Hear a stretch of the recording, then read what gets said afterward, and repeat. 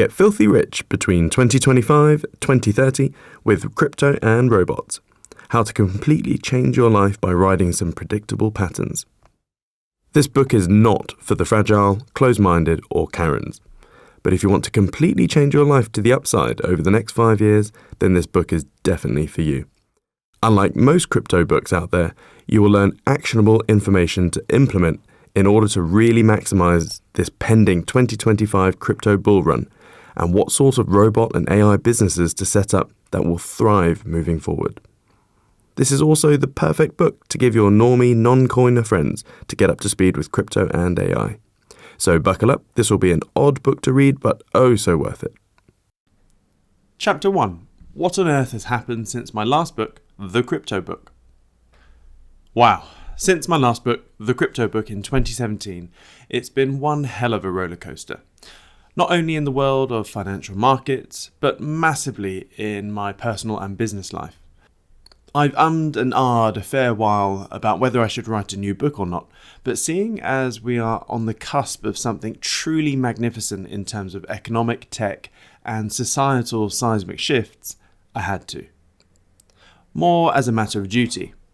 The period between 2025 and 2030 will be, in my opinion, the greatest change in human history. You think the last 5 years have been crazy? That was simply the hors d'oeuvre. There are great and horrific things inbound for us during this time frame. But one thing that this will 100% present to us all is opportunity. Opportunity is there for us all. But in order to seize it, first you need the prerequisite knowledge in a niche, perhaps some skill, but more importantly, big hairy balls to leap off into the unknown void of uncertainty, to grab it, or even fight for it. In a world that seems increasingly unfair, I genuinely believe that this is the single easiest period of humanity where anyone can irrevocably change and improve their life for the better. If you've ever wondered how you would have done if you were an adult during the internet boom in the 1990s, well, now this is your chance. What we are about to experience is that bubble times 100. As I'll explain later in this book, we are at the hockey stick part of the exponential growth curve for several techs that are about to massively uptick in levels. Industry booms the same scale or bigger than the internet, such as AI, robotics, space travel, crypto, additive manufacturing, battery/solar, and many more. Not only that, the crossbreeding of these techs will sprout things we can only dream of. So this book is a map of how an average Joe like you and I can properly capitalize on this. I'll try my best to arm you with all the necessary information so that you can absolutely nail these coming cycles and provide a better life for your kids. But as always, it's all down to you. It's your actual actions and chronic perseverance in those actions that will determine your success. As the once awesome but now overused and cheesy saying goes, choose self-development, not shelf development. So please action as much as you can from this guide. Now I know this isn't a self-therapy book and you're probably here for the alpha, crypto slang for hot crypto info, but having a slightly vicarious peep into my world will shed a lot of context. Context on how I view and attack life, how I've been consistently on the money with crypto, and the big learning points from many of the personal, biz, and crypto F-ups I've done and dealt with since just 2017. Some may feel that this first chapter is me being a bit of a Debbie Downer, but I feel it's important to be transparent as possible, to air out all of the things one typically doesn't see when you're observing all the successes someone is supposedly having. Because one thing I can assure you, with great success, there is a whole train of baggage and mental pain that one has to endure during this process. And it's this struggle that is the actual test of success in any field. It's the filter that weeds out the wannabes and weak-willed. The amount of success you can achieve really does come down to what level of uncomfort you're willing to embrace until you hit your goals. For example, the reason I don't have a beautiful Adonis-like body of a gymnast is mainly down to bacon and chocolate reasons. I love junk food too much, and not willing to sweat for hours in the gym each week and put my body under constant strain. For now, I'll continue tucking into my Fox's Viennese milk chocolate dipped fingers. So until I'm mentally prepared and willing to undergo that constant pain, I will remain out of shape. Well, more of a dad bod shape than a triangle-shaped ninja warrior. So for me, the battlefield I've selected to enter and go through the trenches is the arena of wealth generation, which for me is trading, investing, and business. And unfortunately, the trials and tribulations very much spill over into your personal life when things go south. A bad day in the business or the markets is nearly always worse than a bad day in the gym. So I guess it's time to lift up my skirt and share the brutal reality of a wealth generation warrior. For my OCD-ness, I'll split these up into personal shizzle and then business shizzle. Personal shizzle. I'm sat here writing this first chapter in my underwear at home in March 2024, just 7 years after my last book, and I've already grown a bit of grey hair. I'm only 38. That's one of the untold tolls that business and crypto will have on you. You can't just punch out of work, go home and dump all your work thoughts until you clock into work the next morning. If you get into business or crypto, prepare for it to completely occupy most of your brain at all hours, every single damn day. But it's oh so worth it. Where do I begin? Brace yourself. There's a lot, but some very salient learning points to be had by the end. In 2018, a friend committed suicide, which was weird as he had everything going for him. And I grew apart from 4 very good friends due to various reasons.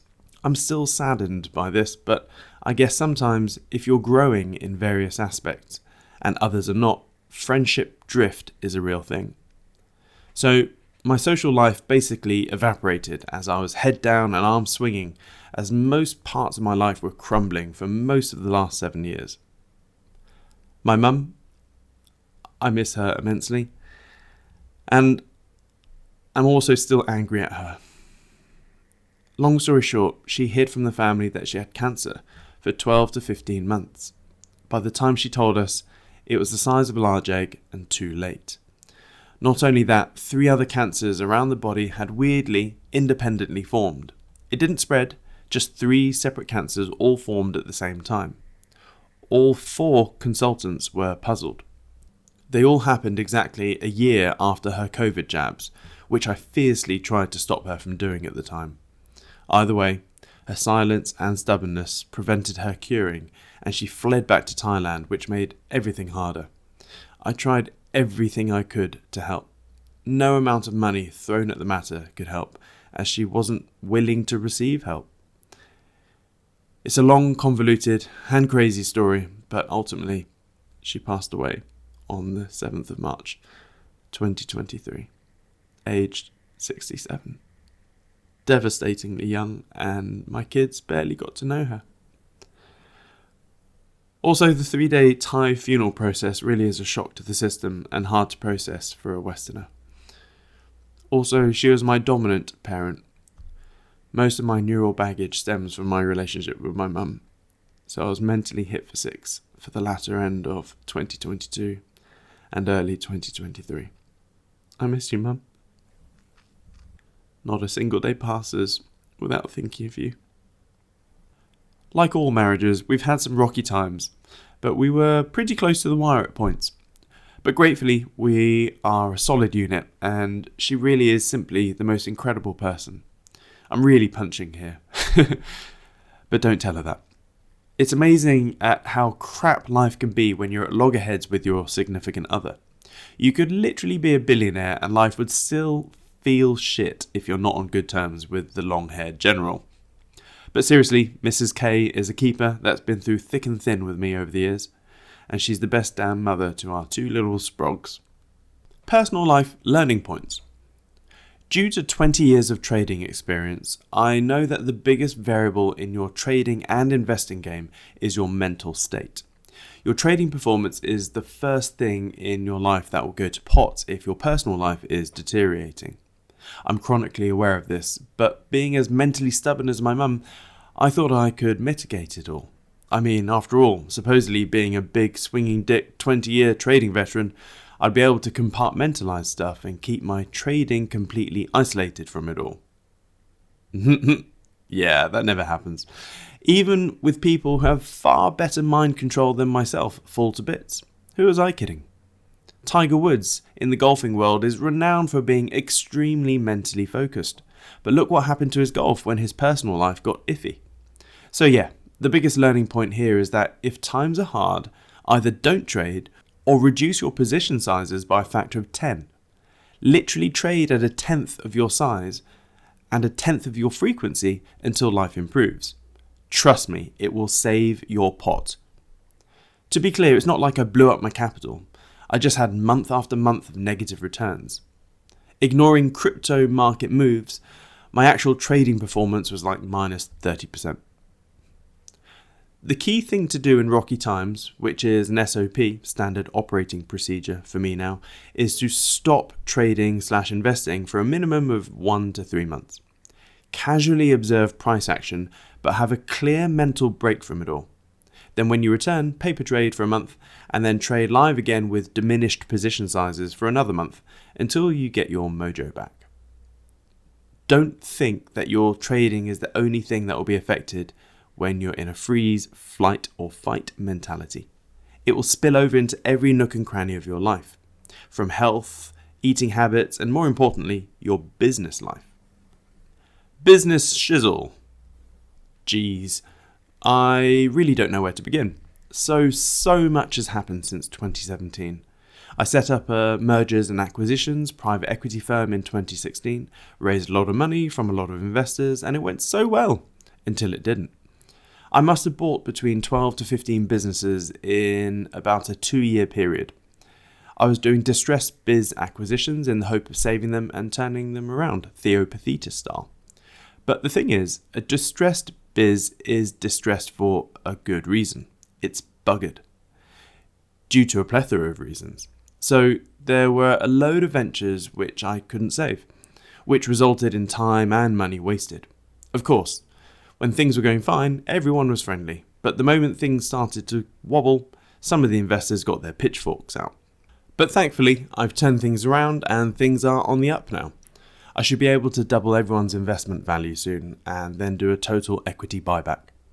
I'm a big stickler for my internal thank bank and don't like being in the red. So it's pleasing to see this do well now. I did some pre-IPO ventures. One went well. The second one, I basically got royally screwed over by my M&A mentor. His first IPO was great. So of course I invested in his second one. And the deal was £400,000 in, and if the IPO launches within 6 months, great. I get £400,000 worth of shares at 50 cents, and the stock will list on the stock market at €1. If the IPO stalls, you get your 400k back. Great. So the risk to reward seesaw was 100% ROI on my 400k within 6 months. If not, I'd just get it all back after 6 months. Was a great deal. Great contract, etc., etc. Long story short, IPO stalled and stalled. I gave many months of benefit of the doubt, but when I finally went to reclaim my £400,000 back, the answer was no. Cue 5 years of grief and heartache of trying to get back the 400k. I did eventually, but the legal fees and mental strain was unbelievable. The amount of money I missed out on from lost opportunity cost was obscene, 7 figures obscene. I bought 35% of a company when it was doing reasonable revenue but no profit. I was active in this biz, implemented all my normal biz growth tools, etc., and in just 2 years grew it from nothing to £250,000 to £350,000 per month profit. I really felt like Billy Big Balls at the time. My shares were worth an easy £3 million. Until my business partner screwed me over. She literally stole my shares from me. Again, such a long story and legal battles and all sorts. Some hard to believe. All I got back was £50,000. Yeah, I'm still a bit bitter about that one. COVID and lockdowns were an interesting time. Some businesses did wonderfully, some died. One notable cluster mess was Float to Norwich. This is a business I effectively set up as a bit of a joke. When holidaying in various places, I kept seeing these awesome alien-looking pods called flotation therapy pods. It's basically a massive bathtub with half a ton of Epsom salts diluted into 12 inches of water, and you float butt naked in pitch black. The salt water is so dense a bowling ball floats on it. It's a lovely experience. But there were no flotation centres in East Anglia. Also, a pod was £23,000 and my wife said no to buying one for the house. So jokingly, I said, well, screw you, I'm going to buy 2 of them like a pair of shoes and set up a business so I can float for free. The hindsight pain. The most time-consuming, ball-aching experience ever.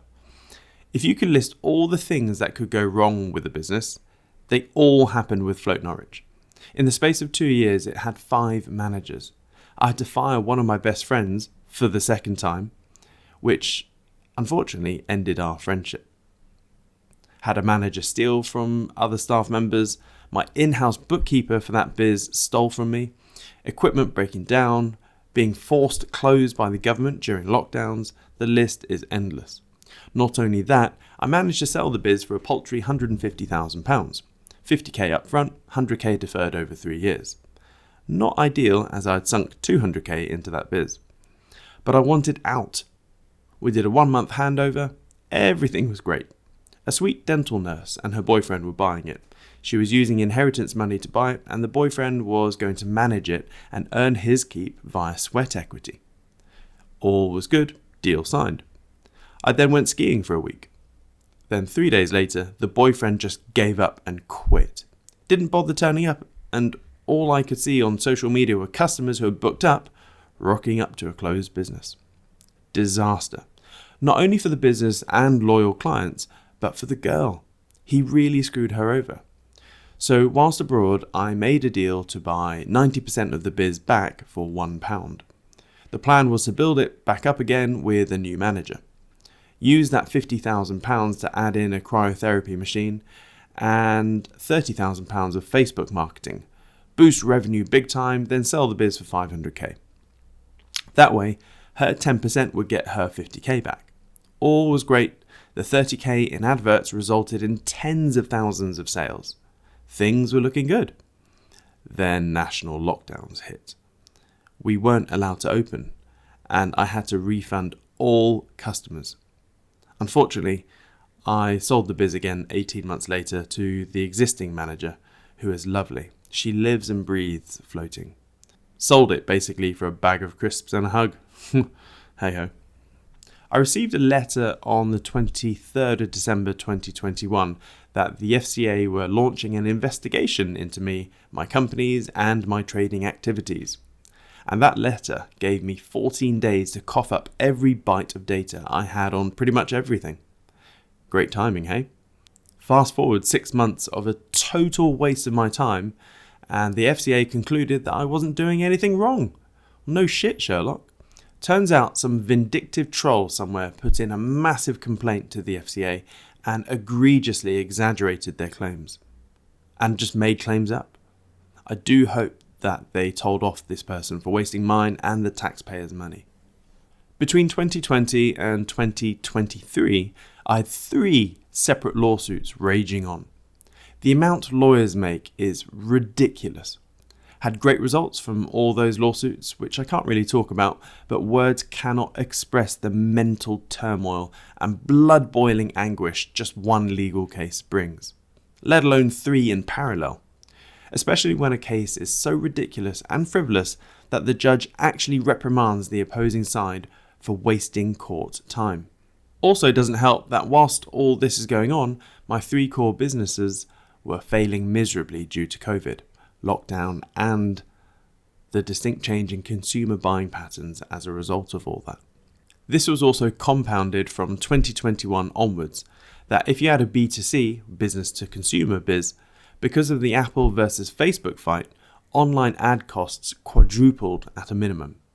For years, I was literally liquidating big chunks of my crypto portfolio to cover biz costs like tax and payroll.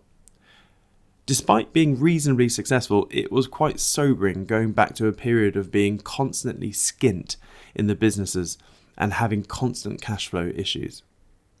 Yeah, 2020 to 2023 were shit. Especially when I work out the lost opportunity cost of all the money I withdrew from my crypto to prop up the businesses. I shit you not, I've lost out on £12 million plus in opportunity cost. I knew at the time I was hurting future Siam and that the decisive action would be to cut off the gangrenous limbs, but I'm a softie and struggle to just make huge swathes of people redundant out of the blue. My mind as an employer is always fixated on the weighty point that your staff rely on you to pay their rent and mortgage for a roof for their family. So I tend to have a dim view on other biz owners who are too cutthroat in this manner. Hey ho, it's only a big game of Monopoly. Just need to pass go a few more times. Don't worry, it's not all doom and gloom in my life. Let's pepper in something positive. And that shining light of positivity and happiness was Steve Collins. His head is going to get so big after this paragraph when he reads this. For a number of years, I was actively searching for a crypto-savvy accountant. Seriously, they don't exist. Even in 2024, they are still like hen's teeth. I was actively trawling through LinkedIn and messaging anyone who remotely came close to my search parameters, as I was very much needing an accountant that was tax savvy, crypto savvy, and financial engineering savvy due to all my M&A stuff. I interviewed at least 12 people that showed some promise and then gave up. Then randomly met Steve. Norwich being Norwich, his youngest daughter was in the exact class as my oldest son. And guess what? He was an accountant that ticked every single box. He did huge oil and gas M&A deals, was a multiple business owner, and was even more of a crypto degen than I was, as he was obsessed with buying those stupid NFT monkeys and was just an all-round decent and trustworthy guy. So fast forward to now, we are 50-50 biz partners in many different ventures, and I don't regret it one bit. In business, people are generally obsessed with owning 100% of their empire and doing everything themselves. I too was one of those people. But when doing M&A, I realised that business is a wonky maths force multiplier type thing where 1 + 1 does not equal 2. But in some aspects, 1 + 1 = 5. So I was subconsciously looking for a biz partner to fully unlock that force multiplier, and it really does work. So if you're in biz, do look for a biz partner that is the polar opposite to you, and your biz will do even better. We joke that I now have 2 CAFOs. My wife has always been my chief anti-F-up officer. Steve is now my second CAFO. Business is very similar to golf in some respects.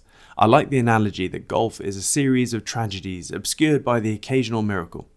A miracle shot that instantly purges the memory of all your shit shots. Business is just that. So despite all this crap over the last 7 years, Steve and I managed to sell a crypto private equity firm for £10.75 million, which is nice.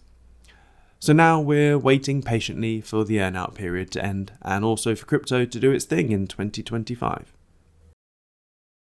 Business life learning points. Oh boy, there are too many to list. Seriously, I spent the best part of 2 days straight going through it all in a workshop not long ago called the Nailing Life Workshop, the last ever one. You can get the recordings and much more at www.thewap.org. But in a nutshell, it's a similar learning point to the personal life bit. When times get tough, stop trading. You need to proactively protect yourself from yourself. My whole life was a real-life representation of this meme, and I was too pig-headed to take proper heed of it all. I thought I could compartmentalise it, but I failed. Picture 1. But one of the things I always say is that you need to fail your way into success. You need to treat life like a computer game and increase the frequency and amplitude of your failures and pivot fast. If you're going to fail on something, fail fast, not slow. which is why my life ethos and mantra is do, fail, learn and pivot until you hit your goals. Picture 2. Right, enough about me. The only reason I've divulged all of that is I genuinely believe that these learning points here will save at least one person from having a truly terrible time. Also, the way I approach the wealth generation game is that you need 2 key components to attract wealth. You need 1, a cash flowing vehicle, and 2, a capital appreciating vehicle. Obviously, like any vehicle, you need the knowledge, skills, and gumption to execute on that knowledge. But most people fail at wealth generation because they are rowing a boat in the middle of the Atlantic with no direction, no compass, and 1 oar. I'll save all the wealth gen stuff as it's all in the Wealth Action Plan, www.thewap.org. But the key thing is that you need both vehicles. You need something that will consistently and predictably produce cash flow. This is so you can sustain your life and also funnel funds into your investing pot. Then you need a good vehicle to consistently and predictably grow that capital. When you think about it, it's pretty logical, really. It's not particle physics. But even a concept so simple as this is not commonly found amongst the general populace. These 2 vehicles are the perfect yin and yang way to growing your personal net worth. And if you try and embark on your journey with just one of these vehicles, you'll be doing circles for a long time. I only discovered this by accident, by the way. About 15 years ago, I got to the point where I was a good trader and investor, but was broke. I was consistently making profits, but I barely had a cup to piss in. So I focused heavily into how to rapidly bump up my trading pot. The answer was business, and the rest is history. So, what on earth has happened in the crypto world since 2017? Loads. 2017. Bitcoin hit an all-time high of $19,876 in December 2017. ICO explosion, where basically any cruddy project managed to raise tens of millions in days. Ethereum sparked a whole new narrative with smart contracts. It went from 62 cents in Jan 2016 to $1,600 in Jan 2018. Just a cool, casual 103,000% ROI. 2018. The bear market begins. Bitcoin suffered an 84% correction and many others suffered worse. Regulatory agencies started to try and catch up as the public were at risk, which is really code for, we want a piece of this action too, so let's try and monopolize this new racket. 2019. The rise of the stablecoins began. People needed a way to sidestep the market so you could now exit into a dollar-pegged stablecoin, which should stay at $1. Not all stablecoins kept their peg. 2020. The third Bitcoin halving occurred, reducing block emissions from 12.5 Bitcoin every 10 minutes to 6.25. The third bull cycle begins. Michael Saylor, CEO of MicroStrategy, Bitcoin Jesus, deep dives into Bitcoin and dedicates his whole life and business to the hoarding of it, using his multi-billion-dollar company to borrow billions at 0 to 0.5% APR and plow it all into Bitcoin. As I write this in 2024, he is still borrowing and doing this. 2021. The NFT explosion. Effectively, stupid JPEGs were being sold for tens of thousands. Digital art hit mainstream. Despite my warnings to my community urging people to not buy NFTs, many did, and many lost their pot. It got so insane that someone NFT'd Jack Dorsey's first Twitter post and sold it for $2.9 million. That NFT is now worth less than $4. The bull cycle ends with Bitcoin peaking at $69K, a stellar rise from the low of $3,124.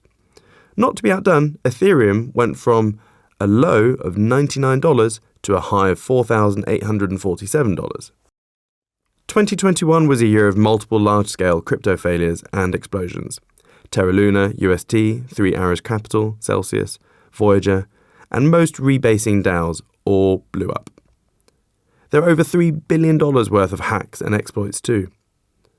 Poly Network alone suffered a $600 million hack. That's a pretty bad day at the office. 2022. The bear market begins.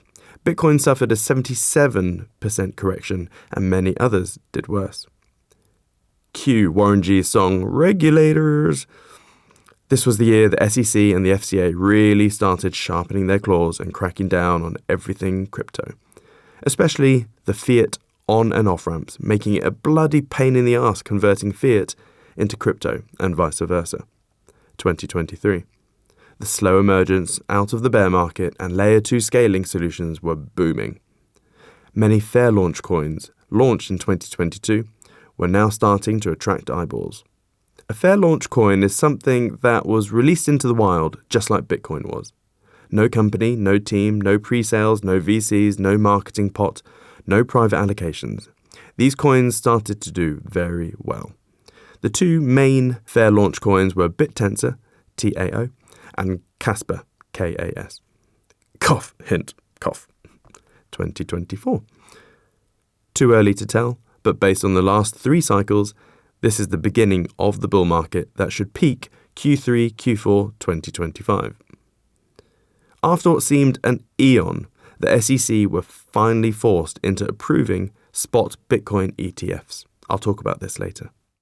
Chapter 2. Do you actually understand what real inflation is? Before we embark on the nitty-gritty of navigating this next bull market, I feel it's my duty to properly explain what real inflation is, because I'm pretty sure that every explanation you've ever read is pure poppycock. I've even had big debates with economics professors about this topic, as they really don't convey the basics too well. Some academics, I fear, don't even understand what real inflation is. So let's boil it down in a way that little dum-dum here, me, understands it. When you get this in your head, everything in the world becomes remarkably clear. Trust me, you'll never be able to watch the news without screaming internally, in the form of Carl Pilkington, bullshit. Picture 3. There are basically 2 types of inflation, monetary inflation and price inflation. In a simple, single sentence, here is the relationship. Monetary inflation causes price inflation. Period. So let's get the spectacles on and have a closer look. 1. Monetary inflation. Poor monetary policies have been the leading cause of poverty for the masses since the invention of money and currency. I won't bore you with too much history and backstory, as I've put lots out there in my previous book and YouTube channel. But typically, a government or dictator will get desperate or greedy, usually both, and decide to dilute the currency supply to capitalize on the insidious Cantillon effect. An old example is Emperor Diocletian back in the Roman times, who caused the world's first hyperinflation. He did all sorts, from clip tiny bits of gold coins whenever someone entered the government buildings, to replacing the silver coins with part silver, part alloy mix, thereby diluting the currency. He then temporarily had lots of extra money, which he could then spend on anything he wanted at current prices at that time. Believe for him. He would then spend, which would start to naturally make prices for things go up, and hey presto, you now have price inflation. This is what the Cantillon effect is. It's the insidious ninja way of transferring wealth from the masses to the few. Because the few conjures up vast amounts of free, fake currency, spends it, and pumps up prices for everything, which doesn't affect them. But plain old Joe Bloggs on the street with a nice income job, with annual pay rises, all of a sudden can't afford rent, utilities, groceries, and has no idea why. The public are always too uneducated, uninformed, and weak-willed to do anything about it. And those that do know about this age-old sham are too few in numbers to make a difference. So it's guerrilla warfare time, and the only thing little old me can do is hopefully educate enough millennial parents via this book and my videos so that they can pass on this knowledge to their kids. So spread the knowledge. Hopefully one day stuff like this is common knowledge and it will be much harder to hoodwink the public. Mind you, I really don't have much faith in the younger generations coming through. They seem to struggle to decipher the difference between an X chromosome and a Y chromosome and are yet to discover what a hard work ethic is. But they quickly discovered what entitlement mentality is. Hey ho, there's me with my big black tar brush again and probably losing half my audience and getting cancelled by the woke brigade. But back to the topic, in Diocletian's case, his short-term thinking, monetary inflation policies, got a wee bit out of hand. Similar to Zimbabwe, Venezuela, and thousands of other countries' governments since then. These days, it's a lot more obvious when governments are short-sighted, as they will announce all sorts of policies with fancy terms and acronyms. Things like quantitative easing, zero interest rate policies, negative interest rate policies, forward guidance, open market operations, and many more. But hopefully, from now on, you can see through that bollocks and see it clear as day as plain old financial stim pumping. I.e., whoops, we are incapable of balancing a simple budget, which we hypocritically berate our citizens for failing at. So we are just going to lower interest rates and print more currency to kick the can down the road and maybe kickstart the economy. Our fat cat CEO buddies will appreciate it as it will pump the stock market, and they'll hopefully give us a cushy job in the private sector at the end of our government tenure. It's no coincidence that a vast majority of the US central bank execs end up with jobs at Goldman Sachs, hence the moniker Government Sachs. So that's monetary inflation, where they simply expand the currency supply. 2. Price inflation. And price inflation is simply the effect of monetary inflation. As in, prices of stuff going up because there's just more currency sloshing around the system, and prices are like some big sponge that expands and it absorbs all that new currency. One of the reasons people struggle to connect the two is due to the lag. Once the stim pumps start, it takes between 12 to 24 months for all that new monopoly funny money to percolate down through the system. Big chunks get sucked up by stocks, bonds, commodities, and property. But more importantly, everyday living costs spike. Is it really any wonder we're going through a living cost crisis now in 2023, 2024? For me, it's obvious why. The insane amounts of stimulus during and after the lockdowns. The chaos it then caused with the global supply chains then just exacerbated it. Here we are now in clown world, where official inflation is comically low, but speak to any family in the UK and they'll tell you how literally everything from electricity to baked beans have rocketed up in price. Watch the news and read the paper for some giggles with your newfound knowledge.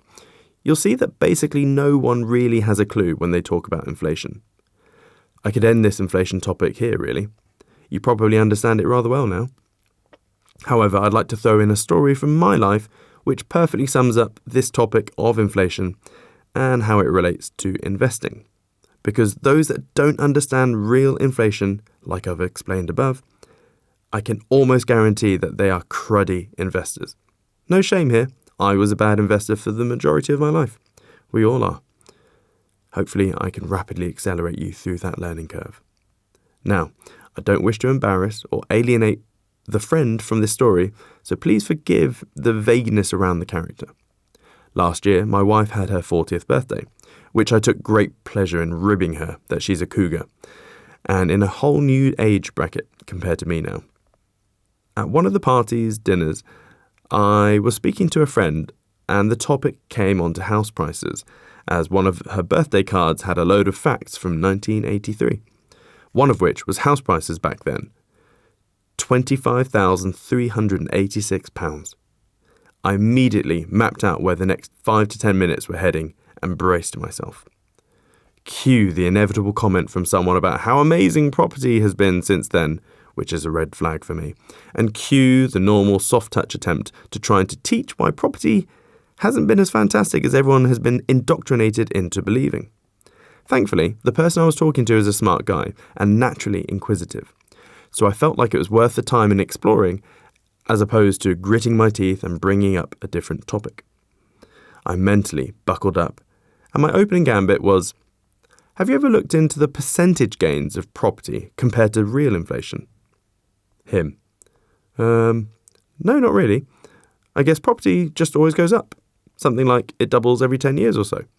Me. Not exactly. UK property prices were flat from 1900 to 1965.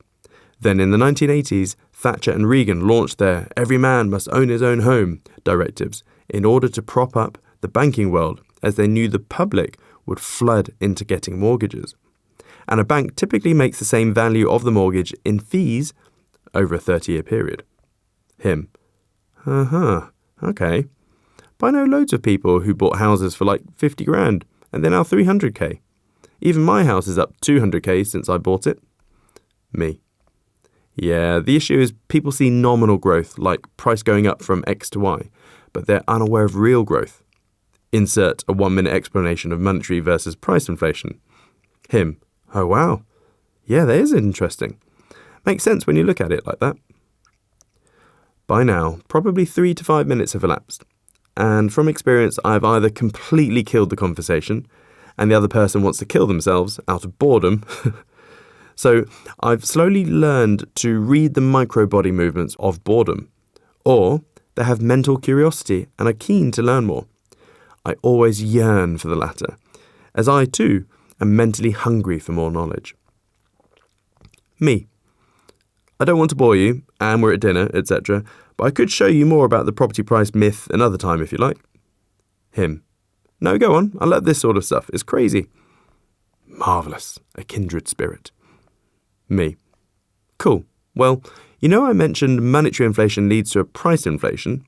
Well, you can actually see a chart of how shitty a government has been with its currency. They gauge the total currency supply in 4 different tiers, M0 to M3. M3 is the biggest estimate of the monetary base, as it includes all cash, bonds, debt, savings, you name it. So here's a chart of UK house prices. I whip out TradingView on my phone and show him the UK average house price index. Picture 4. Note, as I'm taking screenshots of these charts now, 2 months after this convo, I'm going to edit the stats and figures from that convo to now, just to avoid confusion. It changes absolutely nothing in terms of the point I was making. Me. So yeah, of course, anyone looking at a chart like this is going to be amazed with house prices, as they've gone up a smidge under 1,000% since 1983. Not bad. But people are mentally lazy, and their thinking tends to stop there. Let's dissect it a bit further. 937% over 41 years is 22.85% per year ROI. Okay, doesn't seem too shabby, especially as most people would then compare 22% yield compared to the peanuts they'd get keeping that money in cash in the bank. But there's more. You absolutely cannot ignore the real ROI here. In order to work this out, you need to divide the nominal ROI, 937%, by how much the currency supply has gone up in that same period of time. I frantically exit out of the GB HPI chart and whiz down to the GB M3 chart, picture 5. Him. No way! His face in happy disbelief. He instantly twigged on the point I was trying to convey. As I said, he's a smart cookie. Me. Yep, way. Smiling. Him. This can't be right. So you're telling me, in the time it took house prices to rally 900-odd%, the government printed pounds to the tune of 4,200%. Now we cascade through the mental epiphany stages. First is shock and disbelief. Tick. Me. No politician or government in history has been able to not touch the money printer to print their way out of Dodge.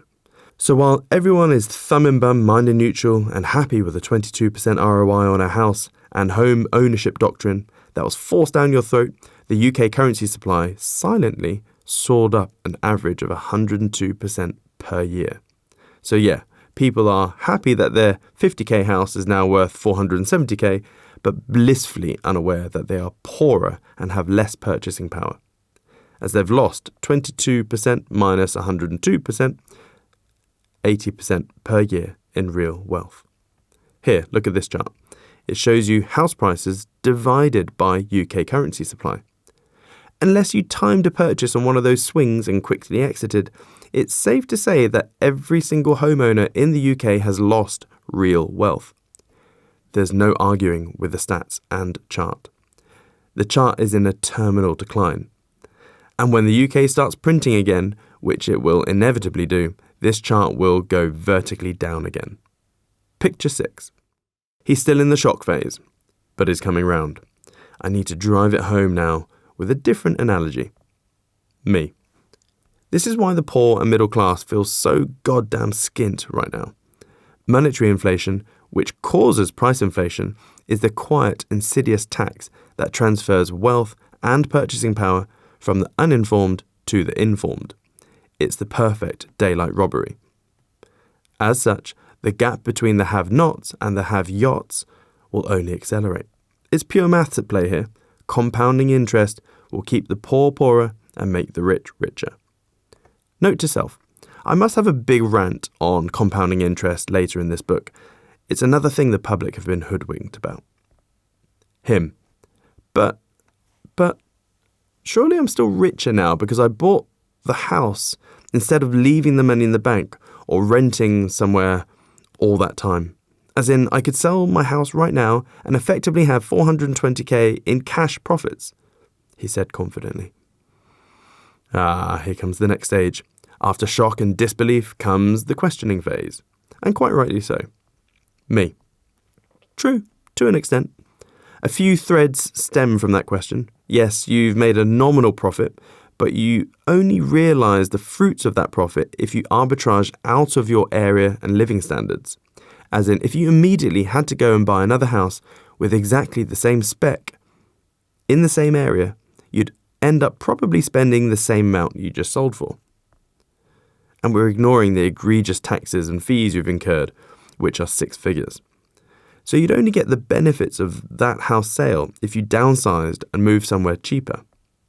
It's probably why there's a stampede of boomers and Gen Xers that have fled the UK to sunnier and cheaper shores like Thailand. Well, that and other sordid reasons. Him. Yeah, okay, I get that. Me.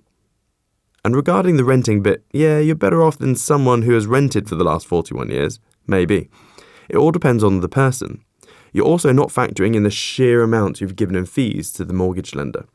Most likely the same amount as the original mortgage. But I agree. For the vast majority of the population, buying a house back then was a good idea, despite the purchasing power loss. But for those that are in the game of real wealth generation, the trick is to not fall into the societal norm trap of buying a house ASAP, but instead rent, allocate your capital into assets that develop good cash flow and or capital appreciation, like a business, then buy a house outright once you've made a few bob. Him. Yeah, I sort of get that. Shit, I'm losing him. I've verbally vomited over him a bit too much info. And the property stuff just opens up a whole can of worms in all directions. I need to bring the convo back to the original mission. Me. I know I've just dumped a load on you, but does it make sense yet? As in, real inflation, why it's bad and why you need to gauge assets not just against price, but against the currency supply. Him. Yeah, I get all that. Just a bit confused on what else to put money into, and that last bit. How do you gauge real value again? Like, how has gold or stocks done against M3 then? Me. Yeah. So whenever you want to do this, you simply find the asset on TradingView, then divide it by UK M3 or US M3 if it's a US asset. But a quick tidbit, the US government realised how dire the dollar was getting in the 90s that they decided to obscure and hide the US M3 figure from the public. So you have to use US M2. I showed him how to do this on TradingView on my phone. Picture 7. Him. Okay, cool. Let's see the US S&P 500 then against US M2. Perfect request. He's getting it. Me. So looking at this, the US market is done well against the currency supply. Sort of. But only for older investors. Look at those circles. The stock market has basically gone sideways since 1995. Unless you were switched on and aped in around 2010 post-subprime mortgage collapse. Him. Interesting. So stocks are marginally better. Gold is a no-no. What on earth beats currency expansion these days? Final stage, acceptance. Now to gently orange pill him. Me. Great question. Now you fully get this. You now understand how I hunt for assets and asset classes. And after scouring the globe for years, there's really only one asset class which has consistently trumped currency expansion, and any asset class. Bitcoin. Him. I had a feeling you were going to say that. Me. Yeah, it's pretty much the only reason why 99% of my liquid net worth is in crypto. Simply because anything in fiat currencies, pounds, dollars, whatever, is like holding a melting ice cube in the blisteringly hot Sahara Desert. Why on earth would I bust a gut with my trading and businesses to make money only to store that wealth in something akin to a chocolate teapot? I need to store my wealth in something that not only weathers global monetary expansion, but grows because of it. When governments go brrrr and print like it's no tomorrow, they're basically just pumping up my crypto bag. It's beautiful. People whine about stim pumps for good reason, but these days I've just turned their highly predictable greed into a way that makes me wealthier instead of poorer. Him. Whoa, rewind. 99%? You've gone all in on crypto. At this point, his face was wide-eyed with surprise. Me. Yep. Personally, I think people who don't have at least 75% of their liquid net worth in crypto are utterly bonkers or uninformed. Humour me. Let's say everything I told you was 100% true, which it is. With your newfound knowledge, why would you have anything more than, say, 10% in fiat? For the newbies here, fiat is short for fiat currency.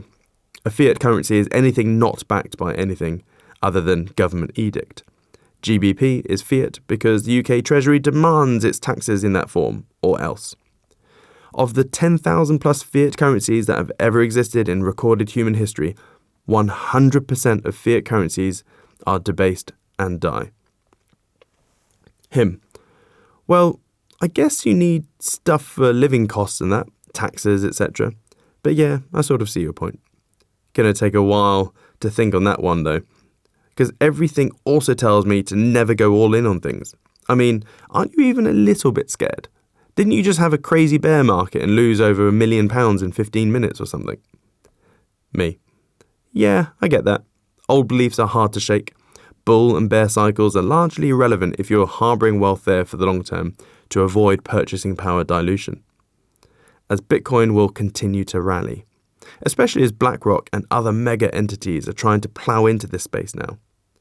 Also, there are ways you can easily time secular bull and bear markets to sidestep adverse volatility and capital loss. Also, that big loss was a small hit really, as it was a high-risk portion of the pot, and I was just giving some profits back to the market. We have to eat now, but have a quick look at this chart. It's Bitcoin against USM2. Picture 8. Him. What? So despite US printing loads of money, Bitcoin has outpaced by 375,000%. Me. Yep. And in nominal terms, Bitcoin is up roughly 59 million% since first price discovery in 2010. Right, sorry for hogging the airwaves, let's eat. Main course was served, we ate, and guess what? About 2 days later, I got some texts asking about how to set up his crypto accounts. Bingo.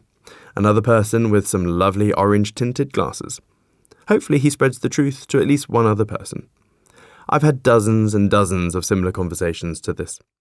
Ultimately, I've learned to not try and ram crypto down one's throat. People will always spit it out. People hate being told something, but they love to discover something themselves. So I focus on educating people about the real and much bigger picture of real inflation. Then once they understand that, anyone with a brain cell will come to the conclusion on their own that crypto is the financial Noah's Ark we all need. Especially with central bank digital currencies about to flood the world, eliminate cash and strand everyone in a financial digital cell with 24/7 monitoring. More on this later. Chapter 3. People don't understand that Bitcoin is economic energy. In my previous book, I spent a fair bit of time talking about the differences between currency and money, so don't worry, I'm not going to bore you again with that. However, in order to truly understand why Bitcoin is the best embodiment of economic energy, I'm going to have to quickly talk about the base theory of what money is. Essentially, money is just crystallized time and work. Money is crystallized economic energy and output that you can then use. If someone has an hourly wage of $10 and they buy something that is worth $50, what they're actually doing is swapping 5 hours of hard graft of their own time to acquire that $50 product. Or, for the traders here, money is simply a call option on time. As you probably already know, humans have used pretty much everything as money, from seashells, wood, paper, sand, glass, rocks, metal, favours, and even sex. Eventually, we landed on gold and silver, and that became our form of exchange for thousands of years. But gold and silver are inefficient. If you had loads of bullion and you wanted to move countries, how hard is it to lug a ton of gold from one place to the other? Very hard. And this is what the murderous Knights Templar discovered. So they teamed up with a network of Jewish families and started creating bullion houses or banks. These were peppered around Europe and the Middle East, and they would deposit, for example, all their gold into the London branch. That bank would then give them a depository note saying this knight owns X amount of gold. This depository note was valid and legal tender in other bullion banks across Europe and the Middle East. Therefore, they could go on their massive international campaigns, slaughtering anyone that didn't believe in their god, and then if they needed a top-up, they go to their ATM in whatever country it is, show them the promissory note, and then receive that amount of gold or silver. So that's really how money and currency as we know it came about. Money and currency is simply a ledger, basically a spreadsheet of who owns what and where. Guess what? The entire modern financial system is still like this. It's a simple ledger on a bunch of heterogeneous mainframes running old COBOL. So in a nutshell, a bunch of very old mainframe computers the size of buildings all over the world maintain the world financial system on an equally archaic operating system. Even today, in 2024, banks are still buying old mainframe computers and running ancient COBOL. And what's worse is that the government simply has editing privileges on that monetary database. They can effectively go in and type a bunch of zeros to a holder and poof, the monetary base has just increased. For those more aware of this stuff, I'm fully aware that it's slightly more complex than that, and how open market operations between the Fed and the 4 primary lenders is where the currency is actually created. But this simple analogy is closer to the truth than people would believe. Ultimately, by having a select group of unelected people that have total editing privileges of the money supply, it's a negative vector for the database that is money. This is why it's so fundamentally pivotal that the global or national monetary database is decentralized, scalable, secure, and open. This is where Elon Musk is spot on, in that the monetary supply really should be viewed through the lens of information theory. Money should be no different than, say, an internet connection. And you can see things like bandwidth, total bitrate, latency, jitter, packet drops, and errors in the network. Then, from an information theory standpoint, you can ask or design a monetary system that allows an economy to function at optimal efficiency. Remember, money is crystallized economic energy, and it's used to grease and lubricate the economy, and an engine with no oil or bad oil will soon break. Many of the biggest civilizations, countries, and governments throughout time have collapsed not because of the weather or war or politics. They are secondary causes. The main cause is nearly always due to a corrupt or grossly inefficient monetary system. In other words, weak money is the root of all civilizational collapses. Why? Because strong money comes along, batters the weak money, wealth then flows from the weak money holders to the strong money holders, and all sorts of negative arbitrages along the way. This is due to a much larger, natural, universal construct in play here, which are pressure differentials. Everywhere in our known, understandable universe, Whether there's a closed system gradient, there will be a flow. In weather systems, wind will flow from high pressure areas to low pressure areas. In electrical systems, volts and current will flow from high potential to low potential. In wealth systems, the world's wealth will forever flow from the uninformed to the informed.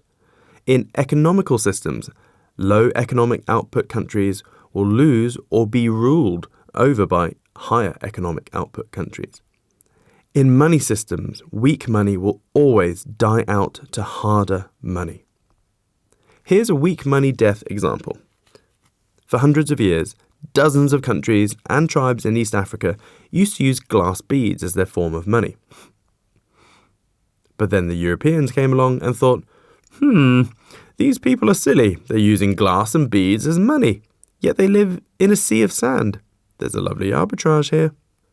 The Europeans, armed with much better technology, simply converted sand into vast amounts of beads and bought everything up, with the good old Cantillon effect in their favour. They bought land, businesses, governments, and people. Then before you know it, there's mass price inflation as Europeans have flooded the system with so many beads. Then their economy dies. The stronger European currency then takes over.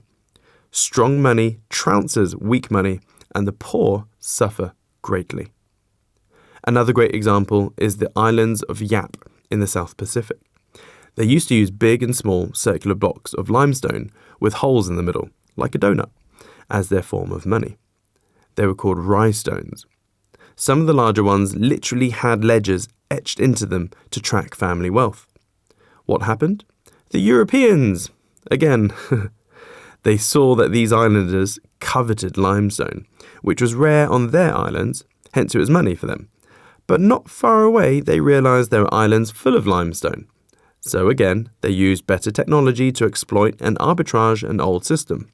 Before you know it, the weak rhinestone monetary system was defunct and a new, stronger form of money took over. Europeans bought everything up and amassed even more slaves. Europeans are great, right? Side note, before people start thinking I'm some sort of European hater, I'm not. I'm just being salacious here. At some point, every country in the world has engaged in slavery, slaughter, and all the other bad things that have happened in primitive societies and species. I'm half English, half Thai, that lives in the UK. I don't really have an allegiance to any country. I just think humans en masse are primitive, stupid, and sheep-like, and thus are easily fooled.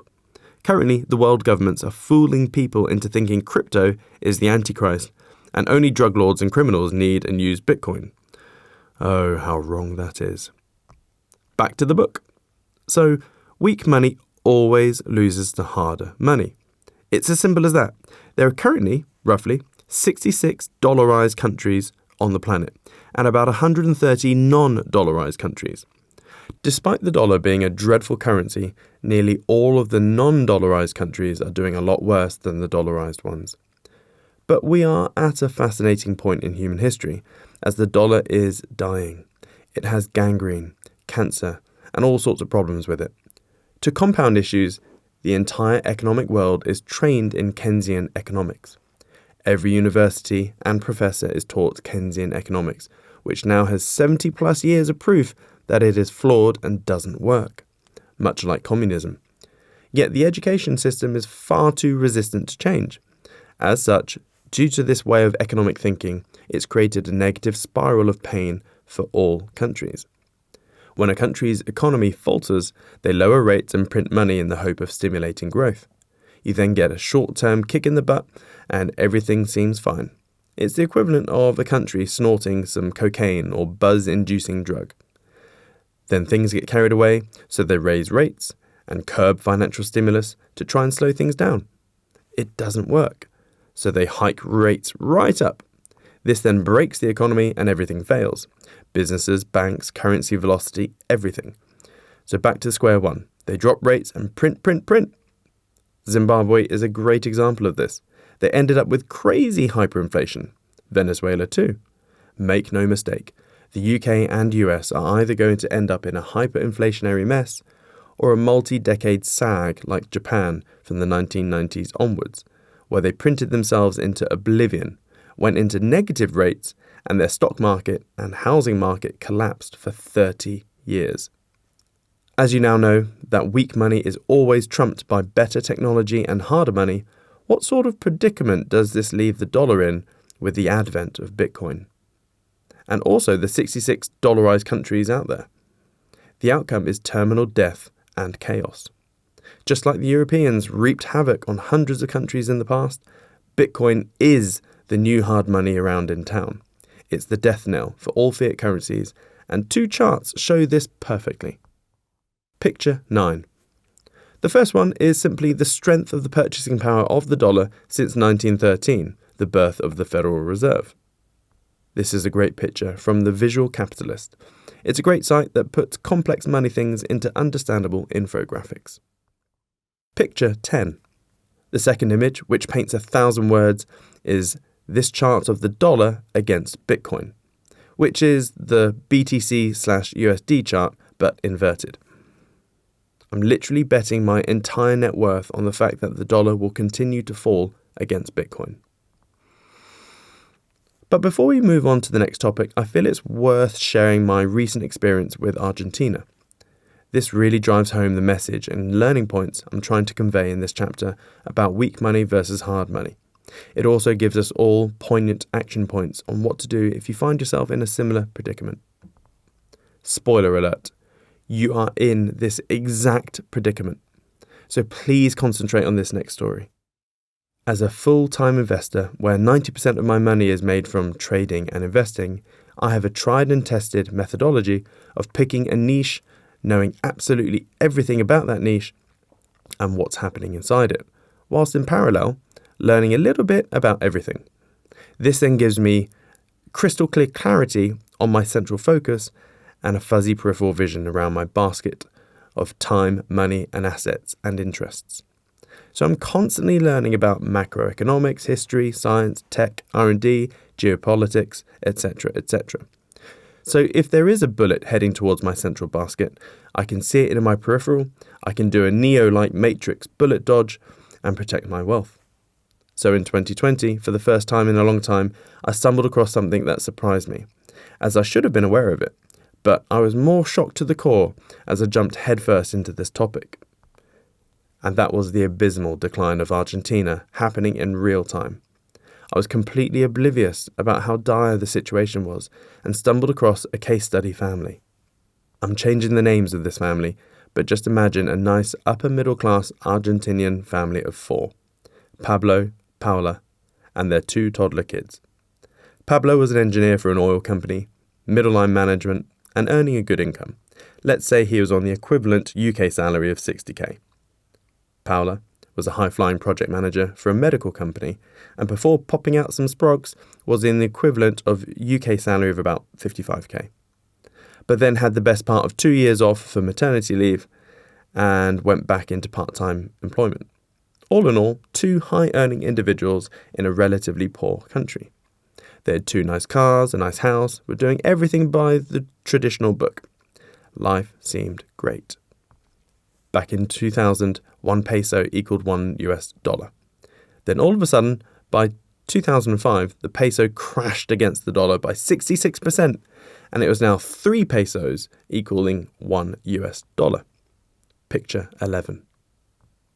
Slightly alarmed, Pablo and Paula booked in to see their independent financial advisor, who had previously allocated their life savings into a lovely portfolio of diversified assets and tracker funds.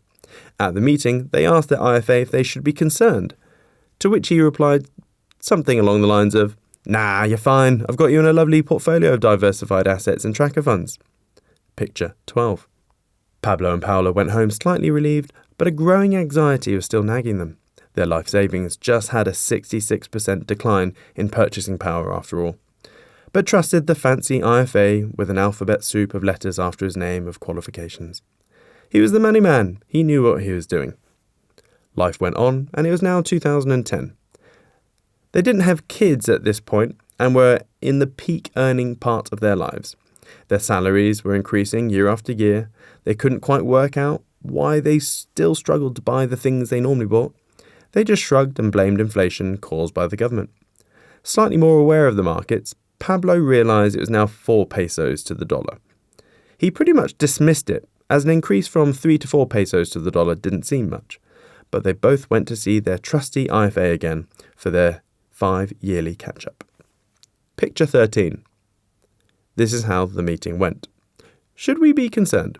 Nah, you're fine. I've got you in a lovely portfolio of diversified assets and tracker funds. Again, they trundled home and went about their busy lives. Still, that quiet nagging in the back of their minds was growing louder. It's now 2015, and Paolo has just given birth to their first child. Things are great, except that issues are compounding and are now starting to affect their lives.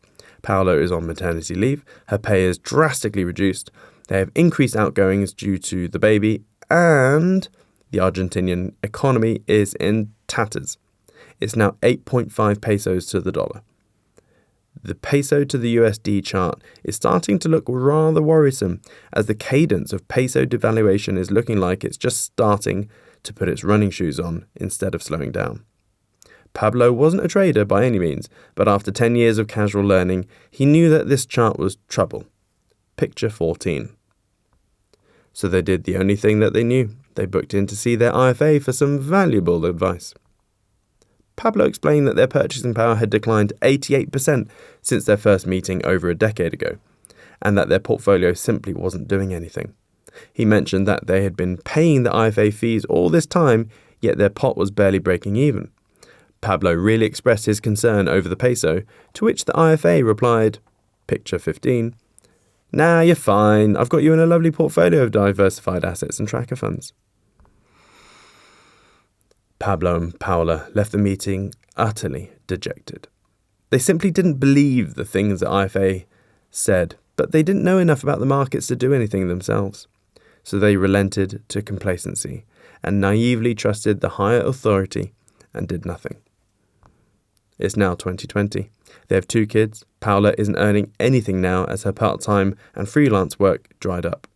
Pablo has been taking pay cut after pay cut. Outgoings are still increasing, but not due to lavish spending. They were barely affording to buy the same groceries they normally bought. It had been a while since Pablo checked his portfolio, as he entered ostrich mode a few years back. It was just a sea of red on his portfolio every time he checked it, so he just stopped. Not to mention his marriage with Paola wasn't exactly smooth at this point. Monetary issues simply exacerbated their relationship. But then the clangor of realizations happened. Upon glancing at a newspaper in the business section, he saw that it was now 70 pesos to the dollar. He whipped out his phone and saw a terrible chart. Picture 16. His fear of the chart about to run away was confirmed. 62 pesos to the dollar amounted to a 98.3% decline of purchasing power for them, and their portfolio was basically non-existent now. It had been eroded away by bad performance and fees. They stormed to their IFA's office demanding answers, but yet again, the same tune was bleated at them. Picture 17. We're ruined! Nah, you're fine. I've got you in a lovely portfolio of diversified assets and tracker funds. Yet again, there was no proper answer, no resolution. They left in a ball of anger and disbelief. Still utterly hopeless and defenceless due to the gross lack of knowledge their multi-decade complacency had put them in. But like always, no action was taken, as they had bigger problems to face. Not only was their financial situation teetering on the rim of poverty, they now had to start liquidating some of their assets to cover medical bills for a benign medical condition Pablo had developed. Things were not looking good. How had they fallen so far? At one point, they were the wonder couple amongst their friends, high-flying earners with all the sweet trappings of upper-middle-class suburbia. Mental laziness and complacency really is a long-tailed bitch. Before they knew it, 1 year had passed. Nothing was done other than the terminal erosion of wealth, happiness, and health in the Pablo Paola household. It's 2021, and it was now 98 pesos to the dollar. The chart was mocking them. Picture 18. Weirdly, out of the blue, the IFA called them in for a meeting. They were bemused as they only just had their 5-year planning session, which ended badly. But they went to see what he had to say. and what they heard really was a kick in the balls. Picture 19. Sorry to inform you that we can no longer manage your funds as they've fallen below our limit. We can't even buy groceries now. Not only had the peso fallen 99% against the dollar, their bloody IFA was ejecting them as clients because their portfolio is now too small to manage. The cheek of it all. How dare he? He is responsible for this in the first place with this stupid portfolio of diversified assets and tracker funds. They were enraged, but still woefully helpless. What on earth could they do at this point? Nothing really. Things only got worse. Pablo's benign condition escalated, simply because he prioritized food for his family over his own medicine. He died later that year, leaving Paola a single mother with no income and 2 young kids with no food or prospects. Daily food foraging in garbage dumps was the only thing they could do to live and make the time pass by. Picture 20. This is one of the most heart-wrenching stories I've encountered in a long time. Of course, there's a lot worse happening around the world, but this story took camp in my mind for some reason. Maybe because it was rather close to home for those in the US and the UK. Well, most of the developed world for that matter. Weak money losing to harder money combined with dodgy Keynesian economics and ridiculous monetary policies, monetary inflation, causing wild price inflation, is the airborne virus that will topple every single country on Earth, unless someone departs from societal norms. This also triggered a long-held distaste for the financial advisory industry. Pablo and Paola did everything by the book. They were the embodiment of societal expectations.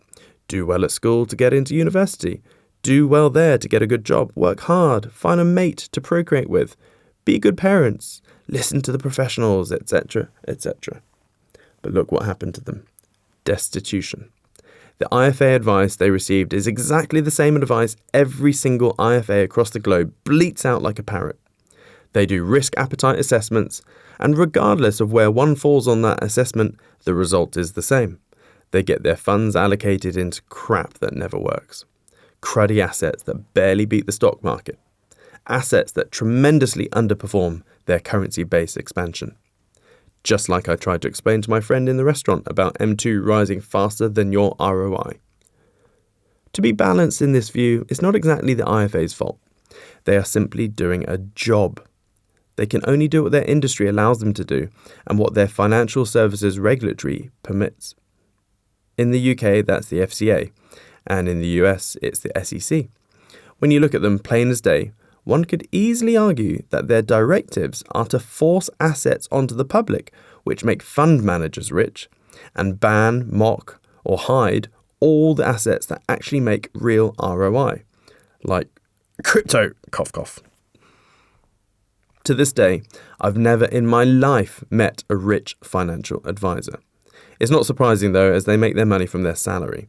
It's just a job for them. They are employees like the rest of the population. This is why, from a very early age, I always did the exact opposite of what IFAs recommended and what societal norms promoted. It's pretty much why I became a millionaire within 10 years after leaving the Air Force. But here's the alarming thing. In 2021, I did several live presentations and keynote speeches across the UK and abroad, where I made sure to include this Argentinian nightmare story. Here is a slide from that presentation. Picture 21. When I was doing these talks, it was 98 pesos to the dollar. As I'm an avid student of exponential growth, I confidently said that Argentina would only get worse and that the peso would be 700 pesos to the dollar. Well, I was wrong. I'm typing this in early May 2024, and it's now 876 pesos to the dollar. So let's see if I can try and under-egg another forecast. I reckon it should be north of 1100 pesos to the dollar by January 2025, north of 1700 pesos to the dollar by January 2026, and north of 2,500 pesos to the dollar by January 2027. Now we wait. But in all seriousness, every other country will at some point experience similar scenarios. The US currently has over 38.4 trillion in debt, and that debt increases by 1 trillion every 100 days-ish. As such, the interest-only repayments recently passed the 1.1 trillion mark, and it's a steep line up. There is only one mathematical outcome here, which you've probably guessed by now after reading this chapter. More currency printing in order to kick the can down the road. What's worse is that there are even bigger structural changes that are happening behind the scenes, which the public seem oblivious to. And that's the massive Basel IV changes happening soon. So in terms of bank hierarchy, you have banks, then central banks, then the big daddy on top, which is the BIS, Bank for International Settlements. It's based in Basel in Switzerland, and they literally dictate what all CBs can and can't do. Every decade or so, they'll bring out these new Basel directives, which essentially lay out the new landscape. Now, when a country borrows money, what it does is sell treasury bonds to the open market. The buyers then get a coupon which receives interest. So it could be a 2-year treasury bond that pays the holder X% per year in interest. Typically, the US does this on 2-year and 10-year terms. It also does a 20-year and is investigating 30-year bonds, which is freaking ridiculous if you ask me. What lunatic genuinely expects the US, as we know it, to even be around in 30 years that will be stable enough to honour these obligations? Especially as their debt and M2 and interest-only repayments are in exponential growth. Anywho, back to the topic. What's recently happened is a bit of drying up of buyers. People are starting to cotton on to the fact that the US is up shit's creek. So this is pushing T-bill prices down and interest rates up to incentivize new buyers. It's still not working. So Basel IV is making it mandatory for all banks to have a certain amount of US Treasury bonds. They are literally mandating it to ensure that there is a buyer of these cruddy bonds. Lunacy. This is all trending horribly south, which is why I'm such an avid fan of an escape boat. Some sort of Noah's financial ark. The ark is Bitcoin/crypto. It's why I'm basically all in on crypto. Because I believe it's financially reckless to have more than 10% of your net worth in fiat-denominated assets. Why have your wealth in a melting ice cube? You need your wealth in something that will moon when they cut rates and print non-stop. And the only asset that really rockets when that happens is Bitcoin. So what's the learning point of all this, Siam? Get to the point! Okay, I hear you. The reason I shared this Argentinian nightmare with you is because it clearly paints some to-dos and what you must definitely not do, all with the beauty of hindsight, which will help our future. So, if you were an Argentinian 5, 10 or 20 years ago, what actions would have helped you? 1. Borrow as much as you can in the peso. Lever up to the max. Defy your IFA, who will say it's a risky move. Your IFA will be as useful to you as a lifeguard that can't swim. He or she will be washed away with everyone else when the financial tsunami breaches. 2. If you're a biz owner, forward finance as much as you can. 3. Borrow on assets or machinery if you have any. The whole objective here is to borrow as many pesos as you can whilst you can. 4. Once you've amassed all this debt, you now need to convert it into a harder currency or asset, something that isn't eroding away each day. So for the Argentinians back then, they should have converted it all into the US dollar. 5. Here's the pivotal step. Ignore this step and the previous 4 steps will be for nothing. You need to store your USD offshore, somewhere completely out of the long-armed governmental reach. Store it in an offshore bank account. This is such an important point because there were many smart entrepreneurs and traders in Argentina who rode this shitstorm wonderfully for years. They made vast fortunes carrying out the steps I just laid out, except for the 5th step. Instead, they stored their USD in Argentine banks. And when the going got tough, the government basically reached into and effectively stole all the dollars it could and replaced it with worthless pesos, which they then immediately devalued. Why? Because nearly every country's debt is set in US dollars. They owe USD. And if their local currency is melting away like the peso, the government will get desperate. They always do. Look at what happened in Cyprus in 2013, when they effectively commandeered people's funds and carried out a bail-in. It's then game over for you, your family, and you'll have to look your kids in the eyes and explain how you've been so stupid despite thousands of years of economic history all shouting at you that the same shit always happens, just a different time and place. History doesn't exactly repeat itself, but it rhymes with a very sinister tune. Now you're armed with Siam's sank, super simple saviour steps, and you're now shockingly aware of your own impending slow doom, if you're based in any country in the West. What should you do? 1. Borrow as much as you can, by whatever means. 2. If you're a biz owner, forward finance as much as you can. Can you get monthly clients to pay you up front for a year for a discount? 3. Borrow on any asset or machinery you have control of.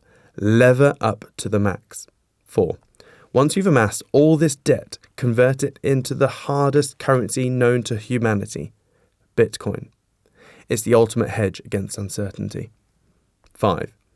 Store your Bitcoin in your own private wallet. Under no circumstances should you ever leave your crypto on a centralized exchange like Coinbase or Binance or Kraken or whatever. You need to store it in your own hard wallet. I'll talk about crypto security later. I cannot stress how important this step is. We haven't even experienced financial Armageddon yet, and I've seen hundreds of instances of people losing their pot due to an exchange going bust. Hopefully by now I've drummed into you the crucial learning points about monetary and price inflation, and how hard money always trumps weak money. And I genuinely do hope the harrowing Argentinian story stays with you. Being cognizant of that should keep you on track when you see all sorts of rubbish on social media. I'd now like to get back onto the topic of why Bitcoin is the ultimate form of economic energy. One other piece of the puzzle you need to understand is that price inflation is not the same for all. It's not a set figure that you see in the papers. Price inflation is a relative vector. You can't use simple arithmetic to derive the broad inflation level because it's fluidic in nature. Thus, you need more complex maths like interdimensional, algebra, and calculus because of its relative vector. What this means is that price inflation is different for each individual. If you're some big capitalist whose wealth is in the traditional stocks, bonds, and property and commodities type spread, then guess what? Inflation for you will be all about average price movements of those sectors. If you're someone who's predominantly had their wealth in tracker funds and property, like most people, then price inflation for you is grossly weighted on the movements of stocks and property prices. Over the last 30 years, stocks and property have increased by roughly 15% per year. So inflation is roughly 15% per year for that person. If you're a Gen Z living with your parents, not really spending anything, partying and watching Netflix, what's inflation? Pretty much nothing other than the price of pot noodles and an internet connection. If you're living in a developing nation, inflation really is dependent on energy prices, as that dictates everything for you from food prices to heat. This is why rising oil prices are so devastating to less developed countries. So it's important to note that price inflation is a relative vector. Prices are changing everywhere at all times for all people. Monetary inflation causes price inflation, and a weakened currency which then causes diminished economic energy output. So this is where Sailor's analogy of a ninja school comes in handy. Let's say you have a dojo full of ninjas. Then the emperor comes along and demands that he takes 10% of each fighter's blood supply. Your ninjas will then have a reduced athletic capability because of the reduced red blood cell count. Each fighter's body now carries 10% less oxygen around his body. So if he were to climb a mountain or get into a fight, he's going to get in trouble. And your dojo won't recover for a good 4 to 6 weeks until the red blood cells are replenished. Not a big deal so far, right? But what if the emperor was a bit of a dick and returned 3 weeks later and demanding more blood? Another 10%, or even 10% of blood every 3 weeks. How effective do you think that dojo will be at a big tournament or battle? Suboptimal at best. Well, this is exactly what's happening in every country on the planet right now and has been for years. Have you ever wondered how, in the 1950s and 60s, a single bloke could have an average job and that salary would get a nice house, food on the table for a whole family, and his wife wouldn't have to work? Fast forward to today, I personally know of many families where the hubby and wife both have respectable full-time jobs, 2 kids, and are barely making ends meet. This is because we've all effectively had our economic energy drained every 3 weeks, like that dojo analogy. Currency dilution is akin to extracting blood and oxygen from a human. Economic energy to currency is what oxygen is to blood. Think about it. If a country isn't productive and has low economic output, how valuable will that currency be? Just like having blood with no red blood cells, you wouldn't function and it would be ineffective blood. Oxygen equals blood equals body. It's just like economic output equals currency equals economy. What's happening right now? We are having the oxygen sucked out of the blood and the blood extracted from the economy. Economic energy is falling off a cliff and currency expanding into oblivion. It's just like an aeroplane. If all of a sudden there's a rapid decompression and an oxygen mask falls from the ceiling, what are you going to do? You are going to put that mask on your face, aren't you? Do yours first, then others. Bitcoin is the oxygen mask. It's the only thing out there that can help bypass your family around this rapid decompression and economic entropy. Things aren't different from the past. As I've said, it's just a similar but sinister tune. War tends to be the leading cause of dwindling economic output. We've had a large uptick in war recently. Since 2020, we've had World War III, which is COVID, the invisible enemy, where our weapons were far worse than the enemy. We spent trillions fighting this enemy with Orwellian lockdowns and more. What has this done to global economic energy? It's been smothered under a pillow, that's what. Outrageous stim packages, the forced closing of millions of businesses, everything grinding to a halt. In 2024, we are still reeling from the calamity spanner that was thrown into the global supply chain engine, which only exacerbates price inflation as everything is dearer.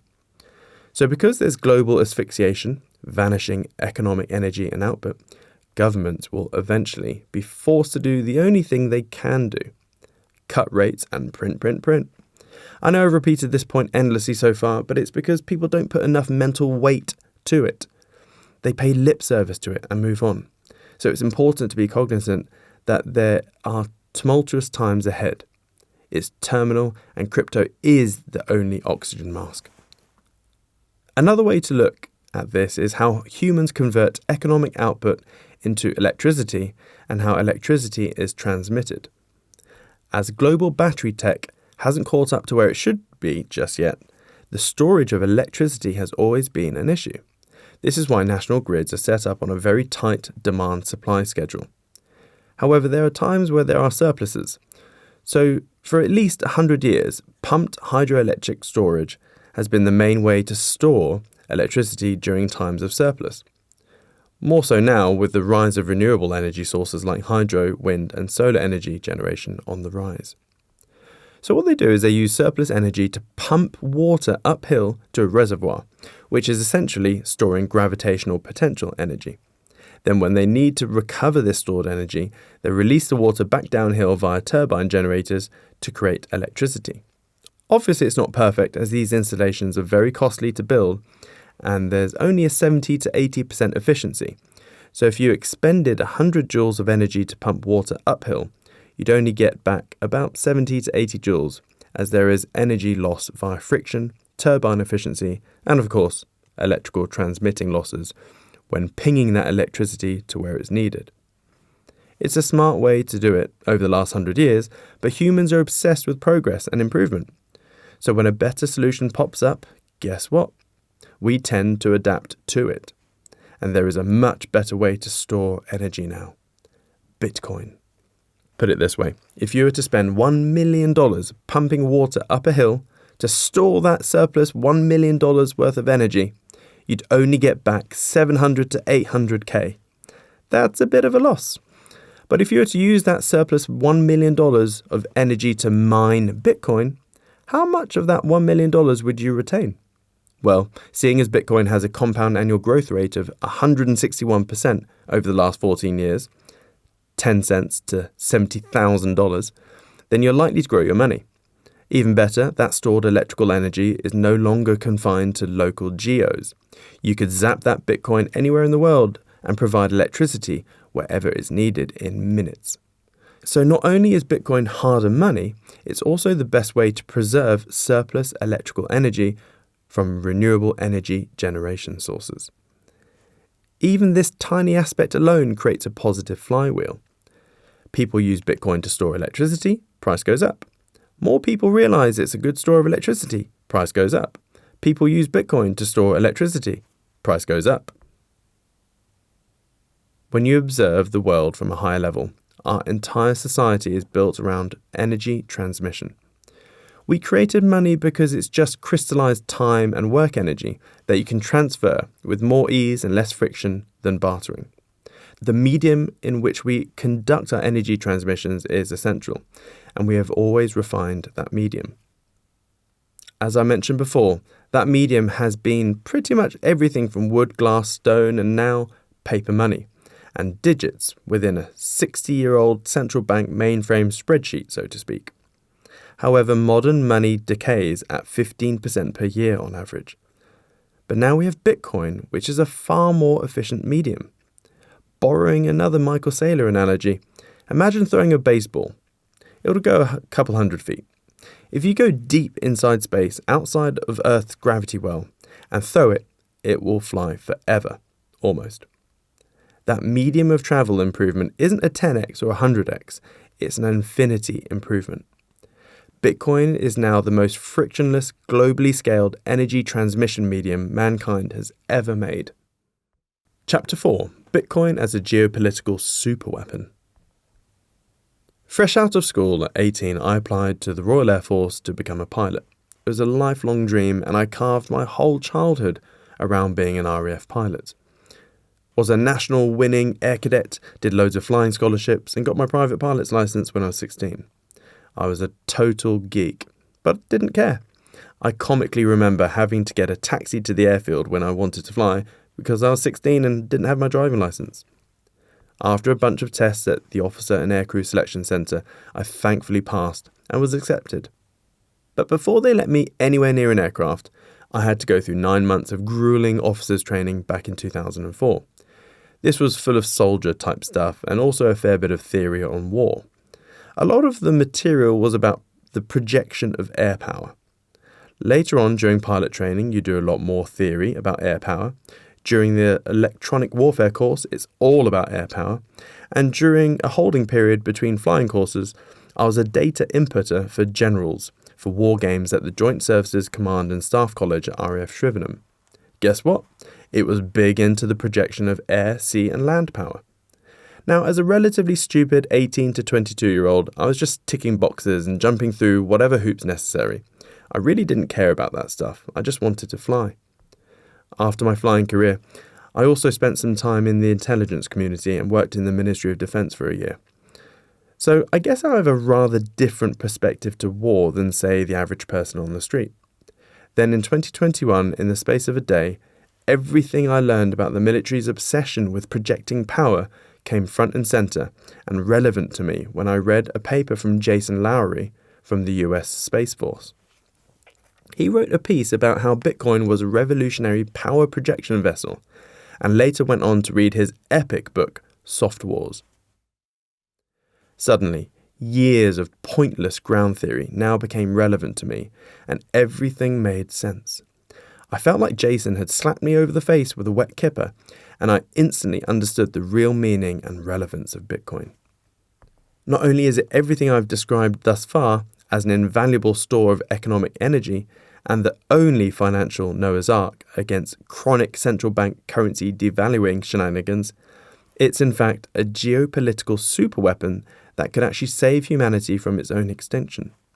Sounds cray-cray, right? Bear with me. I'm going to try and condense years of military power projection rhetoric, and how it applies to Bitcoin. So let's start at the beginning. Picture 23. This is a map of the Roman Empire road network. Picture 24. It sprawled across the developed world at the time and was a modern marvel of an invention.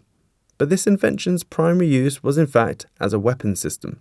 It enabled Romans to project power across most of Europe, Middle East and North Africa.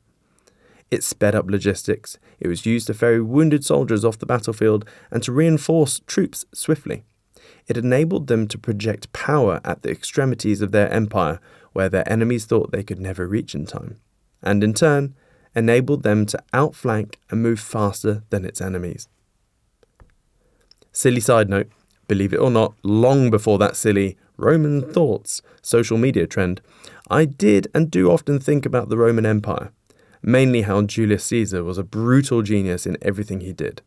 Just look up the Battle of Alesia, probably one of the most insane battles in human history.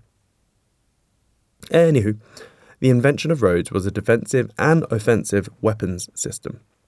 Moving on, what do you think of when you think about GPS? Probably a nice convenient satellite network to help you go from A to B. Nope. That's simply a long beneficial side effect from its original primary use. Back in the 1950s, scientists were calling out for the creation of a constellation of satellites to help with astronomy and precision timing. They needed cesium atomic clocks in space to help with their calculations and observations of the universe. But their requests fell on deaf ears, as they couldn't get the funding.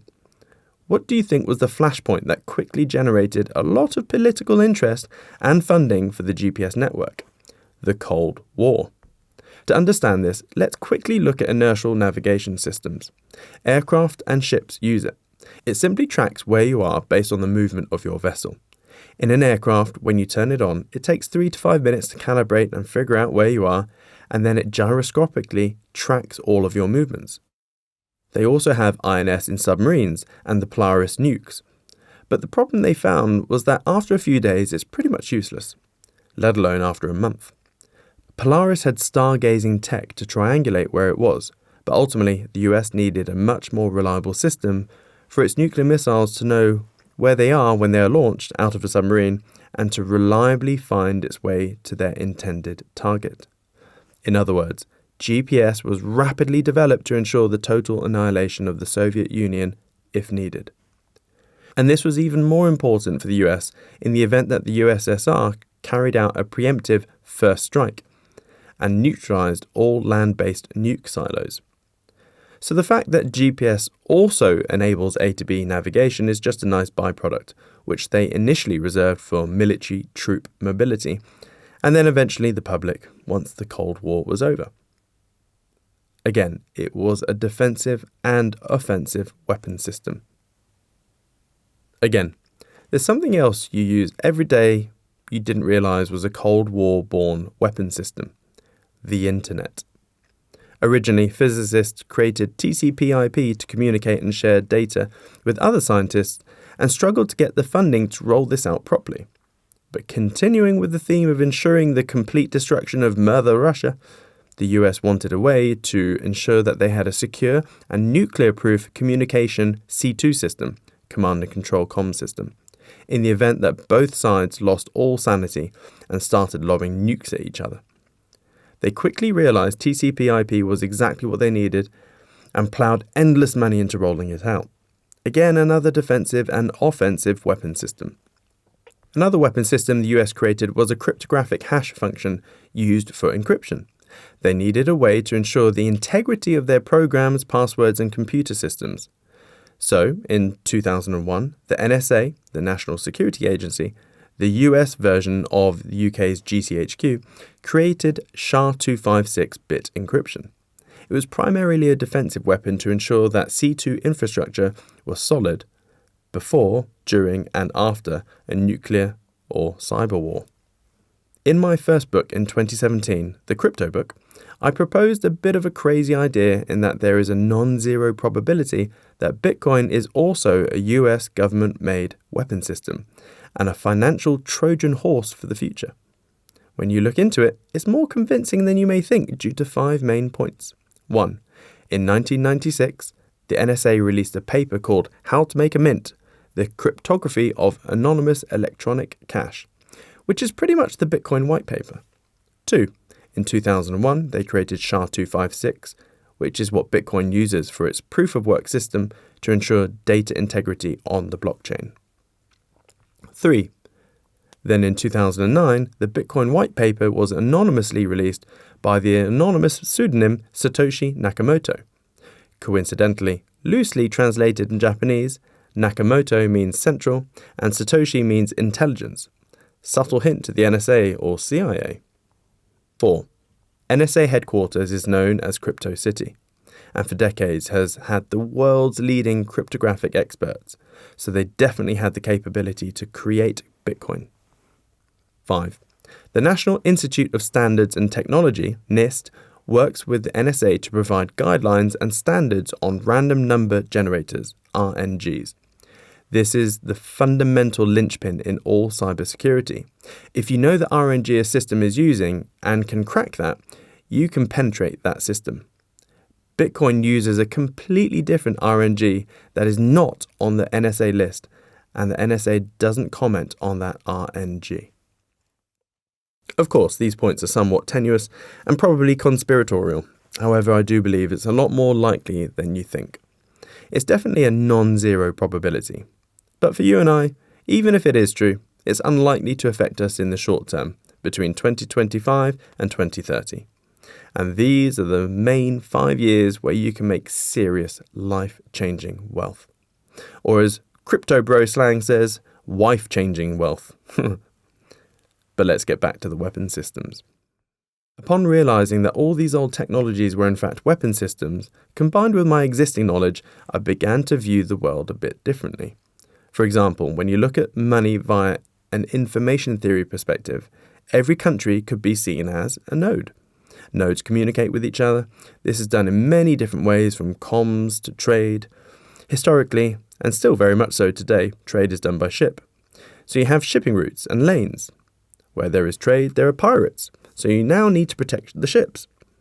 So you need a military and navy to protect the goods and ensure the survivability and safety of your trade routes and your trading partners. But in order to transact, you need a form of money that both parties will accept. This is where the 7 principles of money come in, which I wrote in my previous book. Okay, so now you have money, ships, shipping routes, and a navy to protect your goods en route. But what if the buyer receives the goods and refuses to pay? Okie dokie, you now need rule of law, enforcement of law, and a judicial system. The enforcement of law stems from the local police all the way up to a military invasion, depending on the severity of injustice perceived by a party. So you need all of this in place to have a fully functioning society and global civilization. In a nutshell, the key components are chain of custody, COC, property rights, PR, rule of law, ROL, medium of exchange, MOE, defensible transaction routes. Well, isn't that a funny thing? Not only is Bitcoin a hard store of economic energy, it's literally all of them, and more. You may be wondering who the navy or military is with Bitcoin. Well, that's the mercenarial army of globally decentralized, incentivized miners. They defend the network, and today is the biggest supercomputer on the planet.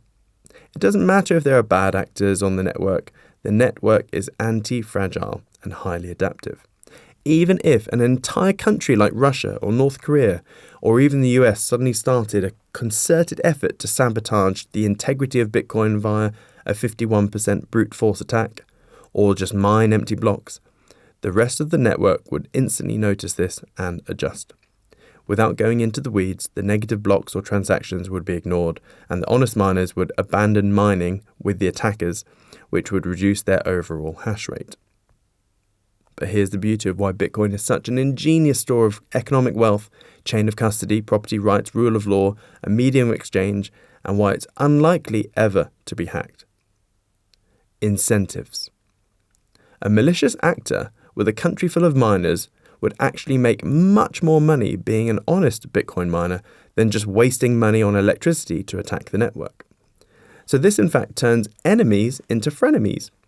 It's another positive flywheel for Bitcoin, as the more hash rate Bitcoin gets, The more secure it becomes, and therefore more of the world will start to trust it. And hash rate precedes price, so the price will eventually zoom up to meet the demand. If maths could be sexy, it's Bitcoin.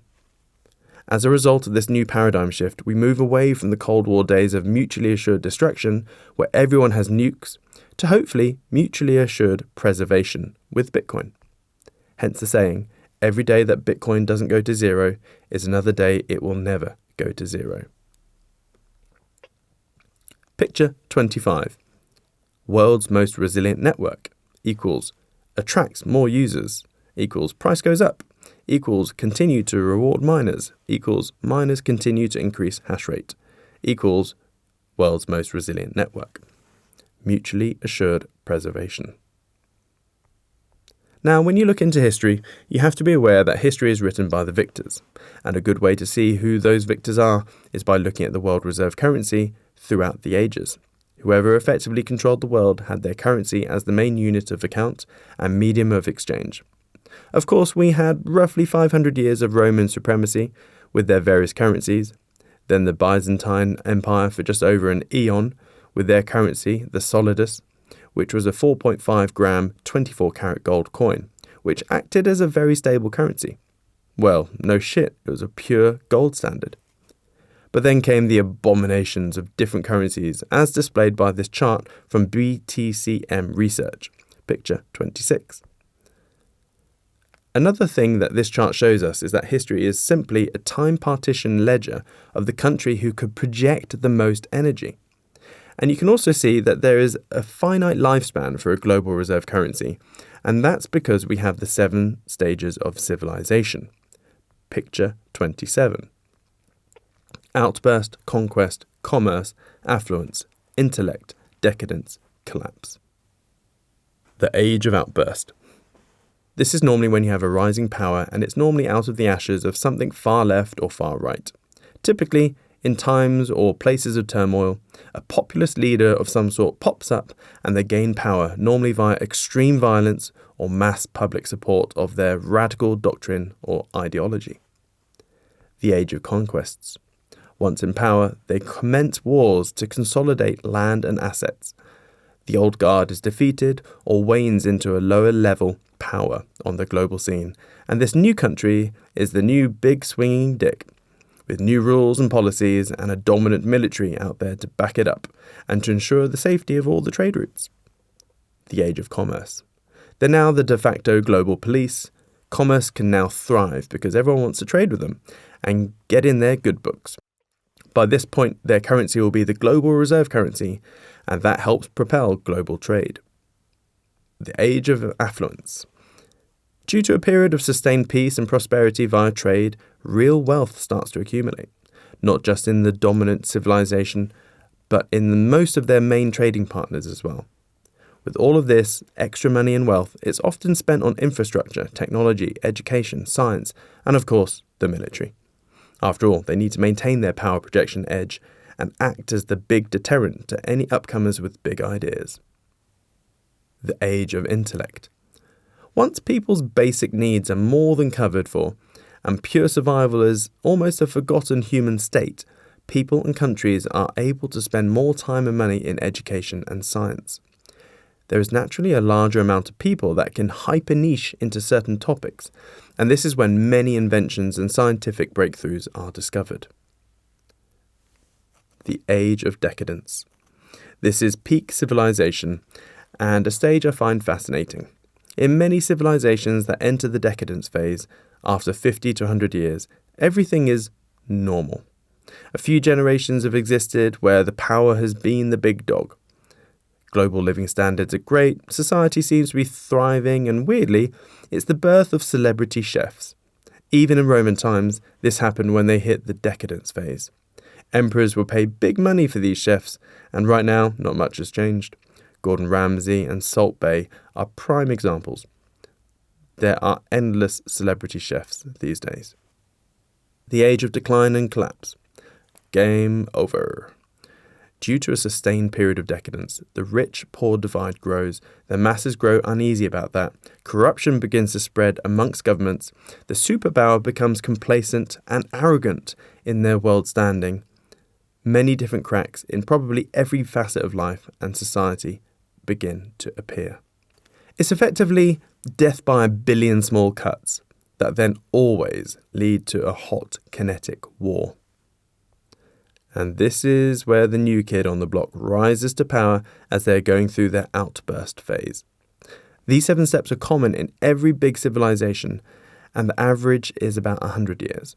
We are currently in stage 7 for the US empire, and we all have horrible front row tickets to it all. One thing we must be wary of is that stage 7 is normally bloody, and many hot wars will arise. Unfortunately, in May 2024, as I'm writing this, it feels like we are on the brink of World War III. Again, history never fails to repeat, yet humans always become complacent and default to the stance of, yeah, but this time is different. Nope, it never is. This is a screenshot of Ray Dalio's video, Principles for Dealing with the Changing World Order. It's a 100% must-watch video to gain more insight into this topic. Picture 28. It's abundantly clear that China will be the next big kid on the playground, and there will be conflicts. But what of the next global reserve currency? It's unlikely to be the yuan. In order for a global reserve currency, you need a deep bond market, which the Chinese do not yet have. More so, you need a completely open economy. At the moment, it seems unlikely unless they change a lot of things. But I also don't think Bitcoin will be the next reserve currency. It's far too early.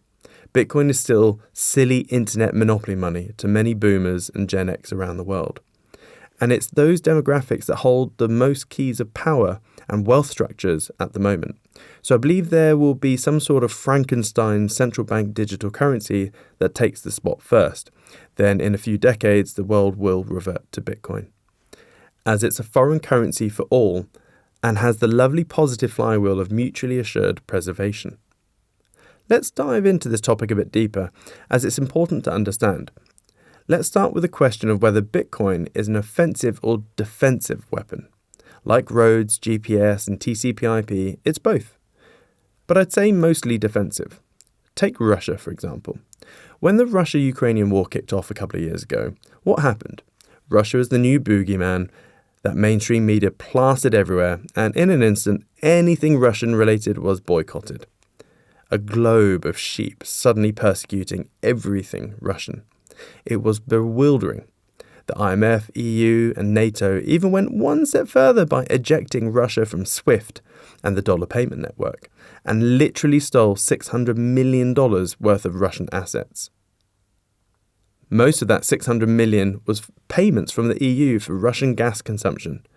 So the EU effectively bought gas, used it, and didn't pay them.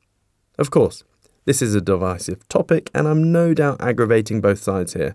But long story short, Russia was being economically buggered by the US, and they only had 2 things they could do. They bartered with other nations for goods, and they quickly became one of the biggest Bitcoin miners on the planet. And no doubt one of the biggest holders too. Why? Because Bitcoin is its own rule of law, property rights, chain of custody. And when you own Bitcoin, no one can just confiscate it like they can easily do with pounds, euros, and dollars. This is a prime example of Bitcoin being used as a defensive measure. Now, going back to my old military days and learning about the projection of power, I like to imagine that if Sun Tzu was around today, he'd have a scientific or geeky mind like me. He'd rewrite The Art of War and say something like this. War. Can you project more joules per second over a longer epoch than your enemy? Picture 29. I think the reason I see war like this now is probably because I'm a millennial and live and breathe computer games. Well, mainly Age of Empires 2 Definitive Edition and Call of Duty. And when playing COD, for example, it's obvious to me that the weapon I should use is the weapon that has the quickest time to kill speed. Or if I'm battling out on Age of Empires, I need to deploy the correct troops that deliver the best damage per second. Well, real war isn't different when you really study it. Hell, the US won the Cold War because it starved the USSR economically. So it effectively ensured it had more joules of energy than the USSR did. But when you look at the origins of war and combat, it does help us understand where Bitcoin is going in the future. If we look at basic human versus human fighting, it's all about the projection of kinetic energy, ignoring grappling and BJJ here. As in, can I generate enough kinetic energy in my speeding fist to displace the mass of your head enough to temporarily alter the internal physiology of your brain to knock you out? That's what an old-fashioned fistfight is. Picture 30. But humans naturally adapt and innovate. So you create a new bit of technology by wielding a sharp stick of some sort.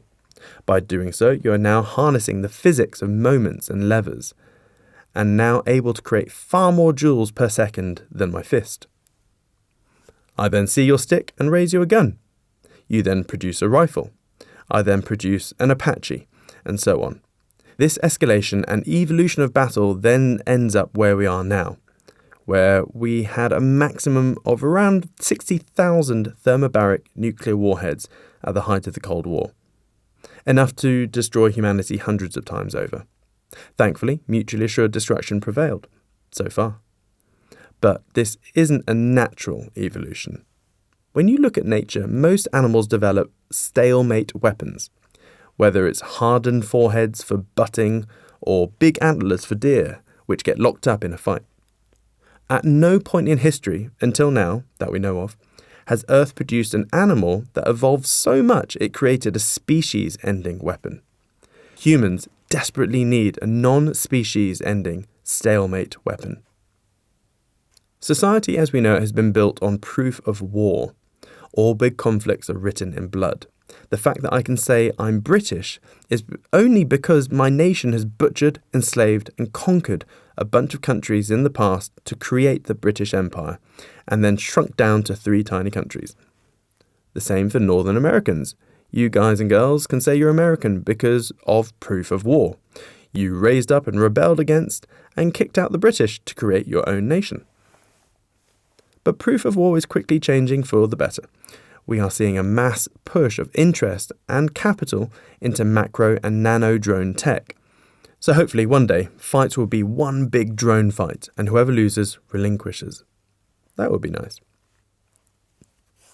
There's also a different type of war constantly raging in cyberspace. So as time progresses, I believe war will evolve again into more of an electrical energy projection game. And I strongly hope that conflict should be waged and written via hash rate, not blood. Bitcoin has the potential to be our non-species ending stalemate weapon. Whoever can project the most electrical energy, hash rate, wins. And we can all become frenemies. I mean, what form of cost would you rather pay a war in? Money, electricity, or the blood of young men dying in a war zone? Millions of deaths or $100 billion electricity bill? The money cost all day long. And that money cost for the projection of hash rate will become a whole lot cheaper as time goes on, as it's likely within 20 years that all Bitcoin mining will be powered entirely via renewable energy sources.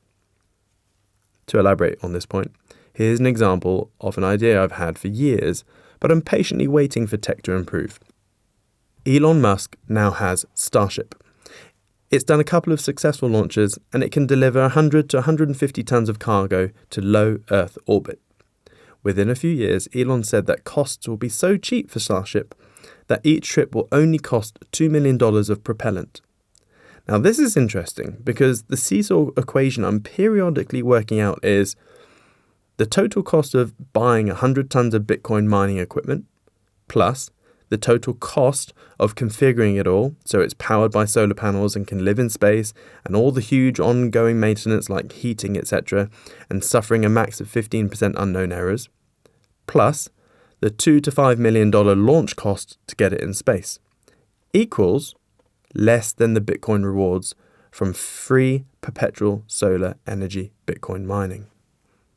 If the Bitcoin mining rewards surpass all those costs over, say, a 5-year period, I'm game. Now, if little old me from Norwich is chronically thinking about this, I'm pretty sure some bigger boys are also waiting on the same floodgates to burst.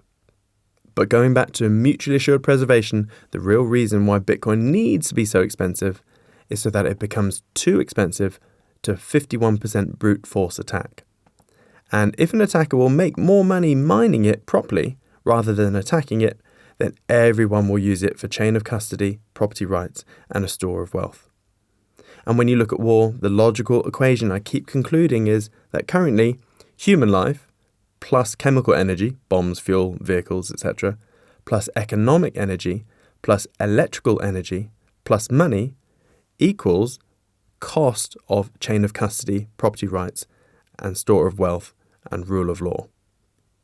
Whereas a better solution, which humans will eventually track towards to, is electrical energy equals cost of chain of custody, property rights, rule of law. Another way to look at this is to look at how much energy is used to effectively have a financial and economic system, and also to run/police the world. When you look at the global total energy consumption in terms of megatons of oil equivalent, MTOE, the chart looks like this. Picture 31. Now this is the only point in this book where I have consulted/had to use Gemini, Corcel and ChatGPT to come up with this next figure, as no one has collated this number yet. And that's the estimated total annual energy consumption of the current financial system. As one would expect, there are so many variables here, such as the energy consumption of every retail bank, commercial bank, central bank, bank for international settlements, International Monetary Fund, World Bank, clearinghouse, currency facilitator, settlement arb firms, settlement insurers, cash system in every country, paper, ink, printing factories, trucks, security, etc., financial vaults, financial firms like PayPal, Revolut, Western Union, etc., buildings. This is the biggest number. It was a painful Herculean task, and after 3 hours of Googling and consulting various AIs to ensure there's no hallucination in data output, I've come to the figure of 510 MTOE. How accurate is this? Not very. Perhaps plus or minus 50%. This would put the entire financial system energy consumption as roughly the 5th biggest consuming country. Sounds about right, personally. What's Bitcoin's MTOE? As of May 2024, roughly 14.62 MTOE. With 16 MTOE being the highest outlier I can find, Bitcoin literally replaces that exhaustive list above for a fraction of the energy consumption. This is why I get annoyed when some Luddite brings up the question, "But Bitcoin is such a massive waste of energy," statement. Unfortunately, this is a bad statement born from old, out-of-date data. Hell, the entire cosmetics industry, which I see little point in, consumes between 4 to 8 MTOE.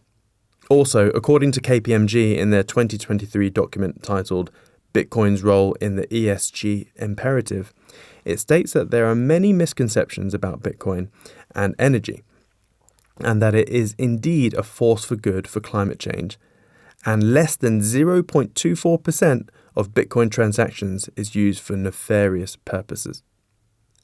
And that most of Bitcoin mining is already done by renewable energy sources, and there's a sharp rise in the use of flared methane gas. Methane gas is the big one that the ESG brigade don't like. Bitcoin is the answer for most things. Even if you look at policing the world and PR, ROL and COC, is it best for the US to do it, which uses roughly 20% of the world's energy? Or for Bitcoin to do it all for 1%-ish? The last 2 chapters are pretty heavy, I know. There's a lot to mull over. But when you look at all the things I've laid out so far with Bitcoin as pure economic energy, the only financial Noah's Ark and oxygen mask, and it's the best future non-species ending stalemate superweapon, I keep coming to the same logical conclusion, which is that up until 2030, 2035, we have the clearest, clarity, magic, mystic, meg crystal ball here. It's the ultimate playbook for the next 5 to 10 years. 1. Aging population plus falling economic output equals declining GDP. Boomers are rapidly dwindling due to age, health, death, and Gen X are quickly trending down in terms of economic output, earning and spending. So we will continue to see a precipitous fall in real GDP. 2. Declining GDP equals tax hikes plus more borrowing to service deficits. In this situation, banker wankers and politicians throughout history have always resorted to the same thing, which is hiking up tax to try and muster up more revenue and to appease the poor masses, that they are taxing the rich. Little do they know that the rich simply neo-bullet dodge it all, and those tax hikes just hit and hurt the poor and middle class. But hey, taxing the rich wins votes in the election season. What this also inevitably leads to is the government literally being forced to borrow more to service existing obligations. It's just plain maths and exponential growth to the downside here. 3. More borrowing equals rate cuts plus crazy stimulus pumps. Again, those in power always resort to this, as it is all they can do. It kicks the can down the road for someone else to deal with, and most of the wealthy harbour their wealth in stocks, bonds, and real estate. Guess what rate cuts and financial stimulus pumps up? Yup, stocks, bonds, and real estate. But crypto even more so. Sweet. So existing crony capitalism is actually the biggest inflator of crypto prices. Everyone wins, unless you're a non-coiner or you have no assets, which is 95% of the public. 4. More cowbell equals crypto mooning plus weak money gets weaker. This is when all assets melt up, making everyone giddy with fake floating profits. Many, unfortunately, will be too greedy and ride it all the way back down again. 5. Weaker money exacerbates previous points. Rinse and repeat. Eventually, the fiat currency will weaken and a stronger one will take its place. Highlander, there can only be one. Throughout this book, I'm probably going to use this picture below to enhance certain points, and it's an important equation/playbook to remember. Picture 32. Game-changing caveat. This economic chain of events is the only thing that can happen due to maths, but it will only happen until this demographical slump in GDP is replaced and exceeded by the economic output of autonomous AI agents, AAAs, and bipedal humanoid robots. I know this sounds pretty far-fetched, but it's only around the corner, 1 to 2 years, that most biz owners will have advanced AAAs that act like the world's best executive assistant and enhance your productivity 10 to 100-fold. And AAAs will interact with each other. Not only that, remember, an oversimplified essence of economic output is GDP equals amount of workers times average GDP per hour times work hours per year. The cool thing here is that GDP doesn't give a shit about whether it's a meatbag human doing the work or a multi-alloyed robot, or even better, software-based AAAs. In the US, accounting for holidays, etc., the average work hours per year is 2,000. As our type, the US GDP is $28.26 trillion. The US labour force is 164.6 million. So that gives us an average of $171,688.94 per year of productive work per worker, which is $85.84 average GDP per hour. 171k per year productivity may seem high, seeing as average US wages are between 50 to 70k, but they go on and spend that money elsewhere in the economy, and the things they work on are eventually bought. Also, the velocity of currency also adds multiples. And from my M&A background, this 170k figure seems about right, as one of the metrics I used to use when evaluating potential biz acquisitions was revenue to employee ratio. Personally, I like to maintain at least 250k per employee ratio in my businesses. That way, you know that if you scale and bring on a new member of staff on 30 to 80k per year, as long as your systems are solid, you're going to make an arbitrage on that time and money outlay. But these days, I find it a lot less stressful to have at least 750k per employee ratio. Forces you to be more efficient, and there's way less hassle. Anyway, back to the point. If we take my oversimplified GDP equation of GDP equals amount of workers times average GDP per hour times work hours per year, if you wanted to double the US GDP with bipedal robots, well, it wouldn't be that hard in my opinion. Over time, bots will easily exceed humans in all areas of productivity. But for now, let's assume that the average GDP per hour bot is half that of a human, as they'll initially take more mundane, menial and tedious jobs first. So that's $42.92 per hour. But they offset it somewhat because they could easily work 18 hours a day, 365 days per year. So that's 6,570 work hours per year, which is basically 3 humans. So what if we want to double the US GDP? As in, imagine the human workforce stays the same at $29 trillion roughly, but we just add on another $29 trillion for shits and giggles via non-human workforce. What would that broadly look like? An extra $29 trillion equals amount of workers times $42.92 times 6,570 hours. Amount of workers equals $29 trillion divided by 6,570 divided by $42.92. Amount of workers equals 102,842,568.59. Now, if you're listening to the audiobook here, you're probably lost. So it's worth getting the real book. That's it. Just 100 million-ish bots to double the US GDP from where it is now. That's not much when you think about it. How long away are we from that? Probably 5 to 10 years? I'm guessing by 2035, for sure, as it's the longest estimate. But I'd put good money on it happening before 2030. Assuming a bot is 30k each, that's 3 trillion in extra revenue for the bot makers just buying them in the first place.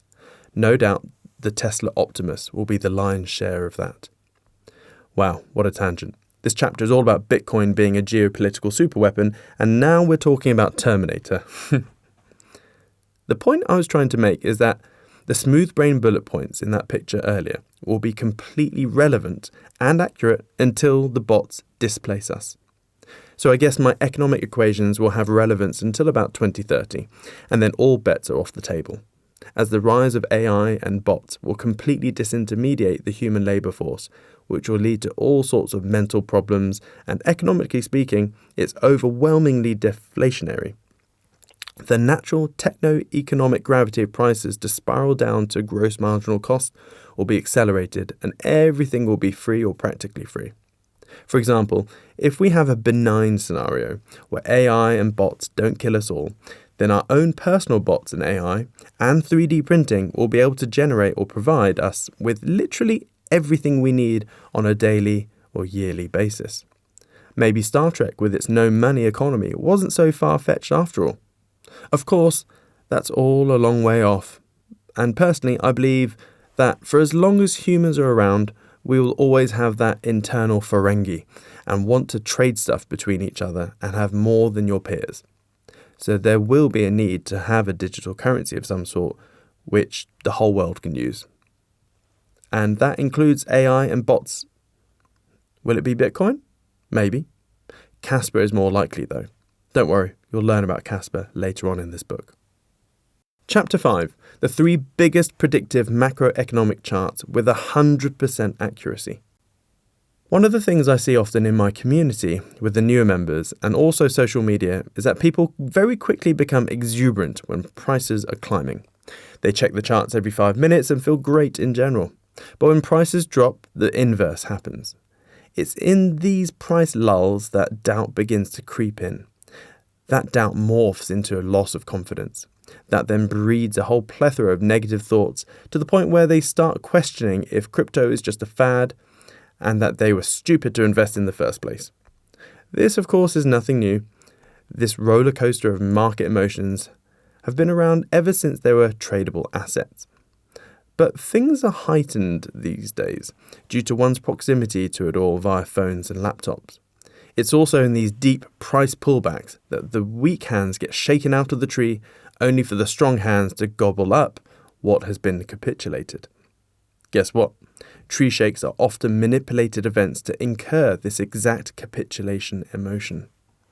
So what can you do to combat this as a new investor? Solid and sound-based knowledge of how the world actually works. That's literally the only answer. Unfortunately, I'd love to spend a lot of time talking about macroeconomics, as I personally find it fascinating, but I'm sure others wouldn't. But I'm going to share the top 3 macro charts that keep me grounded, along with some ancillary charts that help give it more context. That way, by the end of this chapter, you're going to have a pretty good foundation and mental scaffolding to fall back on if you're ever in the vulnerable situation where FUD on crypto Twitter has infiltrated your mental faculties. Those smooth brain bullet points are also a handy guide rail to keep you out of harm's way as well. So grab a coffee, sharpen up, and learn as I'm about to throw a load of charts at you. Siam's favourite macro chart number 1, the Fed funds rate. Quelle surprise! All of these charts are American because when the US sneezes, the world catches Ebola, or a man-made gain-of-function viral agent that's escaped a black site in a foreign country funded by black money with no official oversight or links. So, this is basically the US interest rate chart. Picture 33. This is the daddy chart because the entire global economy ebbs and flows based from what the Fed does to interest rates. This chart goes back to the 1950s, and the things I'm about to show you have a 100% track record when you combine it all. The vertical grey shadowy bits are economic recessions, and you can clearly see that whenever you have a sharp increase in rates, it always leads to a recession. Stock markets falling, businesses going bust, etc., etc. There are many reasons for this, but a simple way to look at it is that if there's a rate hiking environment, it's forcing countries and companies to pay more on new debt they take out. So they then have to allocate a higher amount of money just servicing debt obligations when it could be used for growth. Combined with a diminished appetite to borrow or lend, it slows the economy down. And then eventually, things go pop. Very basic explanation, but I hope you get the point. But there are some nuances to this chart. The recessions don't happen on the way up. They only happen once rates drop vertically down. It may seem odd, but it's because by this time the economy has already gone kaput. Things are crashing, the financial plumbing is leaking, and so the central banks always do the same things in times of crisis. Drop rates to encourage lending to kickstart the economy, and also turn the printing presses on and financially stim pump the economy back into life. Also, there are several times on this chart where you see rates pause for 6 to 18 months. This is simply political posturing. They hold out for as long as they can, while saying all sorts of rubbish on the TV, but we all know there's only one outcome. Eventually, they cut rates and stim pump. So the nuance here, which can give you an investing edge, is that whenever rates are paused after a large spike, the stock market always pumps. It's always the slow melt-up before rates are cut and the house of cards tumble. Every time. I'm literally writing this during a period where rates have been paused for the first time in this rate spike, and the S&P 500 just posted an all-time high of 5,300, and the FTSE 100 an all-time high of 8,450. So it'll be fascinating to see what's happened from here if you're reading this book in the future. I can happily tell you now that prices will melt up, rates start to get cut, stim pump packages with fancy names appear like QE, ZERP and NERP, and stocks come tumbling down for a bit. So the takeaway learning points from this chart are that recessions always occur once rates are cut aggressively after a period of hiking up. Stim pumps always happen alongside rate cuts. Stocks crash when rates are cut. Stocks melt up when rates are paused. Picture 34. Siam's favourite macro chart number 2. The Fed funds rate overlapped with US unemployment rate. We're now starting to build the picture a bit. Here we have the original Fed funds rate chart, but with the US unemployment rate overlapped in red. I could harp on about how all of these government-produced figures like inflation and unemployment are highly doctored. For example, you can see with this unemployment chart that we are at the lowest unemployment rate since 1969. The lowest in 55 years. Do you honestly believe that? Do you honestly believe that since the lockdowns, which ravaged so many people's livelihoods and businesses and jobs, unemployment is at 55-year lows? No. Nah. It's all how they fudge the numbers to make things look pretty for politicians to say how well they've done. Yes, indeed, Biden, your team have fudged the numbers very well. In the US, they only count someone as unemployed if they don't have a job currently, have actively looked for work in the past 4 weeks, are available to start work within the next 2 weeks. Wow. So what about all the millions of people who lost their jobs during lockdowns who don't still have jobs? Yep, you guessed it. They're no longer counted as unemployed. They're now deemed as economically inactive and drop off the unemployment rate figures. That's convenient. What's also convenient is that there isn't a metric or chart that shows the total number of unemployed and economically inactive. Because if it existed, it would show how badly a president is doing. Instead, they can stand on stage and spout how awesome they are for having the lowest unemployment rate in 55 years, and the general public would mindlessly believe it. I've pinged off on a tangent here, but metrics shenanigans aside, let's just roll with it. Looking at this unemployment rate chart, you can also see a similar trend like on the Fed funds chart. Every single time you have a sharp drop in unemployment, there's always a market crash or recession. As in, whenever there is a local low. Then during the recession, unemployment increases, for obvious reasons. But people ignore the obvious to me point that one of the main reasons an economy breaks is because the real unemployment numbers are far too high and there's just not enough economically productive people participating in the workforce. So the takeaway learning points from this chart are that recessions always occur once unemployment rates hit a local low, but only once the rate starts ticking upward. Once it hits a local high and starts ticking back down, it's normally the end of the recession. These local lows in unemployment always coincide with a rampant cutting of interest rates. Picture 35. Siam's favourite macro chart number 3. The Fed funds rate and unemployment rate overlapped with US consumer price inflation. Here's the finished piece of art. The 3 big macro charts with 100% accuracy rate. Isn't it beautiful? This is the best crystal ball you could ask for. This new green line is the consumer price inflation rate, as in how expensive stuff is getting for people. Again, there's a lovely pattern here. Whenever there's a sharp hike in inflation, just like interest rates, there is always a recession. Of course, the rising inflation is due to rampant currency-based expansion, which I've mentioned earlier. Nonetheless, it gives us some wonderful investing insight, which you can ground yourself on and make smart moves. So the takeaway learning points from this chart are that recessions always occur once inflation rates hit a local high, but only once the rate starts ticking downwards. When all 3 charts are aligned and shouting the same outcome, you need to heed it. Right now, it's showing us that we are due for a recession/stock market crash in either 2025 or 2026. But should you be scared? I'm personally not. Remember, the world's wealth is constantly flowing from the uninformed to the informed. And by the end of this book, you'll be more than adequately equipped to actually profit from any economic turmoil. But in case it hasn't twigged yet, the reason I'm not worried is because of the smooth brain bullet points. I've positioned my entire liquid net worth into assets, crypto, that rally when the usual shenanigans play out. Whereas if you're in fiat, you're basically asking for the government to punch you in the face and sleep with your significant other whilst pilfering your bank balance and purchasing power. You've seen the 3 main charts now, which have an incredible predictive history. But I like to pepper in some other handy big macro charts, which I follow that keep me on the straight and narrow. Picture 36. Here is the spread between the US 10-year yield, Treasury bond, and the 2-year. I took this screenshot to show my students in autumn 2022.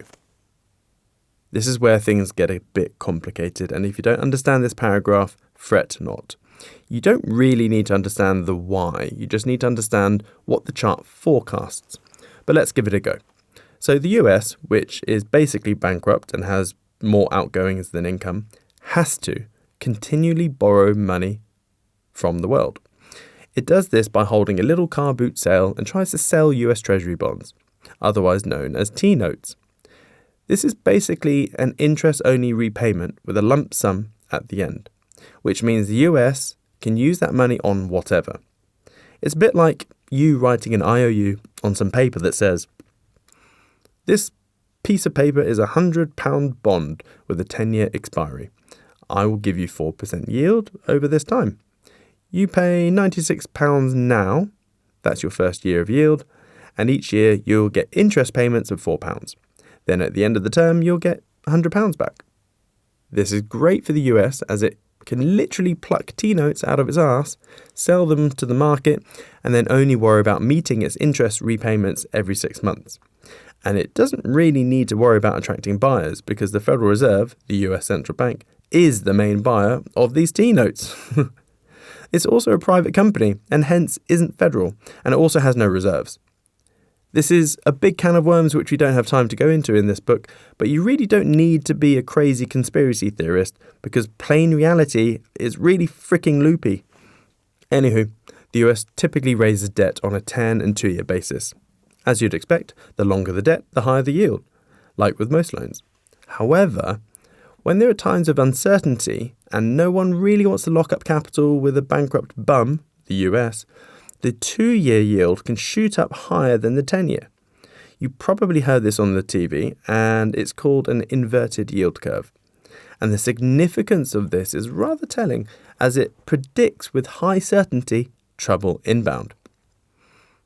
A good way to observe this yield inversion is looking at the 10 and 2-year spread.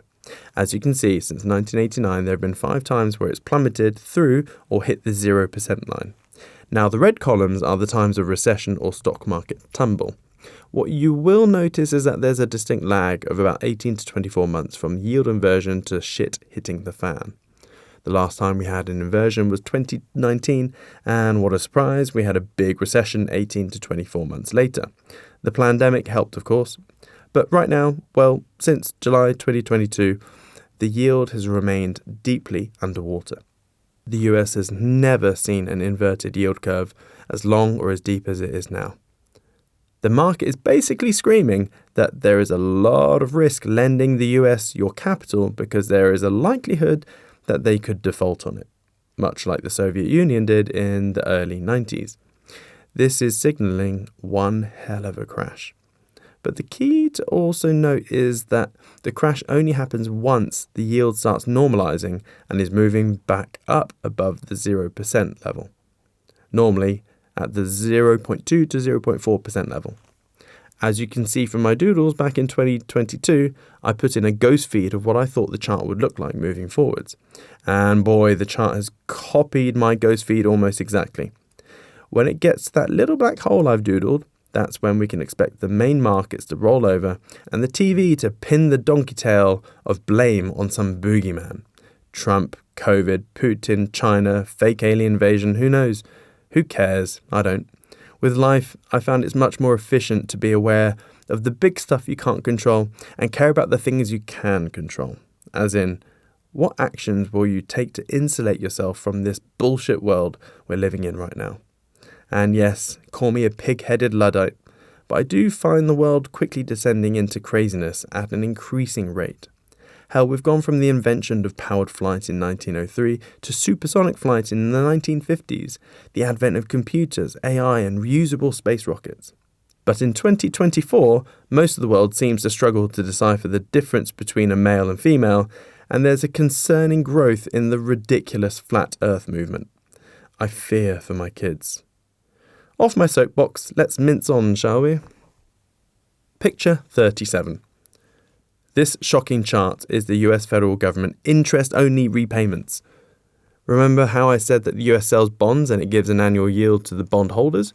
Well, this is the chart that shows you how much it's costing the US. Because the soul of US finances have been handed over to pure maths now. This exponential curve can only accelerate up now. It's soon to hit 1.1 trillion per year of interest, not the principal. Evidently, the US can't afford to pay anyone back, which is why it's forced to borrow constantly, and how they've rigged it so that the Fed is their primary buyer. Which is like you having a lemonade stand, but your mum is your main customer that gives the illusion to your buddies that you're selling loads of lemonade. This chart doesn't forecast crashes per se, but it does show you how dire the US is in. Armed with all this new knowledge, you won't be at all surprised with this next chart of US debt and US M2. Picture 38. Because all US currency, M2, is printed and borrowed out of thin air, it's no surprise that whatever the size of US M2, the US debt can only be higher. But as I said, now the god of maths has seized the soul of US finances. If you look at this chart in 5 years or X years' time, this debt line will far exceed M2, due to the law of exponentials. At this point, there's always someone in the audience that chimes in with, "Yeah, but Siam, you don't understand. The debt is irrelevant because GDP is booming." Me? Is it though? Picture 39. Of course, you're now armed with all the things I've explained about GDP earlier on in the book, but here are some charts which blows this out of the water. Picture 40. US GDP and US debt. There used to be a time, well, for the majority of our lives, where the US was actually useful and productive. You can see this on the chart, that from the 1950s until 2015-ish, the US GDP exceeded US debt. Sweet. However, nothing changed in 2015. The real issues were caked on year after year, mainly from 1971, when Nixon disbanded the gold convertibility function to the dollar and therefore made the US a free-floating fiat currency. And as all world currencies were backed by the dollar, they too were instantly fiat currencies. So all that happened in 2015 was that compounding interest and exponents finally caught up. And they have a funny way of doing 90% of the move in the last 10% of the time. We are now entering the last epoch. Again, look at this chart in X years' time, and I promise you, the debt line will far exceed the GDP line. And that's even if all the robot and AAA things I said come true. Doubling or even quintupling GDP won't catch up to this debt curve. Picture 41. This is easily demonstrated by this chart of the US budget deficit. From now on, every single time you hear a politician talk about the budget deficit and how they're going to combat it, just know that they are completely oblivious to the actual situation and they are simply spewing words from their mouth to win votes. Every single thing they say they'll do to reduce the deficit is the equivalent to emptying the Atlantic Ocean 1 teaspoon at a time. Or like a 30-stone McDonald's loving obese person saying, okay, I need to make some changes in my life. Instead of eating 10 Big Macs per day, I'm only going to eat 8 Big Macs per day. I'm reducing the calories. Picture 42. Another way to observe this budget deficit is as a percentage of GDP, to put it into perspective. Yep, still looks grim. The last time it was as bad as it is now was in 1943 when the US finally got going with some momentum in World War II. Picture 43. Here's US debt as a percentage of GDP. It really doesn't matter which way you spin it. Things are terminal, which means calamity will soon be wreaking havoc in the markets soon. At this point, some of you may be questioning a lot of what I have shared so far, and that's great. We should always query any new data that we are presented with. But the other month, someone in the audience said something along the lines of, "But Siam, a lot of what you're saying is just hearsay or your negative opinion on everything." Yes, I agree. There will be parts of this book and the data I'm presenting to you which are fact and or opinion. But the charts don't lie. The only reason I have a negative outlook on the bigger macro picture is because all these charts are lining up for a monumental cluster mess. And the other day, whilst trawling through a very boring 68-page Fed document from 2023, I struck gold. I found something which proved that the Fed and government were going to do a lot of what I said will happen, especially the sequence of those smooth-brained bullet points earlier. Picture 44. It's this chart of what the Fed will hold moving forwards in relation to US Treasury bonds and mortgage-backed securities. So, a bit of context here. The Fed still has a lot of mortgage-backed securities stemming from before the subprime mortgage collapse of 2007 to 9. What happens is that someone bundles up a bunch of mortgages and sells that bundle to entities. But the Fed never stopped buying MBSs. They are effectively the buyer of last resort and is one of the main fluffer-uppers of US real estate. But what this Fed doc and chart says is that from 2023 onwards, it's going to stop buying MBSs and instead offload them. They will then use the proceeds of selling these MBSs to buy more Treasury bonds. They know that the US real estate is a big clanger that's about to drop, so they're trying to offload them at these relatively high prices and buy more bonds. The reason why this chart is important is because it proves that the Fed will be increasing liquidity into the markets by doing this. They have many other ways that they will do as well, but this is a clear sign that they are ramping up US T-note purchases, which will boom crypto. Whilst we're on the topic of big macro charts, one chart which I find continuously spooky and eerily accurate is the Samuel Benner cycle chart. I don't form market decisions from this. I simply treat this as more of an, that's an interesting coincidence sort of thing. But it's an interesting story nonetheless. It's the story of a pig farmer called Samuel Benner that lost his entire wealth during the stock market panic of 1873. He lost almost everything other than his farm and became obsessed in trying to figure out why markets go up and down. 2 years later, he emerged with this book and its catchy title, Picture 45. Benner's prophecies of future up and downs in prices. What years to make money on pig iron, hogs, corn and provisions. Yes, those are my professionally drawn representations of Samuel and one of his pigs. The most fascinating thing about this book is one of his charts where he claimed to have forecast most of the big stock market crashes into the future. Picture 46. You've probably seen this before, as it's been around for a while. But what's interesting is that it's eerily accurate. He has these bigger 16, 18 and 20-year repeating fractals and then smaller ones. He states that during the peaks of those triangles, you should start taking profits from the markets, and then there should be an economic or stock market sell-offs at the peak of those triangles. And boy, he absolutely nailed the 1929 Great Depression, the tech bubble crash, and he nailed a few other mini drops.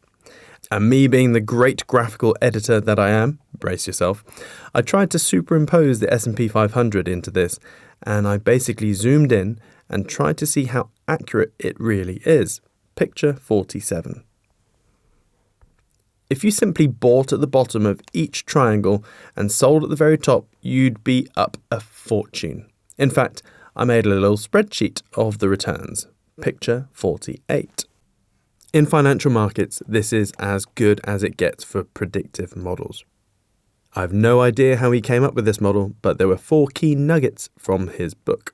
1. Cycles exhibit a recurring pattern. Benner observed that prices for various commodities tend to rise and fall in predictable cycles. These cycles can be of varying lengths, but they typically follow a pattern of high prices, low prices, and a return to high prices. 2. Cycles are influenced by natural forces. He attributed the observed price cycles to natural factors, such as sunspots, weather patterns, and crop yields. He believed that these factors influence supply and demand, which in turn affected prices, which all makes sense. Still finding it amazing he managed to put it all together back then. 3. Cycles can be predicted and used for profitable trading. Benner believed that his system of forecasting could be used to make profitable trades in the commodities market. By identifying periods of high and low prices, traders could buy low and sell high, maximizing their profits. Maybe he was the original buy low, sell high quote. 4. Cycles are not infallible. While his system was successful in predicting price movements for many years, it is important to note that price cycles are not infallible. Unforeseen events such as wars, natural disasters, or technological advancements can disrupt these patterns and make accurate forecasting more challenging. So yeah, pretty impressive feat if you ask me, and funnily enough, it also coincides with my whole thesis that we should see a large economic recession pretty soon. Hopefully towards the end of 2025. Fingers crossed it's not sooner. Chapter 6. So where does this leave crypto right now? At this point, you're probably wondering if you've picked up a crypto book or an economics book. Don't worry, I'm now going to descend into the weeds from here on, but I feel it's my duty to at least arm you with some basic understanding of how the world works, as it really does help you truly comprehend the magnitude of what crypto entails for all of us. Crypto is the financial Noah's Ark for all of us. It's the foreign currency for all, and in a world that's surreptitiously creeping towards central bank digital currencies, we all need to become obsessed about personal monetary sovereignty. The big bold forecast I've had for years is that Bitcoin will become an even bigger, unofficial global reserve currency, and that institutions will eventually dip their toe in, which will create a cascading stampede of non-retail capital. This will accelerate as big currencies really start to shit the bed in terms of purchasing power. This is why I see $10 million per Bitcoin not an issue. Or even more. When the dollar turns into the Argentinian peso or the Turkish lira, then Bitcoin priced in dollars could be anything. This is Bitcoin priced in the peso. Picture 49. When priced in a weak currency, you can see that Bitcoin doesn't really have bear markets, and the usual price action is from one all-time high to the next. So what's all this hoo-ha about Bitcoin ETFs? It's a pretty big deal, and is one of my predictions I made back in 2019. Unfortunately, it took a lot longer to materialize than I hoped. But the reason it's such a big deal is that it officializes Bitcoin, and thus crypto as a whole. You may have heard of Gandhi's old saying, first they ignore you, then they laugh at you, then they fight you, then you win. This applies to crypto very much so. First, they ignore you. Bitcoin was ignored for most of its life as some weird internet monopoly funny money. It probably didn't help that Mt. Gox, the world's biggest crypto exchange during Bitcoin's early life, used to actually be a card trading platform. Bitcoin first had price discovery in 2010 when a guy bought 2 pizzas for 10,000 Bitcoin. This meant Bitcoin was worth roughly 10 cents. Then game on. Then they laugh at you. By December 2013, Bitcoin had gone from 10 cents to $1,200. This made many millionaires and caused many wary onlookers to start ridiculing it and those that dabble in it. Big respect for those that stuck with it in the early years. From 2013 to 2019, crypto was the laughing stock of assets. The amount of ridicule, vitriol, and mocking was crazy. I've dealt with a lot of that myself since going all in around 2017. Then they fight you. By the end of 2017, Bitcoin almost hit 20k, which is roughly a 20 million % ROI from price discovery. The fastest globally scaled asset in human history. One could no longer ignore or laugh at it. It was somewhat battle-tested, and the critics were now faced with the risk to reward seesaw of continuing to mock it and potentially losing out on loads of profits, or becoming wildly rich. But the establishment had a different perspective. Bitcoin was an existential threat to the entire incumbent financial infrastructure and ecosystem. Hell, just look at the global remittance and FX swapping world. For decades, it has always been T+3 in roughly 0.5% to 2%, which means if I'm sending money cross borders like a company buying something from somewhere else in the world, the transaction would take 3 days and 0.5% to 2% in fees. So if you're pinging $1 billion over, that's roughly $10 to $20 million in fees. It's also 30 to 50% in fees for Western Union for workers sending money back to their families, which is like daylight robbery. Well, with Bitcoin, you can peer-to-peer ping money in minutes for pennies or a couple of dollars in fees, and no one could control or censor Bitcoin. That's why the establishment tried to fight it, and fight it they did.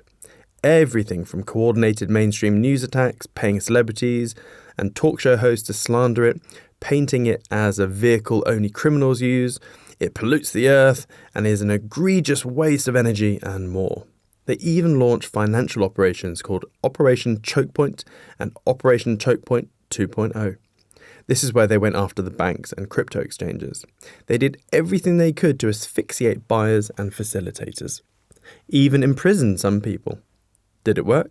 Nope. Bitcoin rallied from a low of $3,200 in 2018 to $69,000 in 2021. What a beautiful FU to the system. Then you win. The head of the SEC, Gary Corrupt Gensler, in my opinion, was the very last line of defense the establishment had against Bitcoin.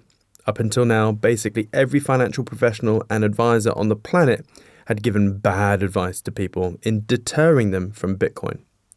And all that stems from the financial regulator of a country.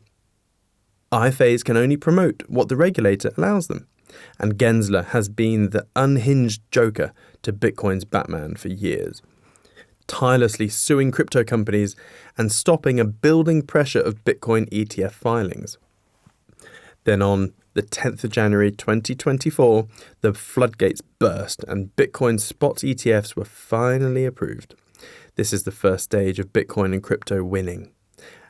As of the 17th of June 2024, today, there's been a total of $57.27 billion in net capital inflows into these ETFs, BlackRock's being the biggest one, naturally. Picture 50. You can see there's spurts of big inflows and some outflows, most likely people checking that they can actually sell and redeem their funds if they need to. In the 159 days they've been online, it's averaging $360 million per day of inflows. The Bitcoin spot ETFs are the most successful conventional asset the world has ever seen. Hilarious. No ETF has ever done this well. And it's long-term bullish as well. Look at gold, for instance. The big spot ETF for gold launched in 2003. It's done all right since. Picture 51. It's important to understand that these phase shifts aren't precise. The changing of the guard is always a tumultuous one. So don't think the establishment is going to roll over on this. They will still attack it. But broadly speaking, now is the then you win phase. But it's mainly because of the long-tail domino ramifications of this spot ETF. It will open up the playing field for other crypto ETFs like the Ethereum one recently approved and many more. You need to imagine a big conventional regulated financial pyramid. Let's quickly explain each segment. Note, this is not a hierarchy of AUM, assets under management, but simply cascading peer pressure amongst each other. For example, sovereign wealth funds may have vast amounts compared to some funds, but they are typically rather reserved in what they allocate into. Picture 52. You basically have SEC, regulators, massive entities, big fund of funds, huge corporations, sovereign wealth funds, mutual pension hedge funds, family offices, and then independent financial advisors. The US Securities Exchange Commission, SEC. Unfortunately, not all regulators are equal. And unfortunately, the King Daddy regulator is the US SEC, which is not a financial regulator, it's a deep ingrained political weapon used by the ruling party. Of course, it's just coincidental that there's a very thin barrier to the revolving door or osmosis between high-level positions from the SEC to the big banks and from big banks to high-level positions in the SEC. The Biden administration really has used the SEC as a blunt weapon against crypto. But hopefully, the tide is turning now. It won't be long before all parties start going super crypto-friendly as it's such a big vote winner. Regulators. These are the effective financial overlords of the current conventional financial world. They are there for the protection of the public against bad financial actors. But in reality, they actually make all the best investments in the world illegal or unregulated, which then hinders people having access to it. Each nation will have their own regulator.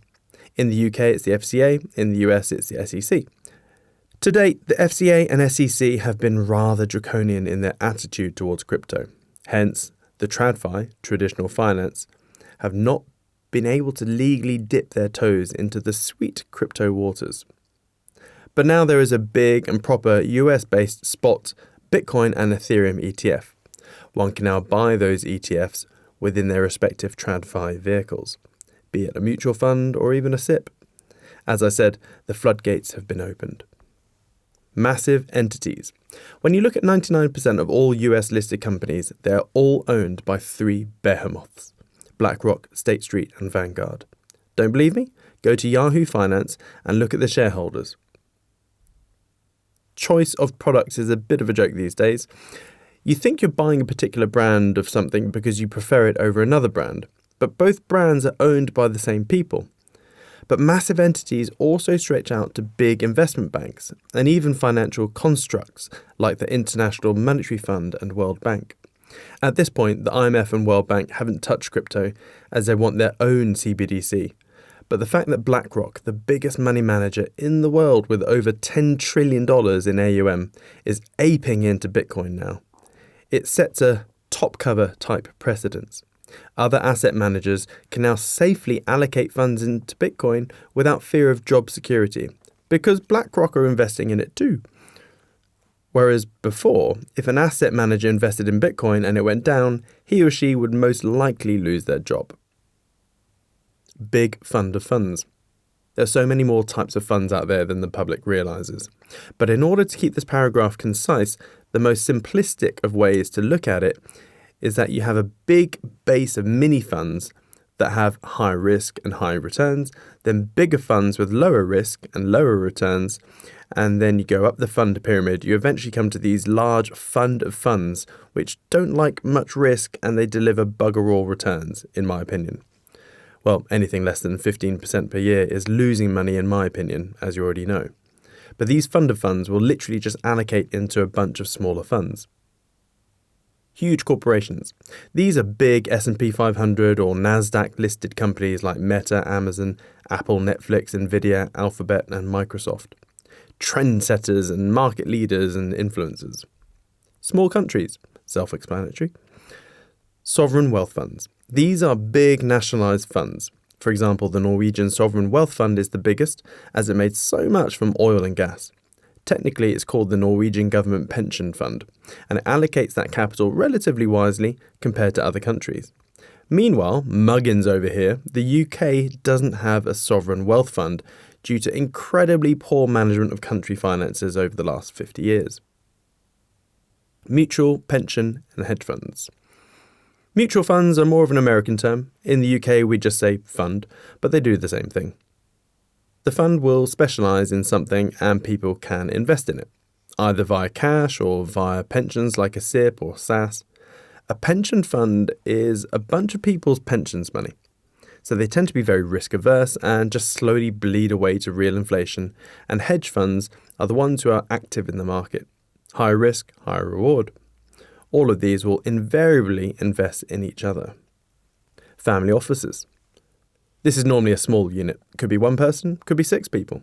But it's literally an office of people who manage money for incredibly wealthy families. After all, if you have £100 million plus, it's a full-time job just making sure you don't lose it and ensuring it's allocated properly. Again, most family offices, like the rest in this list, are bone oblivious to the real inflation, which is the constant and surreptitious expansion of the monetary base. Independent financial advisors. You probably guessed by now that I don't really get on with financial advisors. I just find that they're incredibly naive to how the actual world works, how to actually grow money on the markets, and just because they have an alphabet of useless letters after their name, they think they're Gordon Gekko. But in reality, I've met hundreds of IFAs and I've never ever met a rich one. Not one. Someone once pointed out a very successful and pretty minted IFA, but within 10 seconds of Googling him, it was clear. he didn't make his money from his IFA work. He made his money from setting up a nationwide IFA firm with hundreds of branches. So he was in fact a business owner, of which I have the utmost respect for. The thing is, with IFAs, they do not make their money from the market. They make their money from their fees and salaries. They are employees. So I always find it hypocritical that they don't do with their money what they recommend others to do with their money. All they effectively do is spend hours doing a risk appetite questionnaire with you, which is good, then allocate your capital into pointless funds which don't beat real inflation. That's it.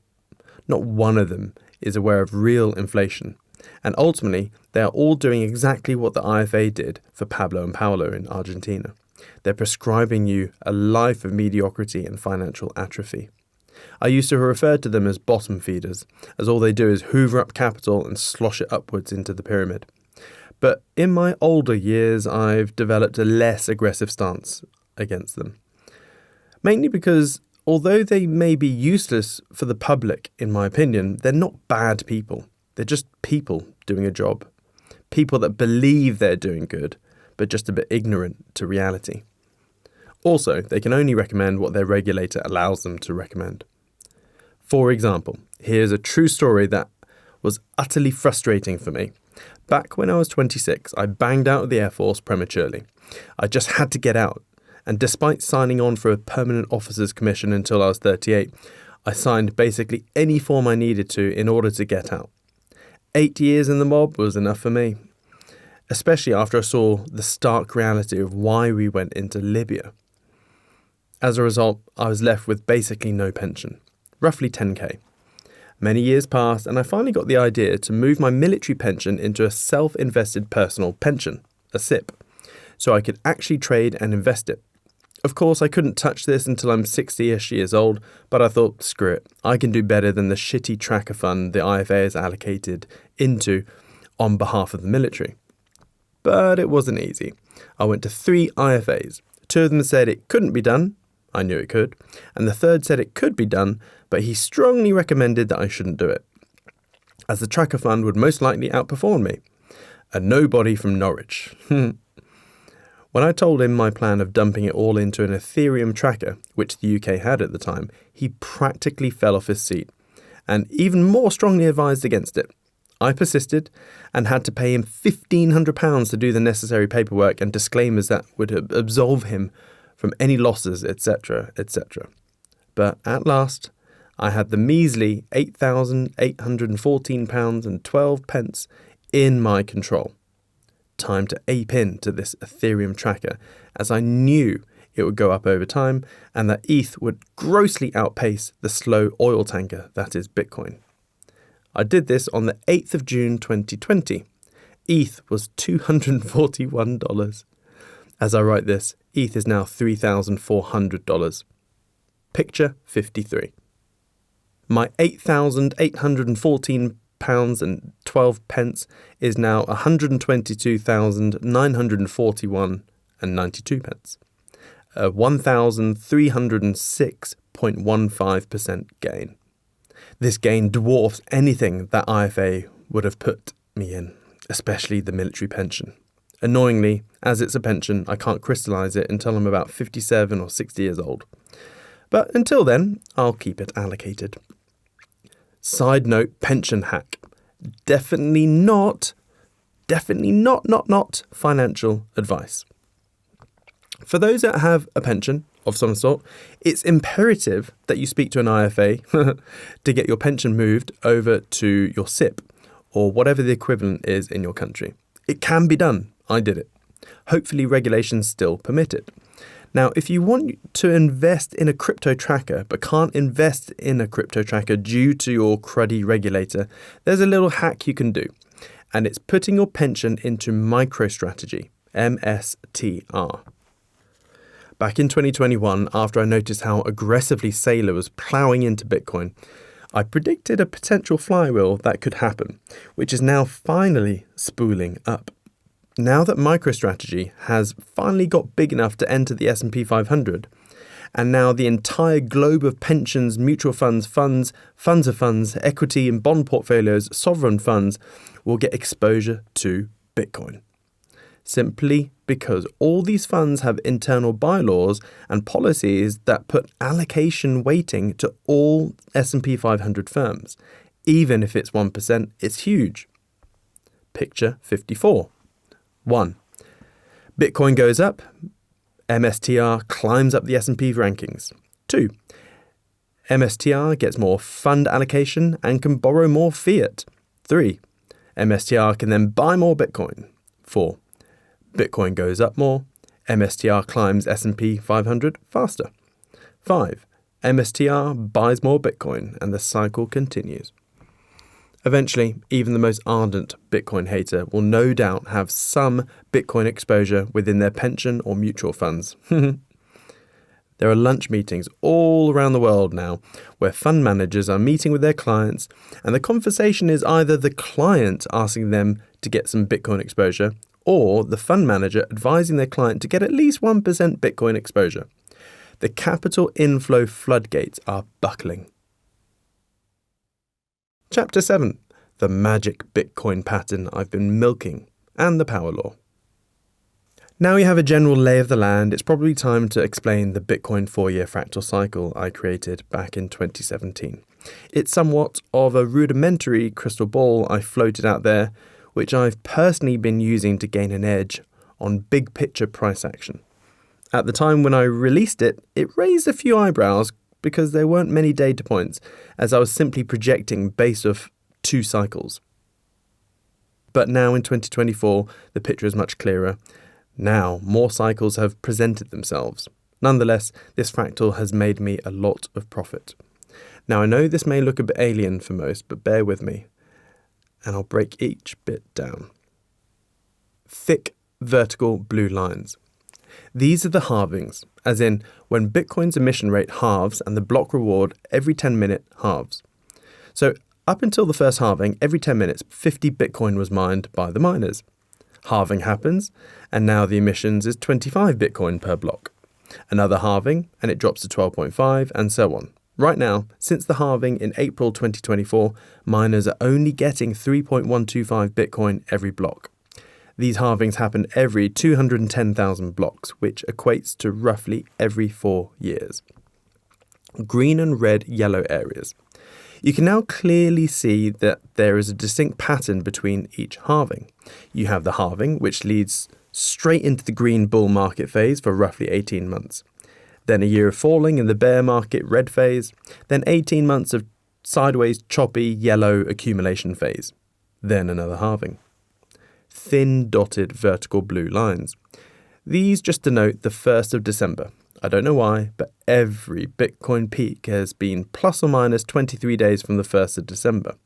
Also, every bear market low is plus or minus 43 days from the 1st of December, and 1 year after the all-time high. For timing and investing purposes, please note that these ranges may fluctuate, so it's best to assume that the cycle high and low should be plus or minus 60 days from the 1st of December.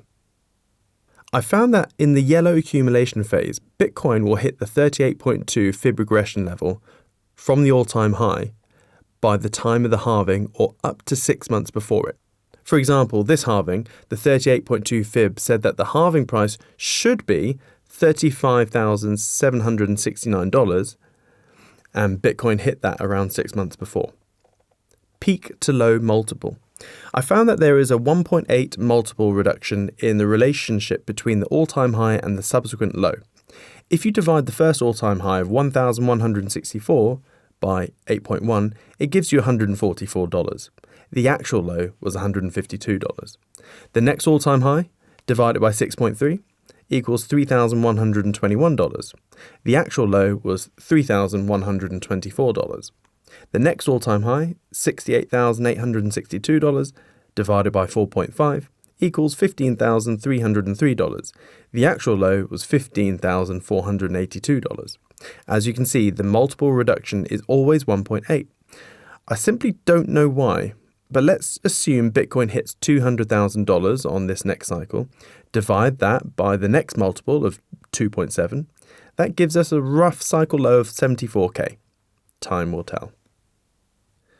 Bull market angles. If you look at the beginning of each green bull market, you'll see a diagonal line to the all-time high of that cycle, and an angle symbol. These angles obviously change as you zoom in and out, but the ratios remain the same. So you'll see the first bull market angle being 74 degrees. Then the next bull market, it's 61 degrees, then 46 degrees, then 29 degrees. Evidently, you can see a diminishing performance of Bitcoin in each cycle. But that angle has a linear reduction. From 74 degrees to 61, it's a 13-degree difference. Then from 61 degrees to 46 degrees, it's a 15-degree reduction. So I'm forecasting that the next bull market angle to be a 17-degree reduction from 46 degrees, which is 29 degrees. Now we know the peaks are plus or minus 23 days from the 1st of December.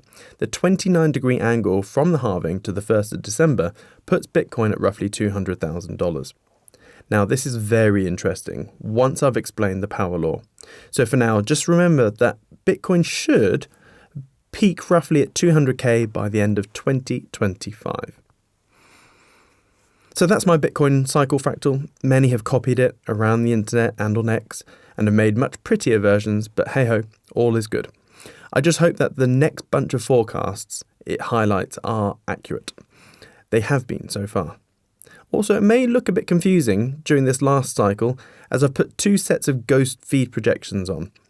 The blue one I laid out in a big live session in September 2023, and I said that the halving 38.2 fib price will be $35,769. And price did indeed reach this, but 6 months beforehand. By the time of the halving, the price was 64k, so the model is still intact. The red ghost feed is how I think price action will play out until the high. Picture 56. Now it's time to talk about the power law. Physics is one of the only sciences that really comes up with predictive models. They come up with a mathematical construct and go, if this works, this should be able to predict X. And guess what? A lot of physics models and constructs do. You don't really get that in biology and chemistry and all that sort of stuff. So what do animals, DNA, astronomy, cities, and basically everything on the planet and in the universe have in common? That is the power law, a predictive universal mathematical construct that applies to anything of a network-type nature. And guess what? The universe is basically a massive network. The power law is basically a log-log plot where both axes are using logarithmic scales instead of linear. Normally, when you see a log chart, the y-axis is in log, but the x-axis is still linear. Scientists use a log-log plot often when they're looking at anything really small or really vast, like the cosmos. It's absolutely fascinating. In the 1600s, Kepler first stumbled across it. He knew that we orbit the sun, but he thought that there was a relationship between the radius of that orbit with all the other planets in the solar system. When he plotted the power law for the planets' orbits, they all matched up perfectly on this power law line. It has a predictive nature because a lot of these planets he didn't even know existed back in the 1600s. Even more recently, with the discovery of planets like Pluto, Eris, Sedna, and other large masses orbiting the Sun, they're all on that power law line. Picture 57. Newton and other scientists picked up on this power law, and one of the pioneers of the power law is a theoretical physicist called Geoffrey West, who has devoted a lot of his life to this. He's president of the Santa Fe Institute and Particle Theory Group at Los Alamos, and he discovered that all animals are on this power law as well. He could predict various biological metrics of an animal, such as resting metabolic rate, blood flow, and respiratory system, just based on the power law. Even with dinosaurs, he could tell how much energy they needed to use per day. All because with every organism, their mass and metabolic rate was a power law. He looked at the resting metabolic rate of an animal compared to its mass. Regardless of the mass, there's what's called a sublinear scaling. If you told him the mass of any animal, he could predict the resting metabolic rate, breathing speed, heart rate, blood circulation speed, and how long it sleeps. He took his predictive physics models into nature and realized it applies to everything. If you have an animal weighing 20 kilograms, it would have the same metabolic rate as an animal twice its mass on the same scale. Every animal on the planet follows the power law. Even the blue whale, despite millions of years of different evolutionary tracks. Picture 58. West then turned his focus onto cities. One of the biggest global exponentials over the last 20 years has been cities. Over 1 million people per week have moved to a city over the last 20 years, and that stat is increasing. Now, forests and jungles have been studied for all of human history, and so we know them pretty well, but there isn't much of a power law with forests. However, cities, which is a relatively new invention, does embody many aspects of power law. They are anti-fragile, and even if decimated by atom bombs, they don't die. They continue to grow in line with the power law. This fascinated West, and his findings were incredible. He detected that almost every part of a city was a power law, from wages, walking speeds, amount of petrol stations, amount of police and crime, job distribution, amount of bin lorries, you name it. Picture 59. Wages to population equals a power law. Picture 60. Population densities across the globe equals power law. Picture 61. Population to size of city equals power law. Remember, the power law can be an ascending or descending thing. Picture 62. Distribution of type of work per city equals power law. Picture 63. Walking speeds against population density equals power law. Picture 64. Crime, GDP, income, and patents against population density equals power law. But it's not just cities. Remember, anything of a network nature will have power laws, even earthquakes. Picture 65. And deaths against number of wars. Picture 66. Ultimately, West discovered that in any city, if you doubled the size of a city, every part of it would increase by 15%. Everything from income, wealth, disease, crime, innovation, civil servants, waste, and patents. Picture 67. Sublinear scaling and superlinear scaling. It's probably worth touching on the differences between sublinear and superlinear scaling. In the simplest of terms, with sublinear scaling, if you double the input, the output is not doubled. It increases less than the input. Like if you had some builders building a house, if you doubled the amount of builders and the house wasn't built in half the time, that would be sublinear. Whereas superlinear scaling is where the output more than doubles the input. In technology, this is prevalent. Like with computing, for decades, people have been saying that Moore's law will eventually fail. Moore's law is the rule of thumb that the number of transistors on an integrated circuit doubles roughly every 2 years. Technically, those naysayers are sort of correct, but the thing with superlinear scaling is that it always plateaus eventually. So in order to maintain exponential growth, you need a phase shift, or in technology's case, new tech. With Moore's law, we're actually outpacing it because new techs have been invented to maintain the exponential growth of computing. So you need a compounding of superlinear scaling to maintain growth. Picture 68. There are no set types of growth. The mass to metabolic rate connection is sublinear growth, but it doesn't mean all things organic grow like that. You in your mother's womb grew at an exponential superlinear growth until a certain point. Most things in cities are sublinear in growth, but technology is normally superlinear. But just know that the power law is adhered to by pretty much everything in the universe, from AI, neural nets, astronomy, physics, chemistry, biology, psychology, climate science, general science, maths, economics, finance, political science, nature, and language. Fun factoid. The language power law is a descending one and is such that in every language, the most common word occurs twice as often as the second most common word, 3 times as often as the third most common word, and so on. For example, in English, the most common word is the, then of, and so on. Picture 69. Picture 70 shows that same relationship with pretty much every other language. Okay, Siam, I get it. The power law is awesome and everywhere. But what does this actually mean for me? I hear you. Here comes the sexy part.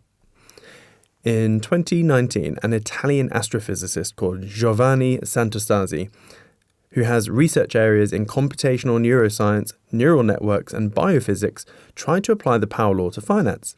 He quickly determined that despite companies being made of networks upon networks, the share prices did not adhere to the power law. He then did it for Bitcoin, and he said he almost fell off his chair.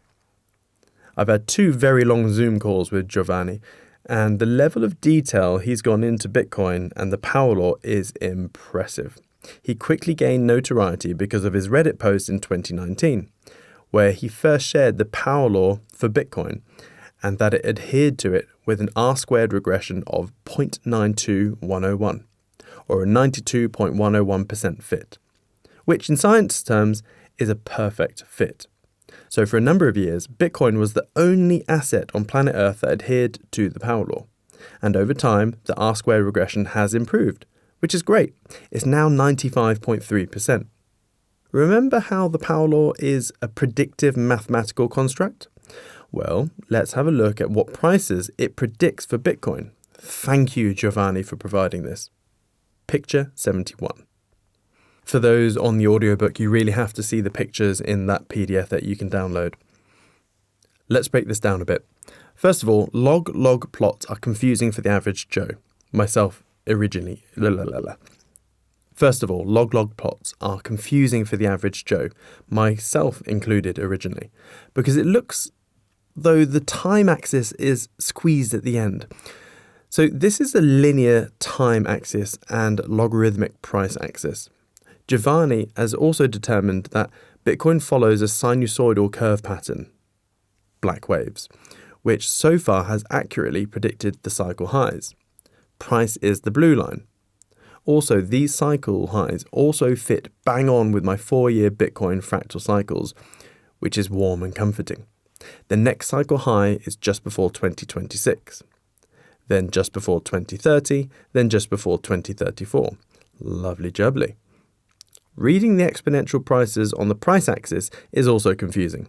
So here's a quick lesson in how to read it. Picture 72. In between the 4 and the 5 powers, you'll see some oddly spaced notches. Count this as 2, 3, 4, 5, up to 9. So to calculate that first notch in your scientific mode calculator, you just need to type in 2 times 10 to the power of 4 equals 20,000. The next notch is 3, so it's 3 times 10 to the power of 4 equals 30,000, and so on. So here's the Bitcoin power law again, but with the cycle highs calculated for you. Picture 73. So in summary, end of 2025, $244,948 plus or minus 50k. End of 2029, $600,000 plus or minus 100k. End of 2033, $1 million plus or minus 200k. I don't know about you, but that's pretty cool in my opinion. And with the demise of the dollar, I see this as a very real scenario. And it's great that the power law sort of corroborates my 4-year Bitcoin fractal cycle from earlier. Not only that, Giovanni has stopped all academic work and is now setting up a Bitcoin fund. Pedantic tangent. When talking about Bitcoin, I generally say it's an exponential tech. When I say this, I'm generalizing about the entire Bitcoin ecosystem, from the compute power to user adoption and many other variables within this ecosystem. I'm not referring to the price as exponential. In case there are any pedants internally screaming at me, if the Bitcoin price were exponential, then on a linear log chart where time is linear and price is log, then it would be a straight diagonal line from bottom left to top right, like this in picture 74. But it isn't, of course. Instead, Bitcoin price follows a power law, as in it is a straight diagonal line from bottom left to top right on a log chart. Exponential is y equals constant to the power of x, and the power law is y equals x to the power of constant. Pedantic tangent over. Continuing on with the power law. There's more. Bitcoin was the only asset on Earth that adhered to the power law, until recently.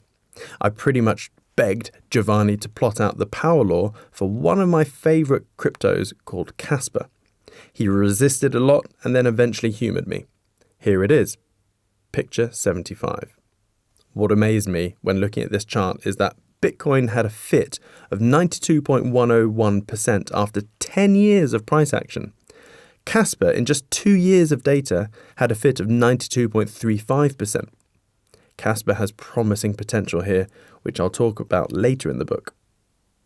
Now, I can't mention Casper and the power law without talking about a mate called Miko Geno. He's a very bright chap from the UK who's focusing his life on just Casper and the power law, and has made some beautiful charts for it. The best one he's done, in my opinion, is this one, picture 76. I'm guessing you want to know the potential future prices, right? So did I. But Casper doesn't follow a 4-year cycle like Bitcoin. It's very similar to Bitcoin tokenomics, but has a much smoother emission rate, and thus will eventually likely follow a yearly fractal cycle once the emission curve plateaus a bit more. So I'll call out some approximate round numbers. 1 cent equals April 2023. 10 cents equals November 2023. $1 equals mid-2025. $10 equals January 2028. $100 equals mid-2032. It's fascinating to me for several reasons, as I found and heavily deployed into Casper long before I knew about it adhering to the power law, and also how price has behaved since I aped in around 1 to 2 cents. It's sitting comfortably at 16 cents as I type this, and when you look at risk-adjusted returns, Casper looks pretty impressive. Let's say you were taking a very conservative long-term approach and you didn't fancy YOLOing into this because you either don't believe me or trust the coin. So assuming you wanted to have $1 million by mid-2032, where Casper should hit $100, well, you'd only need 10,000 Casper for that. 10,000 Casper at 16 cents each is only $1,600. So that's a balmy $1,600 to $1 million in 8 years. Surely it's worth a punt. Chapter 8, Understanding the Cycle Narratives. One of the things that has immeasurably helped me with crypto since 2016 is understanding that this is such a small and young market, therefore is heavily driven by cycle narratives. It all started as a hunch, but over time was proven correct, time and time again. As crypto grows, the narrative hype element will subside slightly, as it will eventually become a big boys game, Bankawankers et al. But we should be fine for this and possibly the next cycle. So what exactly do I mean by the narrative? Well, the cryptoverse was and still largely is a very small echo chamber with many big whales, an immense amount of talent in the way of coders and devs, and then the grossly degenerate retail army of crypto lovers. Even within the retail crowd, there are varying levels of sophistication, ranging from someone that doesn't have a clue and is just aping into any random shitcoin because there's lots of hype on Twitter, all the way to sophisticated business operators and many millionaires. Either way, it's a big echo chamber, which is why it rallies very hard and crashes harder. But it's great. We can use this to our advantage. If you look back a bunch of pages to my Bitcoin fractal cycles, you can see we have had 3 distinct cycles so far. For ease, I'll just refer them by the bull market year. Now, when it comes to cycle narratives, it's important to understand that many different coins will rise with the tsunami of bullishness that happens, but it's the main cycle narrative plays that do the best. And with each cycle, there's a main narrative and a new smaller narrative that often becomes the main narrative on the next cycle. Cycle 1, 2013, the Bitcoin copycat narrative. Total crypto market cap, $15 billion-ish. This was a brand new investment world and thus had very little eyeballs on it or wider understanding. I myself bought Bitcoin in 2012 and remained a big crypto skeptic until 2016. But in this cycle, because Bitcoin was the new kid on the block, there were just loads of copycats and not that much innovation. So really, only Bitcoin properly propelled. But as things heated up, it attracted a lot of attention from big brain people and layer 1 development started. Cycle 2, 2017, The Layer 1 narrative. Total crypto market cap, 738 billion-ish. Lo and behold, this cycle was about developing the best Layer 1. People realized that Bitcoin was the best proof of work digital asset, but what about other unfulfilled niches? This cycle really was the Cambrian explosion for crypto, in my opinion. Market cap surged to incredible levels rather fast, and Ethereum exploded out of the gate, signaling the next cycle narrative of smart contracts. Initial coin offerings were raising 8 to 9 figures in hours. Cycle 3, 2021, the Layer 2 and smart contract narrative. Total crypto market cap, 2.9 trillion-ish. During 2018-19 bear market, the hardcore big brainers got to work. It seemed as though there was a race to develop the Ethereum killer, a smart contract platform that was better. We saw dozens of good competitors like Cardano, Polkadot, Cosmos, and more emerge. Layer 2s and smart contracts were the main narrative. But there were a few smaller ones at play too. AI projects started popping up, and DeFi, decentralized finance, had a mini tulip mania-esque moment with rebasing DAOs. I went big on rebasing DAOs, and it was a good move. Despite it all ending in tears, the key with crazy pumping crypto is you need to learn to scale out profits and exit a project once it breaches key base support levels. I often see people throwing mud at me, like, "You're that idiot that bigged up Wonderland and Olympus DAO."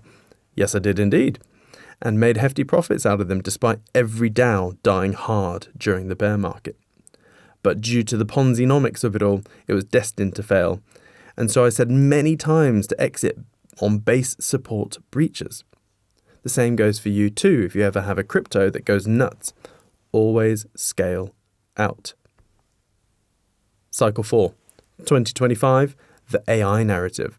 Total crypto market cap, who knows? The fastest growing industry in human history is AI, without a shadow of doubt. AI has been quietly simmering for the last 30 years, but now we have a focal point of new technologies from compute power, datasets, and transformers. As a result, ChatGPT burst onto the scene, and it's been absolutely mental since. The general public just doesn't see the obscene amount of money that's flowing into this space. Just look at the amount of GPUs that Nvidia is selling. Elon even mentioned recently that he's ordered over 100,000 H100 GPUs. Ilya Sutskever, who is the current AI golden boy, just splintered off from OpenAI and has launched Safe Superintelligence as a direct competitor to OpenAI. How many GPUs will he need? At the very least 100,000. We also have hundreds of massive corporations around the world sat on large piles of cash and not really sure what to do with it. So I predict a lot of these companies will just go out and buy large GPU stacks, as compute power will have utility and cash flow potential in the future, even if their business model has nothing to do with it. I could go on, but long story short, AI is where the internet was pre-tech bubble boom. And so crypto will, of course, go into a crypto AI frenzy. This is why 85% of my crypto portfolio is geared towards AI. Cycle 5, 2029, the real-world asset tokenization narrative. Total crypto market cap? Who knows? The real-world asset tokenization play is something I mentioned in my last book back in 2018. What is it? It's basically tokenizing existing assets. Take a house, for example. It's effectively one unit at play. You either sell all of it or you don't. With real-world assets, you could tokenize the house into 100 tokens and then sell a portion of them. This, of course, will need to come with some sort of SHAG, shareholders agreement, but it would give a homeowner more access to liquidity, and there will be a lovely sweet spot where the homeowner can own perhaps 30% of the house, but has all of the benefits of being a homeowner. It would open up a massive market and get more people on the home ownership ladder. Not only that, if it's tokenized, we can say goodbye to crappy and slow estate agents and middlemen slowing everything down. Once it's all on-chain via a smart contract, you could buy a whole house or tokens of a house in minutes, not months. I personally can't wait until the entire property market is tokenized, but it will be a while. The incumbents are too entrenched. For now.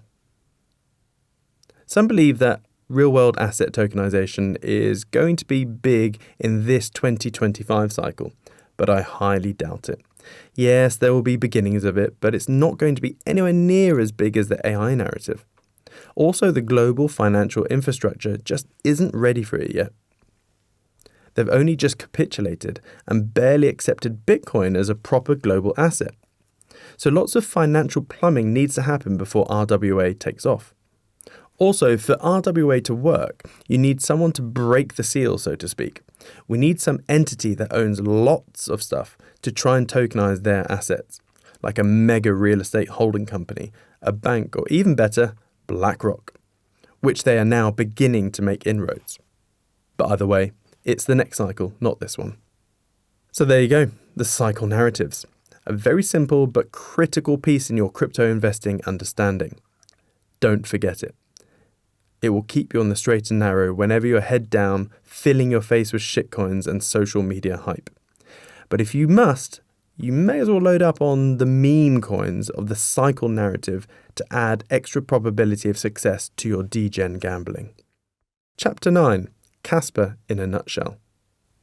Many years ago, I was talking on stage at a big crypto summit to about 600 people. It was a great event, and during one of the live Q&A rounds, I was asked if there was a new and better Bitcoin. I promptly said no, for all the reasons I mentioned in the earlier chapters. But I then followed up on a bunch of strict criteria of things I was looking for in a new Bitcoin contender. Of course, nothing like this even remotely existed. But if these boxes were ticked, I would get very excited and heavily load up on. I said this newcomer would need to be picture 77. Proof of work, so it had real security. It would need to garner a good level of hash rate for it to survive and prosper. Launched in a bear market, so it's more likely to have intellectual substance rather than a quick cash grab. It would need to have a much higher coin supply than 21 million, so that the unit price would be a lot lower, and therefore more suitable for peer-to-peer transactions, as humans generally have the price shock bias / fallacy, where if the unit cost is too dear, they tend not to buy, as punters prefer to have lots of units of cheaper stuff than one or a fractional amount of something expensive. It would need a transactions per second fast enough to gobble up all the volume of daily Swift, Visa, and all debit / credit card transactions. Something which Bitcoin could never do with its average of 4 TPS and max of 7 TPS. This is why Bitcoin needs the lightning bolt-on, which isn't safe in my opinion. Ultimately, it needs to effortlessly pass the coffee test. Can I buy my coconut flat white from Costa with Casper and not have to wait around for 10 minutes like I would with Bitcoin? It needs to be programmable currency, as in smart contract enabled, as it will need to compete with the future functionality of the crappy CBDCs that will eventually be rolled out. It needs to be fair launched, as in code that's just released into the wild like Bitcoin was.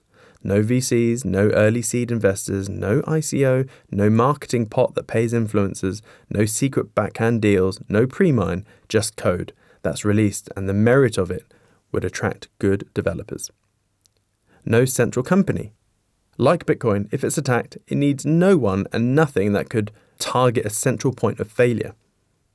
It needs a fixed supply, so eventually it goes from inflationary to non-inflationary or even deflationary. It needs to be censorship resistant. We can't have governments dictating what it does and how it's programmed. It needs to be distributed and decentralized. The architecture would need to be so that the blockchain data size doesn't just expand forever. It needs to be capped somehow. Bitcoin's data size per node is 600 gigabytes and rising. This means that if you want to be a node or mine or just download the entire blockchain, it's 600 gigabytes and rising. And it grows by roughly 50 gigabytes per year. It needs MEV resistance. This minor or maximal extracted value issue is a lot of different things, from reordering or reprioritizing block orders. But the real issue, in my opinion, is the front running. bad actors can see big orders coming in and then place similar orders just in front of the big order, thereby front-running the real order. Finally, it would need to solve the Byzantine generals problem via the Nakamoto consensus or something similar. It wasn't an exhaustive list, but thankfully I managed to reel it off pretty quickly, only because a week beforehand, one of my community members asked me why Bitcoin was so good. Anywho, time went on, we had another cycle, 2021, where I went heavy on all sorts of coins. And lo and behold, while speaking at another big conference, I was asked an identical question. Again, I reeled off my little list of Bitcoin killer prerequisites and confidently said that there was nothing on earth that even came close to ticking all the boxes. Little did I know that 2 months later, Casper was fair launched in November 2021. Hell, even if I didn't see it then, I would have most likely dismissed it as a cash grab, launching so close to the cycle high. It wasn't until early 2023 that I discovered it. It took me a whole month to properly discover it. The reason being is that I'm constantly bombarded with DMs and emails from people asking me to check out a project, like 10 times a week. 99.9999999% of the time, it's dog wash.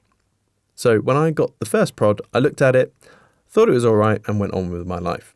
A few more Casper prods later, I dedicated an hour to deep dive into it and was hooked. A week later, I bought $500,000 worth, between 1.8 to 2.1 cents. Hooked is probably underplaying it. I was obsessed with it. My community must have constantly rolled their eyes as every live session I did, I couldn't emit a sentence without saying Kaz. Not because I was a fanboy or anything, it was because it felt like my entire professional crypto life, all 6 years of it at that point, lol, I was looking for that special coin that ticked all those boxes. And boy, it bloody did, and more. It was as though, for the last 13 years, Bitcoin was the Casper testnet, and that Satoshi saw the road Bitcoin ended up going down, the digital store of wealth road, and he put his head in his hands going, no, no, no, no, no. After all, Satoshi said in the Bitcoin white paper that he envisaged Bitcoin would be a digital peer-to-peer cash for everyday use. Evidently, Bitcoin can't ever do that on the base layer, as the tech is too antiquated. But tech innovations from 2017 to 2023 really escalated. With all the attention crypto garnered, it also attracted money and unadulterated raw talent. One of which was Jonathan Sompolinsky, the founder of Casper, a Harvard computer scientist and one of the main OGs in crypto. In fact, him and his professor advisor Aviv Sohar invented the Ghost protocol in 2013, a protocol which Ethereum and many other cryptos use or used. These days, Jonathan is the most cited person in crypto. His name appears in more white papers than anyone else. He then went on to create Spectre and Phantom Ghost DAG, and then the unbelievable DAG-Knight protocol. DAG-Knight is literally decades ahead of its time, and once implemented into Casper, Casper will be more like a SpaceX Starship compared to the generic car that other cryptos are.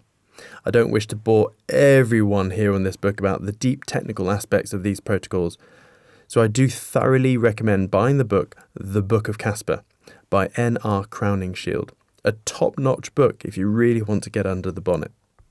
But right now, Casper is already leap years ahead with its block DAG architecture based on the Phantom Ghost DAG protocol, which is a scalable generalization of the Nakamoto consensus. As a result, it's continually breaking world records and is the fastest and most scalable transaction layer ever built on a proof-of-work engine. The block DAG structure is ingenious.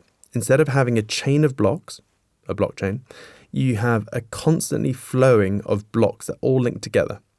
Go to www.casper.org and you'll see a lovely graphical illustration of it. Right now, Casper only does 1 block per second, which is groundbreaking. But it's soon to upgrade to 10 BPS, then 32. As a result, transaction speeds are 0.1 seconds and finality is within 10 seconds. To put this into context, you may think that your debit card does instant transactions, but it doesn't really. The entire financial system is T+3 settlements. or at best T+1, depending on your bank. Which means that when you buy something in the shop, it may appear you have instantly paid for it, but in reality, each night the banks do a sort of shuffling of net deposits. That's when your transaction is finalised. But with Casper, it's 10 seconds. And that's with the temporary state it's in at the moment. I did a real-life test once as I needed to move some money around. So on my left monitor, I had my existing Casper wallet, and on my right monitor, I had the new wallet I needed to move the funds into. I needed to move $4.5 million worth of Casper. I clicked send, and by the time I lifted my finger off the mouse button, the CAS was in the new wallet. Full finality within 10 seconds. I was just shocked. One of the benefits of Bitcoin is that you can move unlimited amounts of wealth cross borders with just a seed phrase in your head. And the transaction would only take 10 to 20 minutes for a few dollars in fees. Casper has now taken this to the extreme and is almost ready for global adoption. The fee for moving my money in that example? $0.00002. Yes, that is not a typo, and you read that correctly. It cost me a teeny fraction of a penny to move all that money about, instantly.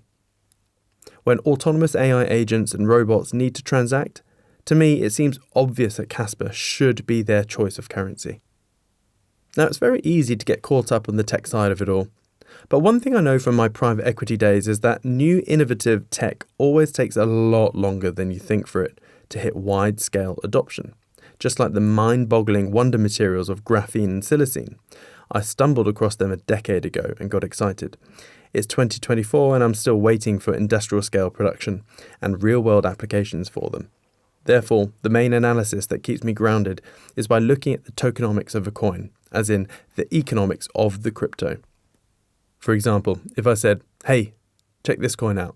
It has an unlimited supply, it inflates and prints more tokens every single year at an exponential rate, it's centralized with a single entity and one person controls it, that entity can delete or create any amount of it at their whim, it's not programmable, you can't see any wallet distributions, as in how much is where, transactions are slow and expensive.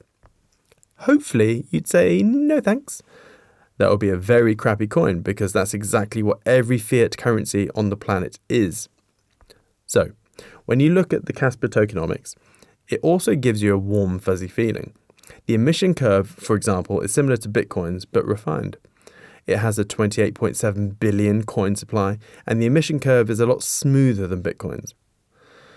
Because Bitcoin undergoes a block reward halving event every 4 years, that creates tumultuous volatility, and that the 4-year cycle pattern I mentioned.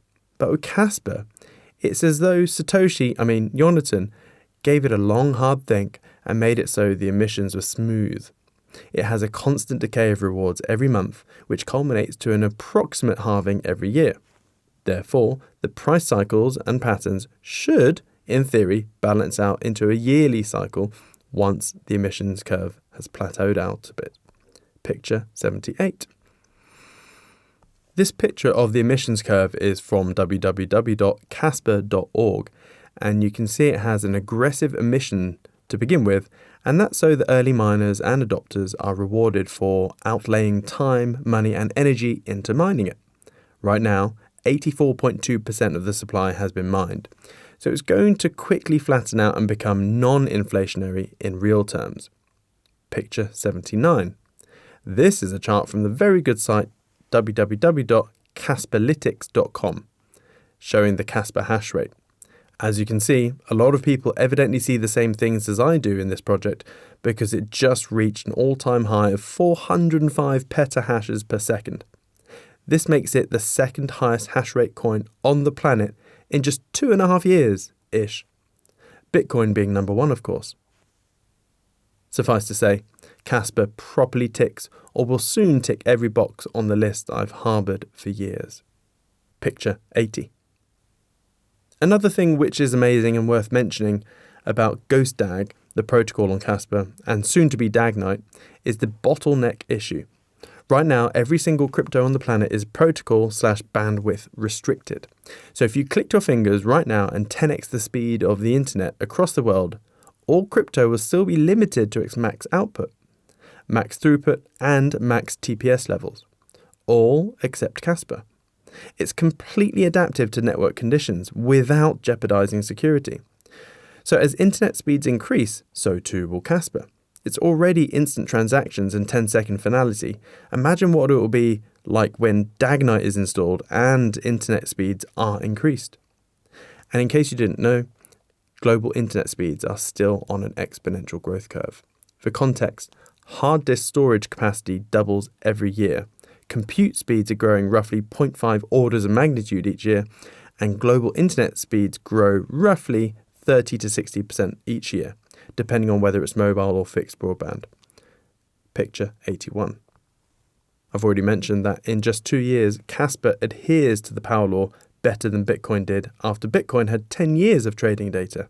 So of course, in my obsessed state very early on in 2023, I detected some key fractals with Casper, which I call the big mini fractal cycles. This is much easier to understand in the videos I've put on my YouTube channel, Siam Kid, around mid-2023. But long story short, Casper nearly always repeats the same fractal, which I've labelled 1 to 7. And it does a big fractal followed by a small fractal, where the all-time high is only just above the big fractal. Picture 82. Here is the first cycle of 2022. I've labelled them from 1 to 7. All-time high 1 is self-explanatory. Double bottom 2, it normally creates a double bottom type base.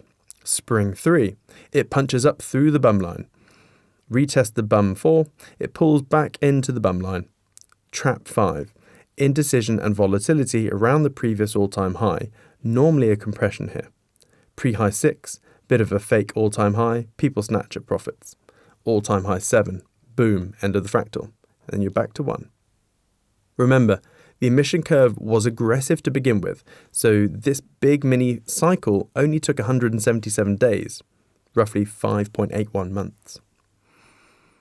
Picture 83. Here is the second cycle of 2023. As you can see, the fractals play out beautifully again, and this cycle was 358 days. The really cool thing here is that I actively called a big prediction, God I hate that word, in September 2023. Many times online I said that we were in a big trap 5 flat top compression and that at the end of October Casper would break out violently to the upside for 14 days and get between 15 to 20 cents. The reason being is that the trap 5 compression is normally a 14-day breakout.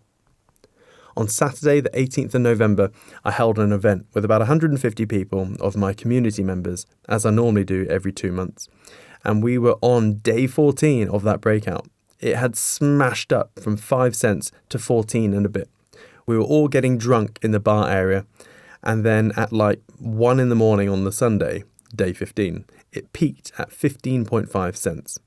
I quickly sold and sidestepped a good 80% of my portfolio at 15.2 cents, knowing we were in for a big slide down into the double bottom 2 for the next 2 months or so.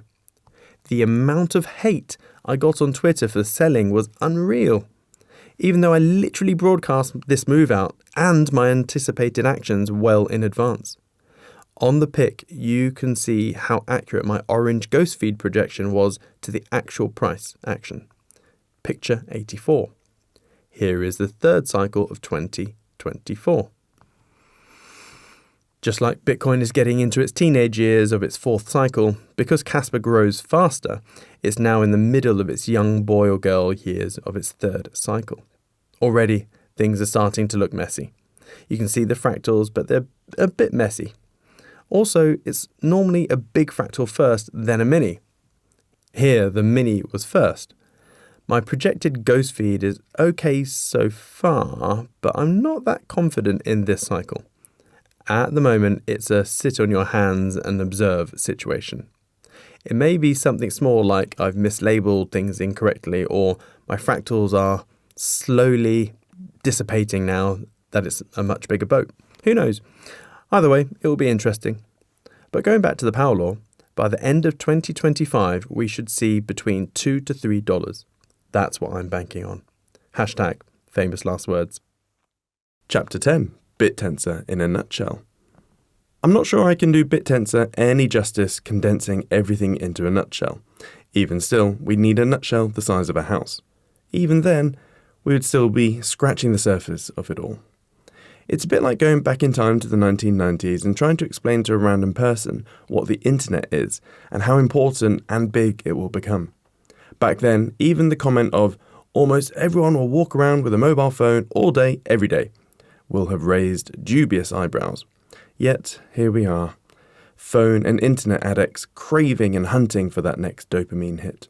Just a few more scrolls.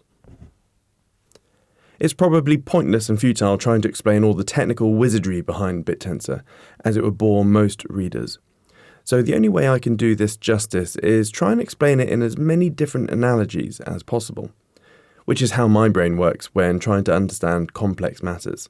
Like a meme, analogies can compress huge amounts of information into concise nuggets.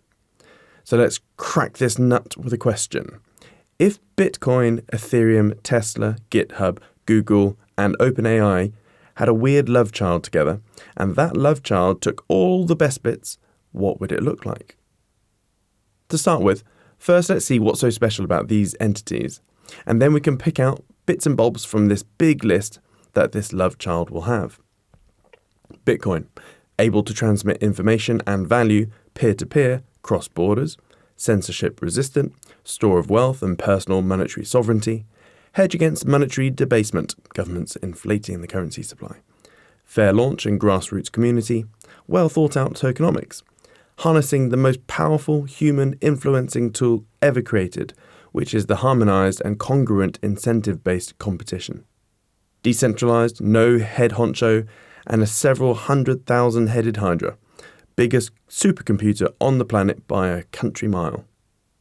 Ethereum created an explosion of innovation by creating a new virgin landscape, by creating an ecosystem allowing the world to create decentralized apps, just like Apple and Android did with creating their mobile phone app store, and just like WordPress did with websites. Highly cash flowing, good tokenomics. Now, not originally. Tesla, spearheaded by a talented visionary, the most innovative company ever to exist, by orders of magnitude, as it's effectively dozens and dozens of different companies operating under the huge corporate umbrella and brand of Tesla. If you're scoffing at this comment, then you need to do a lot more research on Tesla. Pushing boundaries in all aspects, the success of even one of these strands helps every other strand and the entire Tesla brand as a whole. Laying down huge foundations and infrastructure to new and exciting industries. Probably the best AI company on the planet right now. Again, if this comment surprises you, you need to go way deeper in your research on Tesla, as it's mind-blowing what they're doing behind the scenes with Optimus and robo-taxis. GitHub, a global repository for the world of coding and app development, where devs from all over the world can collaborate, share, and manage version control. Google, similar to Tesla, Google is also a large umbrella to many innovative companies and projects. Led the bleeding edge of AI dev for over a decade, has gargantuan amounts of data, which is gold dust for AI dev. Also has vast compute power. OpenAI has an exceptional AI dev team that is rapidly innovating and improving AI capabilities. Is striving to develop artificial general intelligence first, which would then quickly sprout out artificial super intelligence. That's our lovely buffet of perks. Now let's have a look at which ones BitTensor has adopted. BitTensor, able to transmit information and value peer-to-peer cross borders, censorship resistant, store of wealth and personal monetary sovereignty. Potentially a future hedge against monetary debasement, governments inflating the currency supply. Fair launch and grassroots community, well thought out tokenomics, harnessing the most powerful human influencing tool ever created, which is the harmonized and congruent incentive-based competition. Decentralized and quickly becoming a several 100,000 headed hydra. The founders are also quickly releasing their control and influence of the network as they move towards a gradual and controlled state of full decentralization.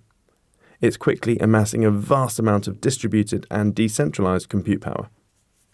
Cause an explosion of innovation by creating a new virgin landscape, by creating an ecosystem allowing the world to create decentralized AI apps, machine learning algos, and general AI-related capabilities. Just like Apple and Android did with creating their mobile phone app store, and just like WordPress did with websites. Good tokenomics, spearheaded by two talented visionaries, laying down huge foundations and infrastructure to new and existing AI industries and capabilities, quickly becoming one of the best places for serious and talented AI devs. Has no AI dev team. It's the global community of distributed AI devs all working on their own projects that contributes to BitTensor's burgeoning capabilities. Is striving to develop a safe and truly democratic artificial general intelligence, which should hopefully lead to a safe artificial super intelligence. Okay, I've danced around the topic a bit and laid out some lovely attributes of what BitTensor harbours, but what exactly is it? Well, it's basically a fair-launched, grassroots community version of OpenAI that also acts as an AI biz startup incubator.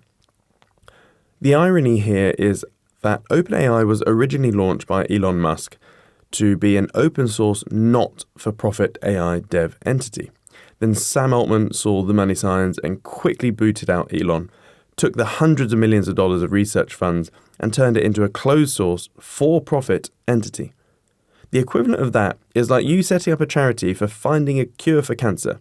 You take hundreds of millions in donations from the public, find the cure, then change the entity to a profit-making company, and then sell the cure to the public for profit. Now, there are many subtle differences to BitTensor than being just a decentralized version of OpenAI. A similar analogy is what Elon is about to launch with xAI. He said that he's putting down a $5 billion pot of money as an AI incubator, so AI researchers and devs could do their work and get some of that money. But who owns the work and IP under that xAI scheme? BitTensor already does this, but it is distributed and open. Just like Ethereum opened up a whole dApp landscape, BitTensor has done the same for AI dApps, and it rewards these AI devs in a similar way that Bitcoin incentivizes its miners. You see, Bitcoin's emission schedule and competitive reward system is designed so that it is gamifying and incentivizing the world to allocate as much compute power as possible to the Bitcoin network in order to win the Bitcoin prize every 10 minutes. Bitcoin blocks are every 10 minutes. That's why it's so secure. And if you combined all the supercomputers that Facebook, Amazon, Apple, Netflix, Nvidia, Google, Tesla, Microsoft, US, UK, China, and Russia has, it still wouldn't come anywhere near the scale of Bitcoin's global supercomputer. Now, for those more technical-minded, I'm fully aware that it's an apples and oranges comparison, as most supercomputers are general and operate in flops compared to Bitcoin's hash rate.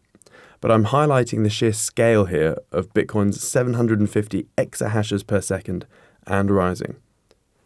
But going back to the point, Satoshi Nakamoto, the Bitcoin creator, wanted network security, which is why he wanted to gamify compute power. And so the network rewards the miners via emission rate. With BitTensor, the founders considered all that compute power a waste. Their view, which I personally don't agree with, of a planet of computers all working out a pointless mathematical puzzle was wasted energy. So instead, why not make that proof of work energy into proof of useful work? Instead of miners solving a mathematical puzzle every 10 minutes, what if you had a planet of computers all working to solve AI problems, queries, inference, data storage, compute power, algo fine-tuning, and much, much more? That's what BitTensor does. But instead of miners getting 100% of the emission schedule, everyone that participates in the network gets a share of the emission schedule, which is similar to Bitcoin's. You have miners that are doing the heavy legwork, who get 41% of emissions, the validators, who are effectively the stewards and monitors and allocators of the network, who get 41% of emissions, and subnet owners get 18%. I'll explain subnets in a bit. And any plebs like us retail lot that buys Tau, the BitTensor token, and stakes it with a validator, we are called delegates. And we get 18% of the 41% that the validators get. It's all very clever as it incentivizes everyone to do net positive things for the network. From investors to just buy, stake and hold for the long term in order to get a lovely yield every day, to miners and validators to keep pushing the boundaries of AI innovation. As such, we are witnessing an organic Cambrian explosion of AI open source progress. Now, the way that I personally visualize BitTensor as a whole is that it's effectively creating a mechanical/digital brain. And in order to do so, you would need to create this brain with as many tendrils of capabilities as possible. This isn't an official term, it's just something I say. If you really analyze the human brain, we have millions of different tendrils of capabilities.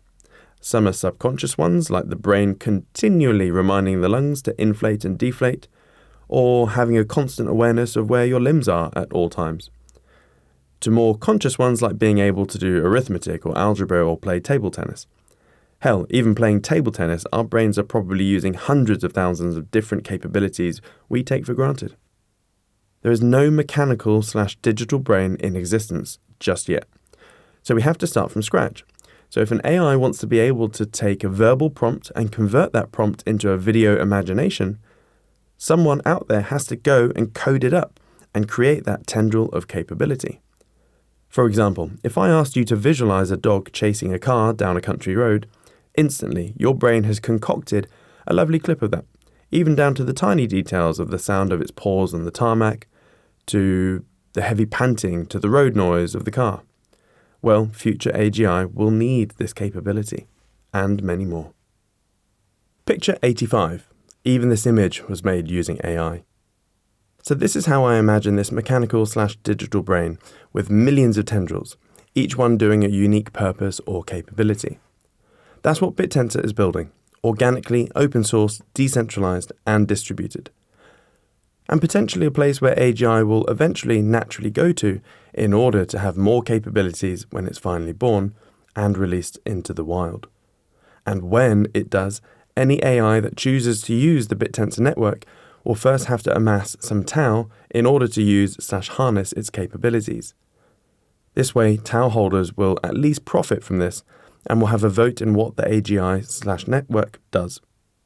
I know what you're thinking, it's pretty far-fetched. Sounds neat, but perhaps a bit fantastical. If you're thinking that, you're not alone. I myself thought that when I first looked into it, and just dismissed it. When I first looked at it, it was mid-2023 and was in a range around the $50 level. I thought the website was shit, and the vision was too bonkers and way out there for an improbable outcome. So I just continued buying more Casper. But it all changed in October 2023. This was when BitTensor released the subnets. Once I saw this structural change and that these subnets would effectively act like the mini projects/companies that operate under the Tesla or Google umbrella, then I immediately saw that this would bring on an Ethereum-style explosion of innovation, AI hype surfing, and price moonage.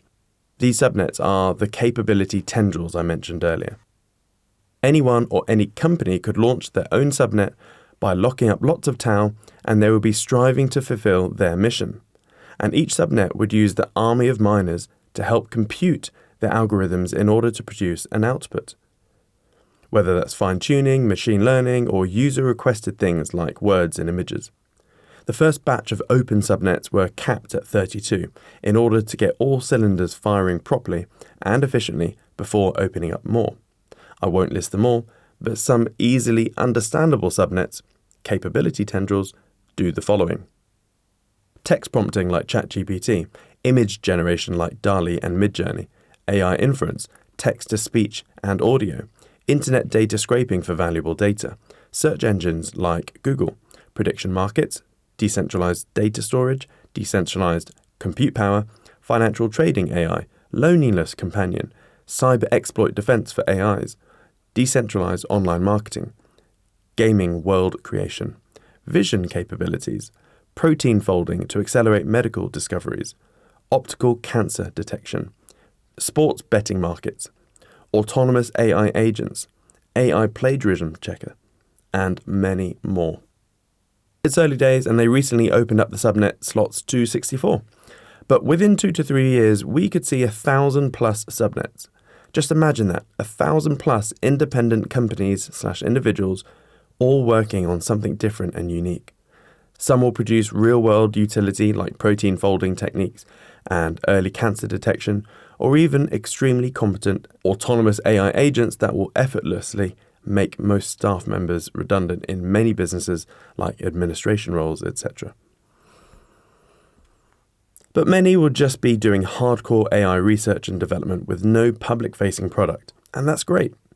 These AI superstars can focus on what they're great at and not worry about a product market fit and shoehorning up some random product to sell. Remember, all these subnets are rewarded by the BitTensor emissions.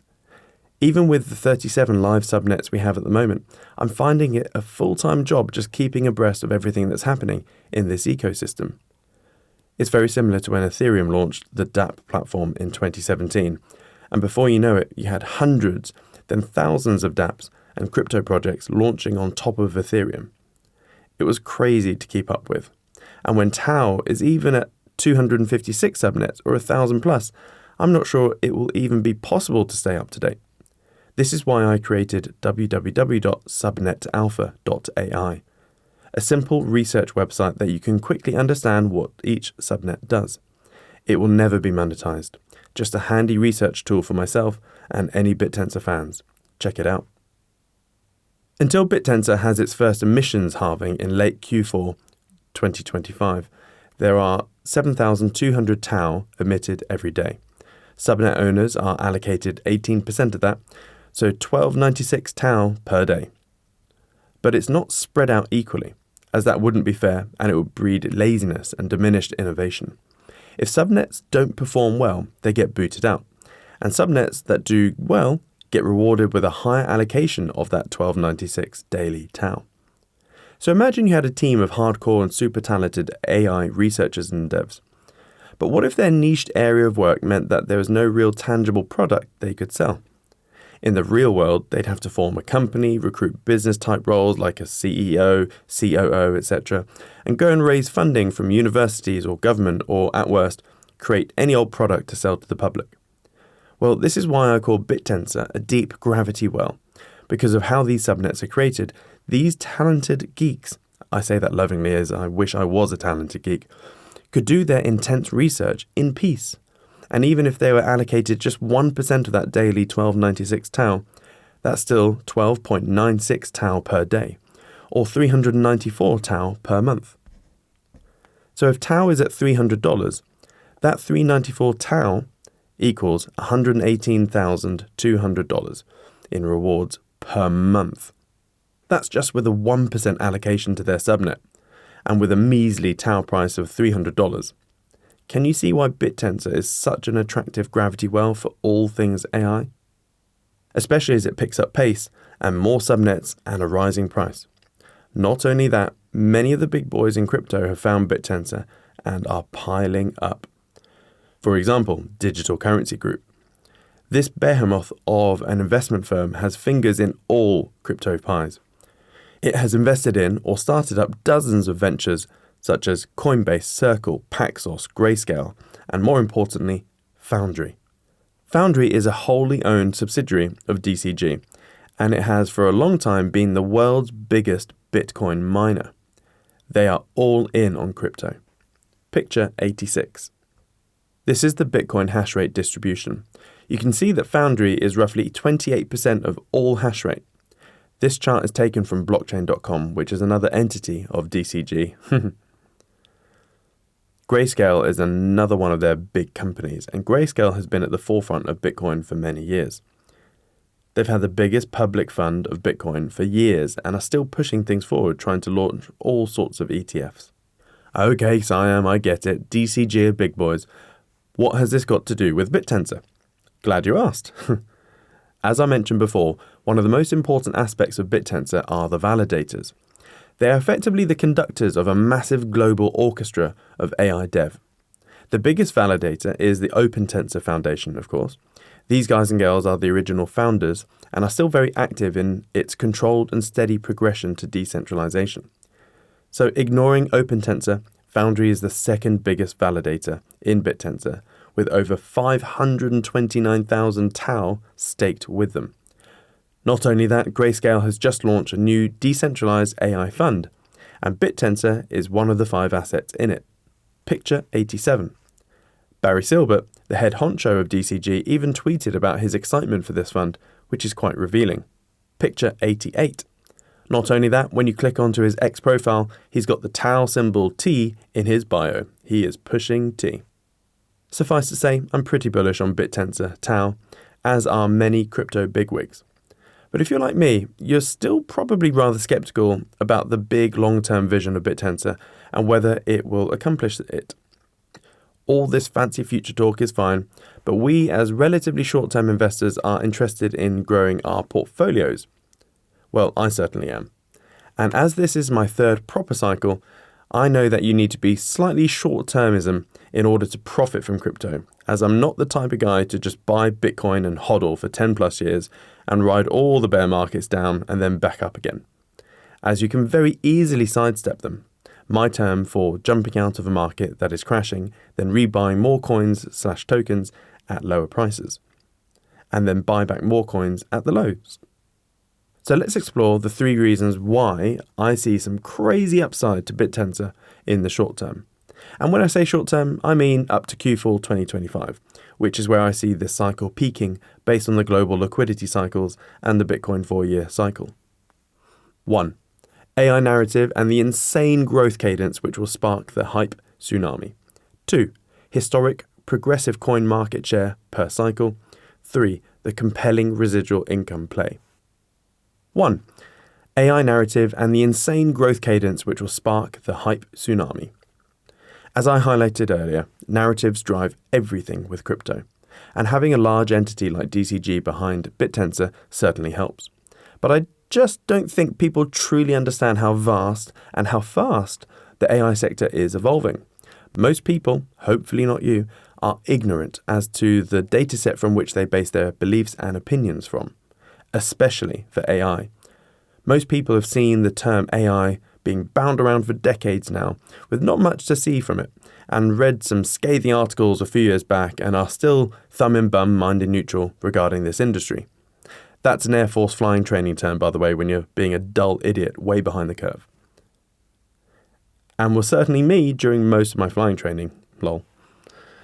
But we are now at the hockey stick part of the exponential growth curve, that things are going to be face-rippingly fast. So much so that in 2025, I foresee the biggest hype that any industry has ever had. And crypto will milk that hype.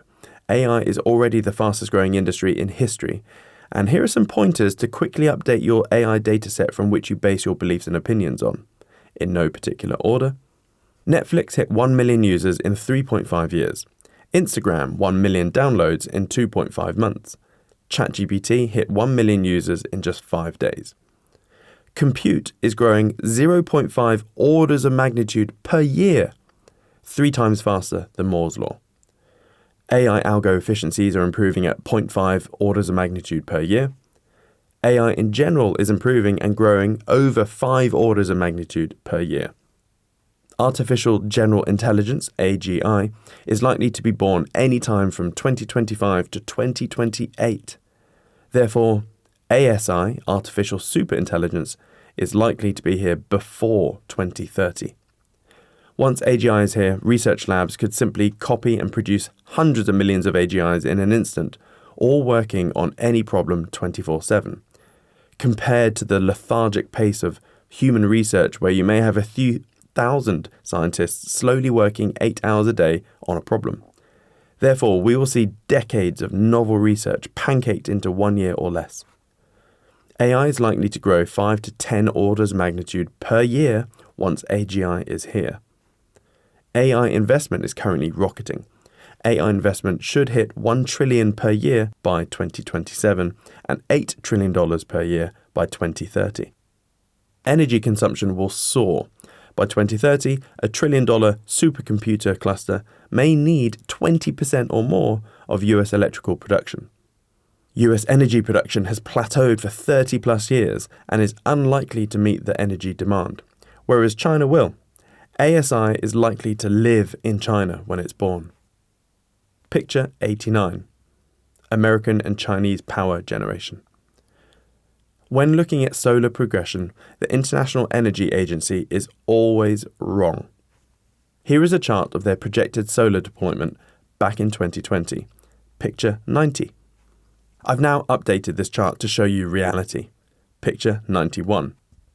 Non-human work hours per year is an exponent no one is looking at or ready for.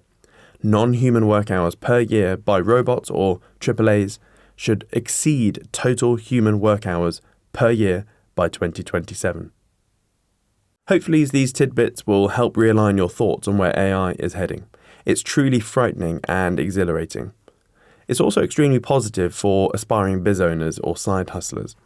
AI products and innovations will continue smashing down, hindering barriers to entry. Image and music generations are great example. I have zero creative bones in my body. You've already seen my doodles and drawings in this book. But with the use of Midjourney or DALL-E, I can now produce things far better than the average graphic designer. As for music, there are pretty cool tools coming out like Udio. For shits and giggles, I wondered how hard it would be to create music from scratch and upload it to Spotify. So I thought I'd create 2 family songs. It took about 15 minutes per song, and within 24 hours I had uploaded it to Spotify, lol. They're cheesy songs, but every single thing was created using Udio. Check out Siam Kid on Spotify. Lyrics, vocals, music, everything. Now just expand your thoughts to the wider music industry. If we make up some numbers like 80% of all music revenue goes to like 1% of artists out there, people like Tay-Tay and Beyonce, etc. Well, in the future, I wouldn't be surprised if that stat increased from 1% to perhaps 50%. Same for video generation as well. FX studios will go bust en masse once text-to-video/text-to-movie AI gets going. 2. Historic progressive coin market share per cycle. Now, you've seen how ginormous AI will be. You'll probably find this next picture as comical as I find it. When you look at the market cap of all the categorized crypto sectors, AI is currently positioned 30, with a measly market cap of $20.6 billion. That's the entire market cap of all crypto AI projects. Picture 92. It's so ridiculous that dog-themed coins are above AI at position 25 with a $29 billion market cap. But don't worry, during 2025 I fully expect this AI category to at the very minimum be in the top 10 and most likely top 5. So as an investor, there's oodles of upside here and not that much downside in my personal opinion. Not financial advice, of course. Back in October 2023, using the Wayback Machine, I spent hours going through all the top 20 coins through the last 3 cycles, looking at their percentage share of total market cap, and the actual market cap during a rough all-time high peak, and also 1 year before. And the results were quite illuminating. Here is a screenshot from the last 2 cycles. Picture 93. Here are some bullet points to explain this a bit better. These dates are rough all-time highs for Bitcoin, but not alts. Alts tend to peak 1 month after Bitcoin has peaked. So these figures are rough ballpark ones. Whatever the cycle narrative, the coins positioned within that narrative do the best by a country mile. For instance, in 2021, it was all about smart contracts and ETH killers. This is why XRP, Link, BNB, DOT, ADA, and Sol did so well. Like Sol went from 0.02% market share 12 months before all-time high to 2.41% a year later. ADA is also an interesting one. This had a lot of hype and launched itself as a sophisticated smart contract platform and went from nothing to a $95 billion market cap at its own peak on the 3rd of September 2021 and a 4.12% of total market cap. All without any smart contract ecosystem. Excluding Bitcoin and ETH, the average market cap for the top 20 is about 1.19%. But when you average out the main cycle narrative coins, Link, BNB, DOT, ADA, and Sol, by market share, it's 2.1%. But this research made me curious what the actual peak percentages of total market cap were, as that table was only rough averages. So I picked a bunch of the main coins during the 2021 cycle, and this was the result. Picture 94.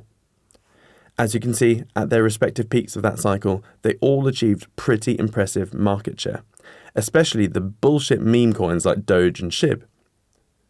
Again, ADA stands out at 4.12%, but look at the average here. It's 2.57%. Can you see where I'm going with this yet? The main reason why I've effectively YOLO'd into TAU is because this next cycle peak in Q4 2025 will have a far larger total market cap than in 2021, and BitTensor is by far the leader in the crypto AI world, and so will have a similar limelight that Sol and ADA had in the last cycle. Hell, maybe even a smidge of ETH network adoption. This leads us to two pertinent questions. One, how high is market cap likely to go this time round, seeing as we now have institutions and countries piling in? And two, what percentage market cap will BitTensor likely have in Q4 2025? So here's a chart I've been following for years, which is total crypto market cap. Picture 95. The first deviation of peak from the curve was 1,944.43% in 2013, then 850.01% in 2017, then 215.69% in 2021. So what is the deviation likely to be in 2025? Well, if you look at that percentage decrease cadence, it's a 65.45% decrease each cycle. This would put the total crypto market cap at $11.86 trillion. Sounds a lot, but I think it's a fair shout now that we have the big boys playing in this paddling pool. Hell, the retail market took it to $3 trillion in 2021 without the institutions. And that there is also likely to be a lot of financial stimulus by the world central banks in the near future. Coincidentally, if you follow the power law, conservatively, it says that Bitcoin should hit $200,000. Well, based on previous cycles, it's fair to say that Bitcoin should be about 35% of total crypto market cap. So Bitcoin at $200,000 and 35% market share, that puts total market cap at $11.66 trillion. And even the most skeptical person reading this would probably agree that market cap should at least be somewhere in that big green circle I drew, which gives a range from $5 trillion to $13 trillion. Now we've held out a licked finger in the air regarding potential total market caps. What about BitTensor? In my opinion, pessimistically, I believe it will be at least 2% of total market cap. And as we know that the worst case scenario for TAL token supply on the 1st of December 2025 will be a max of 10.5 million in circulation, this gives us some possible price forecasts.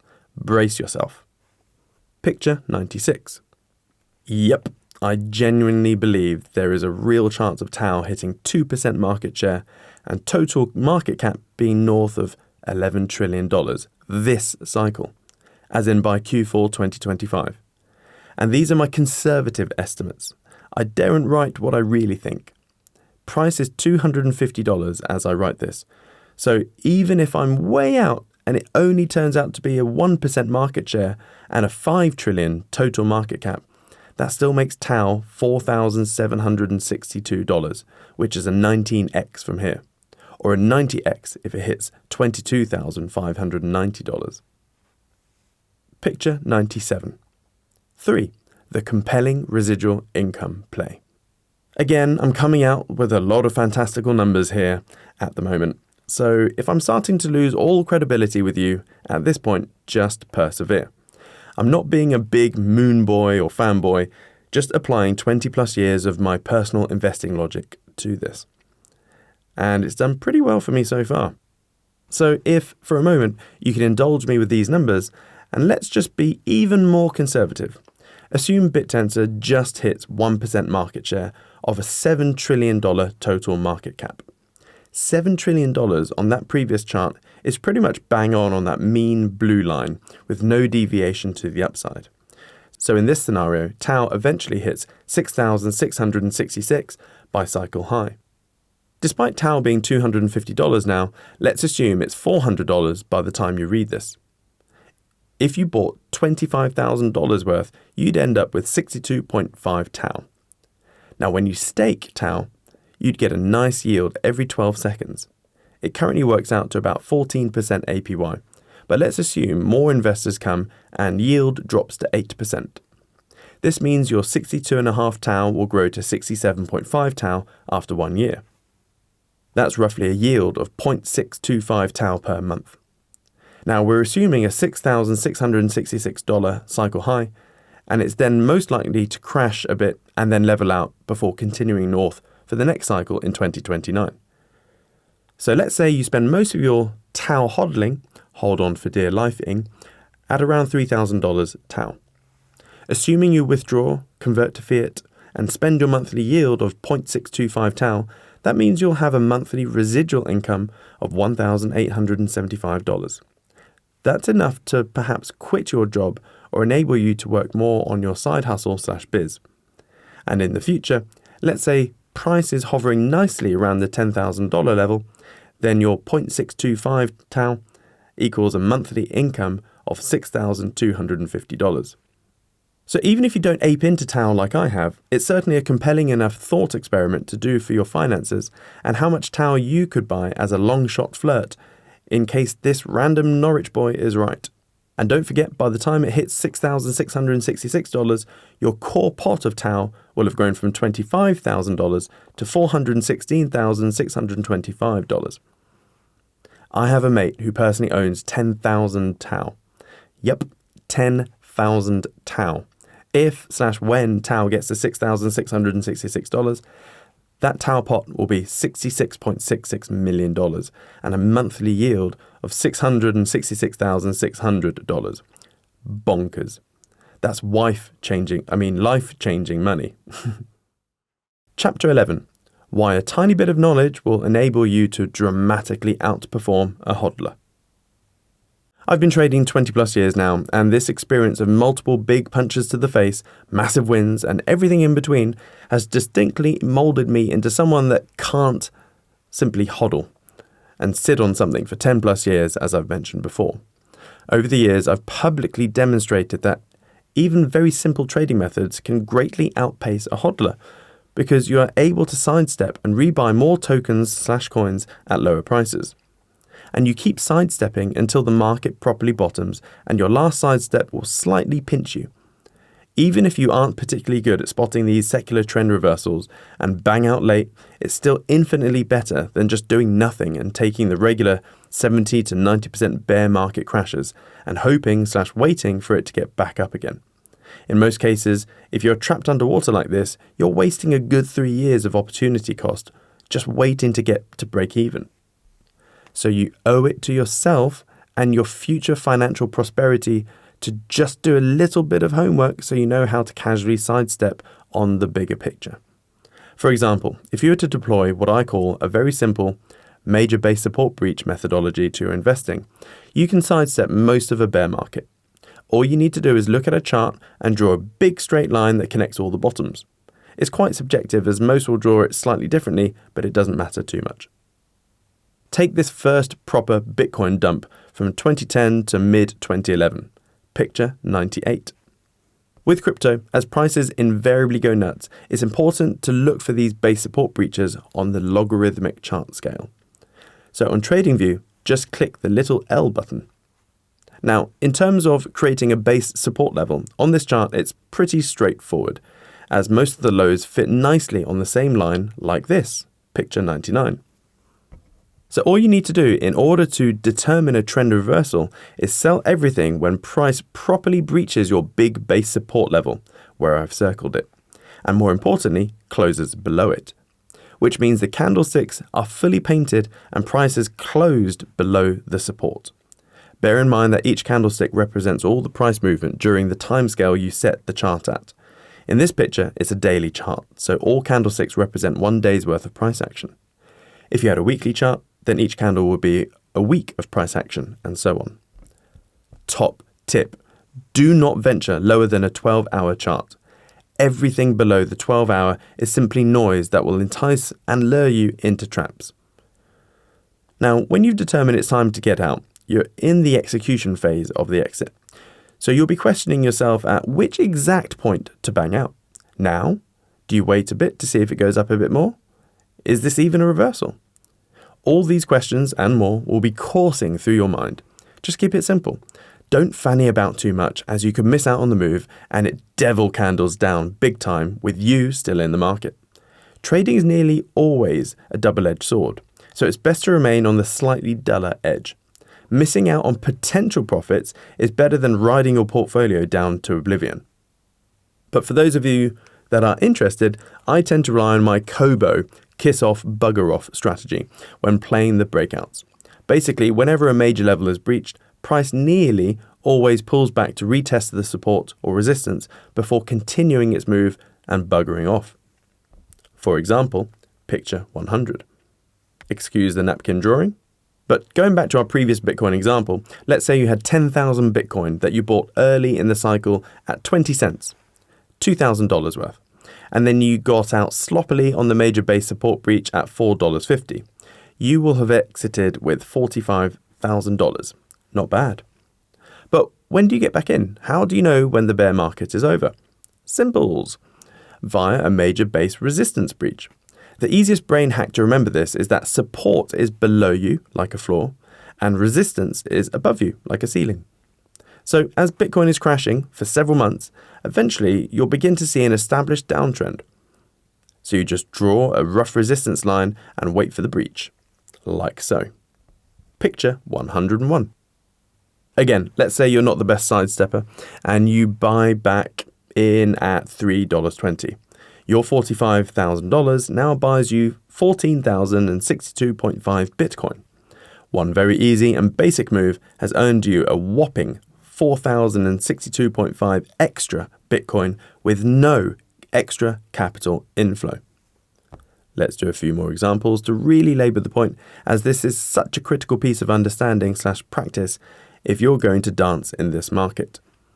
Here is what most people consider the first proper Bitcoin cycle in 2013. Picture 102. This is actually a good learning point, as it's not quite as straightforward as the first example. On the way up, you can see that a big support level is easily seen. But then towards the end of the rally, there's a sort of steepening angle change. This is common with big exponential, like hype-fueled blow-off tops. So in this case, I just draw a newer support level to try and catch most of the eventual popping, as price never grows at that rate indefinitely. So you sidestep the market on that base support breach and sell your 14,062.5 Bitcoin at a credit price of $110, leaving you with $1,546,875. Nice. But the base resistance line isn't so clear-cut and is relatively shallow. So when it eventually breaches, let's say you execute sloppily again and buy back in at $100, you end up with 15,468.75 Bitcoin. Despite you sidestepping at $110 and buying back at $100, may not seem much, but don't forget, you've still amassed an extra 1,406.25 Bitcoin for free. That's a 10x uplift. Here is why this 2013 example is such a good teaching epoch. You're now back in at $100 and thinking you've got a few years until the bull market. But what happens is that the bull market happens straight away. Perplexed, you just do your thing and wait for the next sidestep. Picture 103. It's only several months later that you realize that the sidestep you just did was a pre-high wobble and that the full bull market was still raging on. Again, there's a step change in the angle of the support level, so you then eventually sell your 15,468.75 Bitcoin for a suboptimal sidestep price of $767, leaving you with $11.864 million. You then buy back in at base resistance breach of $490 and now have 24,213.32 Bitcoin. A massive uplift. You feel like Billy Big Balls and now wait for the next bull market in a few years. But wait, the market keeps going down and down and down for months. Picture 104. Ah, bugger. You eventually realize that you got back in slightly too early. In this case, and if this ever happens to you, then yeah, I wouldn't blame you if you then just hodl. But if you have extra trading skills, then you could easily sidestep again. But for the purposes of this sidestepping example, I'm going to assume that you're a very passive investor and your exit and buy-in prices are always sloppy. So we wait for the next cycle. Picture 105. By now, Bitcoin is a much bigger asset. Market cap has increased by hundreds of billions, And so I've now shifted to a weekly chart. But again, the same thing applies. Another step change in the angle of rallying, then the base support breach, and the eventual buying back in on the base resistance breach. So you sidestepped your $24,213.32 Bitcoin at $8,000, let's say, for $193.7 million, and then buy back in at $5,500, and now have $35,219.34 Bitcoin. Now for the last cycle in 2021. Picture 106. COVID hits and all the markets get temporarily nuked. You didn't even have time to sell, as it happened so fast and you probably figured out it was temporary in nature. So you were a forced hodler. Another step change in the angle of rally as normal, and so you eventually sidestep your $35,219.37 Bitcoin at $49,000, leaving you with $1.725 billion. You then have a bit of a mental panic as Bitcoin then continues to rally without you to $69,000, but then quickly crashes. Phew. Another false high like in 2013. You've been through this before because you're an OG. Bear market resumes, and you then rebuy at $25,000 and now sit plumb as a cherry with $69,029.97 Bitcoin. All from a small handful of big picture moves. No need to dick around with the low time frame charts and day trade until your eyes bleed. Just smart, casual moves. Sidestepping is great. I know you're thinking this is very far-fetched as you started with $2,000 and are now a billionaire. But that's the power of crypto. Pretty much everyone on the planet would have laughed at you if you said Bitcoin would go from $69 to $69,000 in about a decade. But it did. Many other cryptos have had even bigger rallies. Just like now, when the power law strongly suggests that by the end of 2033, Bitcoin should be north of $1 million and Casper north of $100. You are not too late for crypto. Even if you're reading this book in 2026 or 2027, you are still remarkably early on the global adoption curve for Bitcoin and crypto. Until you can walk down the street and interview 100 random strangers and 50% of them own crypto, you're early. Time in the market is better than timing the market. But before closing off this chapter, let's have a look at the power of simple sidestepping compared to naive hodling, which so many social media market pretenders advocate. In the same exact examples we went through, the hodler would have stayed with their initial 10,000 Bitcoin that they bought for $2,000. Yes, they're still uber minted, but it's nothing compared to the 69,029.97 Bitcoin the sidestepper has. That's 590.29% better than a hodler.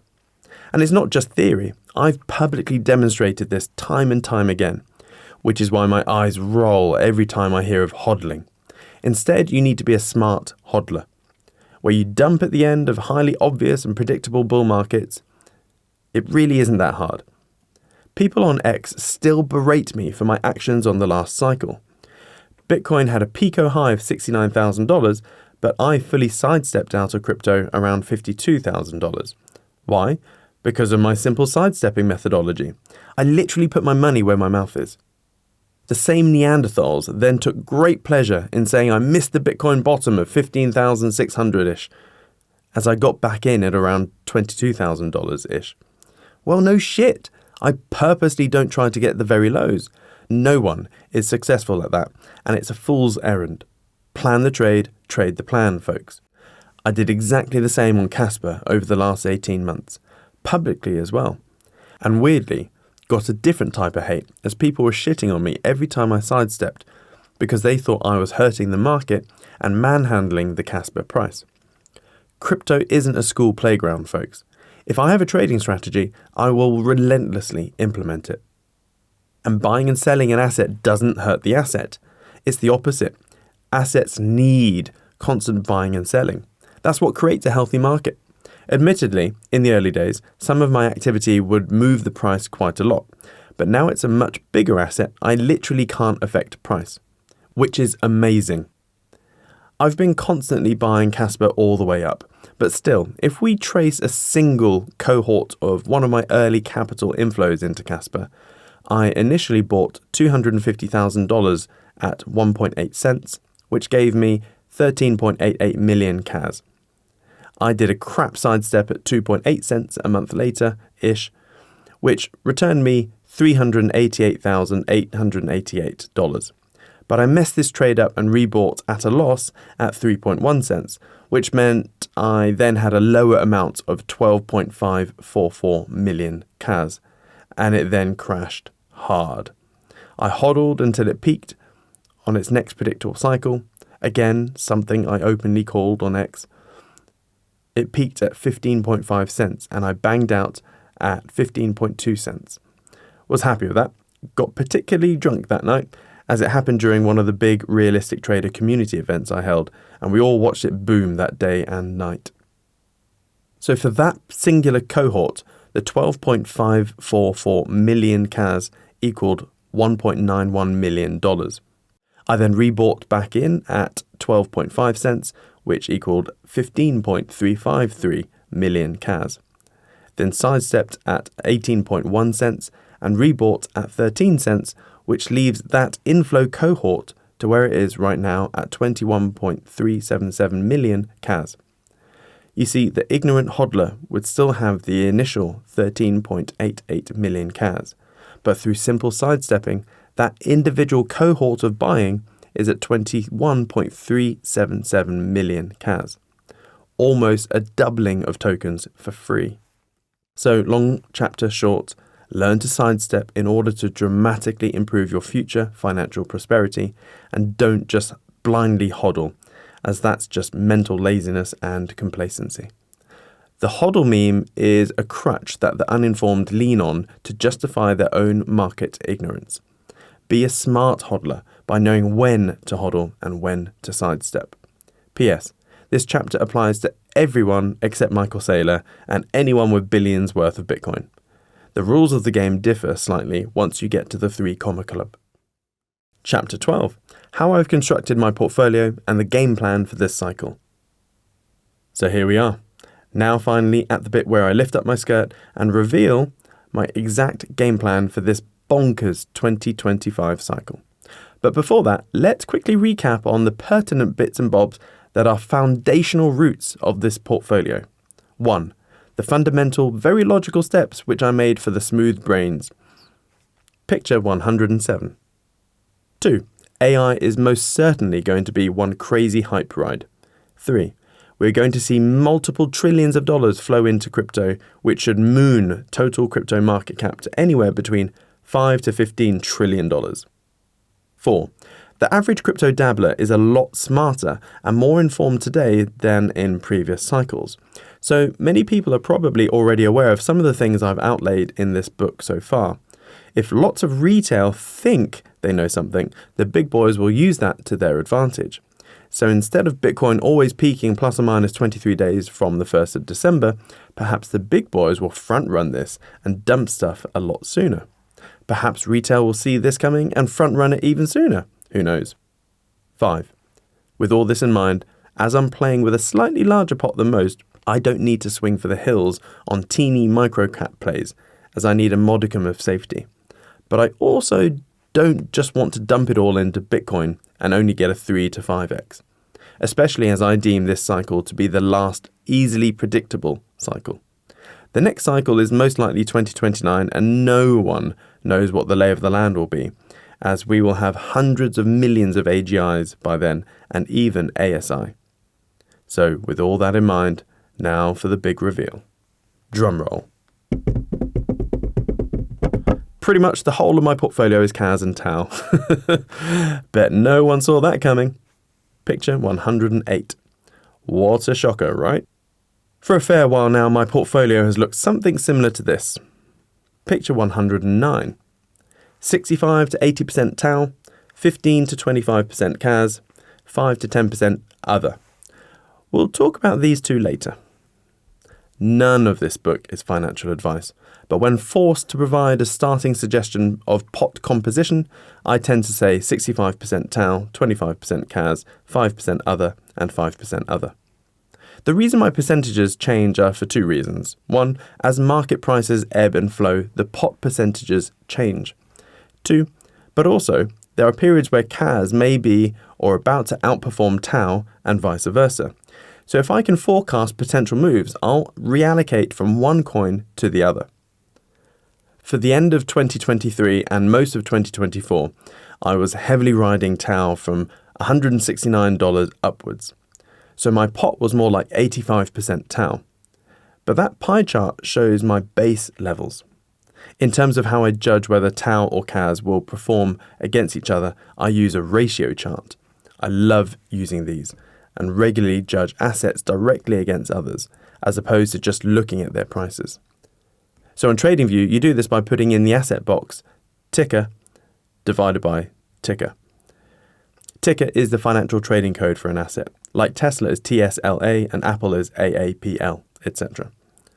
This way, all it does is divide the two asset prices and give you a ratio.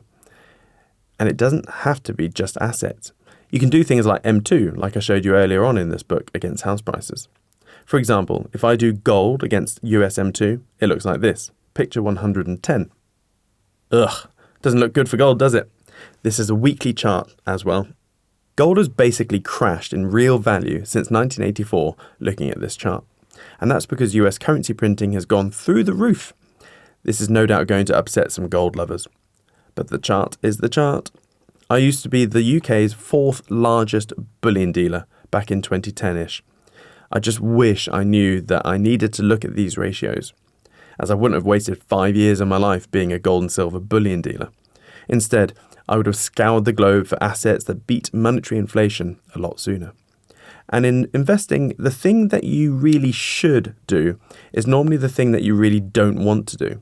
Prime example of this is 2013, when I finally realized that gold and silver were dead ducks, and it was futile running a business with a 1.4 net profit margin. So I sold up and went looking for a long time for proper performant assets. On first glance, the S&P 500 looks impressive when just looking at the price. Picture 111. 3,515% since 1984. Impressive, some may think. But now look at it compared to USM2. It barely beats USM2. Picture 112. The S&P has only just broken through that massive resistance level formed back in 1961, and it's now only 15.86% above that. Also, the S&P is at the same level it was back in 1998. That's 0% real ROI over 26 years. And as you know that the average global monetary hurdle, the average rate the central banks print more currency, is 15% per year, 15% times 26 years equals 390%. A US stock market participant has lost 390% real ROI and lost opportunity cost over the last 26 years. But even if you look at this in the best possible way and measure performance from the very low in 1982 to now, it's only a 352.41% growth above M2. Only a 352% ROI in 42 years. 42 frickin' years! That's an annualized return of 8.38%. Absolutely pathetic and abysmal. But anytime someone like me tries to point out pure facts like this, there is like a financial industry autoimmune response, and their antibodies, market pundits, IFAs, and fund managers, quickly attack it. This is why financial education is so darn important, as it enables you to position yourself adequately or immensely for the future, whilst having a great sixth sense of spotting and looking through financial bullshit from a mile away. A real net return of 8.38% per year is only good if you have a large amount of capital and you are playing the long game and loving the compounding interest returns, i.e. fund managers. If you're a fund manager with, say, $10 billion in AUM, and you're running a simple S&P 500 tracker strategy and making 8.38% per year, your fund is making $83 million per year from doing F all. You'll no doubt have an expense ratio of something like 0.5% of AUM and then say 1% performance fees. So all in all, you're making $50 million per year from the expense ratio and $8.38 million per year from performance fees. Great model, isn't it? For the fund, not so much for the poor schmuck who's allocated their pension or life savings into it. This is one of the big cons that the financial industry rams down everyday folk. Compound interest and saving forever. Wasn't planning on writing about this, but I can't help myself. I need to rant about the compounding interest fallacy. As you can see, compounding interest is great for the financial industry, and they are completely reliant on the public being dumb and too lazy to work out how to grow money for themselves. Their whole biz model revolves around extracting capital from the public to them. Another example of the wealth flowing from the uninformed to the informed. But for us ordinary plebs down here, we may already know or feel that compounding interest is like the seventh wonder of the world, but we have to approach it slightly differently. Picture 113. For shits and giggles, I asked Google's AI Gemini, for someone putting their pension or life savings in a generic tracker fund like Vanguard or something, what is the average ROI that one can expect per year? It then spewed out a whole bunch of fluffy stuff, disclaimers and warnings, etc. But the only real info it provided was this bit, picture 114. Historically, stock markets have delivered average annual returns of 7 to 10% over the long term. However, it's important to note that this is not guaranteed and there have been periods of both higher and lower returns. Picture 115. Random top tip for the future. As there is a non-zero probability that robots and AI could turn nasty, it doesn't hurt to always be polite and nice to AI when interacting with it. Who knows? There may be some douchebag AI that pops up in the future that is curious as to which humans are nice and naughty, like a crazy Santa for adults. So, just in case, it's worth being courteous. Picture 116. Thanks. You're welcome. If you have any other questions about investing, financial planning, or anything else, feel free to ask. Right, back to the rant. Lord Google said 7 to 10%. So let's give funds the best possible chance and let's use 10%. The bullshit narrative that you've heard from everyone, from your parents, teachers, TV, and financial professionals, is that you need to work hard to save money and plonk it into a tracker fund or something similar for 30 years in order to retire comfortably. Let's be honest, by the time you've grown up a bit, wasted precious funds on a house deposit, married, popped out some kids, and progressed high enough with your job, most people are around 40 plus years old before they actually have something to invest, and also start to worry a bit about retirement. And it's not normally that much. I know I'm being very stereotypical here, but I'm just trying to paint a point. Let's say you're this person, and you can now finally plonk £25,000 into a fund of some sort for 30 years, and that magically makes 10% per year. And you're happy to park this £25,000 and not touch it for 30 years. All you need to do now is head over to any online compounding interest calculator and punch in the numbers. Picture 117. For this, I picked the first one in the search results. It's in dollars, but it doesn't make a difference. The key thing here is that your £25,000 only grows to £436,235 in 30 years. It may sound awesome, as it may be a number far more than you've ever had before, but this is scarily disastrous for your future if this happens to you. Assuming you don't upload your mind to the cloud in the future, or merge or augment your body with mechanical bits and bobs, and you just remain a normal Homo sapien over these 30 years, it's safe to say that you'll probably stop working at 70 and live to 90, if all goes well. We are also assuming that your state pension will barely buy you a Starbucks coffee in the future. So, £436,235 has to last and support you for 20 years. That's only £1,817 per month for 20 years. Now you may be thinking that you could easily live off that. But can you? How diluted will that money be by then? Now I personally believe you can't really project much beyond 2030/2035 because AGI and ASI are the event horizons for everything moving forwards. But for this example, let's ignore those big vectors and assume life sort of trundles on as it has done over the last 30 years. Let's try and work out how weak your purchasing power will be in 30 years' time in 2054. I'll use US M2 as they are still the dominant global financial force by a country mile, and their M2 is sitting just north of $21 trillion. But what will it be in 30 years' time in 2054, assuming you did this silly savings plan from today? Well, the equation is future value equals present value times brackets 1 plus growth rate brackets to the power of number of years. The growth rate here is key. If we look at US M2 growth rate over the last 10 years, it's 7.976% per year. 20 years, it's 11.3% per year. 30 years, it's 16.17% per year. And over 40 years, it's 19.1%. The crazy thing is, now it's in the exponential part of the growth curve, it's going to accelerate well beyond 15% per year, as I mentioned earlier in the book. So let's be as kind as possible to the incumbents and people that still believe in this lie. Let's just use 10% as the M2 growth rate. Well, this means that US M2 will be around $366 trillion. To visually put this into perspective, we think it already looks rather aggressive like this. Picture 118. But if you project $366 trillion onto this same chart, out to 2054, it looks like we've barely got going just yet in the exponential curve. That is the hidden beauty and danger about exponents.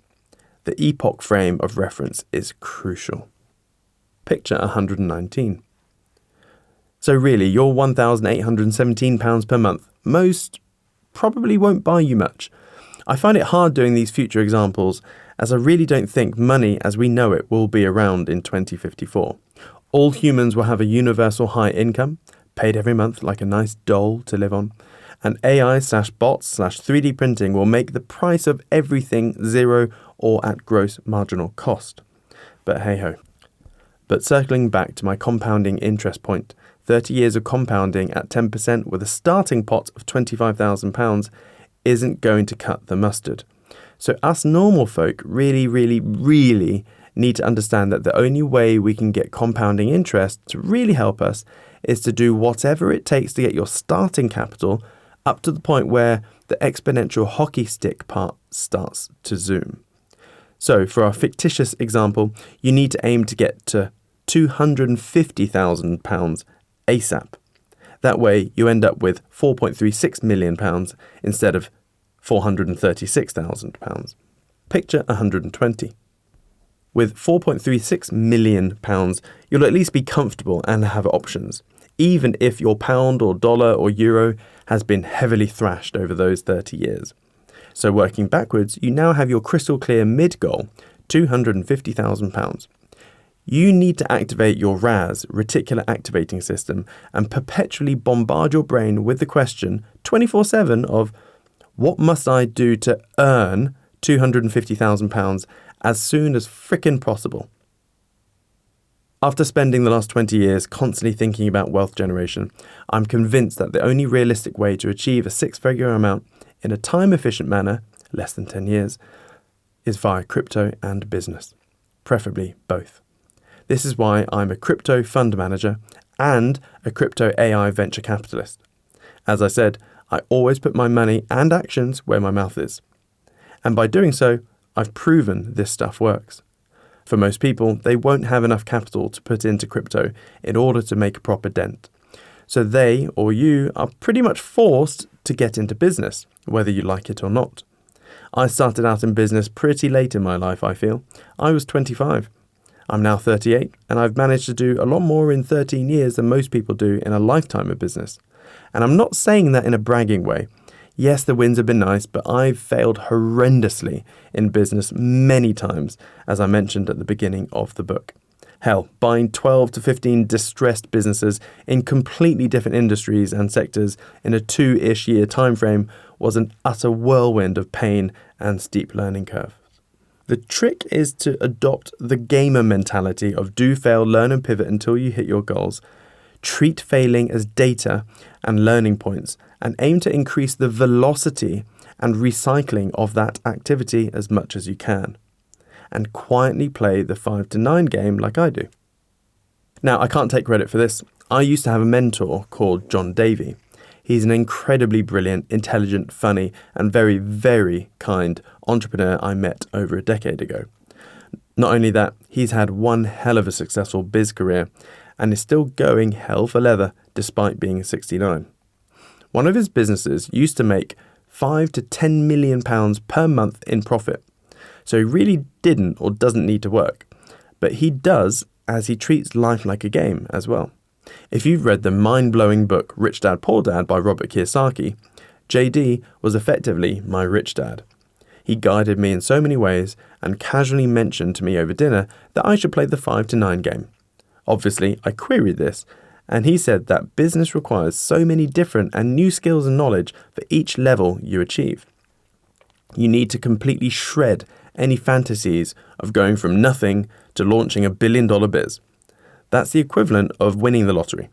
Instead, you need to master the process of business, which is setting up, running, growing, and selling your business. Only once you've done all 4 aspects of business can you properly say you've completed the level, or the game. So the 5 to 9 game is setting up, running, growing, and selling a business for 5 figures. Then doing it all over again and selling a biz for 6 figures, then 7 figures, then 8 figures, and then 9. Well, you don't have to go that high. It's perfectly fine to stop at 6 or 7. But it doesn't hurt to aim and strive for higher.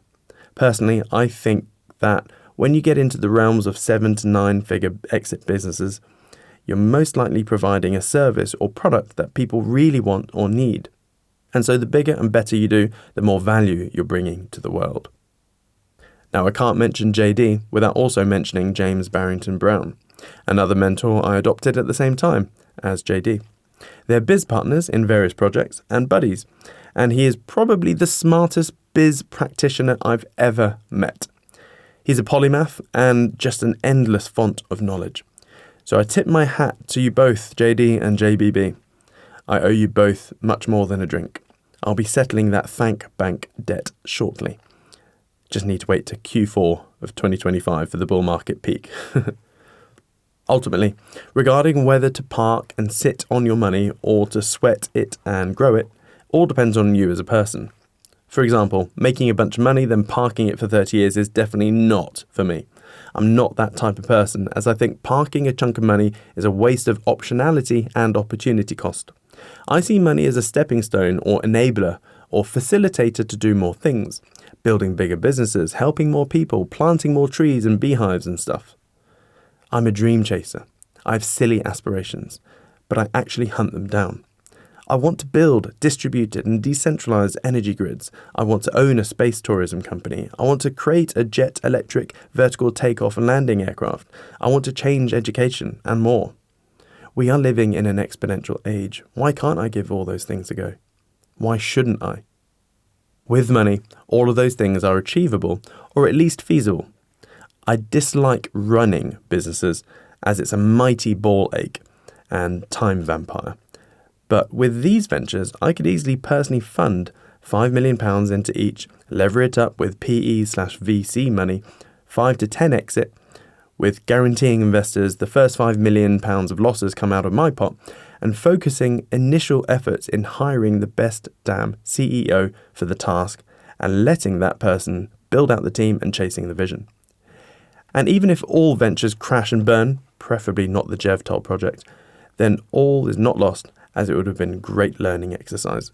But we are all different. For most people, it's the flippin' dream to make a big chunk, park it, and sit on it whilst chillaxing for a long while. And that's totally dandy. Some of the happiest, albeit slightly bored, friends I have are ones that have sold a biz, super comfy, fully parked up, and are just enjoying life with family, without all the worries of paying rent and bills. Trust me, if finances weren't an issue, I reckon divorce rates wouldn't be as high as they are. When there are financial woes, relations with your significant other can be strained. Now here's the good bit. If you're a money parker or dream chaser, both types of people still need to accomplish the first bit, which is getting your hands on the big lump sum of £250,000 to begin with. But when you get your head in the weeds, you'll realise that in reality, you need at least £500,000. The only realistic way to earn a 500k chunk is by setting up, running, growing and selling a business. Seriously, selling a biz for 500k is a lot easier than you think. So, you sell the business for £500,000. After taxes, using a rough figure of 20% as it's different all over the globe, you're left with about £400,000. The parker can then park £250,000 for 30 years and then live off 150k, or even use that to convert into a small cash flow to live off.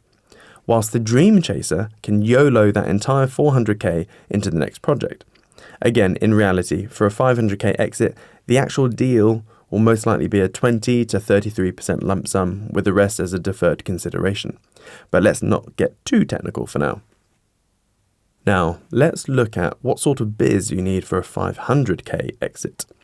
Unfortunately, social media is a bit of an echo chamber, with marketers just regurgitating old and somewhat misleading information. Stuff that may have worked years ago, like print-on-demand t-shirts, etc., but the biz landscape and retail market sphere has changed a lot since 2020, ever since Apple and Facebook had a bit of a duel, and direct response marketing costs spiraled up 4 to 10x. Here's a prime example. My wife used to have a business called My Fairy Pen Pal. It was a retail subscription biz of £15 per month, and each month a parcel addressed to the child, normally a 5 to 8 year old girl, would pop through their letterbox and Aria, the fairy, would regale her adventures, and there would be activity sheets and all sorts. It was about £12 profit per month per client, and the CPA, cost per acquisition, was about £40 via Facebook marketing. As in, it would only cost us £40 to get a new client, which meant that it would only take a smidge over 3 months to get to break even, and then it's profit from there on. But then the marketing costs pretty much quintupled overnight. CPA rose to about £200. No amount of marketing, tweaking would work, and eventually she had to shut the biz down. It was a shame, as the biz was great.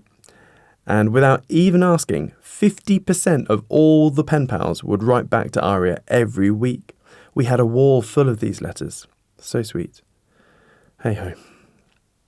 Her biz wasn't the only one to perish. About 4 of my businesses had to heavily pivot or close down too. The silly lockdowns in 2021 really didn't help either.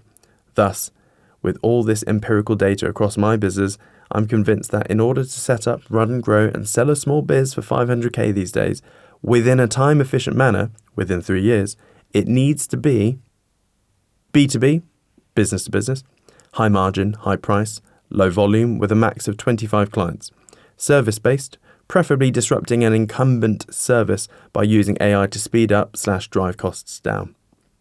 With these metrics, your revenue will be recurring, and thus you'll easily get a 4 to 6 times exit multiple, especially if you can automate and streamline the biz so that you are not needed at all. So the eventual buyer can just buy it and watch profits continue to roll on in. For this example, let's assume the economy is atrocious and you can only find a buyer that will give you a 4x multiple.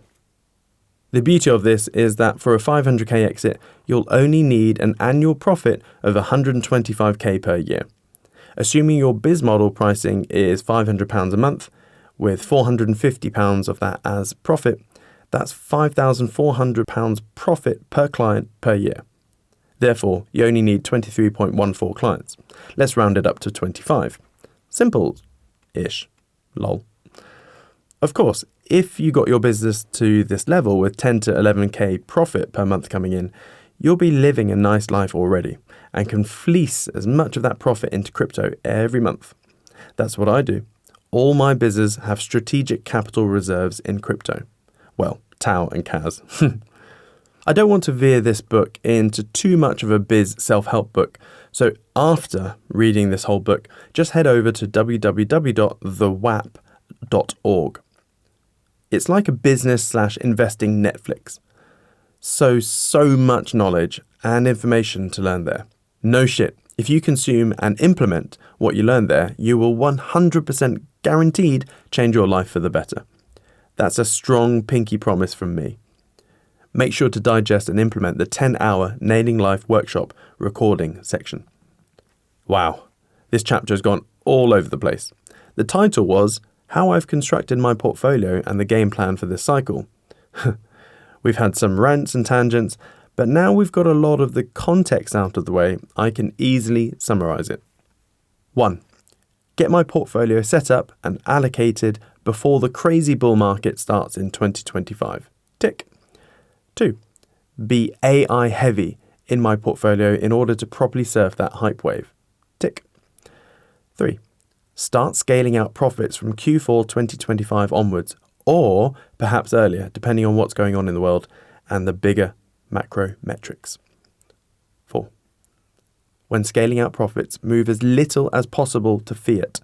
It may be hazardous getting those funds back into crypto. So I'll likely be phasing out / sidestepping into the strongest stablecoin at the time. Currently, it's Tether USDT. 5. If Casper looks like it's doing a fractal that's following its own beat, which I expect it will, despite a wider bear market, I may flop heavily into CAS. 6. The profits I pull out into GBP will only be for buying a forever home and funding the next 4 crazy bizzes I'm planning to launch in 2026. The rest I'll be keeping in a stablecoin until it's safe to start dipping my toes back into crypto according to my simple base support method I explained. Remember, if you're a market participant, you must always be willing to ditch the game plan and pivot accordingly. Plan the trade the plan, until the plan is proven to be flawed. Then you must swiftly, without hesitation or regret, Ross Geller shit up. Picture 121. Pivot! For those that grew up under a rock for the last 30 years, or for the Gen Z reading this, Ross is a character in the hit series Friends. This sofa moving scene was hilarious at the time. Still is, kinda. Chapter 13. Is it time to finally embrace the dog? This is the chapter where I probably lose some credibility with some readers, as this is the most degen thing I've done in crypto. But bear with me, as there is actually logic behind this. Those that know me know I'm rather conservative in crypto.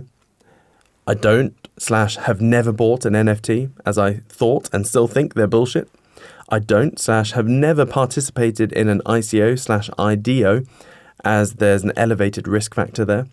I don't buy stuff below $100 million market cap, as the order book is way too thin that I can't even get a small allocation of the pot in. And also, that $100 million filter eliminates a vast majority of rug pulls and projects, here one night and gone the next. I don't / never been paid to shill a coin, despite being approached and offered 6 figures to shill a coin once. I've just made my money by trading / flip-flopping from certain projects in low-risk, high-probability outcome waves. Trends and waves that act like a rising tide, which then insulates you a bit if you make a bad call. Well, you know how I explained that crypto is all about cycle narratives? Well, one of the most consistent narratives that has prevailed throughout 4 cycles now is the power of the shitty dog meme coin, or coins. And it started with the launch of Dogecoin, which is short for do only good every day. A parody coin that was designed to take the piss out of crypto as a whole. It has dreadful tokenomics, a comical logo, and was entirely a joke that was supposed to fade as a distant memory.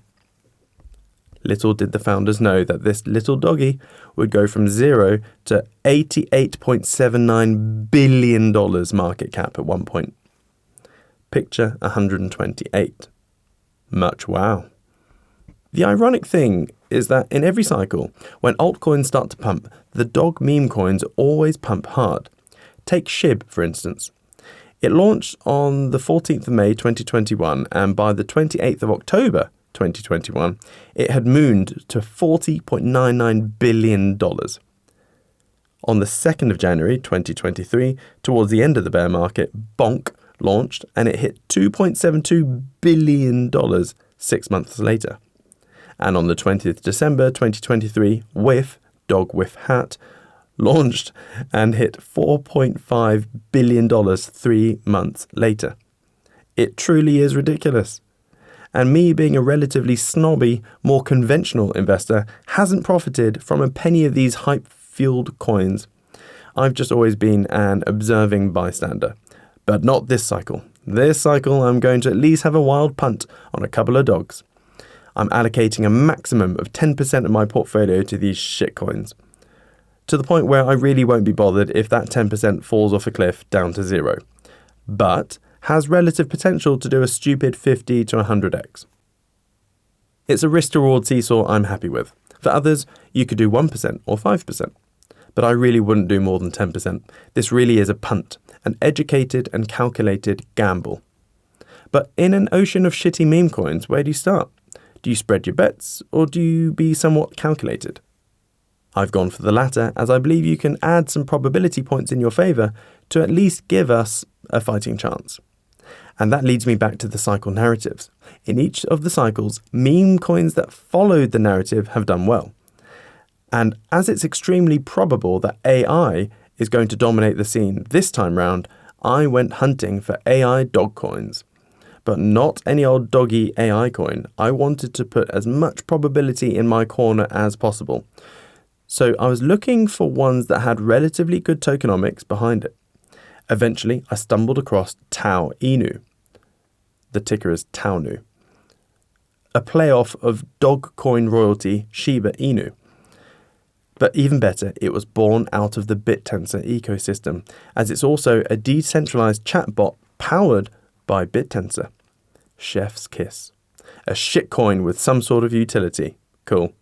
But what really attracted me to it were the tokenomics, the economics of a project. You see, most shitcoins have dreadful tokenomics. Take the king daddy of shitcoins, Doge. It has some of the worst tokenomics out there. 14.4 million Doge is mined every single day. That's over 5.25 billion per year. Price as I type this is 10 cents. So if you bought $10,000 worth, your 100k Doge would effectively be diluted within 10 minutes. And it doesn't have a maximum supply.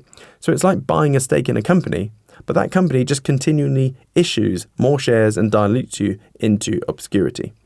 Hopefully you can see that these are terrible tokenomics. Then I stumbled across Tau Inu. I was expecting pure garbage, but surprisingly, it ticked way more boxes than I thought.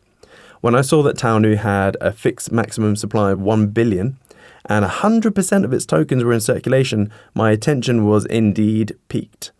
Not only that, previous devs had burned 7.33% of the supply, and 10% of the supply had been locked for 104 years on Uniswap as liquidity so people can buy it. And the core contract has been renounced. So with that and the locked Uniswap liquidity, it meant that it was a rug-proof project. Perfect. There are no buy and sell taxes, which is a very myopic thing that new shitcoins are employing these days to deter whales and traders, which are the very entities that boom coins, duh. And when diving into Etherscan to see what the wallet distribution is like, I was pleasantly pleased once again. Picture 123. The Burn wallet has 7.3327%. Mexi, the exchange, has 6.6618%. Uniswap, 104-year lock, has 4.6603%. And another Mexi wallet has 1.8158%. That means 20.4706% of the entire circulating supply is locked up, which means there's only 79.5294% of the supply that's available to buy. Amazing. Not often you see circulation sweetness like that. That means there's no big entity or VCs waiting to dump on you. Look at the wallets. The biggest private holder only has 3.63%. That's no biggie at all. So the thing that really interested me was the fact that the total supply was in circulation. This means that whatever amount of Tau Inu that you buy, you're effectively locking in your percentage ownership of the entire project. Therefore, if you bought, say, $5,000 worth at $0.004, you'd have 1.25 million Tau Inu. 1.25 million divided by 1 billion total supply equals 0.125%. As there's no dilution, that means you own 0.125% of the entire project. So if the market cap rises to $1 billion, then 0.125% of that is yours. $1.25 million. Not bad from 5k. So far, the positives looked promising, but of course there were/are some downsides. It's only a $2.2 million market cap, which is tiny, far smaller than I'm used to. But it's also an opportunity, as many dog coins often get to $20 million plus, and the crypto world is still asleep when it comes to BitTensor.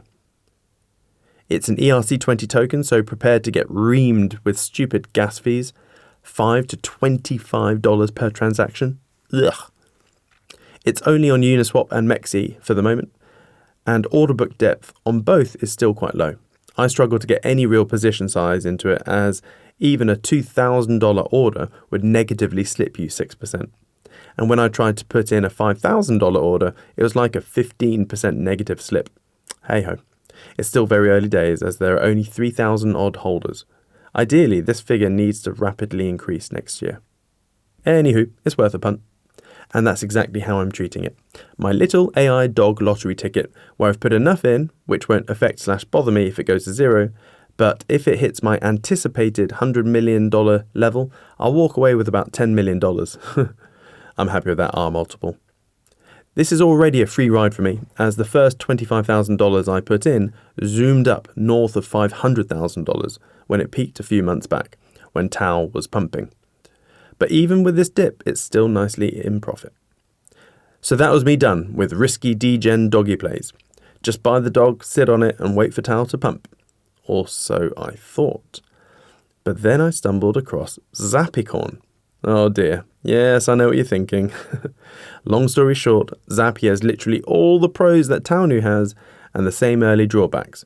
But it's the first meme coin ever to be conceptualized by the BitTensor AI itself. Was rather interesting how even the tokenomics were very similar to Taonu. I know it isn't a dog, but I thought a funky looking unicorn could perhaps do a nice run in the bull market. Plus, it was a lot lower market cap than when I found Taonu, so it cost a lot less to have the same amount of tokens as Taonu. So yeah, I now effectively have 2 crypto lottery tickets, which are the blurred out coins in my portfolio from earlier.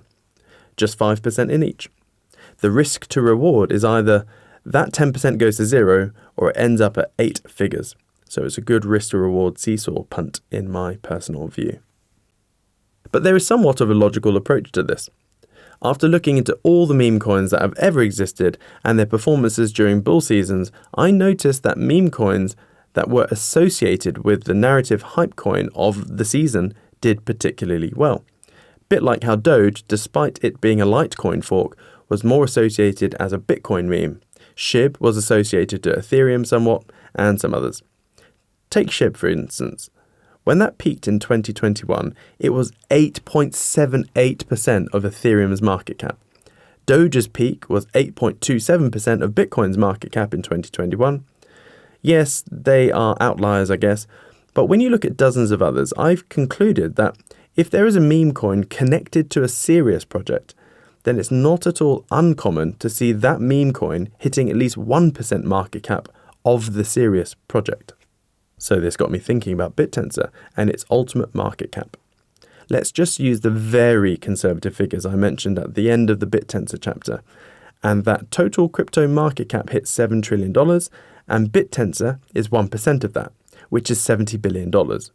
If Zappy or Taonu achieves just 1% of BitTensor, then their market caps are both $700 million, as they both have a total supply of 1 billion.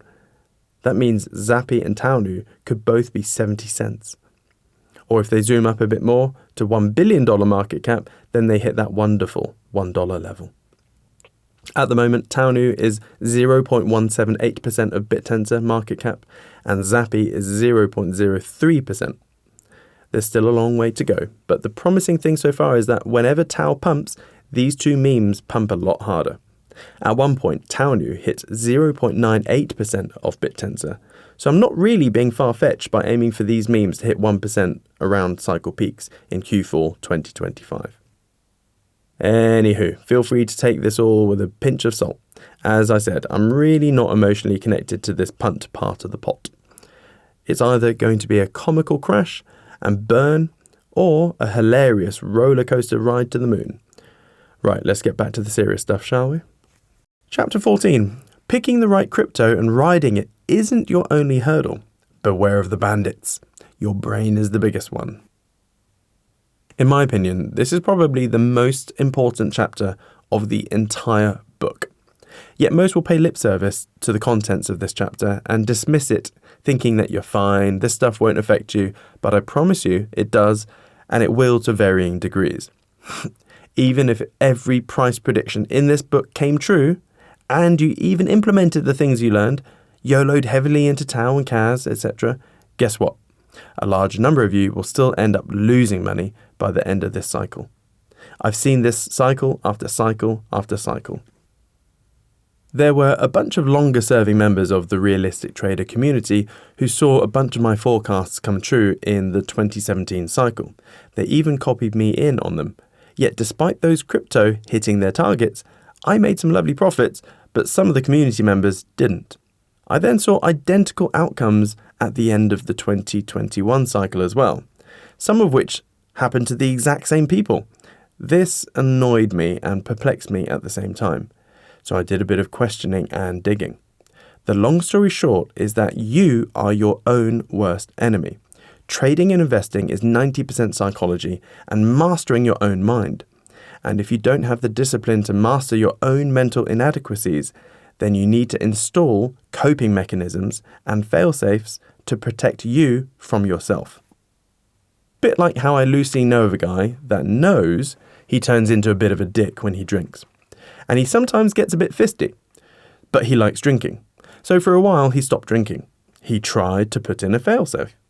But that failed as he then started drinking in public again due to lack of discipline. Bad things happened, and now he only drinks when he's with blokes who he has instructed to limit his drinking on a night out and to force him in a taxi home just before he starts a fight. Sounds a bit ridiculous and hopeless, right? Well, after teaching well over 10,000 adults to trade and invest, I've come to the conclusion that most people are like that guy when it comes to the markets. Nearly everyone has some cognitive bias that just ruins their pot, and they fail to self-correct the issue time and time again.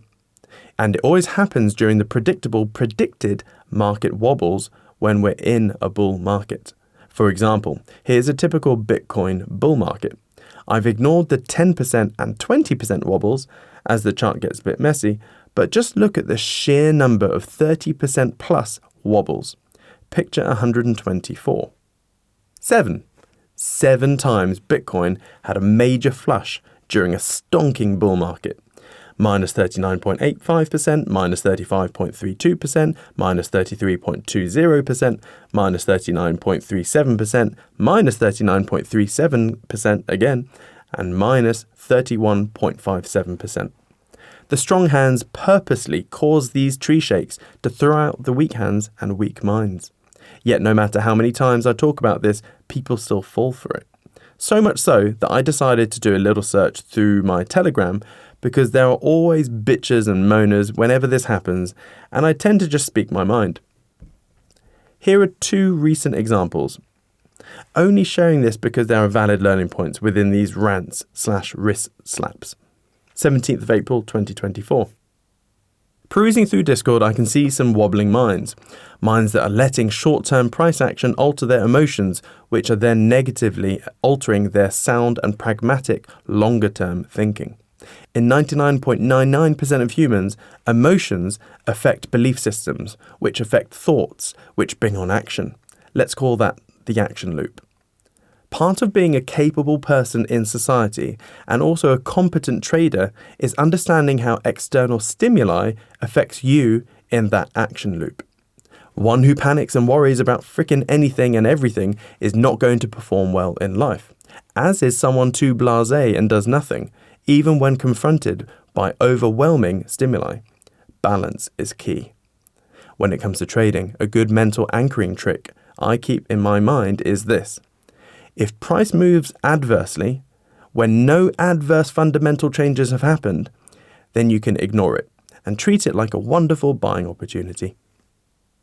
If bad shit happens and price reacts accordingly, then you need to avoid panic dumping at the bottom of a big-ass devil candle, but bang out on a pullback. Prime example is Wonderland Time, when the treasury manager was exposed as a convict. Price dumped, I got out on a 50% pullback, then never touched it again. So, bringing us all forward to now, what has happened? Fuck all, really. General noise, war fears, yada yada yada, snore. This is just markets in general. We went through an almost similar external stimuli set a couple years ago when the Ukraine scam broke out. Look what happened to price 2 months later. Ultimately, fundamentals have not changed. Dollar is still dog shit, as is all fiat. Bitcoin hasn't been hacked. SHA-256 is still secure. The internet still works. BitTensor and Casper are still awesome, both with epic announcements inbound in the pipeline. Tokenomics haven't changed, etc., etc. So chill, Winston. Always reset your mind and pancake on reality pancake after reality pancake. This is what will help you see through the smog. This is exactly why I utterly refuse to watch any crypto YouTuber or ex-crypto guru or anything. I refuse to listen to anyone that's not a billionaire for money matters or one who's undeniably exquisite in their craft. Keep your mind clean. Eliminate 90% of the noise you open your mind to. Then again, on the 2nd of February in 2024, there was another rant. This message will rub people up the wrong way, but I don't care. My job here is as a teacher, so this is a learning point, I hope. I'm getting a little bit frustrated, folks, and I've seen this story happen countless times over the 10 years RT has been here. Writing this message to all of you, as over the last 3 months, I've had dozens of students privately approach me with the same frickin' issue, which effectively boils down to this. Got myself into a situation, Siam. You said so-and-so, so I did it. But then X in Discord, or Y on YouTube, or Z on Twitter said ABC, so I changed my position. But now the market has buggered off without me. What do? X, Y, Z are all saying different things. There are always 3 distinct student cohorts in RT. A. Those that emulate/copy my moves. Prime exemplary examples of this cohort are Chris H, Stuart R, and Erjan I. They've done well, they've studied the course and implemented their learnings, and are consistently at the trading pubs. There are many more, but they come front of mind. And I know a lot of you do watch the pub recordings. B. Those that emulate me for a bit and then tweak things/blend my stuff with other people's thoughts. C. Those who literally do nothing and haven't implemented anything they learned in the course, if they've even watched the course. And with great empirical data, cohorts B and C end up losing money. And the ones with zero personal accountability end up blaming me or slandering me online. B and C rarely end up with the best outcome, and inevitably leave RT with naff results. I'm aware how wanky/arrogant this will come across, but over the long run, I don't lose in the markets. I only say this because I can look back at 20 years of trading results, 4 to 6 years of initial pain, and then 14 years of fun. I will have the odd bad year, or a few bad takes in a year, but that's it. That's trading. People get so caught up over spilt milk/losing trades/egg on face. Get over it, pivot and learn. That's one of the biggest traits to develop with trading. When you're being ultra bad and can't hit a barn door, you have to reassess stuff. Pivot, then get back on the horse. If you're still shooting blanks, then you need to completely disassemble your brain and mental models, because evidently the mind's eye is not understanding the world correctly. You then sit on your hands, observe, learn what perspective change you need to make internally, and then get back on the horse again. I've learned to do all of that within a few months when shit gets really bad. 2022 and early 2023 were prime examples for me, but some people take years or never recover from a faulty mental model. I am boring, plain and simple in my methods for a very good reason. I barely ever use indicators for a very good reason, and that combined with my unorthodox position sizing methods works a treat. I also don't judge my performance on a monthly or yearly basis. I look at it over a 4-year basis now. Essentially, how am I doing each Bitcoin cycle? So what I'm trying to say is ignore the noise. That also extends to the Discord group. Sure, bounce ideas and questions about, but don't use other people, etc. to change your base trading habits. You either copy me implicitly and get the results I get, or you go and do a completely different method, etc. and not blend my stuff with other stuff, etc. Half Siam doesn't work. Ew. Trading actions / expectancy is like a souffle. You can very easily turn a positive expectancy method into a losing one with even the most inane tweaks. Via one-to-one testimony / chats over the last couple of months, there are at least 12 people who have identified that the noise created by the chatter in the Discord dissuaded them into copying my portfolio moves. So they didn't get into CAS at 2 cents, or if they did, they didn't emulate my position sizing into it. They didn't get into TAO at $160, or if they did, they didn't emulate my sizing into it.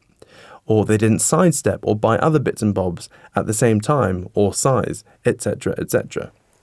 They insist on hugging onto their legacy coins for nostalgia reasons. Prime example is a very good friend, not in RT, who insists on going all in on ADA, and not a single allocation to CAS or TAO. I mean, seriously? Same goes for DOT, SOL, and all the other past cycle coins. I've said this constantly for a good 18 months now. They'll do all right, but you're losing opportunity cost allocating into them. So this is my last-ditch attempt to try and save / help / course correct some people in cohort B. There was me thinking the whole community are swimming in profits due to my moves, but reality somewhat slapped me. I literally can't help cohort C.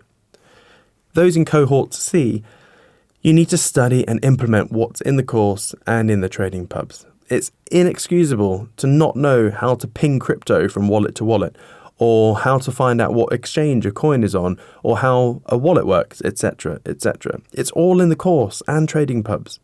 So to clarify the current market situation, aware that fate / irony will now move the market in the complete opposite direction. I'm 79% TAO, 21% USDT. I'm waiting for more falling with Bitcoin, ETH, and thus general market, including CAS and TAO. The CAS sidestep is already wonderfully in profit, even if I ended up buying in at 11 cents. That's because of the sidestep into TAO, not USDT. I want to see a proper base in CAS, a proper extended dub bottom. Again, I don't think CAS will do much until rumours of 10 BPS on live mainnet is nearing. Please remember my comments on the last trading pub where I talked about the difference between conviction and rational thinking. I'm overly into TAO, not due to conviction of my analysis, but for rational thinking.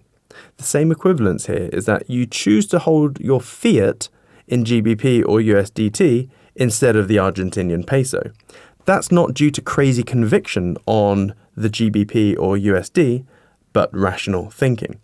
The same extends to why Bitcoin is an unstoppable train into orbit, and all fiats and CBDCs are not. So for me, TAO is Bitcoin and Ethereum combined, and is literally the most rational thing I can think of in the crypto markets right now. Then Casper. Rant over. I cannot stress how important it is to temper emotions when wild external stimuli come and slap you in the face. It will happen a lot in crypto, especially when you really think the market just cannot fall right now. But not only that, one of the things that has immeasurably helped me over the last decade is my world outlook and thinking processes. It's also the main reason why I think I'll do okay even if I lose all crypto and businesses in the future. To some, this may even sound boring or even conspiratorial, but just put aside all those judgments for 2 minutes and hear me out. Top tip 1, change your thinking. Understand that action loop I mentioned earlier, and fully embrace first principle thinking and making pure logic as your religion, and question everything. The key with this style of thinking is to disregard all societal norms and rules and be target driven. In order to achieve X, what needs to happen and by what time, etc. What is the straight line / most efficient way to achieve X? Top tip 2. Do you really understand how the world works? It's imperative that you understand how the world really works. Good books to start you off are Currency Wars by Jim Rickards and any other book he's written, and The Creature from Jekyll Island by Edward Griffiths to start with. Top tip 3. Forget everything you think you know about inflation. Fully understand the differences between monetary inflation and price inflation, which I hammered on early on in this book. Never forget the Argentine story. Chisel that into the back of your skull. It will serve you well. So with all this in mind, this is how I perceive the world. Prices and taxes will always be too high. Get over it. All politicians will be bought/levered. No matter how well-intentioned one is, even if they get to power, they will be ineffective as governments aren't the ones that control things. There is a centralized, globalized shadow government, which is the World Economic Forum, Bank for International Settlements, International Monetary Fund, World Bank, and the Western Military-Industrial Complex. Global policies originate there. Those policies are then handed down to every country that subscribes to the WEF, which is basically every country, and those countries simply act as policy enforcers. This is why I love new emerging leaders like Javier Milei in Argentina and Nayib Bukele of El Salvador, who are effectively giving those institutions the middle finger and doing their own thing. If you want to be amazed, watch Javier Milei's speech to the World Economic Forum in Davos. Masterclass. Tech progression will be faster than you imagine. For instance, imagine a near future with over 1 billion very capable AI-powered bipedal robots and autonomous AI agents, and what that means to global workforces, GDP and UBI. Multiple groups of psychopathic billionaires control the world and view us all as cattle. Therefore, their main objectives will be to control us via controlling the money supply, media narratives, and food supply. The nearest crocodile is the CBDC rollout. Be very scared/wary of them and what powers it will suddenly give governments. Just imagine modern-day China with its social credit score, but in your country. They control the media, so you should by default start by believing the polar opposite and then mentally work backwards towards the middle. Big global events are most likely orchestrated in order to distract you from the real shenanigans. New divisive societal issues like transgenderism and climate change, etc., are there to keep us distracted. Hell, BlackRock created the ESG movement after investing in many climate change businesses. Don't be surprised if we have climate change/ESG lockdowns in the future. As mere sheep, the only thing that can save us/our families is building up enough wealth so that you have options. Optionality, like owning a house outright, outside of a city, completely off-grid in terms of food, water, energy and transport. And an identical bolt hole in another country, with means to get there in a shit-hitting-the-fan scenario. The universe doesn't give a flying shit about your wishes, dreams and ambitions. No amount of positive thoughts, praying or early morning rituals will save you.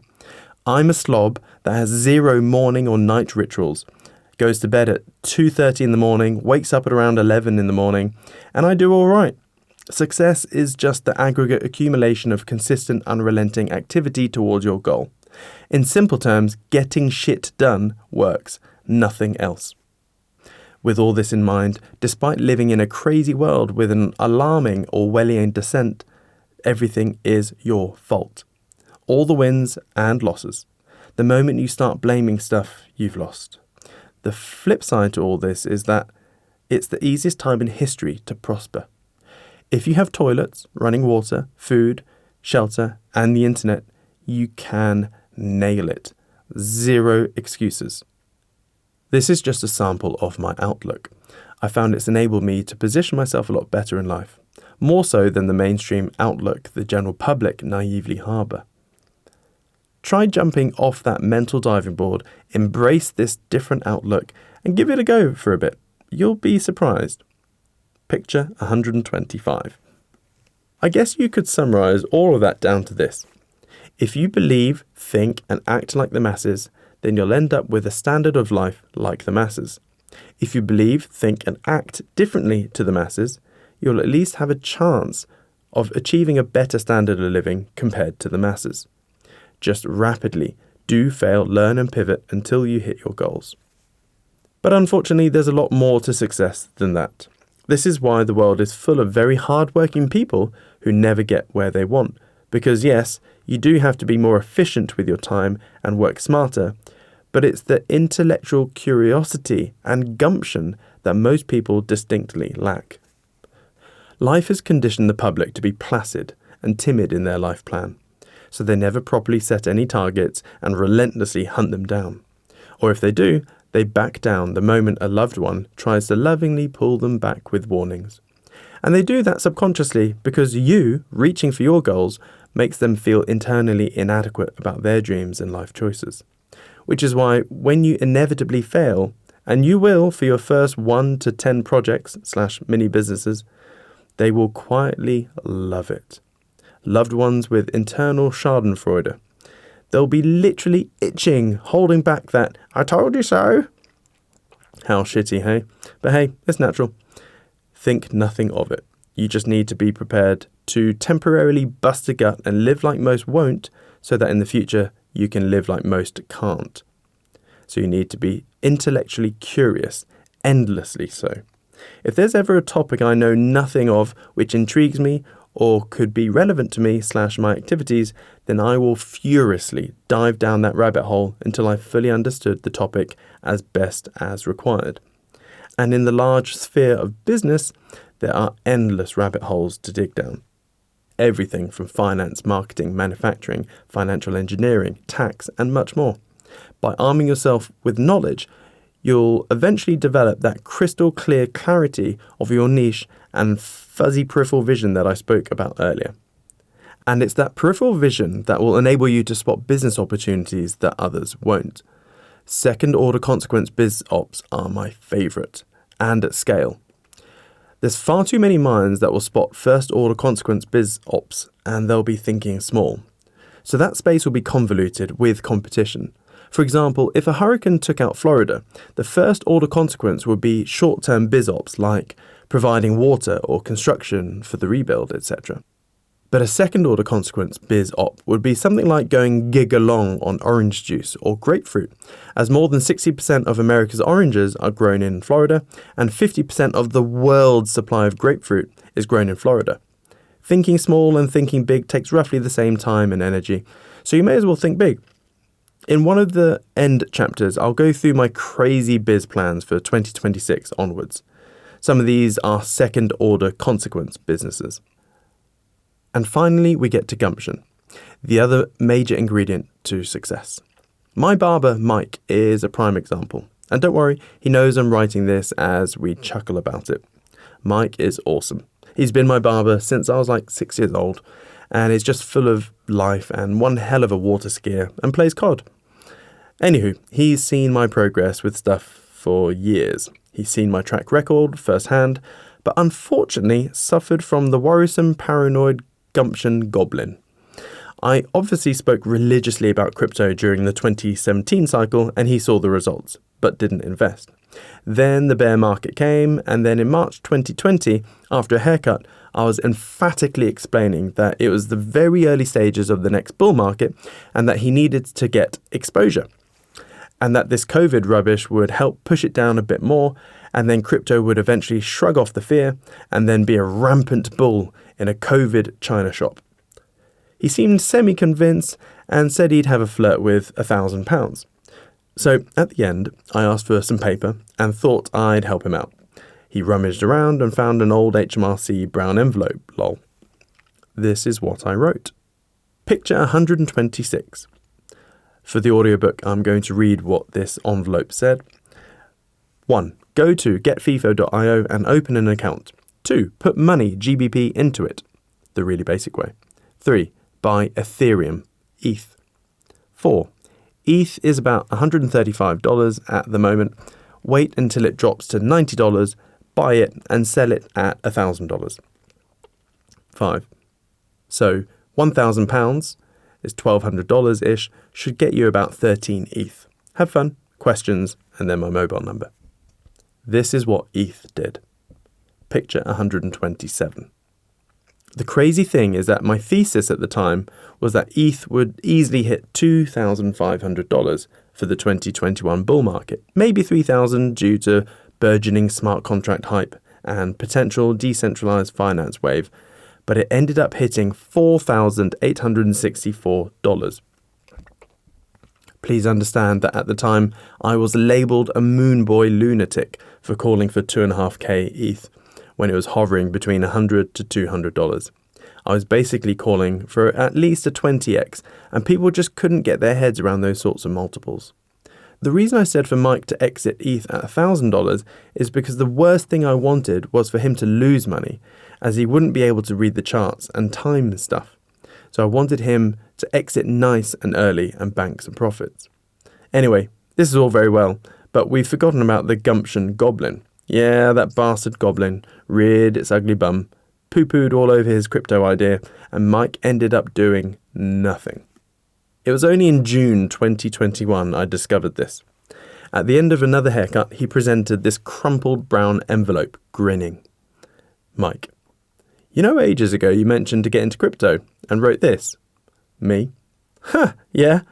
Please tell me you did it. ETH has already hit that $2,500 target I was harking on about." Mike: "Unfortunately not, mate." Me: "No."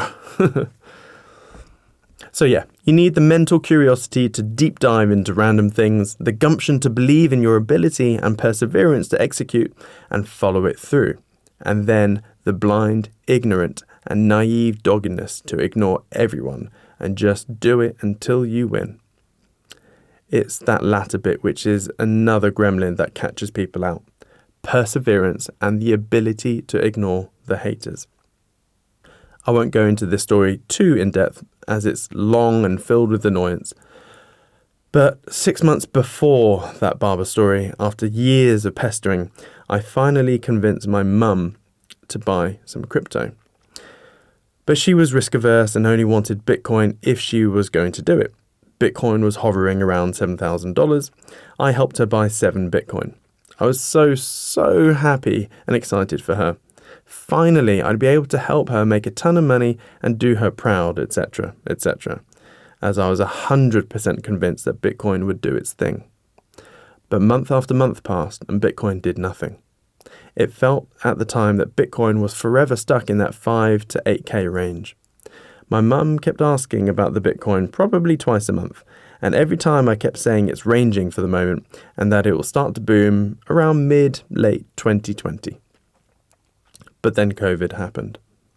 The entire world freaked out, and some uninformed idiot friends of hers started querying and heavily questioning why she trusted her son, someone half her age, into investing in some fanciful internet monopoly money.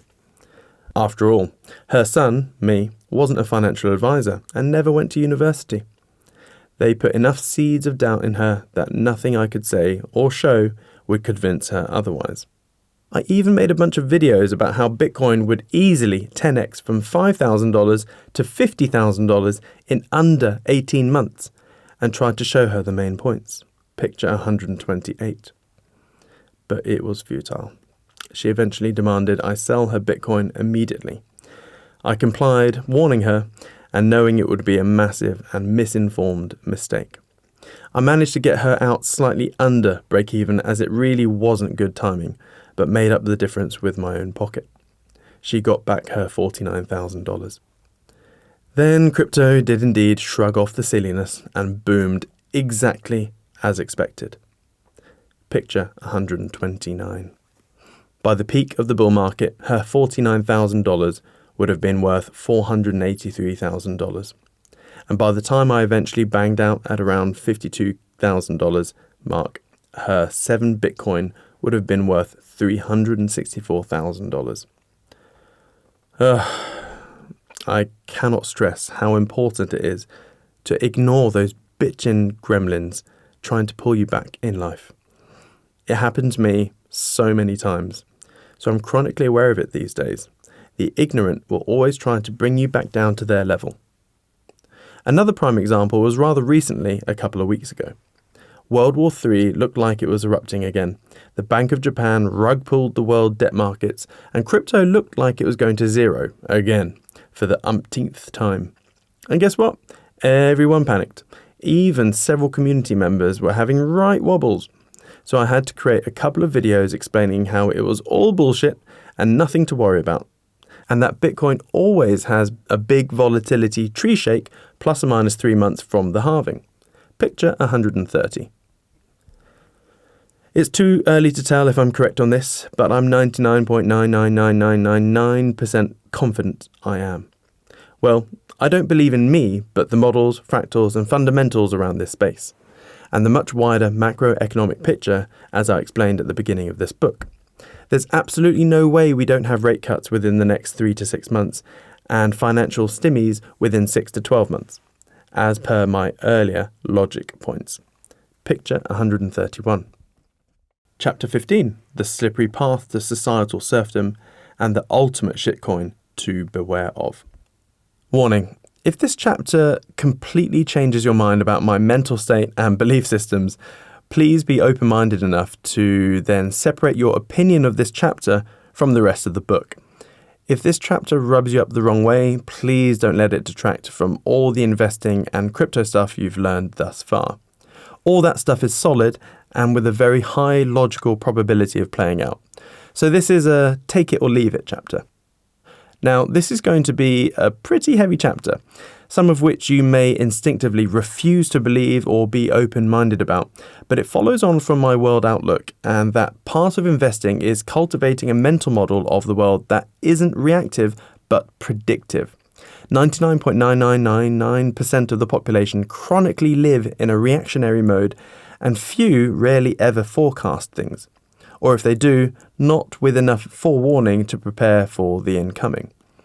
Or if their mental model does predict something, it's too fuzzy to attribute sufficient confidence and probability that will compel them into action.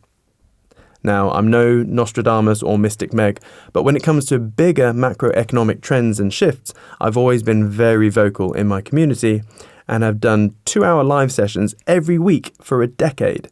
And during this time, many things have come true. So it's not like I'm chatting with my wife type forecast. Yes, I've got a few things wrong or slightly early/late, but more often than not, my global power construct mental model has been rather accurate. And a lot of it really stems from my worldview I covered in the last chapter and the base understanding that governments and politicians don't care about you. They never have done and never will. They are cultivated and groomed by puppets carrying out orders from above, and that the ultimate puppeteers are a group of psychopathic billionaires that view the population as cattle, not humans. My view of the World Economic Forum changed when I saw the head of the WEF, Klaus Schwab, in an interview in 2017 talking about how he has successfully infiltrated most governments. But what we are very proud of is now the young generation like Prime Minister Trudeau, President of Argentina, and so on. So we penetrate the cabinets. So yesterday was another reception for Prime Minister Trudeau, and half of his cabinet, or even more than half of his cabinet, are former young global leaders. It's true in Argentina, and it's true in France. For context, the WEF Young Global Leaders Program is where young/junior politicians go to get indoctrinated by the WEF ideologies, and the WEF help their rise in their respective parliaments. The new UK Prime Minister, Keir Starmer, and also the previous PM, Rishi Sunak, were prominent WEF Young Global Leaders. Starmer, in an interview relatively recently, said that Davos, home of the WEF, was more important than Westminster. So this Young Global Leader grooming program sent me down a bit of a rabbit hole because I was a big fan of the WEF for a while, as a lot of the things they said I agreed with. They were also big pushers of the 17 global sustainability goals. Picture 132. I used to say and believe that it would be a worthwhile endeavour of just picking one of these 17 goals and setting up a business that helped with your chosen goal. But again, part of being a good investor is to always be open-minded, continually interrogate the data set from which you base your opinions from, and be eager and willing to change your opinion if new data appears. Opinions should be written in sand, not titanium. In a nutshell, the WEF is basically communism and socialism disguised in a new dress. They have big plans for the future, for a one world government, one world police force, one world military, one world intelligence service, for all people to own nothing and be happy, for home ownership to become a bad and greedy thing, and for the one world government to own everything and control everyone. This whole drive is encompassed by their new form of capitalism called stakeholder capitalism, which is what I described above. None of this is a conspiracy theory, by the way. This is all stuff they openly admit. Watch all their lengthy videos on their YouTube channel and read their reports from their website. More importantly, watch all Klaus Schwab interviews. They have basically looked at modern-day Orwellian China with their total surveillance and control of its populace with its Black Mirror-like social credit score and thought it was a great idea. So they are progressively implementing programs and rules and laws leading towards that goal. Hell, look at the World Health Organization, which is a branch of the WEF. The WHO has now dramatically downgraded the prerequisite criteria as to what constitutes an epidemic and pandemic, and now has total control of nearly all countries' health systems when pandemics are announced. Power is constantly being offshored away from each country's parliaments over to Davos and ultimately Klaus Schwab.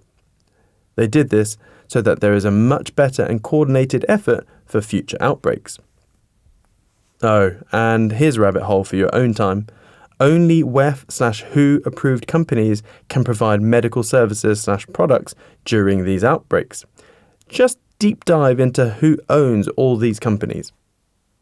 I also find it comical that the head of the World Health Organization is Dr. Tedros.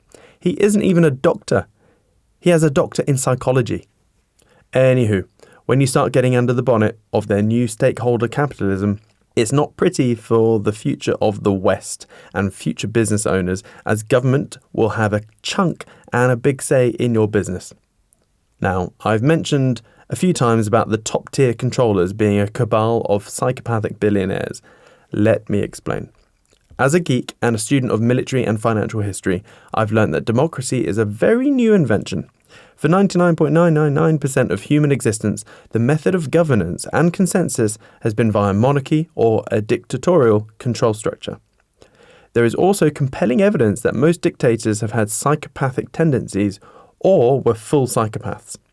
Most people really don't understand this term. So to be clear, whenever I say psychopaths, I really mean it in the literal sense, in that one has a distinct lack of empathy and compassion towards others, and an egocentric, antisocial personality marked with a total lack of remorse for their actions. Most leaders in history resemble those characteristics.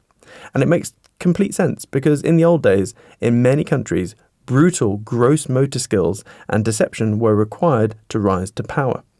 All the greats were psychopaths. Caesar is my favourite leader, the best tactician ever to have lived, in my opinion. But plain, brutal and cutthroat. Just YouTube the Battle of Alicia, the greatest battle in history. It's almost unbelievable. Anyway, if you were to devise a scale of good and evil, those on the evil scale will all be psychopaths. And the existence of psychopathic billionaires isn't like believing in Santa, it's pure maths and statistical obviousness. According to Dr. Robert Hare, a criminal psychology researcher, he states that 1% of the general population are full psychopaths, 20 to 25% of prisoners are psychopaths, and that 4% of CEOs and business leaders are psychopaths. And many studies have shown that 10% of Wall Street employees and 10% of those that work in the financial services industry are psychopaths. So let's crunch some numbers, and I'll be as lenient to the downside as possible. In a world of 8.2 billion people, there are 82 million psychopaths. Let's say 10% of them are in the developed world that have the potential to do big things. That's 8.2 million. Let's say 1% of them chose to become powerful and rich. That's 820,000. Let's assume that only 1% of them actually become successful. That leaves us with 8,200. 8,200 psychos that embarked or are embarking on the relentless, remorseless pursuit of money and power. With that being so, no activities or methods would be off limits to them. Crime, extortion, bribery, blackmailing, and murder are fully legitimate and very effective tools for these people. You really have to understand that these 8,200-ish people, plus or minus 90%, that roam the earth are not like you or I. They literally don't view you as a brilliant and intelligent life form with feelings and a loving family. You are simply something that exists. If you're an enabling tool for their pursuit, you'll be fine for as long as you're useful. But if you're a hindrance, you won't be alive or free for long. It's really as simple as that. And if you're someone with all those tools at your disposal, it's extremely easy to get what you want. And therefore, these 8,200 people are easily at least centimillionaires and most likely billionaires. Now, let's assume I've massively over-exaggerated these numbers. Got it wrong somewhere, was wildly off, and it's not 8,200%, it's 1% of that. Okay, it really doesn't change anything. You now have 82 psychopathic billionaires obsessed with power, money, and control. Okay, let's be even more lenient. Let's say it's not 82, but 1% of that. It's 8 people, or 8.2 people. It makes little difference. In fact, the smaller the number, the easier it is for them to carry out their plans. Whereas if it was 8,200, they'd all be fighting each other for control. So I'm trying to be lenient with the numbers. Let's go with 8 psychopathic billionaires that are obsessed with power, control, and money, and will do anything without remorse to achieve that. They view the world as their own, and humans are no different to cattle. We are a thing to be controlled and or killed. If anything, a surplus amount of humans will be viewed as a bad thing, as we are all over-consuming and reducing the amount of available resources for their hoarding. So it seems only reasonable that they want less humans and they want a one-world government to control everything, with them being at the very top. So they will be very pro in anything that helps this power construct. And personally, it looks like the WEF stakeholder capitalism creation fits this bill perfectly. Also, don't forget that this tiny subset of psychopathic megalomaniacs won't just suddenly been born. They've always been here. So for hundreds, if not thousands of years, they would have created and installed the necessary power constructs to retain control indefinitely. These days, I genuinely think people are naive to think that democracy and all the voting systems around the world actually give people any choice or say in anything. Do you really think they lose control of things every 4 to 5 year election cycle?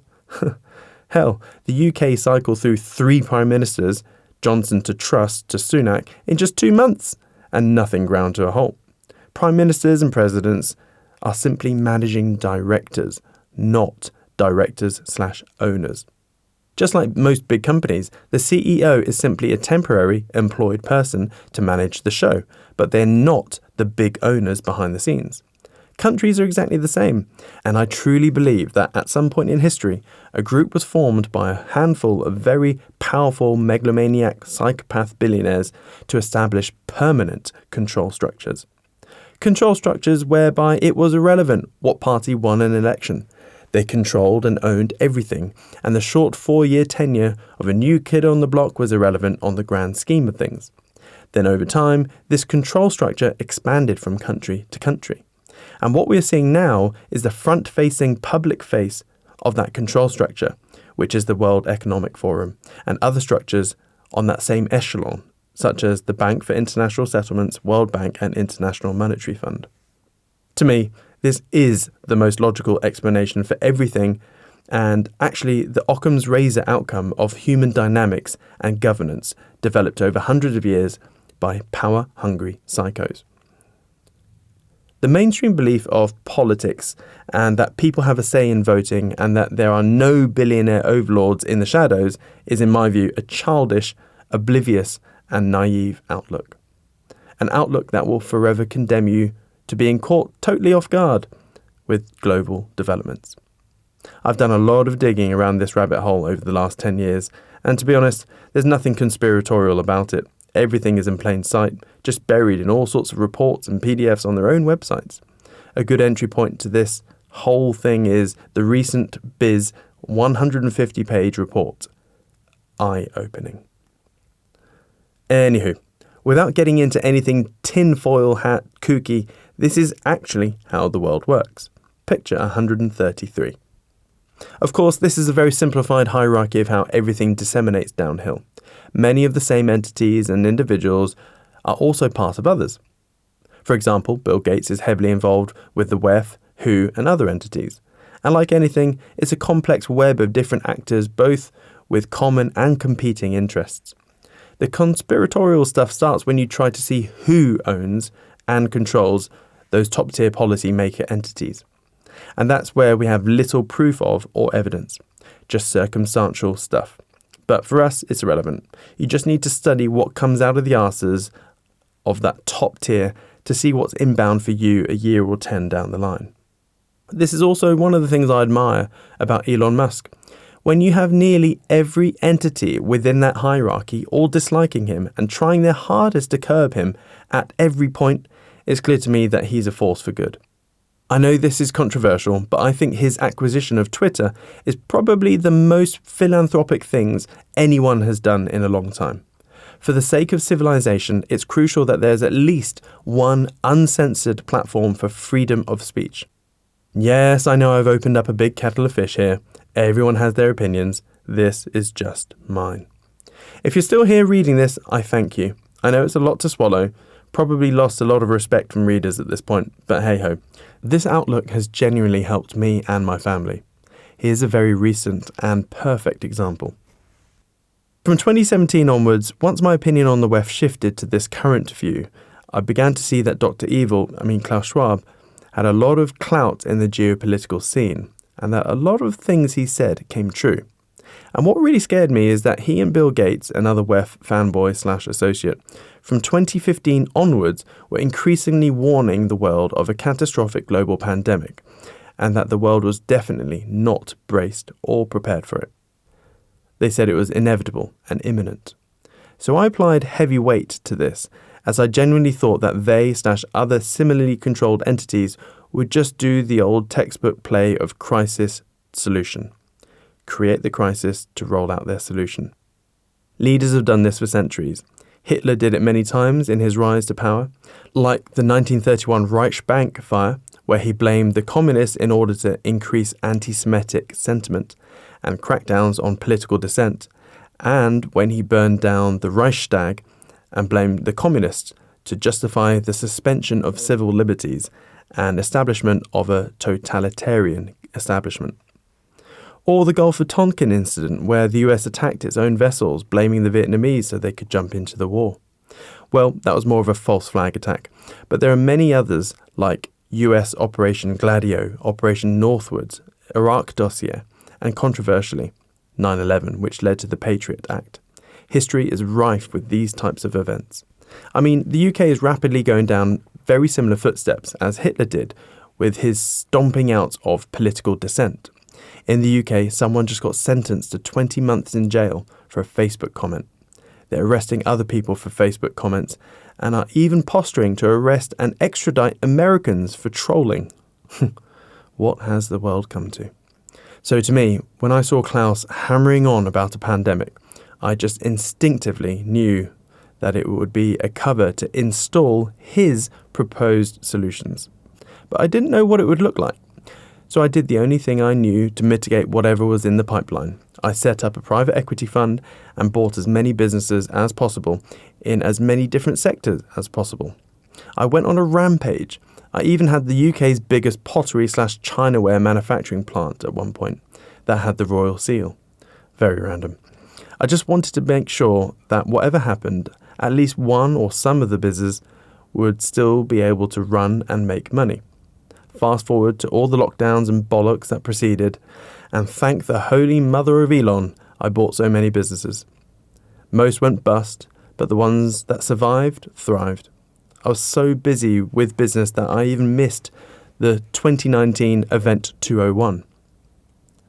It was a full globally scaled pandemic response exercise conducted by the WEF, to the extent that everything that happened during COVID was already played out in Event 201. Look into it. So I hate to say this, but my family was profitable and safe during 2020/2021, simply because I had this mental model and went mad trying to mitigate the incoming shitstorm. The only family members that died during COVID were the ones that took multiple jabs. Again, this entire chapter will most likely result in me being cancelled. Bring it on. In the future, being previously cancelled may be a badge of honour and a sign of intelligence. So, 2020 onwards has been a perfect example of my mental model and its predictive capability. And now they showed their hand, it's actually helped refine the mental model. And to be honest, I'm genuinely petrified. Why? Klaus and the WEF have been constantly banging on about another pandemic, and also what he calls cyber COVID. Klaus said in an interview that cyber COVID is inescapable and that very soon there will be a global cyber attack. In one video he addressed to the WEF, he said, "We all know, but still pay insufficient attention to the frightening scenario of a comprehensive cyber attack, which would bring to a complete halt to the power supply, transportation, hospital services, our society as a whole. The COVID-19 crisis would be seen in this respect as a small disturbance in comparison to a major cyber attack. To use the COVID-19 crisis as a timely opportunity to reflect on the lessons cybersecurity community can draw, and they prove our unpreparedness for a potential cyber pandemic." Other WEF articles, videos, and their cyber polygon cyber attack simulation have stated during this there will be a period where the internet will have to be shut down. A new censored internet will emerge and only vaccinated devices will be allowed on it. Also during this time, it will make the lockdowns of COVID look small as global logistics, energy and infrastructure will pause for a period. I'm not joking, exaggerating or making this up. They're just openly talking about this now because the mainstream media is so overtly controlled now that they know the public won't bat an eyelid. This isn't a conspiracy theory. I'm simply relaying what the WEF is warning. A new internet with only vaccinated devices allowed and only permitted websites allowed? Seriously? That seems awfully similar to the internet that China has. Wouldn't be at all surprised if uncensored platforms like X are progressively banned over the next decade. Brazil is already pursuing this. X is literally the only platform left that uncensored information can flow. So how on earth are we supposed to prepare for a cyber COVID? Literally the entire globe would scream to a halt if the net went down. All businesses. It would no doubt be a very long weekend, like a hack on a Thursday, then pandemonium all weekend, and a new internet, etc. rolling out on the following Monday or Tuesday, no doubt. Markets would crash, online business would be useless, as payment processing companies would also be paused. In this event, they've already shown us which businesses won't be stopped. Food businesses, or anything deemed critical. At the end of the book, I'll be showing my plans moving forward, and even the biz I'm setting up that will be cyber COVID proof.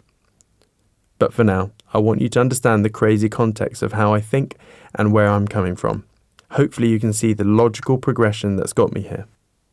I believe the WEF modus operandi is basically A. Define the threat in advance. B. Population cognitive priming. Building their narrative via repetitive messaging and propaganda. Build back better. C. Run a simulation exercise to craft and propose WEF solutions. D. Trigger the event and apply the WEF solutions. Ultimately, with power constructs, the psychopaths rely on the same mass psychological tools to bend the people to their will.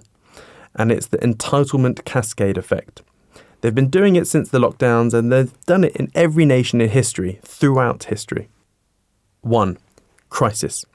It always starts with a crisis. Some trigger event. War, contagion, terrorist attack, whatever. Doesn't matter. The trigger event needs to be sufficiently large enough to induce the population into a state of shock and fear. When humans, and especially a mass cohort of humans, are in fear mode, the sophisticated thinking parts of the brain are hindered, and we enter freeze, flight, or fight mode, a purely reactive state. 2. Appreciation. In order to get the people appreciative of the rulers, handouts are issued. Food, money, whatever. Again, doesn't matter what. The handouts just need to be enough to temporarily gain love and appreciation from the people.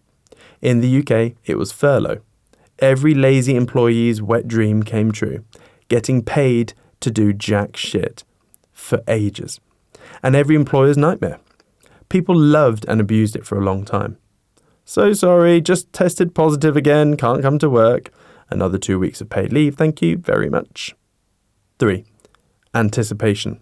As usual, after a couple of handouts, the people begin to anticipate more handouts. This is where the people become more pliable and predictable. 4. Expectance. Now the handouts are beginning to feel like a regular thing, people start changing their habits and lifestyle around the handouts. 5. Entitlement. The continued fulfillment of expectance simply breeds entitlement. Handouts are now a given in people's mentality. They feel they're owed it and deserve it when they don't. As a citizen, you're owed and deserve nothing. Everything is your own responsibility and accountability.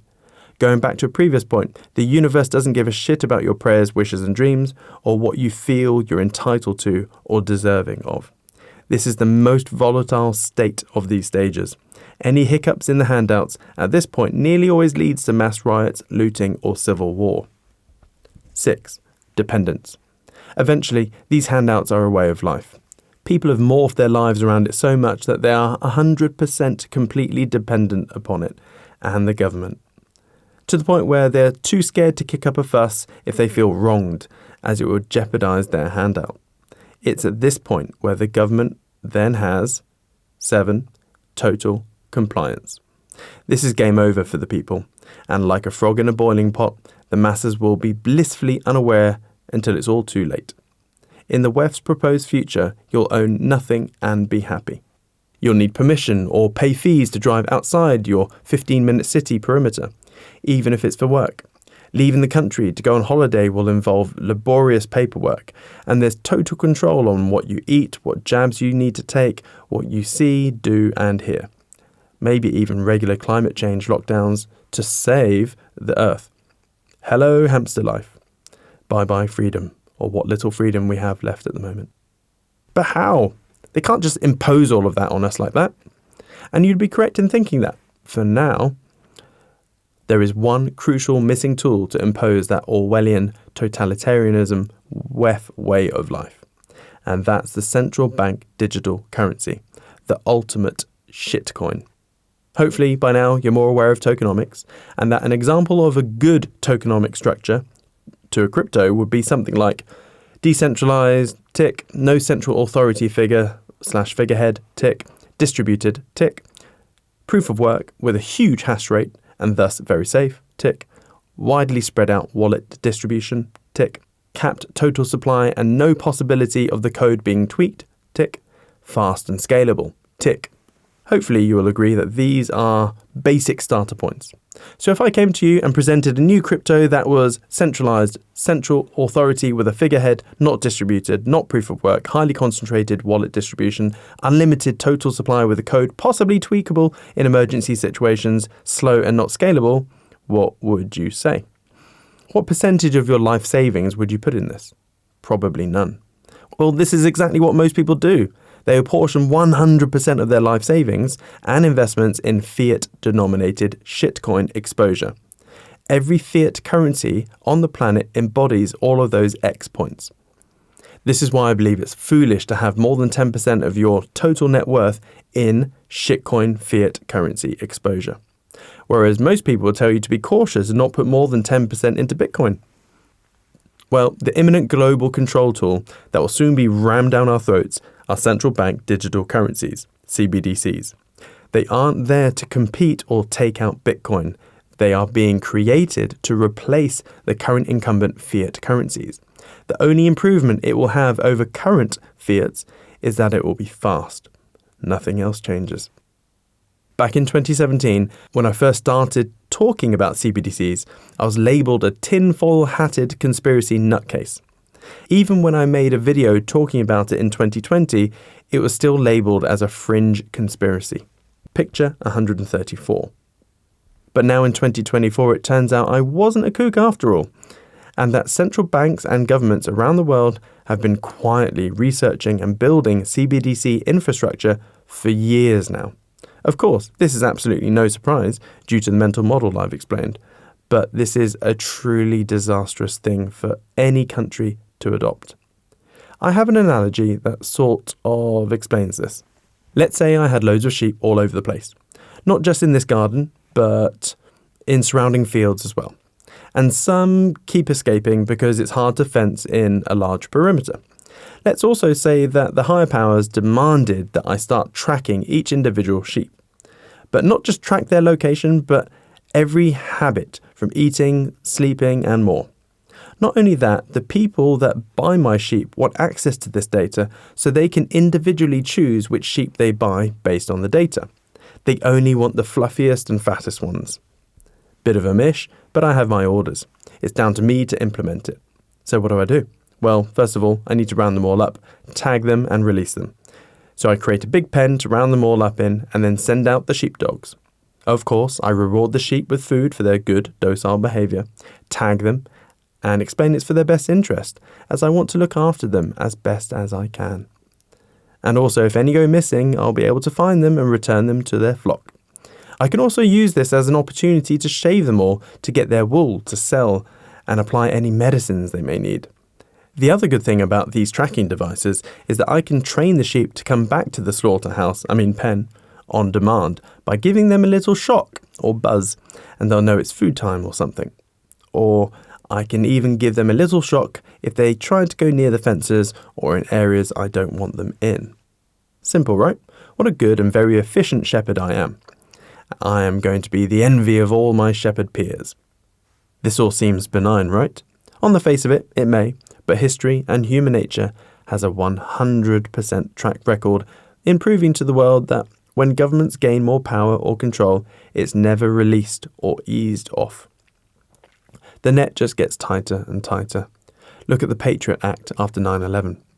That has only worsened since then, and Snowden exposed to the world the ungodly amount of public surveillance and monitoring that goes on. Same with everything else. 100 years ago, you didn't need any papers like a passport or driving license or anything. You could travel from country to country freely. Now it looks like it's eventually going to be hard just leaving your 15-minute city without valid reasons, paperwork and fees. Just you wait. Going back to the sheep analogy, we are the sheep. The WEF has looked at China, is super impressed, and wants it in the West. But the single missing ingredient, as I mentioned, is the CBDC. They can't implement any of these Orwellian plans without a controllable, trackable, and programmable currency. So here are the features I expect these CBDCs will have. Issuance.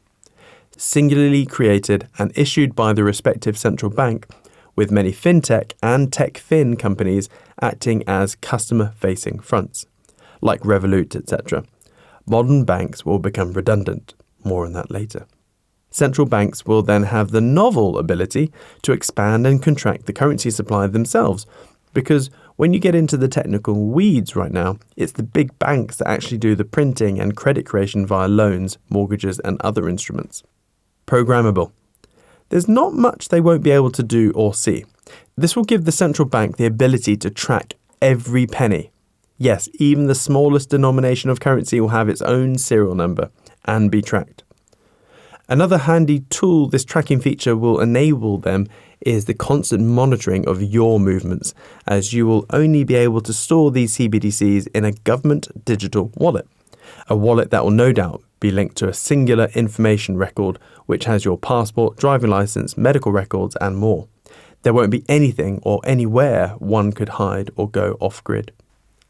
And another helpful tracking feature it will enable them is by having optics on highly concentrated amounts of currency. For example, right now, no central bank has any clue where currency is or how much is being held by a single entity. But with CBDCs, there will no doubt be a command center, and the bigwig could say, "Show bubbles of all wallets with more than £100 million. Cool.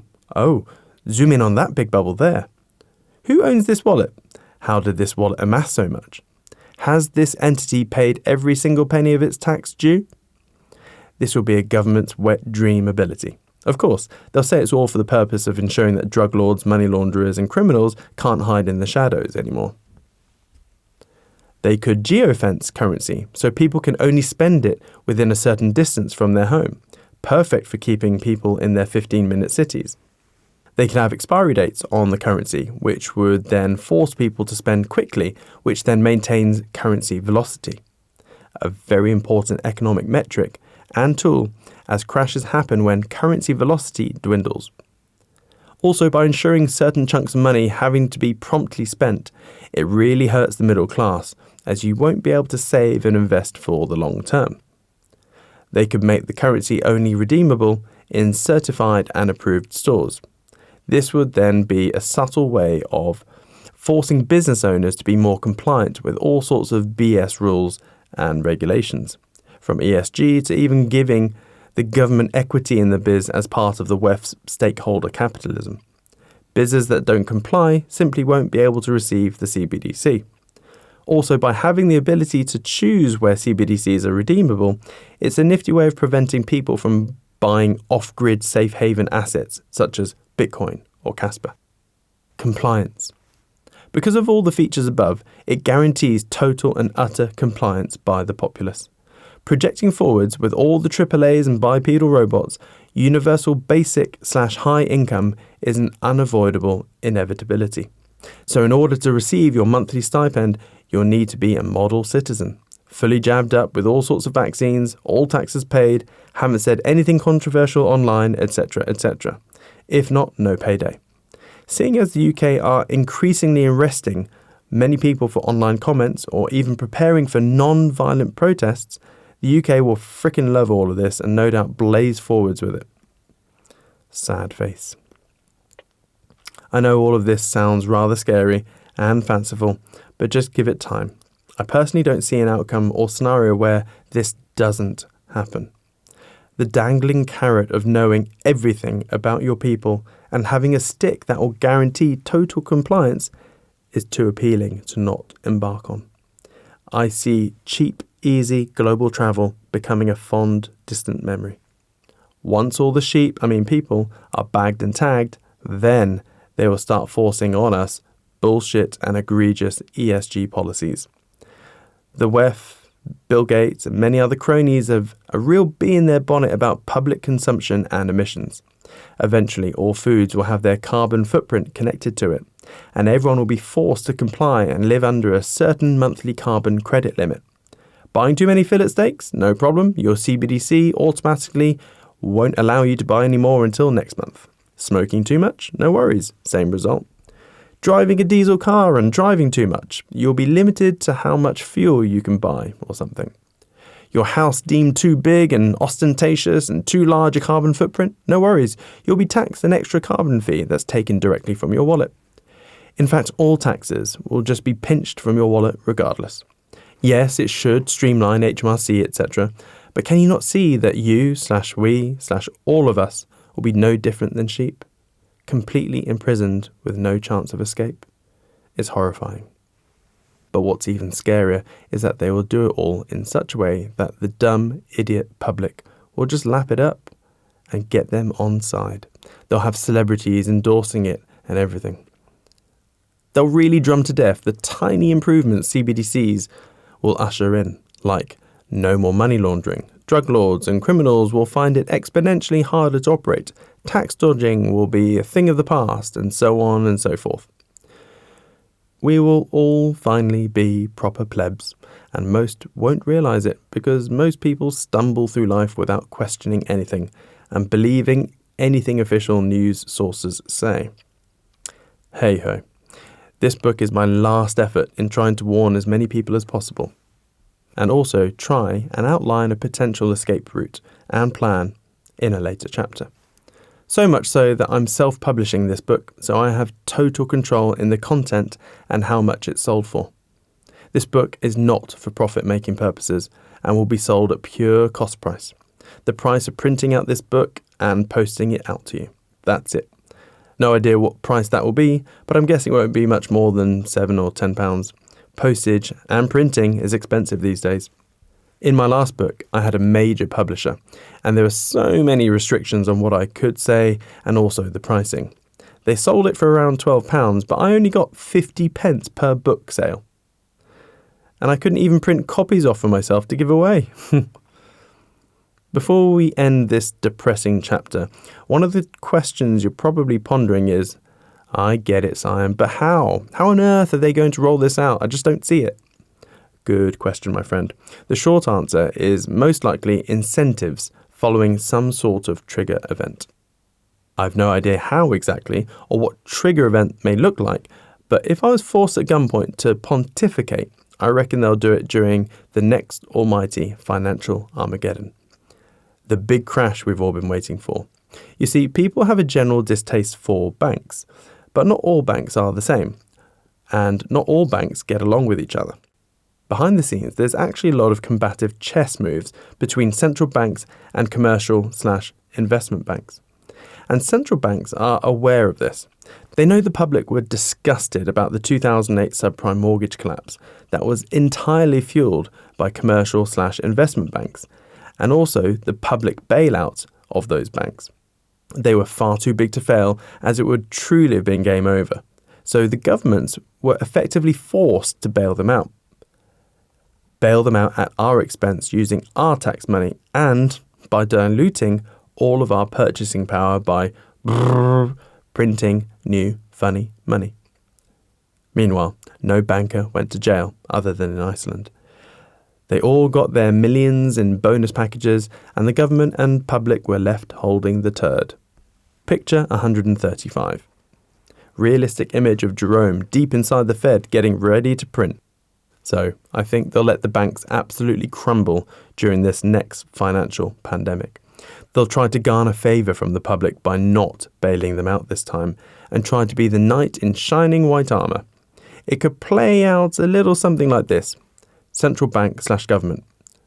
Oh no, Joe/Julie Blogs, your trusted bank, Barclays Bank, or insert any other bank, has now become insolvent and is going under. Everyone that was banking with them has lost their entire life savings. Unfortunately, this includes that £20,000 in your account and also your 100k pension. Unfortunately, your pension provider used Barclays. Whoopsies. Joe/Julie Blogs. What the actual F? How? Why? I'm ruined. Central bank/government. Long story short, but don't worry, we've got you. The insurance companies and banks will no longer exist after the insolvencies, but we, your wonderful government, truly care for your plight and have decided to take drastic and decisive measures. What we've done is quickly created a new type of currency, the digital pound. We've created a brand new DigiPound government wallet for you and already credited it with £20,000 worth of DigiPounds and also a wallet of 100k for your pension. Joe/Julie Blogs. What? No way, that sounds great. Central bank/government. Yeah, it's pretty neat. All you need to do is fill out this quick form to prove it's actually you that's applying for these wallets. Won't take long, you just need to upload a few quick things like passport and driving license details, paycheck within the last 3 months, utility bills within the last 3 months, national insurance number, medical records, and the soul of your next unborn child. Simples. Joe/Julie Blogs. Ah, cool. Phew, got me worried for a second there. Send over the link. Picture 136. The power landscape. So I've displayed how the world properly works with that picture a few pages ago, with how policies are filtered down and then ultimately rammed down the public's throat. All policies we never voted for and created by unelected private individuals in big entities. But as I said, the world is full of variables we don't know about. It's very complex and there are always competing factions at the top. Which is why it's also handy to look at the power landscape in terms of who actually has hands-on control of the most amount of people. Typically, we think of country leaders, but it's not always the case. It's those that control the networks that have immediate access and control of its users. Of course, many of these network rulers are part of the establishment and are controlled/influenced by Davos, etc., but not all. When I say networks, I mean them in the sense of large physical structures or societally constructed ones, such as money, religion, corporations, road, infrastructure, energy, search, telecoms, pharmaceuticals, social media, stock market, bond markets, commodity markets, and AI. There are many more, but as you can see, each one of these have varying amounts of influence or control of people. Take Facebook, for instance. With over 3 billion monthly active users, one could argue that Mark Zuckerberg is the king of the biggest country in the world and completely controls the information that those users see. Which, by the way, is no longer a conspiracy theory, as he's now openly admitted and regrets that he was and always has been heavily influenced by the US government and FBI to censor things. The new kid on the block is AI. Just like when coding first emerged, there was a mad dash to see which company or companies would dominate that space. The same is already happening with AI. And this is a particularly important one if the world will relatively quickly have many billions of AAAs and bipedals. Who controls them? How much info will these bipedals leak back to their creators? This is a real concern for me, as I can already see big conflicts of interest. For example, there's a great chap called Brett Adcock. He sold his AI talent matchmaking marketplace biz for $110 million and then founded many more businesses. One of which is Figure, a bipedal manufacturer. His robot is one of the best in the world and will no doubt be Tesla Optimus's main competitor. But the thing I personally don't like is that they've teamed up with OpenAI. So the Figure robot will essentially have ChatGPT-5 installed within it. And it's basically common knowledge now that OpenAI is a very friendly establishment influence company. I mean, OpenAI has former US Army General Paul Nakasone on its board of directors. Nakasone was the ex-head of the NSA, the National Security Agency, which is the US equivalent of GCHQ. I personally won't be buying any Figure bots, as their bots, even without Figure being aware of it, will just be leaking/harvesting data for OpenAI. I'll leave it at that, but going back to power constructs, it's not as simple as thinking it's Biden versus Putin versus Jinping, etc. It's whoever controls the networks that everyone needs. The biggest and most important network on the planet by far being money. In the early 1800s, Nathan Mayer Rothschild was well aware of this when he said, "Give me control of a nation's money and I care not who makes the laws." This is why all the founding Rothschild's brothers were spread out across Europe to set up banks and specifically finance countries, and in many cases, both sides of every war. This is why crypto and DLTs, distributed ledger technologies, are so important and disruptive. In 2017, my main mantra back then was, cryptos are the evolution of money and DLTs are the revolution of trust. Siam, aged 30 and a half.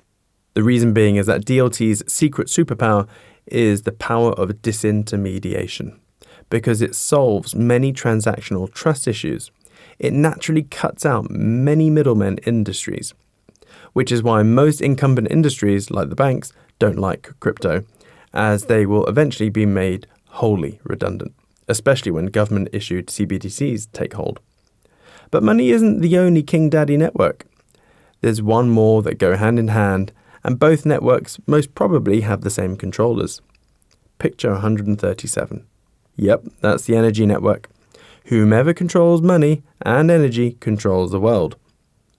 So the only way the world can truly mitigate the consolidation and concentration of power is to fully embrace the protective powers of decentralized and distributed open source networks. Then, the naturally disintermediation properties of this will casually break up those concentrations and control structures. They basically snip off the puppeteer strings, and we as the public regain much more control of things. Eventually, crypto will naturally replace centralized networks with distributed and decentralized networks and markets. Thousands of markets which are transparent, tamper-resistant, decentralized, efficient, low energy, no middlemen, merit-based, leaderless. Picture 138. I call it the trust nuke. Pretty much any existing network you can think of will be better off with a form of DLT market which is decentralized and distributed. Picture 139. A slide from an old presentation at the UK Crypto Summit back in 2017. This will be things like voting, markets, crypto, energy, data, and AI. Chapter 16, Crypto Security. Don't fumble your bag. The last chapter was a bit heavy, so before I share my game plan for the incoming shit show, I thought I'd lighten things up a little by talking about all the main ways you're going to absolutely screw yourself over online, from being hacked to literally giving social engineering hackers all your crypto. Smiley face. After all, let's say even half of this book comes true and your crypto has popped up nicely. It would be slightly remiss of me to not arm you with all the basic and simple yet effective ways to not screw the pooch. You may be sat there thinking you're alright. You're a sophisticated online legend after all. Nothing like that will happen to you, and you might be spot on, but I'm constantly inundated with very smart individuals who have lost everything from such simple errors, myself included. I'm still scarred by accidentally sending 15 Bitcoin into oblivion back in 2017. But the worst example I've personally seen is a very good cryptoer and business owner who literally gave his private keys to a hacker, and that hacker simply logged into his wallet and extracted £1 million in crypto. What's worse is that this chap was a community member, and 1 week beforehand I'd just done a live Q&A session and tutorial about the do's and don'ts of personal cybersecurity. We all did a whip round and managed to raise £15,000 for him to start again, which is nice, but I bet that will haunt him forever. So in no particular order. 1. Secure your email. Create a Proton Mail account. Use the paid version so you can set up multiple email addresses that all feed into the same inbox. That way you can have Elon Lover Coinbase at pm.me, Elon Lover Binance at pm.me, etc. Then change all the passwords for your exchanges and Google account to a Proton one. And set up 2FA for your Proton account. Don't overlook the importance of securing your email. This is the first place attackers will look to gain entry, as they can easily reset passwords and all sorts once they have access here. 2. Two-factor authentication. 2FA is really important, as it can be the last line of defense in the situation that someone somehow gets your login details.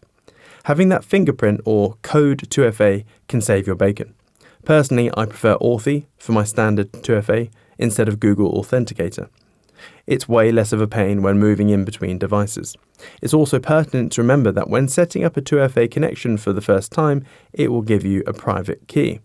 You need to store this with the same discipline as your seed phrase storing is.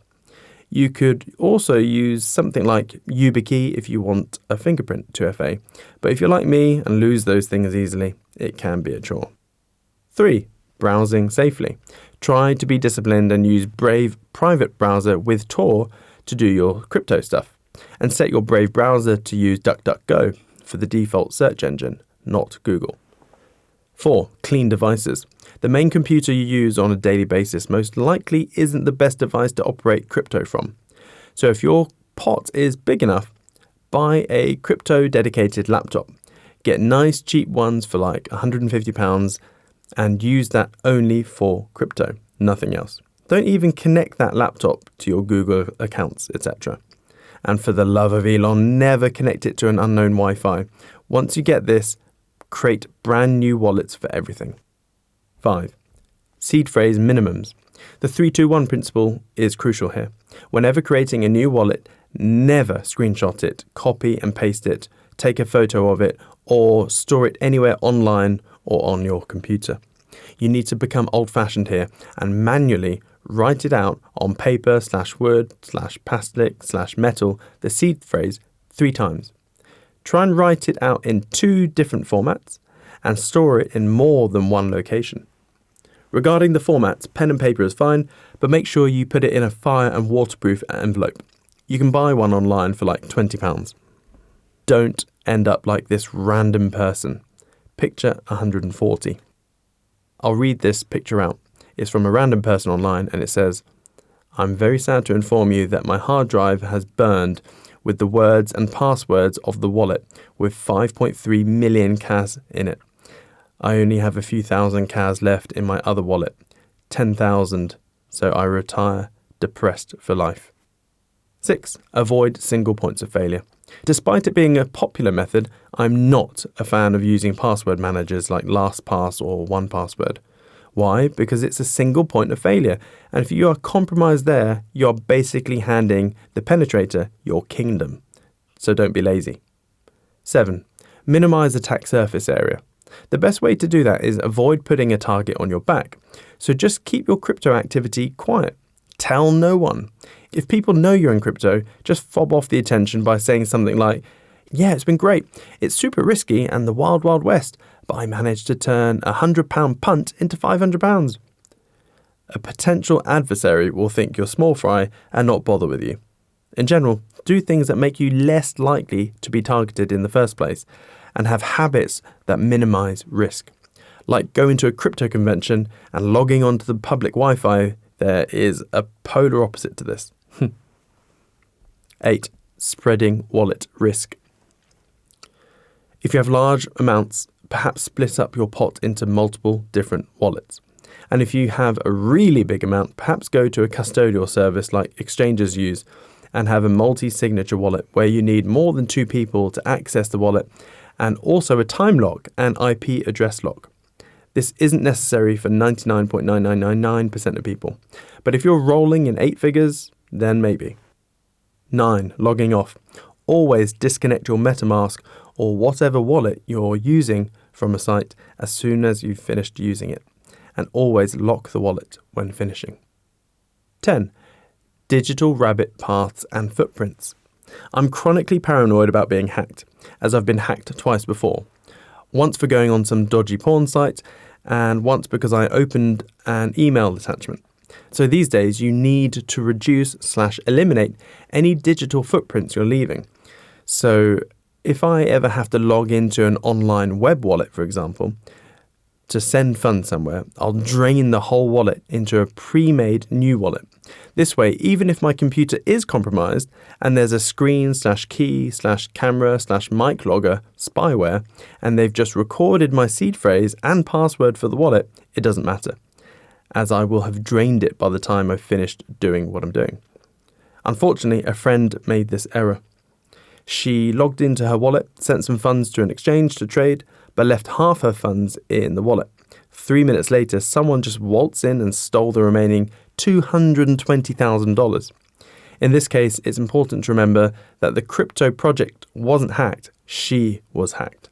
Most likely because she accessed public Wi-Fi at an airport a couple of weeks prior to this hack and installed a keylogger spyware. These are crafty little buggers and can even delete themselves once their purpose is fulfilled. Another way to reduce the need to log into your wallet is to just use the Block Explorer to check the balance of your wallet. Just put your address into the Block Explorer for that coin and you can see your holdings. There's no need to access your wallet to check your balance. Or you can use a site like www.debank.com to check your holdings. 11. Phone 2FA equals no. Disable mobile phone 2FA on all your platforms. This is to mitigate SIM cloning. This happens more frequently than you'd imagine. 12. Browser convenience. Do not let your browser remember your login details. Manually type them. 13. Hardware wallets. You 100% need a hardware wallet. Whether it's Trezor, Ledger, Tangent, or whatever, you need a hardware wallet. These tiny devices protect you and effectively store your seed phrases. But the best thing about them is that in order to move anything from your wallet, you need to put your password into the device and then click a few buttons to proceed with the transaction. So even if a hacker got your wallet seed phrase and password, they couldn't steal anything without approving it on your hardware wallet. Personally, I much prefer the Trezor Model T. It's much more user-friendly than the Ledger ones. 14. Getting jumped. In terms of a personal, physical hacking, someone mugging you, make sure you and your family have set drills in the event of a home invasion. Nominate a room you'll all run into where you can blockade the door, preferably the same room as the safe. Then time is your friend as home invaders aren't there for a lengthy stay. You simply blockade the room with your family, call the police, and have a golf club or a high-powered automatic paintball gun that fires marbles and chili rounds. My paintball gun that fires marbles goes through wooden fences. Still legal, of course. And if you have a shotgun license, store it all in your gun cabinet. A couple of shots out the window will soon scare home invaders away. Perimeter defense and a layered defense around the house is preferable, but for most people, unattainable. So you need to know your actions-on drills in the event of a home invasion. Know where the bottlenecks and choke points are in the house and defend them via a controlled retreat in order to buy your family time. Also, it's important to remember that you're most likely to get mugged/snatched during the daytime in the most innocuous places. Like if you have an electric car and you go to charge your car, that's a perfect nab spot. So remain vigilant. 15. Online helpers. The person I mentioned earlier had some issues with his wallet and asked for help in a forum. People were very quick to assist him, and one person, acting as a crypto security specialist, sent him a link, which was an online form. This form asked him to put in his 12-word seed phrase and password, and the specialist would then be able to help him. Well, this person did exactly that. He literally input all his deets, and the specialist simply logged into his wallet and stole £1 million worth of crypto. Whew. Also, be aware that if you ever get hacked, you'll most likely be approached by crypto security firms, etc.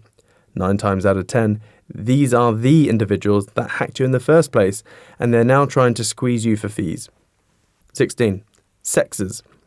A very simple tip to avoid becoming wrecked: get your funds off centralized exchanges like Binance, etc. Exchanges always go bust or get hacked.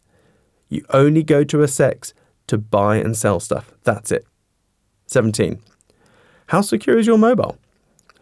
This is more of a preference than anything, but if you're doing a lot of crypto activity on your mobile, then perhaps consider beefing up your mobile security. As I write this in 2024, there is a cool mobile phone operating system called Graphene OS. It's the safest mobile operating system out there. So it's perhaps worth buying a phone compatible with that and then installing that. 18. Don't put your family at risk. Obviously, when you're first starting out in crypto, your pot probably isn't that much. And so, of course, you're most likely going to hide your seed phrases around the house. Or if you're doing it properly, via the 3-2-1 principle. However, there will be a point where you're no longer just an amateur dabbler, but a crypto professional and have a considerable crypto net worth. At this point, or leading up to this point, don't make your family a target or susceptible to an attack. Don't store any crypto in your home. No seed phrases or wallets. Perhaps have a multi-sig wallet with time locks facilitated by a third-party legal entity. Or do what I do. Split your seeds up to 2 parts and hand one half to a law firm with set instructions and the other half to another law firm. Both firms will be aware of your duress words if shit hits the fan, and you could also instigate that the wallet only be opened at the law firm office during work hours. Trust me, once all your crypto is out of the house, it's refreshing. 19. Retrieving airdrops. For the love of sweet baby Elon, do not try and collect random airdrops that land in your wallet. Scammers literally airdropped all wallets their bogus coin, hoping gullible newbies tried to collect them. Before you know it, you've hooked up your MetaMask to collect them and you've been rinsed dry. Ignore all airdrops. 20. Address mimicry. Please remember that the vast majority of cases of money being stolen in crypto is not by hacking, but by scamming. Hacking is when you exploit software/hardware. Scamming is when a human is being exploited. And scammers are getting rather sophisticated these days, one of which is address mimicry. This is where they prey on active crypto users, knowing that because they are active, people get lazy. And so when pinging crypto around, people just look at the last 3 or 4 characters to confirm the address and then send. I used to do this a lot too. So scammers will create an address that has an identical last 4 or 5 characters, then wait until you're active and pinging stuff around and perhaps send $1 to it, hoping that their address will be top of the list when you're looking at your wallet address scanner or something like dbank.com. And then hope you fall for it and then send the crypto to their mimic address. Of course, it's a very low probability that this happens, but for scammers, it's a numbers game. Or even more sophisticated scammers/hackers may actually hack your computer and look for Word docs or notes where you've saved addresses, then simply insert their mimic addresses. They then just sit back and wait for you to send them crypto. So that's why it's very important that when you're pinging stuff about, you copy and paste the receiving wallet address from the source before sending it. So if you're going to send stuff to Binance, for example, you go to the deposit page in your Binance account and copy it directly from there. Also, exchanges may change addresses periodically, so you also want to make sure you're not sending stuff to an old address. This is the last point in this crypto security chapter, but I want to share a terrible story from a friend who recently fell victim to this mimicry exploit. I'm absolutely gutted for him, as he's a switched-on guy and has been doing this since 2017. So gutting. How I sent 79,000 USDT to a scammer's crypto address. I wanted to move 79k from my Nova wallet to Mexi. I've done this many times. My SOP/protocol was to send 100 across first.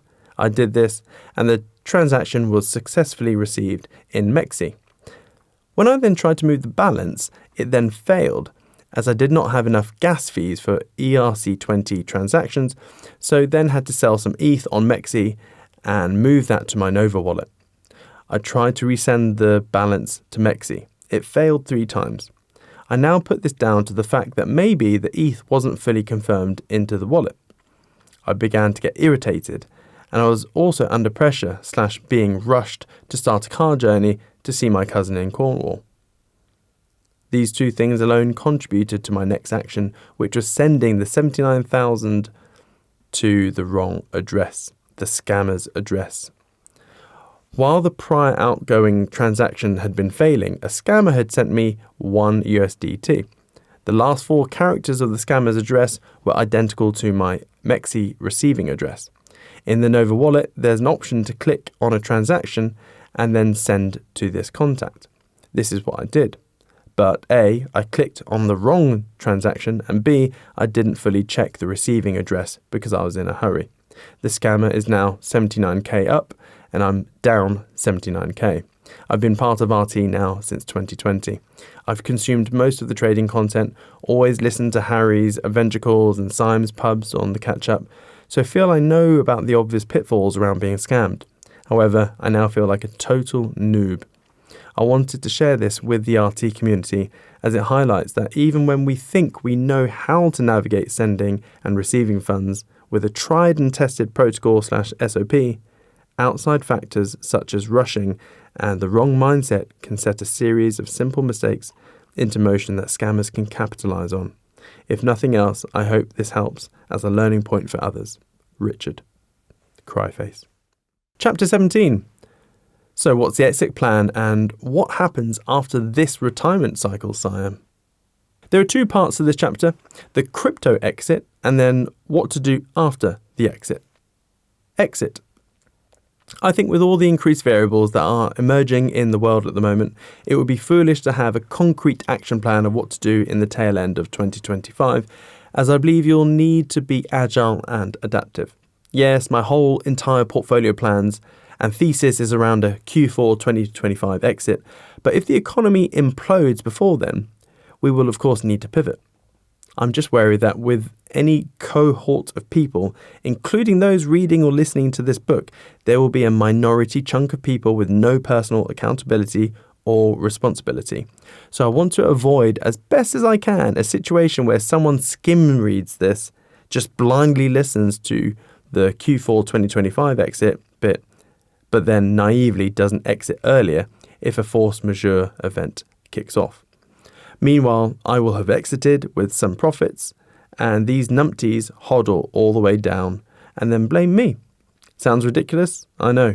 But in 10 years of being a finance teacher, so to speak, I've met some weird people out there. And there are a lot more people with bad mental health issues than you'd imagine. So when those type of people get wrecked in crypto, Explosions soon follow.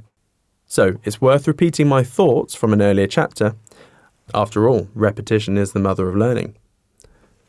Get my portfolio set up and allocated before the crazy bull market starts in 2025. Tick.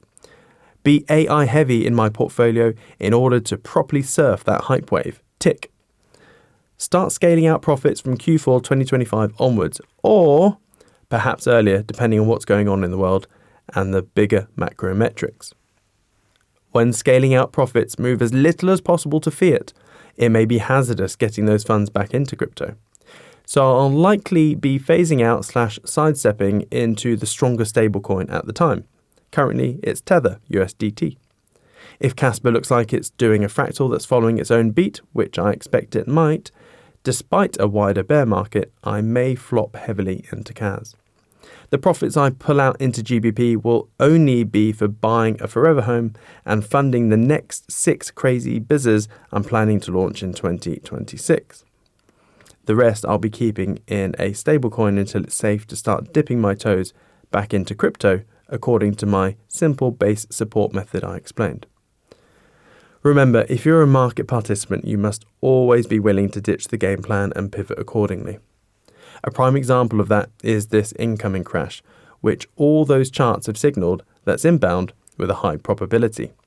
In a golden magic wand scenario situation, this crash would happen at the back end of 2025 once crypto has peaked. Send everything to the pits of despair, and then we buy back in again at the gutter lows. Oh, how wonderful that would be. But there is a very good saying that the markets will remain irrational longer than you can remain solvent. It's rather rare for the dream scenario for yourself to play out. So I'm extremely cautious moving into this bull market because the timing of the crash is tricky. I know from experience that big fundamental undercurrents take a lot longer to play out than anticipated. The 2008 subprime mortgage collapse being a prime example. The writing on the wall was in late 2005 through to 2007, but the house of cards only properly fell in 2008. Of course, the smooth brain bullet points will guide us, but there's no time element to those logical points. Right now, the bigwigs have been constantly posturing that they categorically won't lower rates because they still haven't handled inflation yet. But the beauty of having a bit of market knowledge is that we all know it's utter poppycock. Of course they'll cut rates soon. It's almost a guaranteed thing. Big central bankers are just politicians masquerading as bankers. So I'm convinced that the rate cuts will commence soon. Not only that, the yield curve will continue to march north. So a crash is on the way, which potentially puts a few wrinkles in my crypto plan.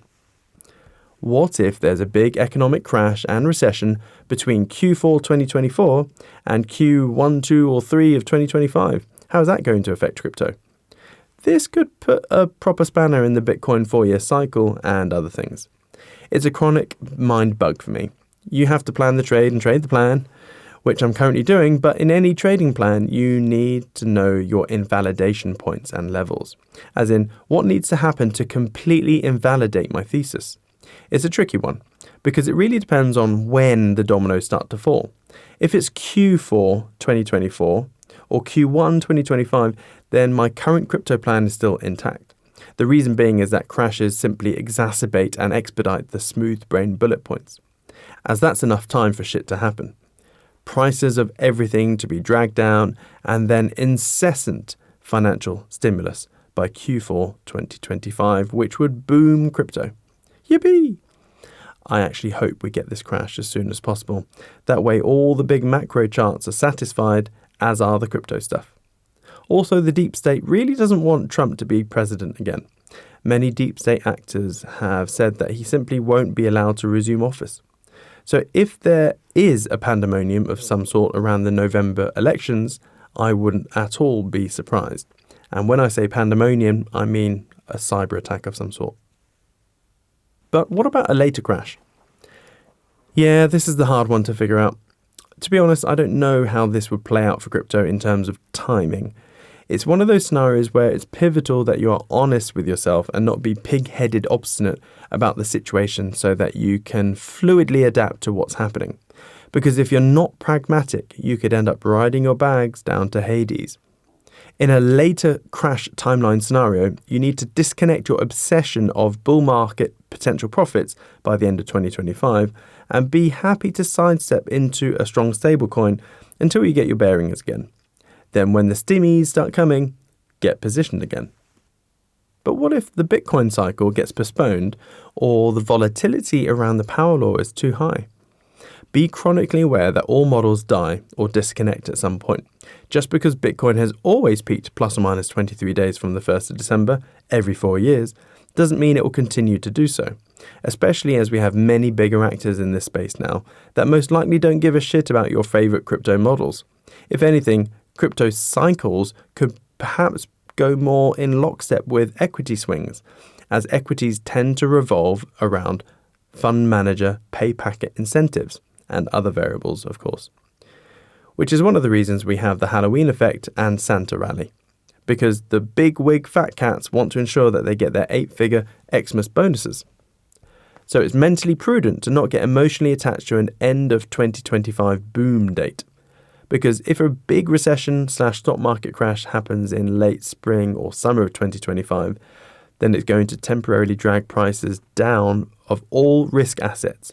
This includes crypto. And whether crypto disconnects in price or not doesn't really matter.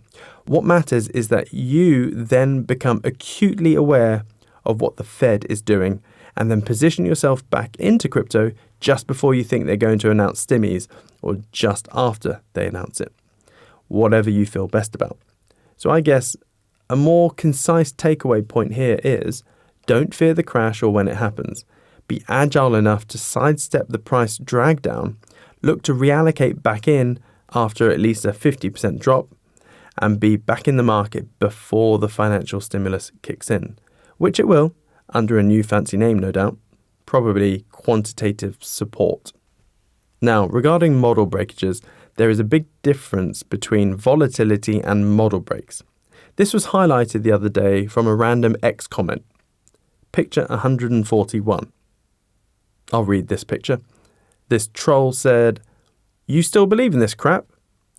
And I replied, "I think you're misunderstanding the differences between the power law and volatility. Every power law will have its own unique standard deviation range of volatility around it. This pic represents that better." Another shout out to @MikoGeno on X for producing this lovely Casper power law chart. So yeah, I will have to put my hands in the air and intellectually surrender the power law for Casper or Bitcoin if price action properly exceeds the volatility bands which this chart displays and remains outside those bounds. Personally, I think this is a slim chance. Going back to the point of an economic crash mid-2025, which would be annoying, I have no clear solutions at this point. We just have to be flexible and agile. Of course, I'll be guiding my community, www.therealistictrader.com, through it all. But the only actions I know I'll do is if certain models or price action starts trending against expectations. I won't hesitate to jump to safety in cash and monitor for reversals or the eventual stimmies, which will come. It's a mathematical certainty due to sovereign debt obligations. Post-exit. This section is what I'm planning to do if we get a good bull run and profit extraction. Everyone has different beliefs, circumstances, and tastes, obviously. So what I'm planning to do may be completely bonkers for most people reading this. But as you can tell by now, I approach life like a computer game, a really hard one, like the survival/Lord of the Flies simulator game called Rust. So I have a chronic sense of respect for the playing field in the way that only a few bad decisions can quickly snowball to a game over situation. So there's a fair bit of paranoia. But at the same time, you have to stride through the game of life with purpose, confidence, even if it's a tepid or fake confidence, and be willing to make mistakes, learn from them and pivot hard and fast. Bounce back ability is crucial. That said, when you progress throughout the game, you'll get to various checkpoints or save game checkpoints where if you die, you can respawn from there instead of right at the beginning. So for me personally, I'm at one of those save progress checkpoints. And it's all relative. A 50k profit in this bull market could be the world for someone, whereas others may need a lot more. A bit of realism is required also. If you have 10k in crypto right now, it's incredibly unlikely you'll be a millionaire. But if your pot is 100k, you're going to have a fun 2025. You see, crypto is simply a very volatile capital amplifier. That's it. In the investment world, it's very rare to stumble across a low-risk, high-probability outcome play like crypto, which is why I'm all in. But after this bull market, I'll need to cement in my saved progress checkpoint, which is what I'm calling my life insurance plan. Like any type of insurance, you hope you never need to call it in. Same with my plan. At worst, it's going to help me ride out any stormy bullshit hitting the global fan, and at best, it will just mean we have a great life with peace of mind. So, in no particular order, here's my life insurance plan from 2026 onwards. 1. Your base. I've rented for 16 years now, much to my wife's annoyance. Never bought a house before, but now it's time. I'm going to buy our forever home outright with cash. Something close-ish to a city, but far enough away from any future zoning or 15-minute city bullshit. I'm also going to need at least 50 acres. 2. I have this personal belief that it is my duty as a protective dad and husband to insulate my family as best as possible from any and all threats. I obviously perceive potential threats inbound which the public doesn't see or even believe, stuff from the WEF. So I'm obsessed about having A. personal monetary sovereignty, i.e. crypto, peer-to-peer currencies where a bank can't hinder me, so I'll need an ample amount of Bitcoin, Casper or Tau moving forwards. B. personal sustenance sovereignty, food and water. I don't want to be in a situation where we have to rely on the government in the event of a lockdown. I refuse to be a sheep. So I will have a borehole for water and enough ag/animals for us and our close friends and family. No doubt we'll end up having to look after those close to us that don't really care about any of this stuff. Also, at the very least, I believe it's prudent to have at least 6 months worth of food and supplies. Anyone can do this now. It's not actually that much. A small section of a room in your house is all you need. Just buy loads of rice and pasta, etc. C. Personal domain sovereignty. So we need to own the house and land. Not just that, we need a bolt hole to flee to in case shit gets real. Not going to elaborate on this, I'm afraid. Sorry, I do need some form of OPSEC. D. Personal transport sovereignty. I need to be able to move where I want, when I want. This means we can't rely on roads, ports or airlines because they are the first things that will be closed in the event of something bad. So I'll be buying a 6-seat turbine helicopter and private jet. Luckily, I have licenses to fly both, so I won't need to rely on anyone for that. The helo will also be hanged at home for obvious reasons. E. Personal defense sovereignty. You need to be able to defend yourself adequately. Legally, of course. F. Personal energy sovereignty. We need to be completely energy independent. Solar and wind combined with a few Tesla Powerwalls will be more than enough. But it's also worth having a much bigger energy surplus than you think you need, because in the future carbon credit prices will soar, and every year your surplus solar will generate a nice carbon credit income stream. G. Personal informational sovereignty. This is a hard one. If the internet gets censored, etc., the only solution I have for this is the SpaceX Starlink internet. I have one at the moment, and it's pretty shit to be honest, but I think Norwich just isn't a good location for it at the moment. But at least it's somewhat separate to terrestrial-based internet, and Elon is shepherding it. 3. Emergency backup biz. If Klaus Schwab is right, and there is a catastrophic cyber COVID, as he calls it, pretty much all businesses are buggered, other than food-based ones. So I want at least something that could at least continue to make some revenue and profit, which is why I think a non-perishable wholesale food company isn't a bad shout. 4. Sustenance. I'd stock up on survival gear, rice, pasta, lentils, tinned goods, chocolate and alcohol, etc., which in its basic form means my family will have years' worth of supplies. And also plenty of things to barter with if needs be. But also it's a way that I can also help my immediate community. Last thing you want is an angry mob of villagers storming your domain because they're starving and they know you have loads of food. I would seriously read up on what happens in war-torn cities. Humans are literally 2 weeks away from turning into extremely irrational and violent chimps. I read one harrowing story about the fallout in Kosovo, and a dad and his daughter were so hungry and thirsty that when he found out his cousin had some Coca-Cola, he murdered his entire cousin's family just to get the Coke for his daughter. That story still chills me to this day. I've gone 7 days without eating before on various military survival courses, so I know how primal you can become. I can't imagine my kids not having food for 7 to 14 days. I too would do anything to prevent that. If any extended family is reading this, don't worry, I've got you. Also, pinky promise I won't turn violent for Coke. I know this all sounds rather wanky for some readers here, but no matter what stage you're at with your personal wealth accumulation journey, you too can replicate many of the points within this plan. Just adjust the scale.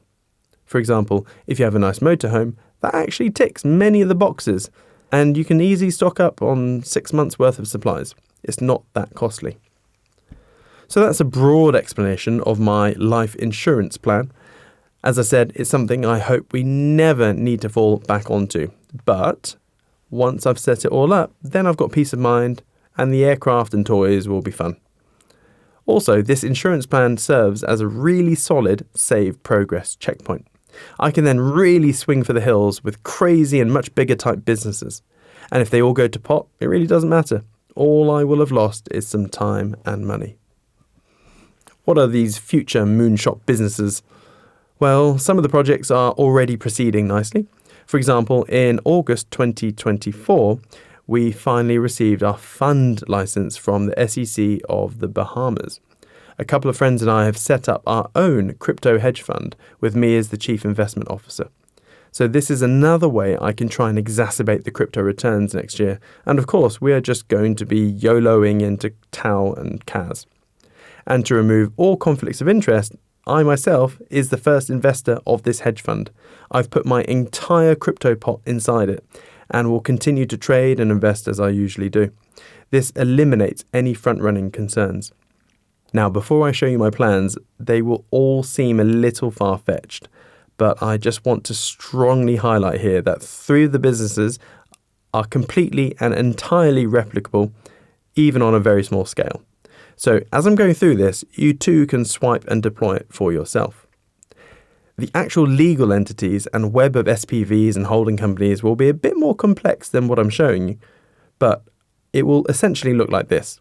Picture 142. AI venture capital firm.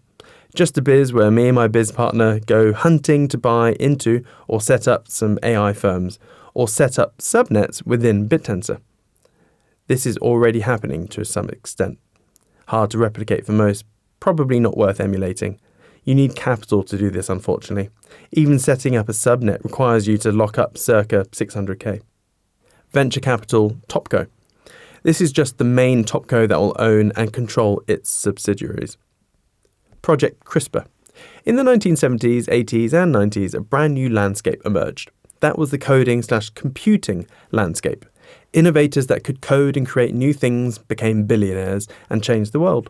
Right now, gene editing, CRISPR, is starting to really ramp up and is in the equivalent stage of where coding was in the 1970s. We are basically playing with the human genome like kids play with Lego. But the great thing is that anyone can do it. There's even an American dude who's created bioluminescent dogs all from his garage. It's a virgin landscape. So I'd like to plonk a chunk of money into this field, hire some tenacious geniuses, and get them to focus on CRISPR within a very thin silo. Nothing crazy like superhuman powers, which is actually not out of the scope for CRISPR, but for something like solving psoriasis once and for all, or something like that. There's absolutely no reason why we can't just tweak someone's RNA to just cure them of a skin ailment or whatever. Of course, this is a 20-plus year biz with no doubt a 7-figure annual runway, with no realistic revenue model for the first decade. But it's worth funding. Again, not that replicable for most, so ignore this. Project Elon. Again, another holding company that will control its subsidiaries. Having a bunch of similar-ish businesses under one umbrella can be useful for tax, intra-company loans and financial engineering things. Robo-taxis. Here we go. The first replicable biz op for you. When Level 5 autonomy is allowed in the UK or whatever country you're in, I highly recommend buying at least one Tesla robo-taxi. Whether it's a Model 3 or even better, his bespoke robo-taxi variant he'll be revealing later in 2024. Everyone in the West is obsessed with the arcane idea of buy-to-let properties. Well, this is the same. But instead of buying a house to let out, you're buying a car. It's astounding to me how many people are asleep at the wheel, excuse the pun, with the topic of self-driving cars. People are either in the camps of, it will never happen, or it will happen in 20 years. They are so wildly wrong in this case. It's going to happen within 1 to 5 years. Country dependent, of course. Tesla already has prototype level 4.5/5 cars just driving around the US with 0 human interruptions, as in a human safety driver taking control.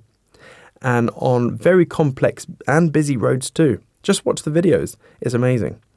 But the ramifications of this industry are huge. It will literally change people's transportation habits and spending. The typical car owner is only utilising their car for a maximum of 10% of capacity in any 24-hour period. You drive to work, drive home from work, maybe do a few bits and pieces like shopping or going to the gym, etc. But that's it. It's just sat idle for most of its existence. Whereas a robo-taxi, where you just get in, verbally tell it where to go, and then you sit back and watch Netflix or YouTube and arrive fresh at your destination. It's going to revolutionise transport. So the biz model here is that you buy one of these robo-taxis and use the Tesla app to pimp it out to the network. The car will do its thing, and with people hailing it from a free Tesla ride-hailing app, which will be a cross between Airbnb and Uber, you, the owner, can charge whatever you wish per mile, and everyone is happy. What I plan to do is do this at scale. Take Norwich, for instance. I spent 2 weeks just taking taxis everywhere and spoke with dozens of cab drivers, just soaking up as much info as possible. Turns out the average UK taxi journey is only 3 miles for a fee of £12.50. That's over £4 per mile. Well, I've worked out that if I had 1,000 robo-taxis, I can have a response time within 60 seconds of hailing, and I can easily charge £1 per mile. So the average user will only spend £3 per average trip. This is a remarkable change, and industry revolutions always happen when a 10x appears, whether you're making something 10x faster, cheaper, or better. In this case, it's a 10x everywhere. You don't have to chat with a driver, you can chill out and watch stuff. It'll be much safer, which will appeal to many females who are scared of getting taxis, and it's much more convenient than existing taxis. Assuming you spend £30,000 on your robo-taxi, I reckon the break-even time will easily be less than 24 months. Put it this way, let's pessimistically assume that your car is only hailed 50% of the time. So you have a utilisation rate of 50%. In a 1,440-minute day, 60 minutes max for charging and cleaning means there's only 1,380 of usable minutes. So that's 690 minutes of user trips. Assuming each trip takes 30 minutes, driving to the user, doing the journey, unforeseen user faff, etc., that's 23 trips per day, averaging £3 in revenue per trip, equals £69 per day. That's £25,185 per year in revenue. Find a house for 30k that you can let out that makes 25k in revenue. This is the new buy-to-let industry, folks. Whether you have one car or 1,000, you can replicate this model. There are Teslas driving around with over 1 million miles on the clock and many more with 500,000 miles. EVs last a lot longer than ICE internal combustion engine vehicles. So with the pessimistic stats I used earlier, your robotaxi could easily run 20 years without any major replacements. At 25k rev, that's a lifetime revenue of 500k per car. Even better is that eventually it will change people's transport habits. The average Briton spends £300 per month on transport, car finance, fuel, servicing, etc., etc. But the thing is, the average Brit only drives 18 miles per day. That averages out to just over 55p per mile. Eventually, robotaxis will be cheaper to buy, as it's expected to drop from £30,000-ish down to £15,000 over a 10-year period, and thus operators will be able to continually reduce the pounds per mile. Once it gets below 55 pence per mile, then there will be an increasing number of people each year just ditching their cars and just hail robotaxis. Which means in 15 to 20 years' time, we could actually see a dramatic reduction in the amount of cars on the roads and thus less traffic. What a time to be alive.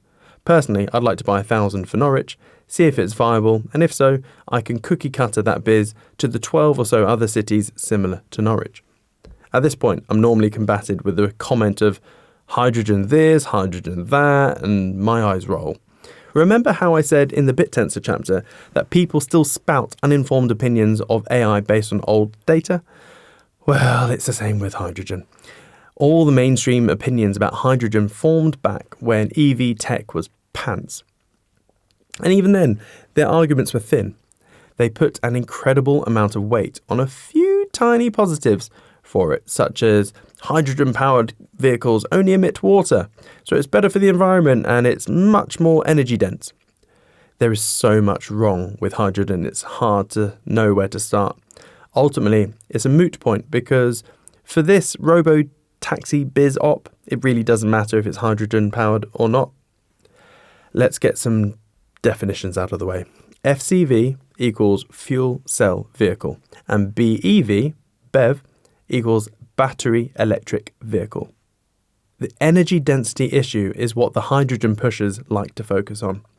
Hydrogen contains about 33,000 watt-hours per kilogram, which translates to about 12,000 watt-hours per kilogram in an FCV, whereas BEVs are currently averaging around 200 watt-hours per kilogram. So at face value, it looks like a no-brainer.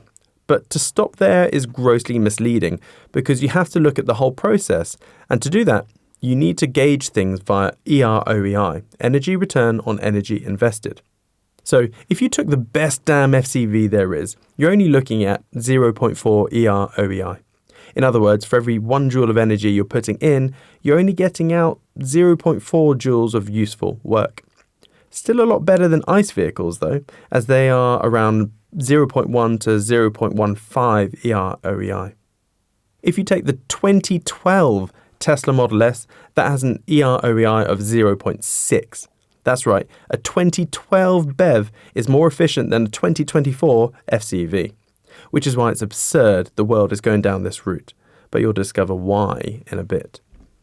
Some people then say that it's all about available resources and that hydrogen is the most abundant element in the universe, which may be true. It's abundant everywhere but Earth. The two main ways humans can capture/create hydrogen is either knocking off the oxygen in water, H2O, via electrolysis, or by splitting the carbon off in methane, CH4. Electrolysis isn't that viable as it's rather energy intensive, so the most common route, circa 95%, is methane steam reforming, MSR. So let's explore the full supply chain for FCVs. You need solar/wind to charge up a utility-sized battery. That energy is then used for MSR to split the carbon to harness the hydrogen. As hydrogen is not very dense and rather voluminous, you then need to compress it or liquefy it, depending on what form the client wants.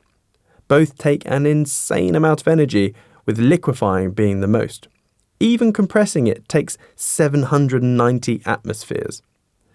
And to liquefy it, you then need to spend even more energy storing that, as you then have to keep it at minus 250 degrees Celsius. The energy wasted in just getting hydrogen in the first place is simply staggering, which the public are oblivious to. Again, due to its nature, storing hydrogen in either form requires huge cylinders. Then there's the energy-intensive process of transporting that hydrogen via pipes or truck. And then it needs to be stored properly at the site of the user in more humongous storage cylinders. The FCV vehicle is then fueled, but that's not the end. The FCV has to convert the hydrogen into electricity via the inverter, and then the electricity goes to the motor, which converts the electrical energy into kinetic, sound, and heat energy. There's constant energy loss at every step. Despite electric motors being rather efficient at converting a lot of that electrical energy into motion, because of the incredibly laborious process, the total EROEI for FCVs is between 0.2 to 0.4. Even with large step change improvements along that supply line, you're only looking at a max of 0.5 EROEI in the medium future. It's all just intrinsically flawed compared to BEVs. And I've done the best possible supply chain here, where it starts with renewable energy. The EROEI is even worse when the MSR is powered by diesel/mains grid electrics. BEV critics love saying that it's all a fantasy because BEVs are currently powered by fossil fuels.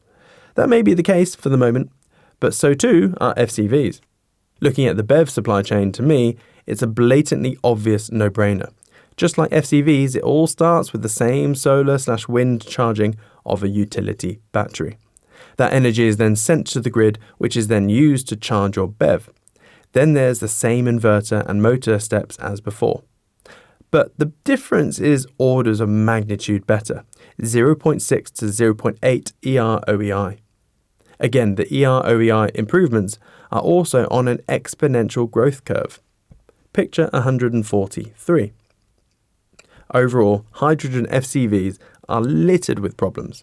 Hydrogen is the smallest element on the known periodic table, which means it's pernicious and hard to contain and transport. It likes to leak and gets everywhere. And when it leaks, it's a pain in the ass to tell because it's odorless, so you can't smell it leak, has an invisible flame, and is highly flammable. Hence the Hindenburg. It also makes metal brittle, which increases the probability of periodic, massive, systematic failures in the supply chain. If there are any large networks of pipelines, there will be a ridiculous amount of continuous repairs and energy loss via leakage. It's literally one of the worst gases to use for FCVs. Methane would be a far more logical choice, being much more stable, cheaper, and a higher REOEI. But no, the oil companies that are ramming hydrogen down our throats don't want that. They see the near horizon of their demise and are scrabbling around trying to pivot in order to maintain relevancy in the future. They have trillions of dollars of oil-based infrastructure that solar is rapidly making obsolete. Solar has been the cheapest form of energy for almost a decade now, and they want a way to use all of that heavy infrastructure without it being written off as scrap. Hydrogen fits the bill perfectly. This is why there are 3 types of hydrogen: grey, blue, and green. Grey hydrogen is produced from fossil fuels like natural gas or coal via MSR. MSR unfortunately spins off greenhouse emissions such as particulate matter, sulfur/nitrous oxides, but primarily carbon dioxide. Frustratingly, the world has been conned into believing carbon dioxide is a polar bear killing planet-warming evil, when reality is the polar opposite. Most charts displayed in the mainstream media is of a very short epoch of Earth's state.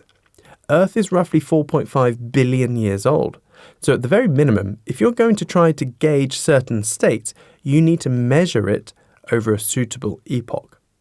Not 50,000 years like many charts I see. That's the equivalent of monitoring something like glucose levels in a human over the space of 10 minutes. It's ridiculous. So you need to expand the time frame from which you gauge things, or at least have the relevant time horizon. Luckily for us, core samples give us pretty historic data. And over the last 425 million years, you can see that we are pretty much at historic lows for carbon dioxide. To the extent that if carbon dioxide levels get lower, plant life on Earth dies. We actually need much more carbon dioxide. Picture 144. They use the same epoch chart trick when it comes to temperature as well. Picture 145. This chart is the most rigorous reconstruction of Earth's past temperatures ever produced, all from a multitude of different measuring techniques. It's clear to see that over the last 485 million years, we are at historic global temp lows, and the tiny uptick in temperature you see is just because we're only exiting the Little Ice Age, which ended in 1850. Nothing about this tiny temp rise is man-made. Of course, the climate alarmists will only show you this very misleading chart though, picture 146. Anywho, rant over. Let's get back to hydrogen. Following on from grey, we then have blue hydrogen. This is also derived from MSR and emits greenhouse gases, but up to 90% of it is captured. This is generally considered a stopgap form of hydrogen. But it's not as ER/OEI efficient, as you have to spend even more energy to capture the emissions. Remember, I'm approaching all of this not from an ESG/climate angle, but a pure ER/OEI perspective, which is the logical approach when trying to equip a civilization with suitable energy/transport solutions. Then finally, we have green hydrogen, which is powered via harvestable energy sources and is derived via electrolysis. This is everyone's favourite, of course, but at the moment it's rather costly. Again, look at the logic. If you're generating a ton of energy from renewable sources into batteries, why bother adding in many extra steps to try and shoehorn in an unsuitable/political energy storage form? Because that's what hydrogen is. It's not a power source, it's an energy storage format. So the logical solution is to just go from renewable generation sources to batteries and straight to electric vehicles. The ER/OEI is dozens of orders magnitude better and will continue to do so at an accelerating rate. Green hydrogen only makes sense if it's powered by electricity that was originally destined to be dumped into the ground. You see, there's a distinct gap in tech progression between batteries and generation. So there are many wind and solar farms out there which regularly hit 100% battery capacity, and then the farms are either turned off or they continue to generate, but it's just dumped into the ground. If green hydrogen was generated from that surplus energy, then yeah, it makes complete sense. But please understand that hydrogen is not an energy source, it's a storage mechanism. And going back to the AI power consumption inadequacies we will face in the near future, it's power generation things that we need to pump money into, like solar and wind, not stupid hydrogen infrastructure. With all this being said, which hydrogen do you think the world is progressing with and billions are being poured into? Green? Ha, noob. Nope, you're far too logical and sensible. Grey and blue, of course. Remember, green hydrogen needs vast solar/wind arrays to power utility-sized batteries in order to power the electrolysis. All that hurts oil industry profits. So of course they're going down the other routes. Global oil production is roughly 100 million barrels per day.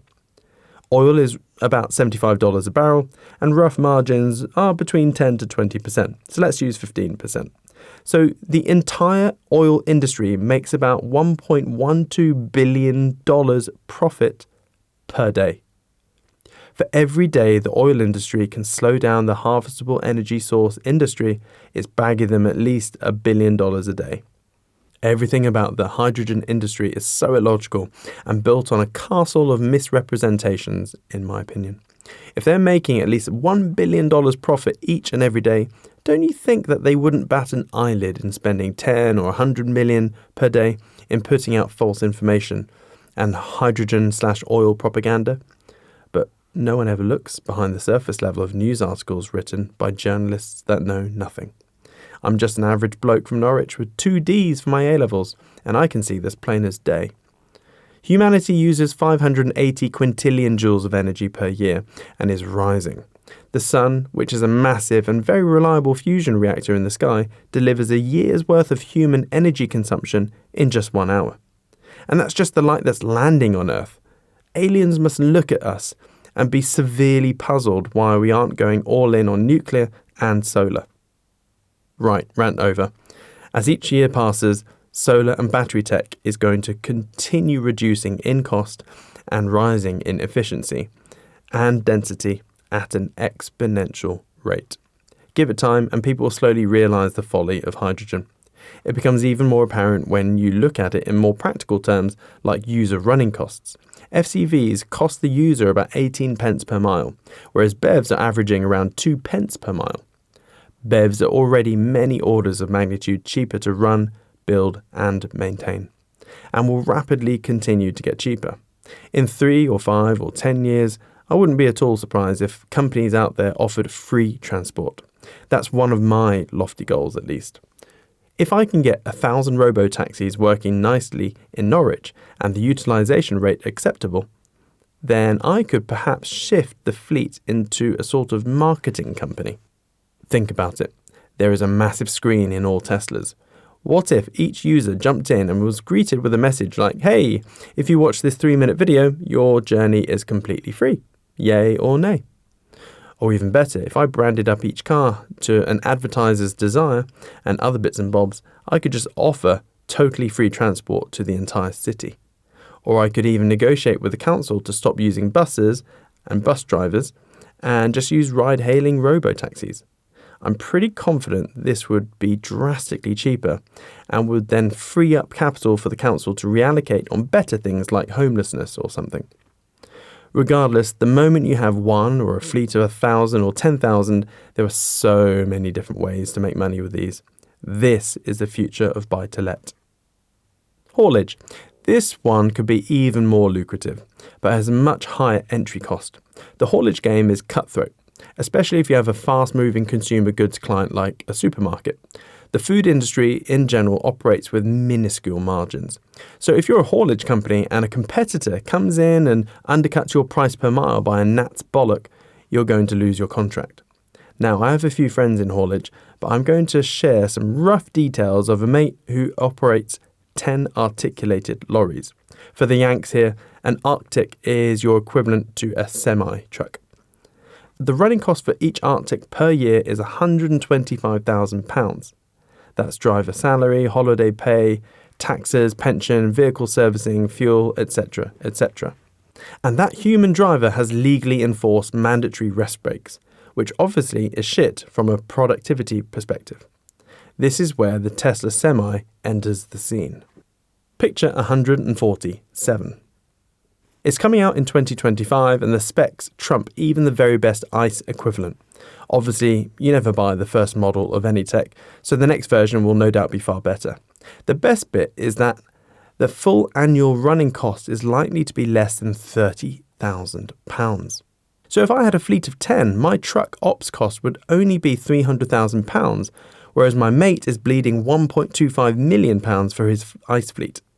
I could then just saunter in and steal any haulage contract by undercutting everyone by even 10 to 20%, and no one could do anything about it, unless they too pivoted to driverless Tesla semis.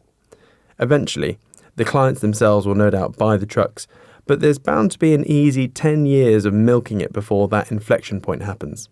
There are so many ways to go about this. Whether I just set up a haulage firm or do haulage as a service, who knows? But I'll experiment.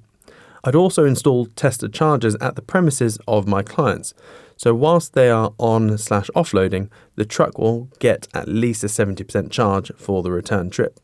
Not only that, I'll have a bunch of bipedal robots in the back that will assist in on/offloading. Bipedals and AAAs. This will be a fun one, I think. Imagine a Star Wars type C-3PO droid, but was more fluid. I've already explained the monumental ramifications of AAAs and bots economically speaking, but it's also a potentially fun business. Again, whether you buy 1 or 1,000, it doesn't matter. You're just going to be selling useful bot work for money. In essence, you can simply have a fleet of bots that can do anything a human can do, maybe better. But instead of paying normal human salaries and work rates, you can just charge the client a fraction of that, all whilst it's costing you just the price of electricity to charge the bot each day. White-collar workers think they're safe, but they're not. AAAs will disintermediate them much sooner than bots displacing blue-collar jobs. So perhaps de-risk this biz a bit. Start by getting ahead of the curve and knowing everything about AAA development. Then when you think AAAs are good enough to deploy, you can simply go to a business as a streamlining consultant. You can help businesses reduce their payroll dramatically by helping them install AAAs to fully automate their business. It's completely risk-free for you in a capital sense. And then perhaps use the profits from that biz to buy some bots and try and deploy them in menial jobs, like gardening, cleaning, care homes, etc., etc. Let's say the average pay is £20 per hour for some of these tasks. You can offer your bot services to clients at £10 an hour. Even at £5 an hour, it's immensely profitable. Let's do some napkin pessimistic numbers. Every biz I've ever launched has started from pessimistic napkin numbers, and I've never made a formal biz plan. Business plans are for corporate people or MBA holders that have never set up, run, grown and sold a biz in their life. Yet they're qualified business experts. MBAs are such a waste of time and money if you're in the pursuit of wealth generation. If you're in the pursuit of trying to find a good job, it may come in handy, but remember, jobs are the worst financial instruments for wealth generation. Bots will have a dramatically cheaper manufacturing cost than cars. So let's say the maximum it will be is £20,000 and you want to buy one to pimp it out as much as possible. Assuming it needs 12 hours charging for 12 hours work, in a month it has 360 available hours per month.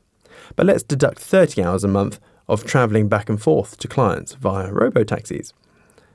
We're left with a max utilisation of 330 work hours per month. Assuming you're crap at marketing and getting yourself out there and it's your first biz, you may only get the bot out there on a 30% utilisation rate. So that's 99 hours per month. Assuming you want to make it an absolute no-brainer for the client, let's say you're only going to charge £5 per hour. That's a revenue of £495 per month per bot. Now, in terms of costs, it's hard to calculate bot energy consumption as not many specs are out yet, but I'm fairly certain it will use a lot less energy than a Tesla Model 3, and therefore cheaper to operate. In some of my old robo-taxi napkin notes, I've previously calculated that if a Tesla Model 3 did those 23 trips per day, including the extra miles of getting to each new pickup, it would only do about 100 miles a day. And if you operate the fleet between 80 to 20% charge for battery longevity, each car only needs to charge 15 times per month. With UK Economy 7 chargers, that's only £6.30 per charge, and therefore only £94.50 per month in charge costs per car. So let's assume the worst for bipedals and say a worst case of £5 for a full charge per night, or £150 per month. That leaves us with a monthly net profit of £345 and an annual profit of £4,140. Again, these are crappy numbers in my opinion, but it's still a lot better than a buy-to-let property, with a lot less hassle and upfront capital. If you get the hang of it and can attain a 70% utilisation rate and charge even £5 per hour, that means you'll make a net profit of £1,005 or £12,060 a year. You'll be break-even in under 2 years. Or if you charge £7.50 per hour and have a 70% utilisation rate, it zooms up to £1,582.50 per month, or £18,990 per year net profit per bot. This biz has so many angles. I can't wait to start. It would be great to have thousands of bots at your disposal. And the things you can deploy them on don't have to be sexy. Imagine getting a contract from a city council for 500 bots just doing litter picking and city maintenance 12 hours a day, every day. That would be a juicy contract for you, and your city would be spotless. Or nasty jobs that humans detest, like sewage maintenance, etc. In 2017, I created a new mergers and acquisitions method by splicing in some of my trading knowledge. Originally, I called it the NORA, no risk acquisition, but then after a year, I realised there is risk, as if a deal goes wrong, you've wasted a fair bit of time. So I now call it the LORA, low risk acquisition. It's how I do all my M&A deals now. I basically applied first principle thinking into M&A and realised that the existing methods are sluggishly archaic and haven't really been innovated on for centuries, really. And the expensive bottlenecks are always lawyers. They're too expensive and slow everything down. The bigger the deal, the longer the deal takes. Some deals take 12 to 24 months. So many things can go wrong during that time. So I wondered, what happens if the due diligence period wasn't months, but days? What if there was a very low risk way of getting in bed in a business, and if all is not as it seems, you can easily bang out? What if you didn't have any money to buy a business, and instead leverage skills? This is the Laura. I shared my method with a bunch of marketers and other practitioners in 2017/2018, and since then I've seen an explosion of stupid, no money down M&A deal videos and marketing. Hey ho. In broad strokes, when I find a business I'd like to be involved with, I either buy 100% of it, so it's my train set. In this case, more traditional methods apply, and I tend to give 25 to 30% of the sale value up front and then a deferred consideration over a period of time. Nothing fancy there. But more often than not, I'll try to acquire 35% of the business. This is because I hate running businesses. It's such a ball ache and filled with admin and dealing with people. Far too much effort. I like my sedentary lifestyle of waking up at 11, going flying, playing computer games 5 hours a day, and going to bed late. So if I buy into a new business, I only want 35% so that the existing director still has total control of the operational aspects and can continue growing and driving the biz forwards. Whilst I slightly steer it from behind the scenes and also implement new systems and tools, etc. I'm not looking for biz owners that want to exit. I'm looking for biz owners that really don't want to sell. Just like when you're a kid on the playground and you want the girl that doesn't want you. So the Laura is the executional part of all that. Every deal is different, but the basic bones of it are basically agree on a nice valuation of the whole business. Using easy numbers, if the biz is worth £1 million, that means 35% I want is worth 350 grand. This means that if I double the company's profitability via my implementations within 2 years, I can buy 35% of the business for 350k. Of course, by which time 35% of the biz will actually be worth 700k. So I'm essentially buying in at half price, and by that time you know you're buying into a winner. This next bit is a variable as it all depends on the biz requirements and biz owner. But there will be a 2-year consulting contract, normally between 5 to 10k per month. But as part of this consulting fee, they get full unfettered access to me, and I parachute my marketing company into the biz. So they get unlimited use of a video person, web person, social media person, and admin. I know this sounds like a hefty consulting fee, but they're getting 5 very good people for that fee. And more importantly, me, my network, and all my tactics and systems I'm going to implement that drive sales up. In some deals, I've made it so that the 2-year consulting fees total up to the call option strike price. So I've effectively been paid for 2 years to then buy the 35%.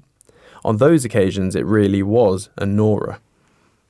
Valuation clawback clause. This bit is so that if you get involved and it turns out that you were lied to about the numbers of the business, for every £1 of misrepresented profits, the valuation of the biz goes down £2. Or another way to do it is, if the profitability was misrepresented, then the value of the biz will be reworked out, and therefore the terms of the Laura. So if we agreed on a fair valuation of a 5x multiple, which equaled £1 million, but it turns out instead of the business doing 200k profit, it does 100k profit, all of a sudden the actual value of the biz is 500k. And my 35% is only worth 175k. So then the call option gets adjusted. Long story short, this clause just incentivizes the person to not bullshit you with the numbers. The best bit of all of this is that the due diligence part takes less than a day. Why? Because you don't need to dick around for months forensically looking at past reports and docs trying to find skeletons in the closet. Instead, you get stuck into the business, and within a month or so, you will soon discover if you and the director get along, if there are indeed skeletons in the closet, if you actually want to proceed with the biz. If any of those realizations come true, you just have a courageous conversation, agree to rip up the contract, and part ways amicably. This has happened 3 times for me where I've decided to walk away, mainly because the other party wasn't entirely truthful to begin with. And one business, boy, there were some giant dinosaur-scale skeletons in that cupboard. But it's no real issue, as I will have been paid for however many months of working in the biz, and I'm not a director or shareholder or anything, so there's no paperwork to bang out. You only get registered as a shareholder once you exercise the call option, so you really are behind the scenes and just a consultant effectively working for sweat equity, which is probably the simplest way to explain the LoRa. One great example was a 3-year LoRa I did with a biz that I was told from day one was doing 10k per month of profit. It wasn't. It was doing £0 per month profit. But it was a great biz that had epic potential, so I let it slip. I didn't want to rock the boat with the director. Within 3 years, we were making £250,000 to £350,000 per month of profit. The terms of my LoRa was that I only needed to grow the biz to at least 20k per month of profit. Unfortunately, this was the biz I mentioned at the beginning of the book. Everything went nuclear as the director got greedy and effectively stole my shares. Such a long story. Anywho, this was a very long, tenuous tangent about robots. Just imagine all of the creative things you could do if you had a small fleet of robots and then did the LoRa on suitable businesses. I've got so many ideas for this, but here's a really simple one. You find a business that has a high staff salary element of their OPEX and simply do a LoRa, but all you're doing is replacing as many of the staff with robots. So the napkin numbers could look like this. Picture 148. We'll have to explain this out for the audiobook version. So before you come in with your Terminators, the biz has a revenue of £2 million, cost of goods sold, direct costs, of 200k, which leaves a gross profit of £1.8 million. Then there's an OPEX, operational expenditure, of £1.2 million, which leaves a net profit of 600k. Now, in this example biz, there are 30 staff with a payroll of 90k per month, which is £1.08 million per year. The rest of that OPEX is just other bits and bobs normally found in a biz like rent, rates, utilities, etc., etc. So if all you did was remove 20 staff and replace them with AAAs and bipedals, then your payroll would only be £30,000 per month, 360k per year. That saving goes straight to the bottom line. That 600k profit per year biz would straight away be a £1.32 million profit biz. And that's without doing anything. If you then increase sales, put other efficiency systems in place, you could do a lot more. There are so many LoRa possibilities with AAAs and bipedals. Now, I know what you're thinking. Damn, that Siam is cutthroat. He doesn't give a shit about people or staff. It's actually the far opposite from that, as nearly every past employee will attest. But I want to brutally paint the future dynamics of the workplace to you. It doesn't matter if you're a fancy lawyer, doctor, blue-collar or white-collar worker. Your job and profession is not safe. You will 100% be disintermediated. It's simply a matter of when. And when that time comes, you most likely won't have a friendly person like me doing it. If I ever displace a human worker with a robot, there will be a good package and lots of free training and help. They will definitely get access to www.thewap.org, which will immensely help them. But the reality is that the vast majority of workers who get displaced will simply get the standard redundancy package. So please, please, please use this book as a red-hot poker up the bum to do something. Be more valuable. Become a person with far more utility, skills and value. Stay ahead of the curve and use AAAs to make you more productive in the workplace, or set out on your own business adventure, because there is still hope. You could easily become the non-replaceable worker in your biz. Lewis is my non-replaceable human. No amount of AAAs or robots will ever make me let him go. He is invaluable to me. So thanks, mate. I really do, and deeply appreciate your efforts and loyalty, buddy. And Lewis can attest that I'm constantly encouraging him to be a AAA expert so he can make his current job redundant. That way he can then up-level and do other things and ultimately become biz partners in a new venture. That way, Not only has he streamlined the existing businesses, I know I'm getting into business with someone trustworthy and effective. So if becoming a business owner isn't your thing, perhaps become your version of Lewis. Anyway, I have to say this again, I really can't wait for AAAs and bipedals. It's going to be so much fun. Energy. This is more of a facilitator business that goes hand in hand beautifully with robotaxis, semis and bots. This one needs a hefty upfront chunk of change, but it would be a nice cash flowing business in the medium future. It's hard to calculate the total monthly energy consumption of the whole fleet of robotaxis, semis and bots, but ease of explanation, let's just assume, using this word a lot in this chapter, and assumption is the mother of all F-ups, a fleet uses 1 megawatt hour per month. Well, what this energy biz would do is buy up land, put up a mezzanine solar/wind farm that creates double the requirement each month. That way, my fleet charging costs are actually zero, so the financial figures will be even more profitable, and I can then sell 50% of the energy generation back to the grid, or sell the carbon credits each year. Or even use that 50% surplus for crypto or AI compute mining rigs, whatever is most profitable. And I would always mezzanine the farm, so under it can be car parking and usable space for the fleet for charging and cleaning. Of course, the bipedals would be doing all the cleaning. Project JevTOL. I've been flying since I was 16 and haven't stopped flying.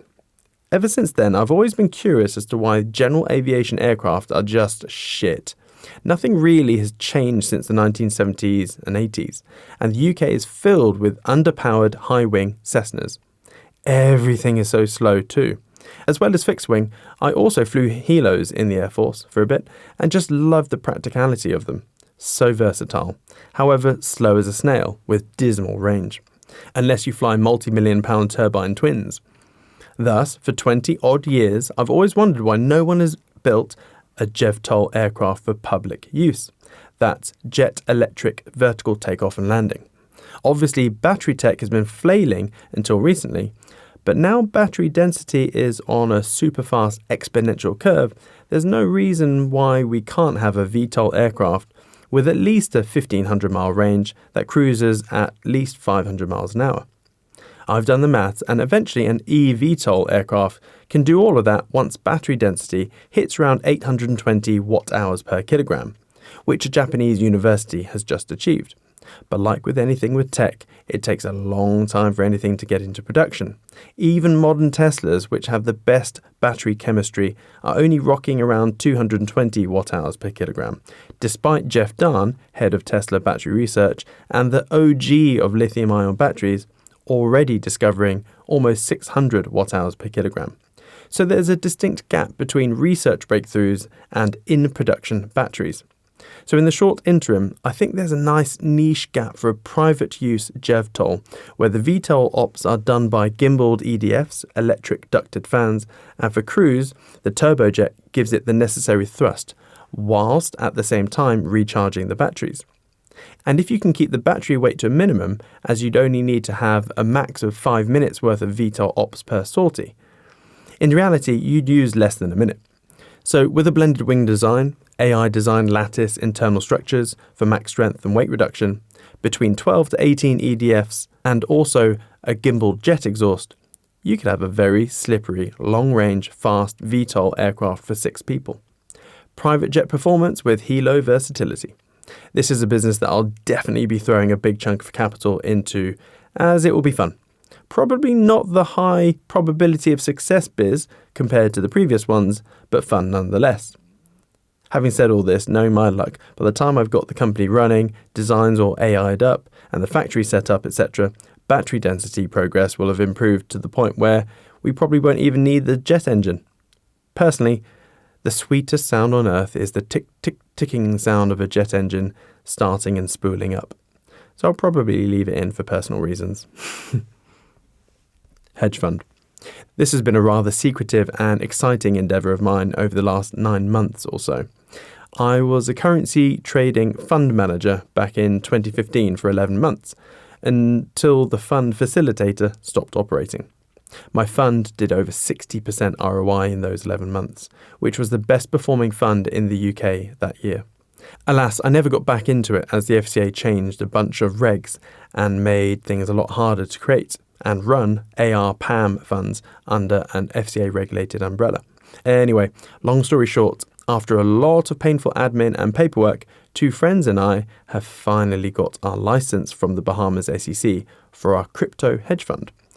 We are now going through the royal ball ache of opening a bank account and getting crypto custodians in place. But we're getting there. Can't wait to get the inflows coming in. And yes, you guessed it, I will be fully aping into TAO and CAS, most likely with a split of 70% TAO, 30% CAS. Will be interesting as the inflow terms of this fund will be on a 5-year basis. So at the very minimum, this is a 2-cycle fund. We are aiming to nail this coming cycle in 2025, then sidestepping any turbulence/economic recessions, and then set things up nicely post-crash until 2029/30. Pessimistically, if we get $50 million inflows to begin with, and TAO and CAS do what I think they'll do, this could be a fun ride. Now, I know this isn't exactly a replicable biz op for you, but you could emulate something I've been relentlessly doing over the last 12 months, and that's levering up in GBP debt and piling it into crypto. Remember the Pablo and Paula Argentinian story? More specifically, the main learning points from that. I always put my money where my mouth is, hence getting lots of personal debt to load up on. Some may deem this as reckless and risky, but everything is relative. Personally, I don't view this as crypto gambling, but instead, I am fleeing fiat and centralized control of my ability to transact with the world. More information, check out www.dsvfund.com. Chapter 18. But what about NFTs? Should I buy them as well? There are a lot of misunderstandings about non-fungible tokens, both by critics and lovers of NFTs. So I'd like to put things straight in this chapter as I'm always asked about them. So I'll be covering 1, why the NFT world right now is 99.99% bullshit, scams and shams. 2, why huge hype always precedes big technological paradigm shifts. 3, the metaverse, which is still a newborn, will be completely NFT driven. 4, real-world asset tokenization, RWA, is where all the big game changers will emerge. 1. Why the NFT world right now is 99.99% bullshit, scams, and shams. Basically, the entire human history of art has always been something that you've done on a wall, or building, or some sort of structure. Everything from Neolithic art in Göbekli Tepe, or the Sistine Chapel, to Banksy graffiti. Like technology, art is diverse, evolves, and humans are emotionally captivated by it. Picture 149.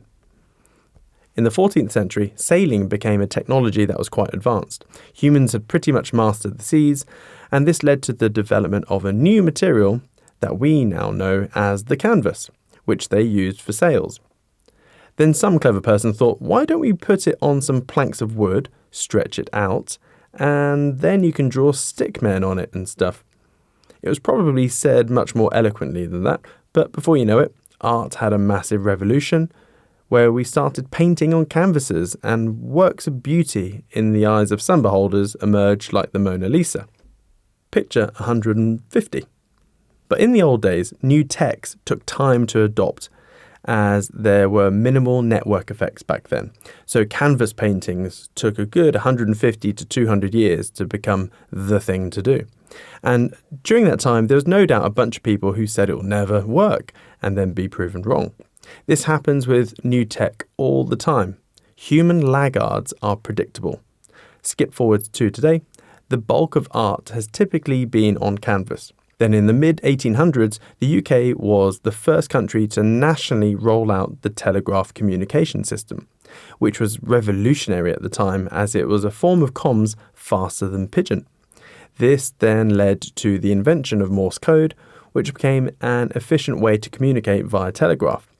Then the telephone was invented, which everyone loved, and then in the 1970s, some clever companies came up with the mobile phone, and guess what? Everyone said, no one's going to walk around with a bloody suitcase or one of those big bricks. I've got my home phone. Again, like most techs, There's a delay in wide adoption, but as time progresses, that delay compresses. Now, pretty much everyone's got a mobile phone. You're a bit of a weirdo if you don't. And you're still a bit of a weirdo if you're carrying around like a Nokia or a BlackBerry. Random irrelevant side note, if you ever want to have a bit of a giggle, buy one of those old rotary dial phones and get a teenager to make a phone call on it. They won't have a clue. Then we invented computers thanks to Alan Turing during World War II. It was literally the size of a room, and then it got a bit more compact. We even had people like Bill Gates saying no one would need more than 637 kilobytes of memory for a personal computer. The head of IBM said the world wouldn't need more than 5 computers in the whole world. That was the CEO of IBM. But that was way back in the day. And guess what? We now have computers everywhere. It's the same story with the internet. The internet was the same thing. Bill Gates even said again, the internet is just a passing fad and we're not interested in it. And he wasn't the only one. Picture 151. The internet was created by physicists in Hawaii. They wanted to communicate data between other physicists, and then Tim Berners-Lee created the World Wide Web in January 1983.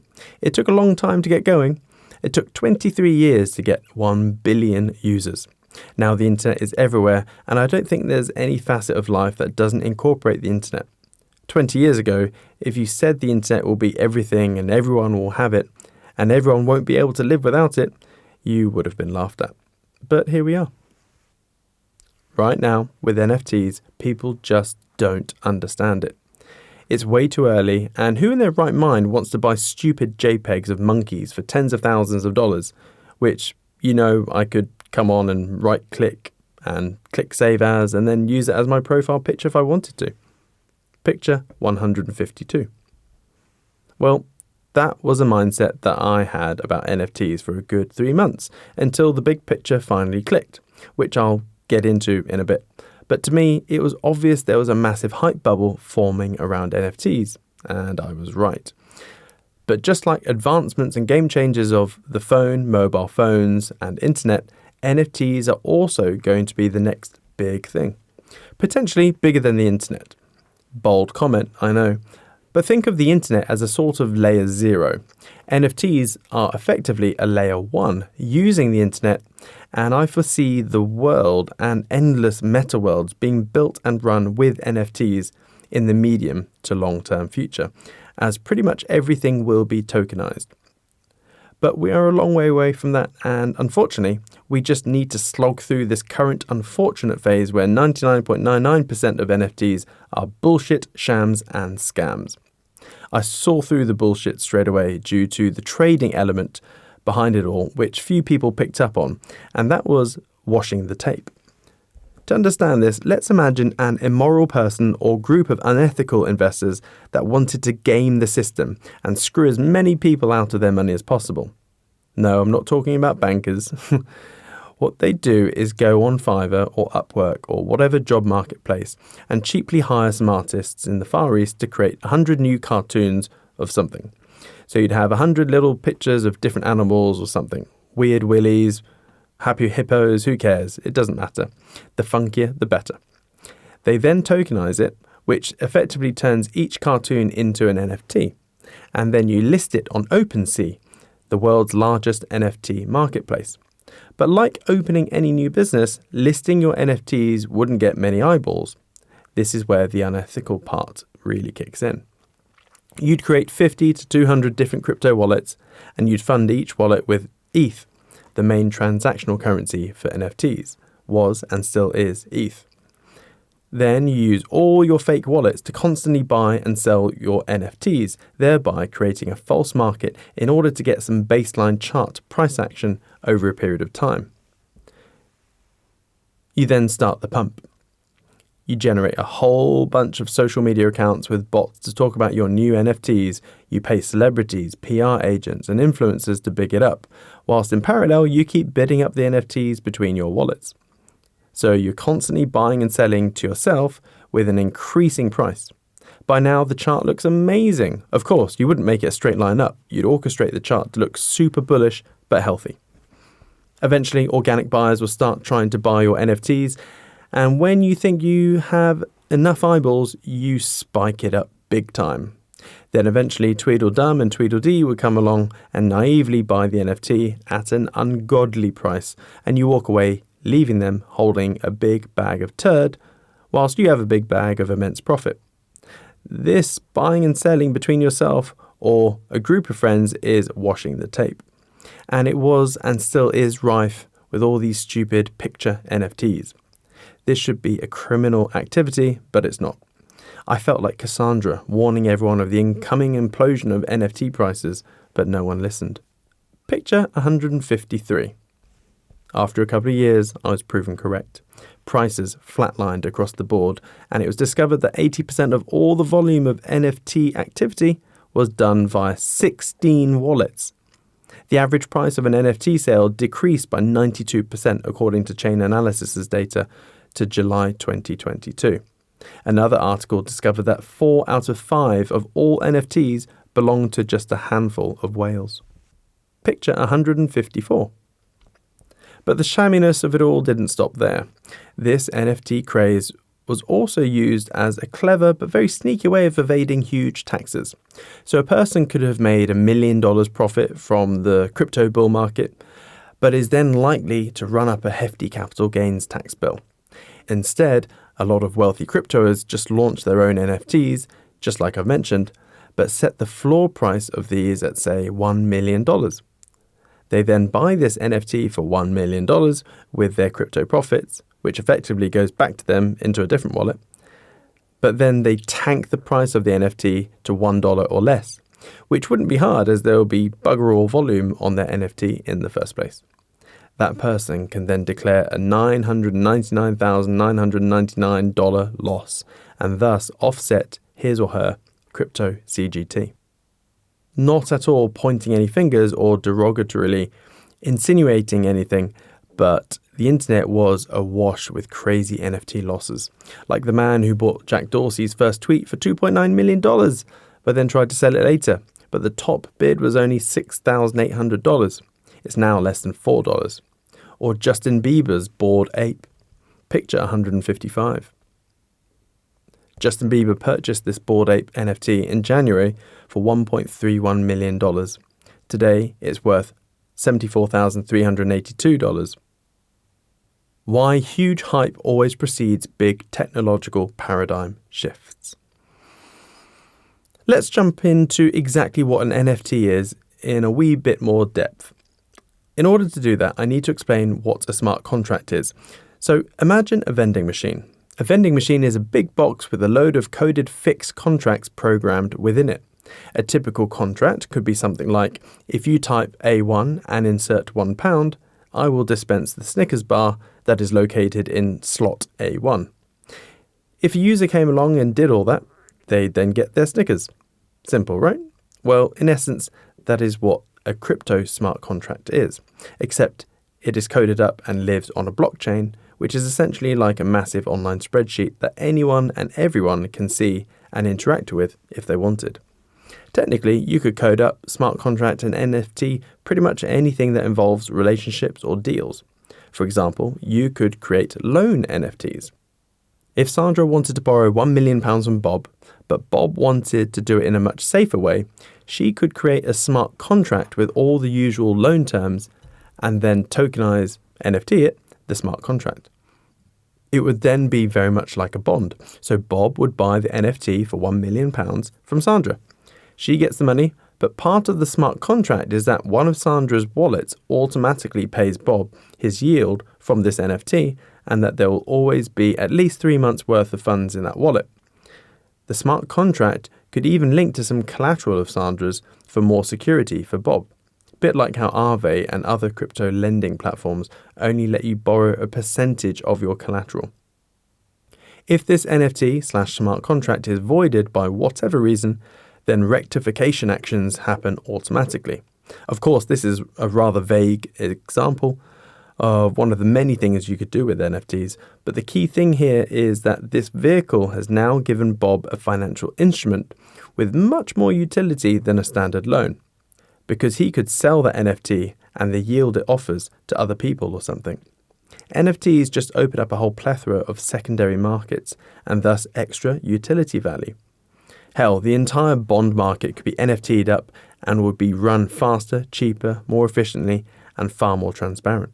If that happens, then crypto/NFTs become a $100 trillion plus market just for bonds. The potential scope for NFTs is vast. But like most amazing, innovative new techs, and the premature and unrealistic hype surrounding it, it's likely to follow the Gartner hype S-curve. Picture 156. This curve takes into consideration the hype swings and development over time.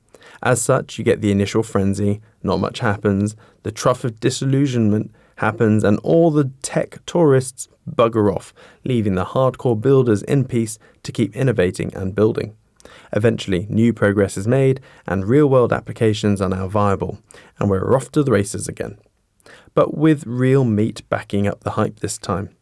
Some techs move through this curve faster than other techs, and personally, I don't believe Gartner is fully aware of how fast AI is progressing. I feel they've mislabeled generative AI and humanoid robots here, but only time will tell. In terms of NFTs, we're most likely still falling down that steep ski run. The metaverse, which is still a newborn, will be completely NFT driven. Zuckerberg famously went all in on the metaverse and even changed the name of Facebook's holding company to Meta. This was perhaps a premature move, as there are so many techs not developed yet in order to make the metaverse a viable reality, such as photorealistic VR headsets or VR neural implants, thin full-body haptic suits, etc. But once those techs are matured, especially the neural implants, VR will seem completely lifelike. Then, just like we have millions of computer games out there, we will also have millions of virtual worlds, a bit like the amazing film Ready Player One. So we are a good 10 to 15 years away from anything meaningful from a metaverse perspective, in my opinion. I've declined many metaverse crypto projects and startup pitches in this field. It's perilously too early. But eventually, we will probably spend most of our days in VR/metaverses, much like people spend huge chunks of their time online on their mobile. And everything within a metaverse will be some form of an NFT, and crypto will be the trading currency, no doubt. Real-world asset tokenization, RWA, is where all the big game changers will emerge. The secret power that NFTs will unleash onto the world is the ability to make anything that is illiquid, liquid. In the financial sense, of course. And when I say something is illiquid, I mean an asset or something of value that takes more than 1 or 2 weeks to sell. For example, property, or real estate as the Americans say. This is one of the biggest global industries, and it's all entirely illiquid. Statista.com states that the global real estate is worth up to $634.9 trillion. That's a staggering amount that's effectively locked up with near zero transactional velocity. If you then look at the average time homeowners move, in the UK and Europe, it's 23 years, and the US is marginally faster.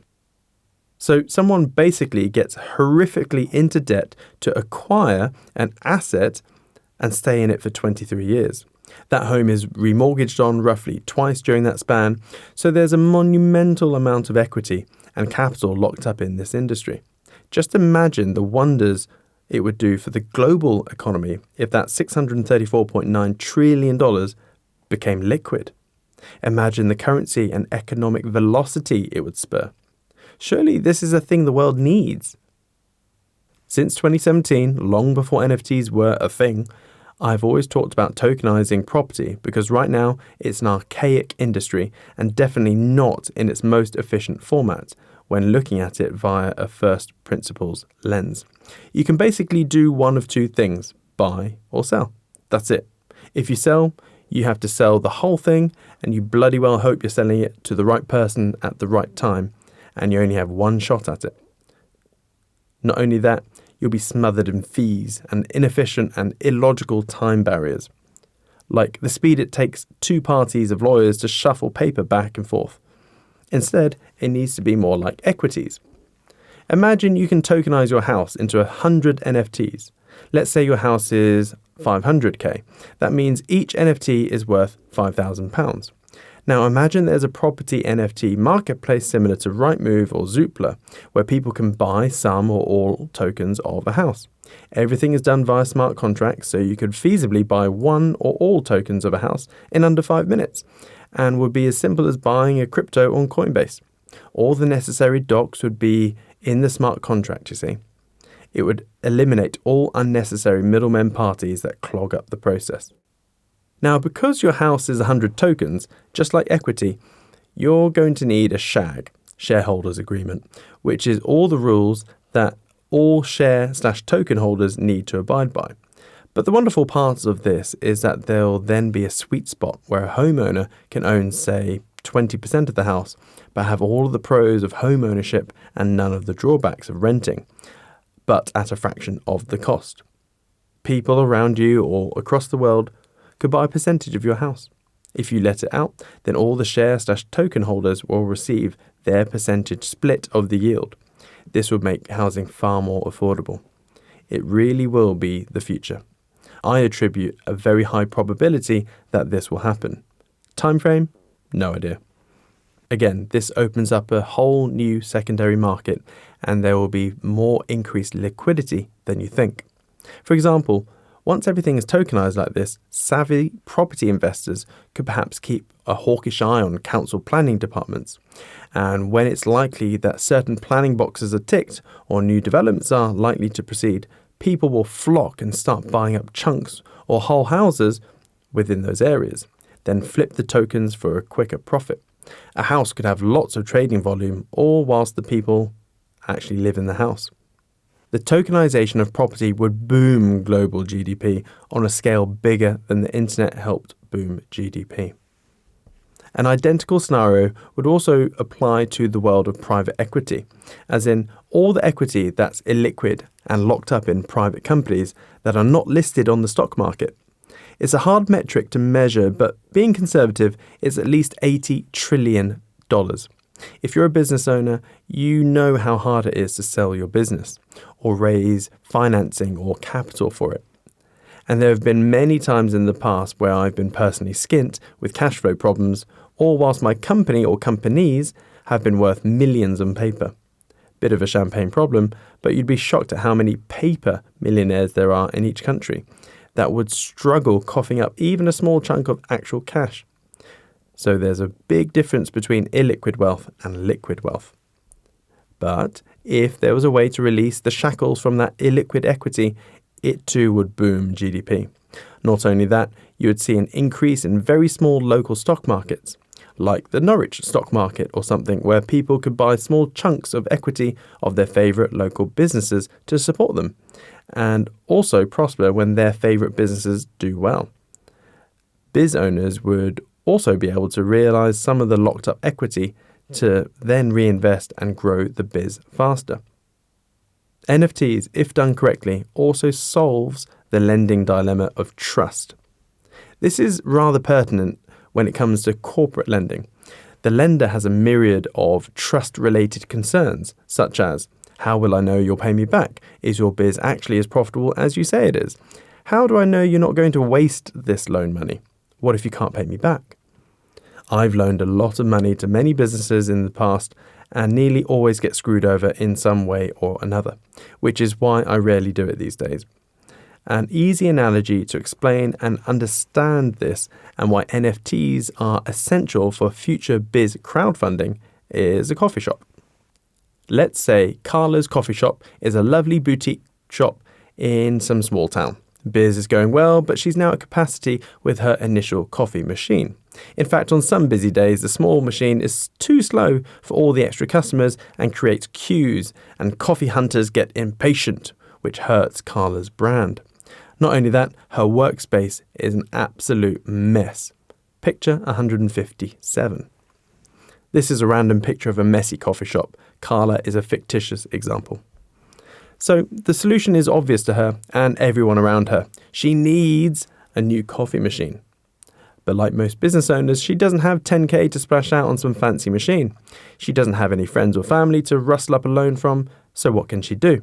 Fortunately for her, a fabulously strapping young man comes in for a coffee called Siam. And he explains to her that she could raise 10k from an NFT business marketplace in no time at all, with no risk to her or her lenders. Obviously, this sounds far too good to be true. So Siam then explains and guides her through the process. 1. She sets up her business on this Biz NFT marketplace as a borrower.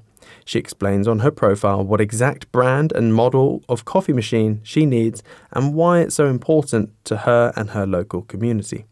2. Lenders from all over the world who stumble across her profile love her story and donate whatever amount they want, anything from £1 to 10k. 3. Bingo! The crowd raise is complete. £10,000 has been coughed up by 1,000 people, averaging £10 per lend. The 10k raise then automatically triggers a flurry of smart contracts all in parallel. The 10k goes directly to the manufacturer, thereby ensuring she has the best possible price for it, as no middlemen like Jeff Bezos or whoever are in the way of profiting from a markup. The manufacturer is happy as they're selling it at a price they're happy with and not having to sell it at a bulk discount to middlemen entities. The transaction is all done on-chain, so everyone can clearly see what's happening and what stage things are at. This also eliminates any trust issues of dodgy deals or kickbacks in the supply chain. 4. The machine arrives at Carla's. She sets it up and is impressed with how fancy it is. Not only does it do everything she needs, but it's cleared up her workspace dramatically, it's super fast, and she doesn't need to worry at all about paying back the loan each month, as it's all done in real time. The reason being is that the machine is connected online to her merchant provider, Stripe or something, her online accounting software, and also the NFT marketplace. You see, she's already uploaded to the NFT marketplace her business metrics and also how much cost there is in a cup of coffee. Let's say each coffee sold is £3 and 50p of that is pure costs, cup, ingredients, etc. So what the smart contract on the machine and NFT platform does is pay 50% of the profits per cup to the lenders, and Carla keeps 50% of the profits because she still needs to run and maintain the biz. So of the £2.50 profit per cup, £1.25 of that is instantly distributed to every lender in real time. 5. As this whole process is so fast, efficient and easy, the borrowing APR is relatively cheap. So of the 10k raise, it only cost Carla a total of £10,500.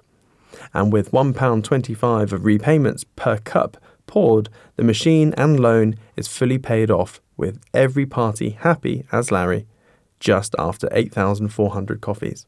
And as Carla is a relatively busy coffee shop, everything is done and dusted in under a month. 6. Now Carla has successfully completed her first loan. The platform deems her a good business owner and opens up a much higher borrowing limit. Carla is so enthused and inspired by all of this that she now starts to think bigger. As she's already uploaded all her documents, she then sets up a new campaign as she wants to open up a new shop in a neighbouring village. So she starts a new campaign for £100,000 and the process is fully repeated. Obviously, this whole scenario is amazing for all parties and we are some way away from that, but it's something that will definitely happen. And when it does, small businesses will be able to grow much faster and more reliably. Small biz owners are the backbone of every nation, so this is a worthy thing to drive towards. Some of you are probably thinking that this is all indeed very well, but what if Carla totally screws the pooch? What if she loses lots of customers for some reason? What if her business actually shuts down? What happens to those 1,000 lenders? Simple. Part of the smart contract within this loan is a debenture. If the loan default, then the debenture is exercised and the lenders now own whatever respective chunk of the pie that they invested in. The coffee shop then pretty much becomes a DAO, decentralized autonomous organization, where token holders can vote on certain actions, etc. No doubt the lending platform will also own a chunk of the biz in the event of a default, and someone will then be employed to keep the biz running.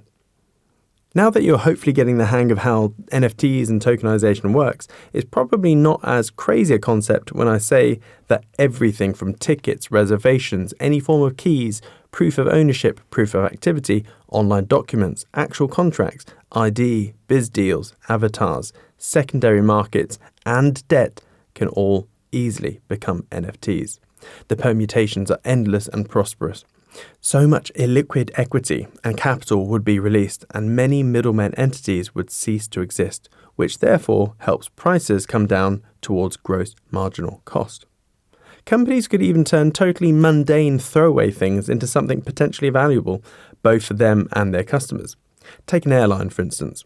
A big airline probably generates millions of tickets per year, all of which are totally useless and worthless after the flight. But what if there was a way to change that? Instead, the airline could commission an up-and-coming artist in perhaps a less economically developed part of the world to create a picture/painting/graphics for the airline tickets. The tickets, by now, are of course NFTs, and each month the ticket designs would change. These tickets then sort of have a potential future utility and value, because if that artist becomes super famous in the future, your ticket with his/her art on is suddenly now worth something. And you could then go on a secondary market and sell that old airline ticket. Maybe what you sell it for in the future is more than the original price of the ticket. Musicians could do something like this as well. They could sell NFT tickets to a big event. The event is being filmed as they are releasing for the first time some secret new songs. This recording is then released on Spotify, which would then generate fees from streams. But anyone who bought a ticket to that event would then get a small percentage of the Spotify revenue generated from that live recording. This would be a great way to ensure big ticket sales for gigs and also reward and foster a stronger fan base. As well as the property tokenization idea I came up with, there's another industry that I'm incredibly eager for the world to take up, and that's the decentralization and distribution of energy creation and transmission. As you probably gleaned, I tried to view everything in life initially from a first principle view to determine if it's logical and efficient. And when you apply that to modern energy systems, it is definitely not logical or efficient.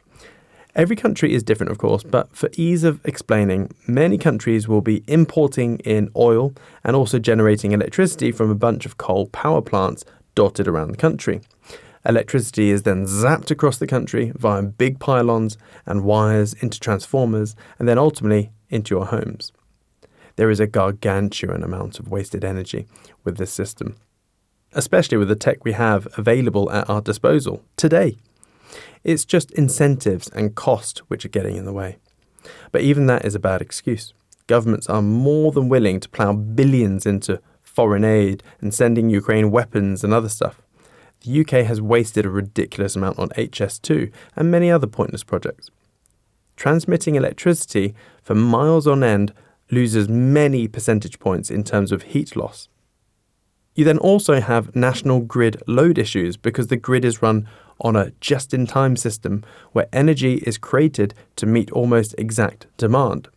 The logical solution is to have a completely decentralized and distributed energy web across the country. Energy creation in every building via solar and wind, and storage in batteries. Not only that, you could have small installations of wind/solar and batteries for each village all over the country. Not only would that then make the country completely off-grid and run on renewables, but it would save the country a fortune each year, because there would eventually be a global carbon credit market, and the small installations across the country would generate a lot of credits per year. Of course, this would all be done via NFTs to ensure that there aren't any double spend issues with the creation and spending of the credits. But also, each house could control where they're pulling in extra energy from and at what price. If a house with limited wind/solar generation tools needs to temporarily charge their batteries for a party or something, they could choose on an app whether they get it from their neighbour or the government-owned station down the road. And if it was bought from the neighbour makes a small bit of revenue and the electricity pings from battery to battery. much more efficient than pulling in electricity from miles away. Your neighbour should, in theory, always have the cheapest energy. I know it's pie in the sky, but it will happen. Like-minded property developers could even do it themselves, with profit being their main incentive. They could put renewable generation tools on every house they build on a plot, maybe some solar/wind assets on a bigger plot nearby, and then completely control the energy demands in that local village because they'd always be cheaper than the national grid. Eventually, we will all have NFT wallets on our phones. And these NFTs will be for all sorts of things, from property to stocks to crypto, medical records, driving license, and all sorts of tickets. Not only that, you can then sell random tickets you don't want on the secondary markets, all from your phone. Or you could even have your own personal AAA that constantly tracks social media for trends, etc., and trades your NFTs to generate profits for you on autopilot. Picture 158. This may all seem quite handy, but personally, I'd be slightly concerned if this was all centrally controlled. For this to truly prosper, it has to be open source. If your government somehow controlled or had unmitigated access to your NFT wallet for Orwellian Big Brother control, tax purposes, then I'd be hesitant in engaging with it, as too would many others, no doubt. There are so many different examples I could give, but I don't want to turn this into an NFT book, as all of this is too far away. It's a book for another time, maybe in 2030. Chapter 19. Why we actually need robots because of the incoming Gen Z tsunami. There is an inevitable demographical trend that can't be stopped. It's a genuine existential threat to humanity, yet too few seem to be aware of it. And that's the terrifying drop in fertility rates, average kids per household, and more. It's almost as though there is a subtle anti-procreation movement bubbling up. Yes, this is an Austin Powers type threat, but unless something is done, humanity will end up ceasing to exist, not with a loud bang, but a quiet whimper of senility. Eventually, for Homo sapiens at least. While this is going on, the new breed of humans, Homo Deus, will have merged with AI like the Borg, and individuals will be self-replicating themselves and their minds in the billions and shooting their minds/consciousness across the galaxy on laser beams or something. Picture 159. Again, this is going to be another somewhat controversial and somber chapter, but before we dive into it and offend a whole chunk of the population, I'd like to begin with a bit of context, a bigger picture if you will. One of the things that studying astronomy gives you is the constant awareness of how futile everything is. Everything is just so insignificant. Our lives are fleeting and mean nothing on the grand scale. I love this quote by Tim Urban, who's the author of Wait But Why. The stars will die out 120 trillion years from now, followed by 10 to the power of 106 years of just black holes. Condensed, that's like the universe starting with 1 second of stars and then a billion years of just black holes. Stars are basically the immediate effects of the Big Bang. A 1 second sizzle of brightness like a firework before settling into eternal darkness. We live in an infinitesimally small fraction of that one bright second. Yeah, pretty heavy, right?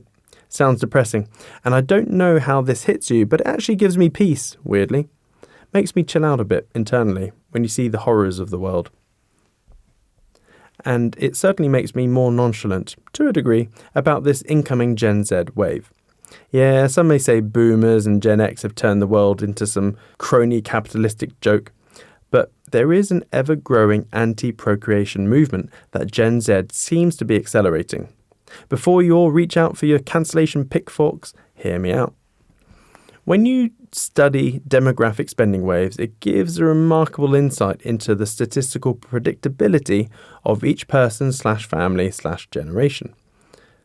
A bit of a Marmite economist called Harry Dent is the discoverer of this, and it really can help you position yourself to actually profit from generational waves, as you can basically predict, on average, what people will buy based on their age. By doing so, you can then really predict how a whole demographic will interact with the world over a period of decades. Picture 160. The demographic spending wave. Insurance companies and actuaries have very good data going back over the last 70 or so years. On average, you spend the most money you'll ever spend in your life on flats and weddings when you're roughly 26 years old. At this point, you're likely married, maybe with a child or two, and so you need to move out of that flat. You want a house, perhaps with a garden, and over time, as your kids get older, you need more bedrooms. You tend to trade up for a larger home, again rolling over your mortgage and being trapped in a perpetual mortgage debt like I mentioned earlier in this book. You then spend more money on furniture when you're roughly 46 years old. Why? Because by then your kids are teenagers and you need a lot more stuff. University fees start hitting when you're about 51. This period forms the top of the bell curve where you reach peak financial earning and peak spending. You've been in the workforce for a good 20 years by this point and may hold positions of power in companies or are your own established business owner.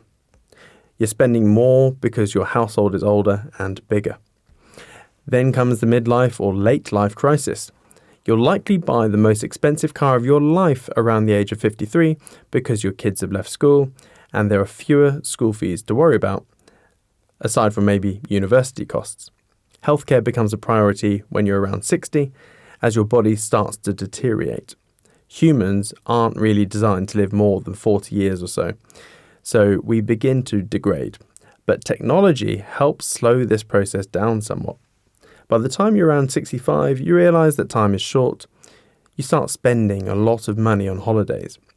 After 5 years of traveling, you're probably tired of airports, queues and waiting, so you turn to cruises.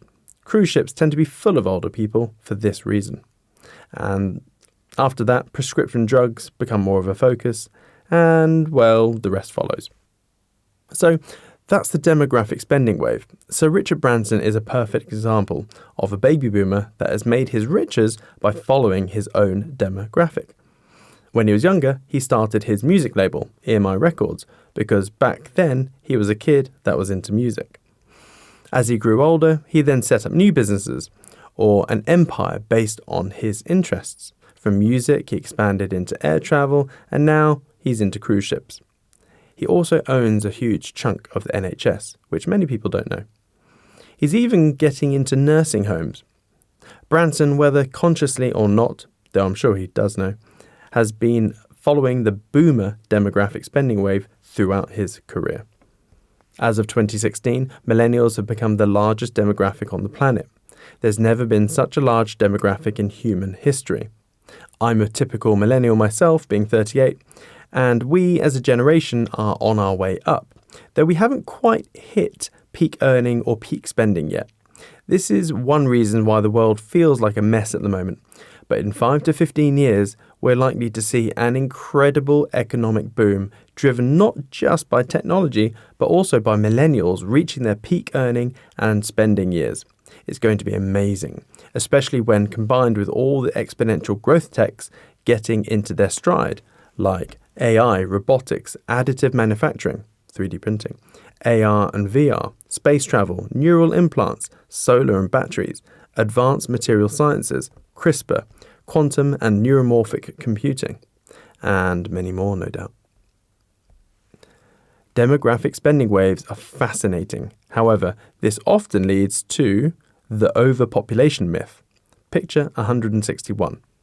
Thanos was a sucker for the overpopulation myth. Many people seem to think the world is going to explode from the current 8.2 billion people to 50 billion or even 100 billion. They reference studies on rats or ants and think that projections are alarming, but it's a myth. It's largely refuted by the scientific community.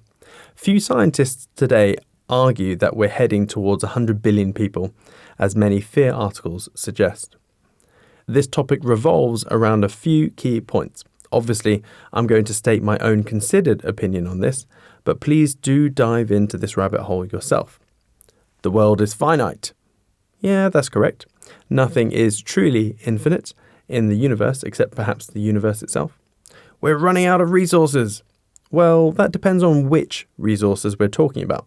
For most resources, the issue isn't that we're running out, but we're running out of economically feasible resources. Take oil, for example. There's plenty of oil left underground, enough to last until 2100, but extracting it is becoming more expensive. Oil is also naturally recurring, even deeper than the dinosaur layers. So the problem isn't the supply, but the cost of economically viable oil. But having a carbon-based society really isn't ideal from a logical standpoint, when we have pretty much an unlimited amount of energy landing on us from the sun each year. There isn't enough space for 50 billion people. That's wildly incorrect, and I'll prove it in a moment. The same goes for the claim that there aren't enough resources for 10 billion people. It's not about the world running out of resources. The real issue is capital and resource allocation. There's a massive problem with poor management when it comes to resource distribution. Let's say I'm an average person in terms of size. If you were to fit every person on the planet next to each other, standing side by side like sardines on a flat plane, how much space do you think that would cover? Some people would guess the size of Wales or London or even France. Well, the answer is surprising. You could fit 8.2 billion people into New York City. Picture 162. There's a great article about population size on waitbutwhy.com. That's pretty insane, and that's just one level on the ground. No high-rises or mezzanine layers. Essentially, all of humanity that's alive right now, from babies to the elderly, could fit into that tiny red dot that represents New York. Picture 163. If you guessed London, you weren't far off, as London could hold even more people than New York. So there's plenty of room for humans. In fact, there's enough room for 100 billion people, let alone 8.2 billion. Now, what about sensible living space?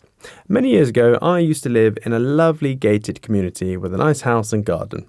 It was about an acre in space, plenty of room for us at the time, and not cramped at all. In the summer, the sunset was fantastic. It got me thinking, what if every human on the planet had an acre of space? Don't forget, not every individual needs an acre, as families tend to share living spaces, but there's enormous amounts of space available. Looking at the Earth from a first principles perspective, Earth is made up of 36 billion acres. Now, when you factor uninhabitable land, you're left with about 15.77 billion acres of livable space. This excludes deserts, mountains, and other extreme environments. So every single human on the planet could have an acre of land. When you consider families sharing space, we have way more than enough room. And that's just considering one dimension. We're not even talking about high-rises, underground cities, or other ways that we could expand. If you look at the Earth's composition and dimensions, it's mind-boggling. Picture 164. Imagine an orange with a cling film wrapper on it. That cling film represents our atmosphere. It's really thin, only up to about 100 kilometers where the Kármán line marks the edge of space. And the peel of the orange is a decent representation of Earth's upper crust. We've barely scratched the surface, so there's potential for entire cities to be built underground. Continental crust is 30 to 40 kilometers thick, and the deepest humans have ever drilled is the Russian Kola super deep borehole, which is 12.26 kilometers. But you don't even need to be that extreme. Just like the London subway, you could have vast complexes just several hundred meters underground without worrying about heat and pressure issues. And if you build only a little bit deeper than that, you could have nuclear fallout and solar flare-proof cities all run on geothermal energy. Hopefully, the rapid progress the Boring Company is showing will continue. So as I was saying, living space for humans really isn't an issue. It's just resource allocation and concentration issues. And I'm not saying that in a communistic way. Every government pretty much ever to have existed has been appalling at capital allocation. Just look at every big infrastructure project in the Western world at the moment. Always over budget, over time, and seldom completed. It's because the industrial complex is all over the government, with bought politicians and lobbying. It's a profitable business for them to be shit. Just look at all of the infrastructure projects that Bechtel has done since the 1960s. Bechtel is basically the CIA-controlled industrial arm. Their simple solution is for private corps to do big stuff and keep the government out of it. Otherwise, you end up with jokes like the UK's HS2 project. But resource allocation aside, the bigger threat, in my opinion, is sociological. And it's insidious. A great way to understand what's happening with society now is by looking into the amazing lifetime work of Dr. Calhoun. He was the world-leading pioneer on rat and mice demographic and behaviour studies from the 1950s onwards. At the National Institute of Health, he conducted hundreds of experiments with mice, which he called the utopian experiments. He created large enclosures, providing the mice with a utopia, no predators, unlimited food and water, and would then simply observe how they would behave in such conditions. And the results were astounding. During the first phase, lasting 104 days, he called the strive period, where the mice spent their time adjusting to the new environment and settling in. The second phase, the exploit period, the population of the mice doubled every 55 days. The third phase, social imbalance. Although each living unit was identical in structure and opportunities, the use of resources became unequal. More food and water were consumed in certain areas, as many mice associated eating and drinking with the presence of others. As a result, crowding developed in specific units. Females also became less sexually active. This led to a drop in birth rate and the population levelled off. Dr. Calhoun noticed that the younger generations were sociologically inhibited, as most of the space had already been socially defined. During this time, unusual behaviours started to emerge. Violence became prevalent. Many male mice, striving for acceptance, were rejected and withdrew from others. They would huddle together and exhibit brief bursts of violence amongst themselves. Over time, certain individuals became targets of repeated attacks, with many having their tails badly chewed and scarred. Alphas fought with betas, betas with outcasts, and outcasts often withdrew entirely. In some instances, outcasts would take a beating and not even fight back, simply sitting still as the other rats bit them. They became so accustomed to being attacked that they stopped resisting. The fourth phase, infantile state, revealed a startling behaviour in many of the male mice, as there was so much imbalance in terms of food and their pecking order. They couldn't develop the normal social bonds that mice/rats normally do. So a relatively large chunk of males growing into adulthood displayed a different behaviour. Dr. Calhoun called them the beautiful ones.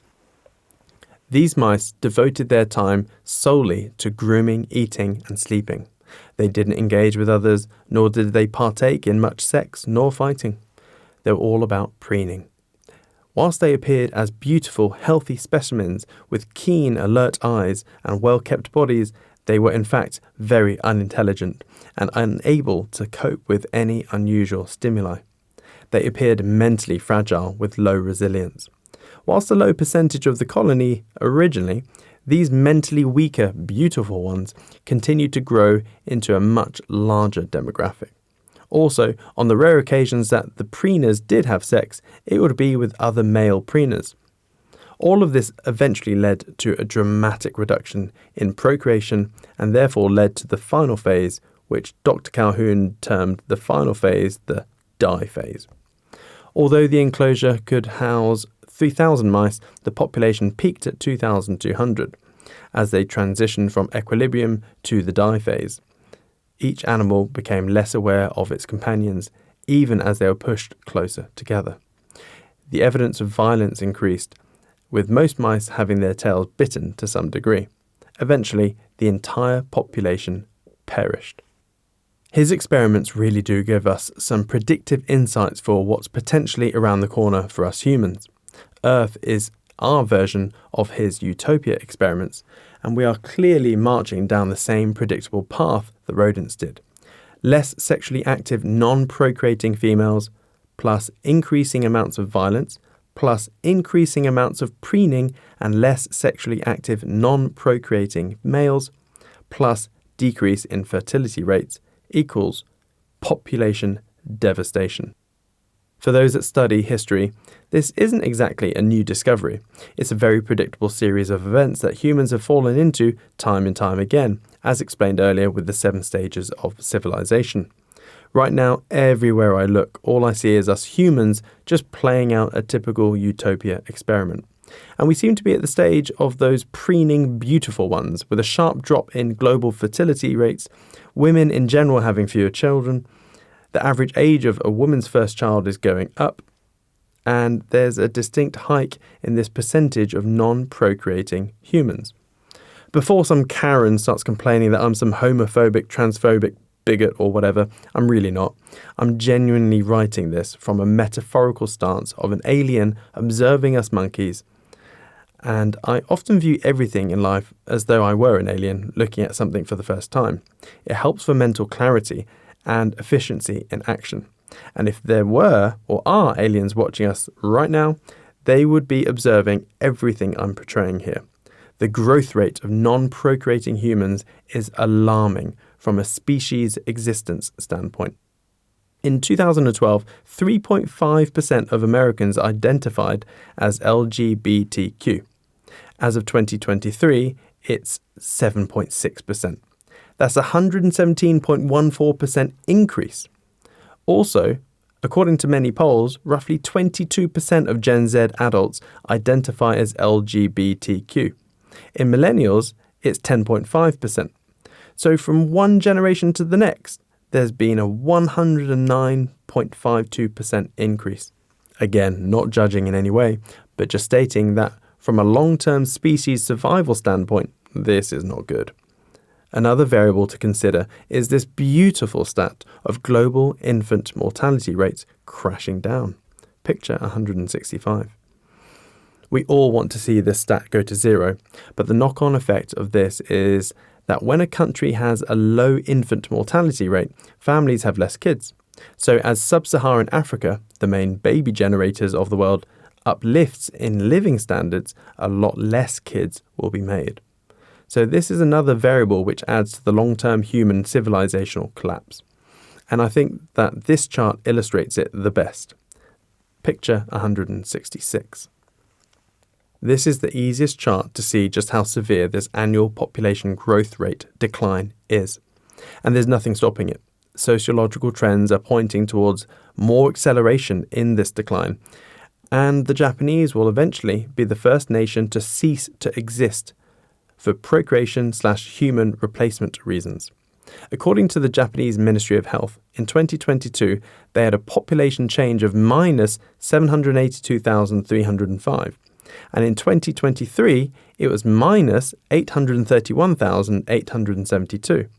As in, they are having more deaths than babies. It won't be long before they're losing over 1 million people a year. There are even some villages which don't have schools because of too few babies. And as Japan is showing zero signs of bucking that trend, could the Japanese be the first nation to become extinct in 100 to 300 years? Which, from a species-relevant timeframe, is a blink of an eye. So for the prosperity of the human race, just have more sex, people. Copulate and have babies. Picture 167. Yeah, baby, yeah. I guess this is my somewhat tenuous link as to why we really do need robots. We have a huge inverted pyramid demographic right now, with the huge baby boomer generation marching towards end of life, and workforces in many nations are dwindling. Random idea and story. A robot per old person is a pretty good idea in my opinion. Not only would it help quality of life for those aging, but it would save each health service an absolute fortune. When I left the Air Force at 26, I became jobless and broke as I stupidly blew up my trading account trying to generate enough monthly profit to cover outgoings. Despite having a great CV, I struggled to get any good job as my skills were not that transferable for the job I was applying for, apparently. Which meant I had to apply for lower salaried jobs but kept getting rejected as I was apparently overqualified. I shit you not. Sainsbury's, Asda, Lidl and Tesco all turned me down for minimum salary jobs. So I persisted with the job hunt and managed to get a job in the NHS as a 999 ambulance call handler, and was also pulling pints at the Farmhouse pub in Norwich. I was pretty shit at pulling pints, to be fair, always too much head. Anyway, the 999 call handler job was eye-opening and crap all at the same time. I had to deliver 2 babies over the phone, which was great. Both of those mothers delivered their babies in the back seat of a car. And the amount of unsavoury people we had to speak to was insane, especially on New Year's Eve, to the point where I have nothing but the utmost respect and adoration to paramedics. There were times every single day where I was internally saying to myself, shotgun not going to that call out. Obviously I never did, as I was in a call centre, but the paramedics had to go to all the call outs. But the most remarkable thing I personally found was the sheer volume of call-outs for old people that had fallen over. Things may have changed and new policies installed since I was doing this 12 years ago, but from my personal experience, at least 70% of the calls I received were because an old person had fallen over or fallen out of bed and was stuck on the floor. I just kept thinking that a fully loaded ambulance was a gross waste of resources for these jobs. Those jobs should be fulfilled by a network of first aid trained people on a moped or something in order to free up all those ambulances every day. This is turning into a long, pointless story now, so I'll get back to the point. If ageing people had their own personal robot, it would unclog a lot of NHS jobs and save a heap of money. But on a bigger picture aspect, I believe we really do need the robots to replace us from the workforce, as they will be better at it. GDP will benefit from it, and humans are always good at finding something bigger and better to do. Yes, there are periods of unrest when disintermediation occurs, but the net result is normally positive. Chapter 20. Why the future is going to be amazing. If you haven't already gleaned from this book by now, I'm incredibly bullish for the future of humanity and for the lives of anyone with a bit of tenacity to grab this exponential tech wave by the balls and run. Unless you were born limbless in the desert, you really have no excuses to set up the life you want. There has never ever been a time in human history where it's been so goddamn easy to set up a business. The barriers to entry are crumbling like a souffle and will continue to lower, especially as we have roughly 12 million baby boomer business owners that are retiring and selling up, which reduces the average biz acquisition costs globally. And tied in with tech tools making it easy to just set up on your own, instead of buying a biz, the possibilities are endless. Within a couple of hours, you can set up a merchant account with Stripe or PayPal, create an online store with Shopify or WooCommerce, use one of hundreds of simple web paging builders to build a simple one-page website, and then integrate everything with a multi-tooled CRM like 17hats.com, so you can do everything from emailing, scheduling, invoicing, accounts, and more. Then just follow the biz model parameters I mentioned before. Yes, there's going to be a big, nasty economic recession of some sort, but so what? This is a predictable and totally natural event. I don't know your age, but if you're at least 30, you've already been through the 1992 crash, the 2000 crash, the 2008 crash, the 2020 crash, and many more market wobbles. They're only temporary blips lasting no more than 2 years. Now, assuming AI doesn't kill us all, which I don't think it will, we will have the unbelievable safety blanket of AAAs and bipedals booming global GDP to the heights we've never seen before. There will be a global step change in living standards as 3D printing gets turbocharged with AI as well. Just like how you, right now, have a much better standard of life than any king or queen in history up to about 100 years ago, with your running water, flushing loos and convenience stores and cars and whatnot. Well, we will see another step change over the next 10 years. It's going to be incredible. In the meantime, if you ever find yourself getting some mental wobbles because you read this book, bought some crypto, and the bloody thing has crashed in price temporarily, take warm comfort looking at this chart. I certainly do. Picture 168. You've seen it before. It's the total crypto market cap chart. It shows us that we are literally about to experience some crazy upside, and that even if it's a pathetic bull market that only gets up to $5 trillion, you will have made some serious profits. Also, roughly a year before the big all-time high, there is normally a fall in compression, which I've highlighted in that picture. They are those little black triangles I've doodled. In trading, whenever you see a fall in compression within a rising market, there is a much heightened probability that the market will punch out from that apex to the upside. It's one of my most trusty and favourite continuation signals, and right now we are coiling up for the upside, so buckle up. Another chart I take great comfort from a crypto portfolio perspective at least, is this one I've shown before, which is US debt as a percentage of GDP.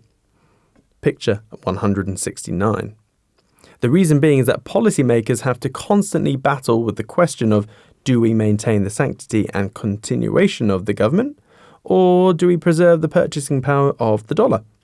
The answer they come to is always to continue kicking the can down the road and maintain the continuation of the US government, and to get their juicy jobs after their tenure.